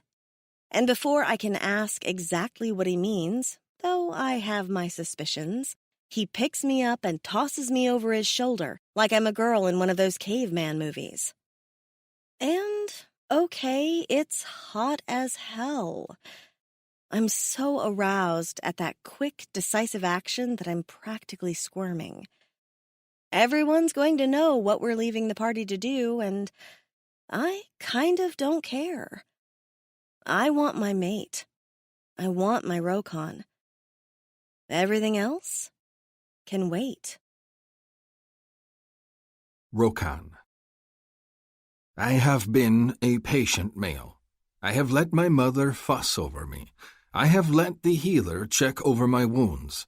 I have watched as my mate has been handed every kit in the tribe and introduced to all of the humans. I have endured the envious looks Vaza and Taushen are sending in my direction. Hassan is not here, but his name is mentioned several times. It is a small tribe and gossip flows freely, but I will endure it all for my mate. I want her to enjoy her celebration. But when her eyes meet mine over the crowd, and she has that soft look on her face that tells me her breast is resonating as hard as mine, I am no longer patient. It is time to claim what is mine. I get to my feet and push my way through the group to her side. I hear a few muffled chuckles from the gathered tribe as I scoop my mate up, but they are lost amongst the cheer that rises as I storm away with her over my shoulder. They are ready for us to consummate our resonance just like I am. They want our happiness. I want that too. My mother has told me about the cave she prepared for us. One of the new storage caves, a smaller one, but that does not matter to me, has been cleared out and readied for our return. I head down the long, winding passageway that was recently opened, and there, off to one side, is our cave. A decorated screen leans against the entrance, waiting for us. I duck to enter the cave, a hand on my mate's back, to ensure she is not scraped by the low rocks. I set her down gently in the room and then move to the entrance. The screen fits perfectly over it. Now we have privacy. Now no one will disturb us. We will climb into bed and mate until we grow too hungry to stay in bed any longer. And then we will eat and return to bed. My cock aches with pleasure at the thought. I do not plan on letting Lila out of my furs for several days, not until we are both utterly sated. "It's dark," Lila whispers. "I can't see your hands." I feel a stab of shame at her words. Of course I should build a fire. I touch her cheek to let her know I hear her words and then kneel beside the cold fire pit. In a few moments I have built a small blaze, and there's a relieved smile on my mate's pretty face. "Is this our home?" she asks, glancing around the cave. I nod. "Do you like it? The furs are mine, and if you need anything, pillows, blankets, I shall make it for you. Whatever you need, I will provide. I want her to be happy here with me." She bites her lip and looks around. She gets to her feet, and I watch as she explores the cave. There is not much to see, and I worry it will not be enough to please my mate. Her hands move over a covered basket, and then she touches a decorative leather hanging my mother has thoughtfully put up. My weapons are stacked neatly in an alcove, and there are extra bowls, skins, and other items the tribe has donated to make our home. Lila turns and looks at me, and there is a soft smile on her face. "I like it. Is it enough for you?" She moves to my side and puts her hands on me, stroking my chest. "I love it because I am here with you. You are all I need." A groan escapes me because seeing her smile fills me with lightness. She is my happiness. My heart, I sign to her. You are my heart. I know, she signs back, and I'm keeping it. Then she slides her hands down my arms and whispers, Are we private here? Do we have to worry about being interrupted? Or someone hearing us? She bites her lip and gives me an awkward look, all the while her hand rubs my forearm. Just that small touch is making my cock ache unbearably. Do you see the screen? I point at it. Over the entrance to our cave? She nods. As long as it is in front of our cave, no one will interrupt us. Behind it, we do not exist. Her eyes widen in surprise, and she peers at the entryway. Are you sure? It is a tradition honored by my people. Then they will know what we're doing in here? My heart, of course they know. I take her small hand and press it to my chest, where my kui sings loudly to hers. The moment we resonated, they knew we would be joining. No one denies resonance for long. So obvious. Her hands return to my chest after she signs. I guess there's no hiding it. I shake my head slowly. I do not wish to hide it. I want everyone to know you are mine. I am the luckiest of my people. Her fingers fidget on my breast. So we should just do it? She is not sure. I would be amused if my body did not ache so badly for hers. That is my choice, yes. Her chuckle makes me ache. I've never done this before, you know. I have not as well. In that we are both new. Lila makes a face. I almost wish that wasn't the case. I go very still. You would wish another female has touched me? No. God, no. I just wish I knew what I was doing right now. I feel like such a dork. Her hands move over my shoulder and caress my arm. I think I'd kill another woman if she tried to even look at you twice. Her words fill me with pride. We do not need experience. I know what to do. My cock goes inside your cunt. Lila's small hands cover mine and she giggles. It's so weird seeing you sign such dirty things to me. And yes, I know how babies are made, thanks for the lesson. I just mean I don't know any of the nuances. How to make you feel amazing. How to get you to make me feel amazing. She gazes up at me. I want us to be really good at this so we can do it often. We shall, I declare. I will not rest until you have come, even if it takes the entire evening. My cock shall wait until your cunt is dripping and ready. She makes a soft little noise and glances over at the entrance of our cave. Is she still shy about that? I kiss her forehead and move to one of the large baskets of dried fire-making materials and carry it across the cave, then shove it in behind the screen, further wedging it into place. There. Now no one will be able to come in even if they should attempt it. I look over at my mate for her approval. Sorry, I'm being weird, aren't I? It's just that I can't hear if anyone walks in on us. No one will walk in, I assure her. I just don't want anyone to see me bare-ass naked. They will see my bare ass, not yours, if we are doing things right. She giggles at that, and the sound is sweet. You do know there is more than one position, yes? I frown. How do you know? Because I've read books and seen stuff on TV. Haven't you seen other people do it? I shrug. My parents are always under their furs. I do not go look to see who is on top. Lila's laughter peals through the cave. Thank goodness for that. We can go easy for now and learn the basics before we toss some weird stuff in, I guess. She grins and slides over to me, reaching for my tail. That means you get to be on top. Of course I will be on top. I want to ask how else it is done, but her fingers encircle the base of my tail and she strokes it gently. My body breaks out into shivers, and I bury my hands in her hair, losing myself in her scent and the feel of her body against mine. I guess at some point I should get you naked, right? Her voice is a soft whisper that feels like a caress of her hand on my skin. Get things rolling? I nod, rubbing my face against her mane. The thought of my mate pulling my leathers off fills me with pleasure, and I think of our touches before, when she slowly peeled back my clothing to gaze at my cock. It felt hard and aching then. Today it throbs with even greater need. Naked it is, she murmurs, and then she pulls on my knife belt and unties the knot, letting it drop to the ground. Her hands go to the laces at my neck, and she loosens them, and then pulls on the hem of my tunic, dragging it up my chest. She cannot reach the rest of the way, so I finish for her, yanking it over my head and horns, and then dropping it onto the cave floor. Pants next, I suggest. My cock is aching to be free of its confines.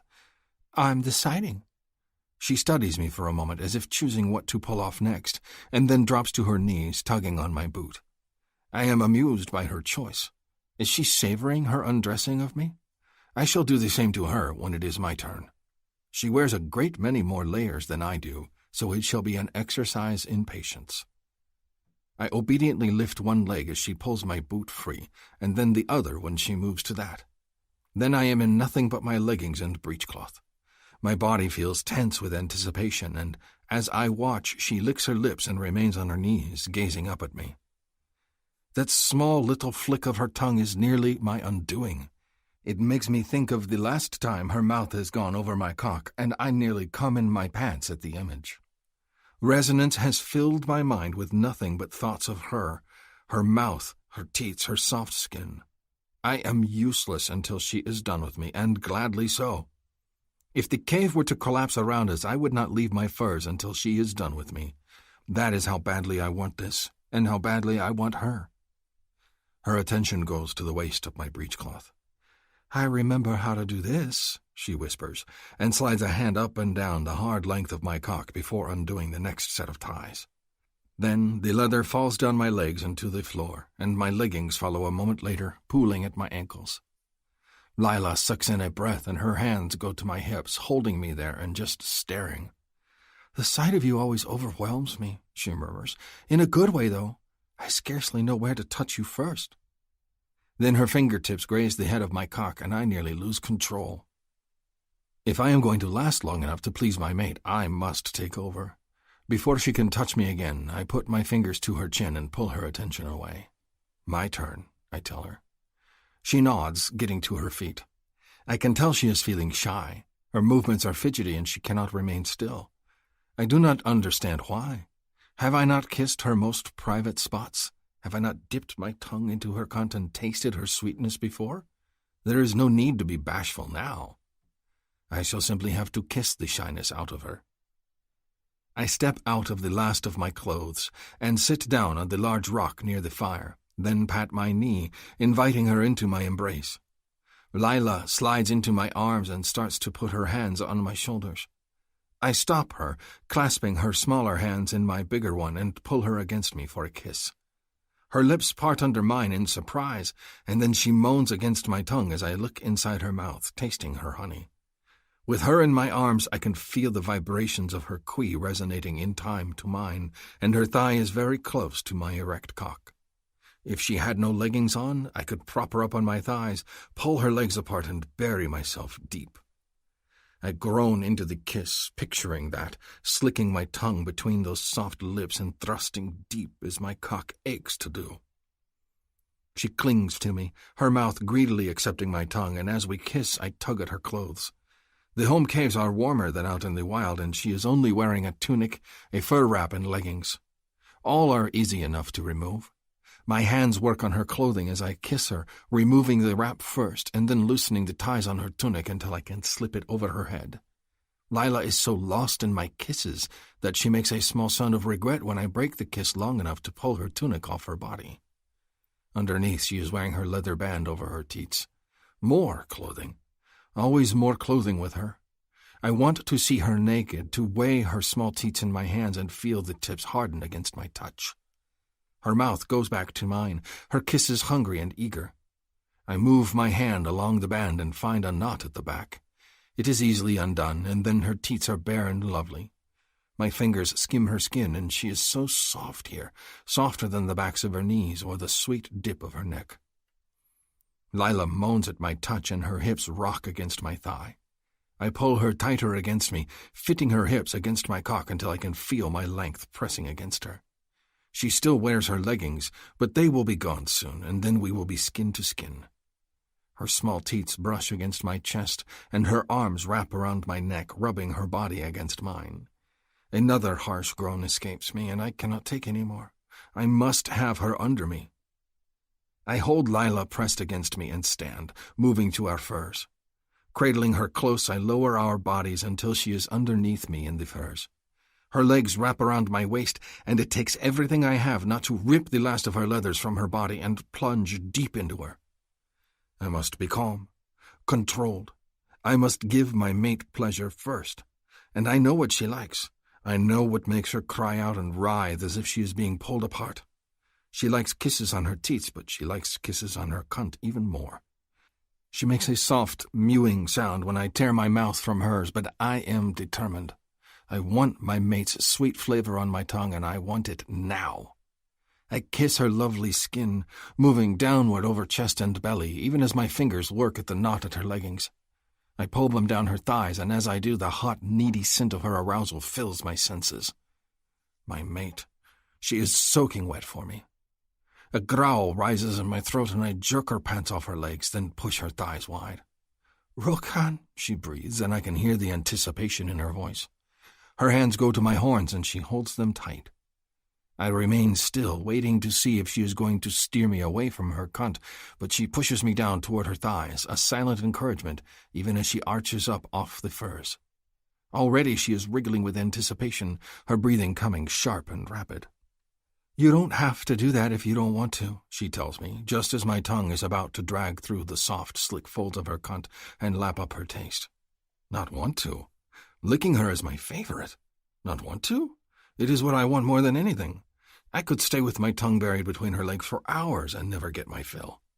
I want to protest that, yes, I do want this, but it is better to just show her. I slide one finger up and down her folds, dragging through her juices. At her whimper, I lean in and put my mouth over her third nipple. Her gasp of excitement and the way her fingers tighten around my horns, those are delicious, but not as delicious as her taste. I explore her at my leisure now, dragging my tongue over her folds in slow, methodical motions. I know what she likes best, but I am going to tease her first. I deliberately avoid her third nipple because it is the part that makes her crazy when it is licked. Instead, I nudge a knuckle against the entrance to her cunt, even as I brush kisses over her wet folds. One hand smacks my horn, and then the breath hisses from her lungs. "Oh, God," I hear her murmur, and then one leg jerks as I let the tip of my tongue graze her flesh. Her knee moves and she's wiggling again, so I grab her leg and fit my shoulder under it, pinning her movements and allowing myself free rein to her slick, delicious honey. This is much better. My tongue dips deep, seeking the center of her heat, and she cries out my name again when I taste her. I can feel her cunt tighten around my tongue as I push it into her again. Her little cries grow stronger, and her juices sweeter with every thrust of my tongue. I can feel her thighs quivering on my shoulders, her fingers tight on my horns. I grind my cock against the furs as I lick her over and over again, her hips rocking against my face. I want to do this forever, but my body aches to claim hers, to fulfill resonance. I lift my head and she immediately presses a hand down on the top of my mane, trying to push me back into place. "So close," she breathes. "Please, Rokan." I will not fail my mate. I push a finger into her wet warmth, and immediately her cunt tightens and quivers around it. I stroke it in and out, her moans fueling my need, and my mouth descends on her third nipple, the aching little bud that has been waiting for my attentions. Her cries become heated, her hand pulling on my hair, she rocks against my mouth. I lick her nipple over and over again, her desperation becoming my own. I need her release, need to feel her milking my finger with her cunt, need to fill my mouth with the taste of her. She is everything. A small cry, and then I feel a burst of fresh wetness on my tongue. Her thighs clamp on my shoulders, and her cunt ripples tightly around my finger, clenching over and over again as she comes. I lick her with renewed urgency, not stopping even as she quakes with release. My own need for her is overtaking my senses. Even if I wanted to stop, I could not. Over and over, I hungrily lap up her juices, burying my mouth and tongue in her sweet folds. My finger thrusts into her again and again until she's quivering with a new release and crying my name out. It is still not enough. I need more. I tear my face away from her sweetness, gently nipping her thigh before I sit up. My cock aches to be buried inside her, and I am desperately close to losing control. I press a hand to my brow, trying to recover. Patience. Calm. Let your mate catch her breath, and then you can claim her. Lila makes a satisfied little moan, still sprawled in the blankets. She rubs her foot on my thigh. "Where did you go, Rokan?" Already she misses me. I miss her warm, soft body, too. My body shivers with the need to retain control, and I give myself a hard shake before lying back down on the furs next to her. I touch her cheek and then begin to caress her once more, peppering her neck and shoulder with kisses. She hooks a leg at my hips and pulls me against her in silent encouragement. "More?" I ask, signing to her. Lila nods and her hand steals to my cock, her fingers grazing over my spur. A splash of liquid erupts from my cock and I jerk her hand away, pinning it to the furs. I give her a small shake of my head. More touches, more exploring from her fingers, and I will paint her belly with my seed. Tonight I want to be inside her. "Close to losing control?" she whispers, curious. She wriggles under me, deliberately dragging the tips of her teeth against my chest. "Poor baby." I groan silently, closing my eyes for strength. Her little heel digs into my backside, and I feel her shift against me, opening her thighs. "Claim your mate, Rokan," she whispers. "I'm ready for you." My beautiful, perfect mate. I can maintain control no longer. I slide between her legs, settling my weight against her. I fit my cock at her entrance, ready to thrust deep. She is tight, though, and I rub the head with her slick juices to ease the fit. As I do, she digs her little fingernails into my arms, encouraging me with breathless little pants. My mate, my resonance, mine. With a hiss, I push forward. My cock sinks deep, my body claiming hers.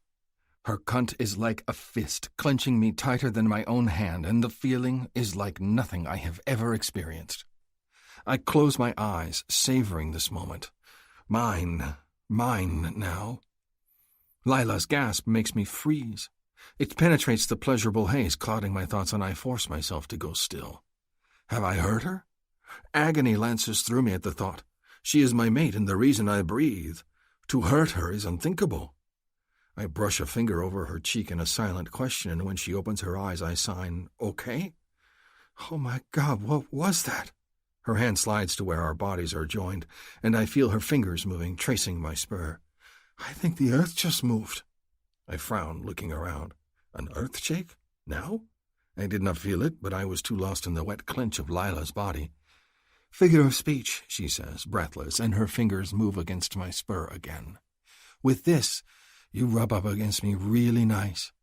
She gives a little sigh that sounds like pleasure and then drags her fingers through her folds and rubs my spur and her little hard bud. "Do it again?" She wants more? Nothing would give me greater pleasure. With one hand on her hip, I thrust again. Lila throws her head back, crying out. Her hand moves to her cunt again, and she rubs my spur as I rock into her again. "Feels so good," she tells me. "Incredible. I didn't dream." Her words die in her throat, and her mouth forms an O as another wave of pleasure overtakes her. Fascinated by her response, I press my fingers to her folds and stroke forward again. This time I feel it as she does. When I move, my spur drags along the sensitive side of her third nipple. She cries out as I touch her, and I feel her cunt clamp around my cock, sucking me deeper. My control is gone. I pump into her, thrusting my cock into her tight, sweet warmth. She clings to me, moaning as our bodies rock together. I can feel her cunt rippling in response each time I push into her, until my name rips out of her throat and she stiffens, lost in another release. The sight of her, the feel of her body clasping mine, the loud, triumphant song of our quiz. My own release explodes out of me with enough force that stars swim before my eyes and my entire body shudders. Dimly I can hear Lila breathing my name, her thighs quivering as they clasp me against her. My seed empties into her, and it feels as if I am coming forever, and I press my forehead to hers as pleasure overtakes us. We are one, Lila and I. Forever. Chapter 21. Lila. I'm pretty sure Rokan has ground me so hard into the blankets with our lovemaking that I have tufts of fur up my butt. I'm also pretty sure I'm deliriously happy. My toes curling, I wrap my arms and legs around him, pinning his big body against mine. I never want him to let go. Sweaty and sticky with lovemaking, he nuzzles my face and holds me tight against him. It seems we're on the same wavelength with that. With his arms around me, he can't sign to me, but talking is unimportant at the moment. I don't need it. I don't need anything but his skin pressed to mine, his cock deep inside me, and his spur sending jolts through my body every time he so much as shifts. I shiver. That spur, man. Someone should have warned me. That thing can turn a girl's brains to mush. He presses a kiss to my neck and I yawn, sleepy and pleased. My ears pop, and for a moment, it almost sounds hollow in the cave. Almost. It might be my imagination, though. I put a finger in my ear and rub it, frowning. Rokon sits up, gazing down at me with concern. Are your ears bothering you? Do you need the healer? I sigh with disappointment as his skin leaves mine. So much for skipping signing and just snuggling. No, I'm fine. My ears just popped. Is your hearing coming back? I don't think so. Why would it? The female with the flame-colored hair, Harlow. She says she has a growth in her brain, and her queen fixed it. Oh, did she? I make a mental note to ask about it, but not right now. In the morning. Or the day after. Whenever. I'm more interested in getting my mate to press his big, yummy chest against mine again. Does it matter to you if I can hear? Of course not. You are perfect as you are. He looks indignant that I would suggest otherwise. I smile up at him and trace my fingers along one rock-hard pectoral, feeling the ridges that cover his breastbone and how they graduate to smooth, suede-like skin. I'm okay if it never comes back, I tell him. As long as I have you, you'll keep me safe. I will be at your side always, he signs, a solemn look on his face. Promise? He taps his chest. My feeling tells me it is so. You will not come to harm as long as I am here. Somehow, I knew he'd say that. And somehow, I believe him. Who better to keep me safe than the guy with the sixth sense? I rub my fingers over one of his rock-hard nipples. Then, come over here and protect me with that big, sweaty body of yours. Rokon's eyes gleam as he moves to cover me again. Time to resonate again. Maddie. I stare out at the celebrating tribe, not paying attention to the people that dance past with a skin of sa-sa, or the woman that pulls her top down to breastfeed not one but two blue babies. I ignore the exclamations over the fruit that they've managed to savor all damn night, and I sure as shit ignore when they start singing again. Everyone's so damn happy. Everyone but me. Me? I'm lost. In the space of the last month or so, I've gone from confident, independent bartender to lost, lonely captive torn from my sister. I've gone back to my old role as Lila's protector, only to be ousted from that role the moment she returned freaking hand in hand and lovey-dovey with an alien. She's mated. She's happy. She wants to stay. And me? I'm just kind of here. Alone. I've got no one anymore. It's clear that Lila doesn't need me. Everyone in the tribe already adores her, and they can barely tolerate me. Not that I blame them. I haven't exactly been Miss Pleasant to live around while my sister was gone. I was worried about her, and I took it out on everyone else, even the women who have gone out of their way to be nice to me. They don't understand what it's like to be so alone, even in a sea of people. Everyone here's part of a family. There are happy women with babies and men utterly devoted to their ladies. As I look over, the chief, Vectal, is tossing his baby daughter into the air and giving her exaggerated kisses just to make Tally laugh. And boy, does that baby laugh. It'd be adorable if it didn't make me feel so sour inside. He's got a wife and a baby. All of the humans here have someone. Even my sister, scared, timid little Lila, has returned utterly confident in herself and in love with Rokon. I've been forgotten. I sigh and stare out at the entrance of the cave. Sometimes I wonder what would happen if I just up and left. Would they hunt me down like they hunted for Lila? Or would they be all good riddance and not care because I've been a bitch? Glowing eyes stare back at me, and a big, bulky form emerges from the shadows of the cave entrance, spear in hand, a dead animal in the other.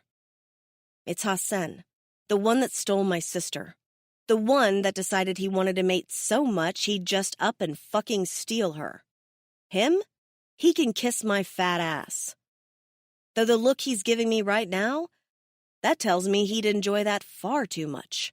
That he'd do more than just kiss it if I bared it for his inspection. And for some reason, I find myself prickling with arousal at the thought of Hassan folding his big body down to give my plump ass a kiss. Which is all kinds of wrong. He's exiled. He's a dick. He wanted my sister. None of these put him on the ice planet's most desirable bachelors list. I jerk my gaze back around to the fire, scowling. Totally not gonna keep picturing him with his mouth on my ass. Biting one of my rounded cheeks, dragging his fingers over my body and exploring the fact that I have no tail. I give my face a hard slap to bring me back to earth. Like a hate fuck will make everything better. It'd just make things a whole hell of a lot messier. Nearby, Farley gives me a startled look. Are you all right? Just distracted, I tell her. Farley's a good kid, and the closest thing I have to a buddy here, for all that she's like 15 years old. Right now, she's my ride or die because, well, I don't have anyone else. Even my sister Lila is off in a corner somewhere making out with her new hubby. I can't even be mad about that. She's so happy, and she is such a wonderful person that she deserves every bit of joy. I'm thrilled for her. I'm a little jealous of her radiant happiness, sure, but still thrilled for her. Even though I shouldn't, I peek over my shoulder back at the cave entrance again, just in case Hassan is still there. But he's not, and I ignore the little stab of disappointment I feel. The last thing I need is to get involved with the bad boy of the ice planet. This concludes Barbarian's Touch by Ruby Dixon, narrated by Mason Lloyd and Holly Jackson.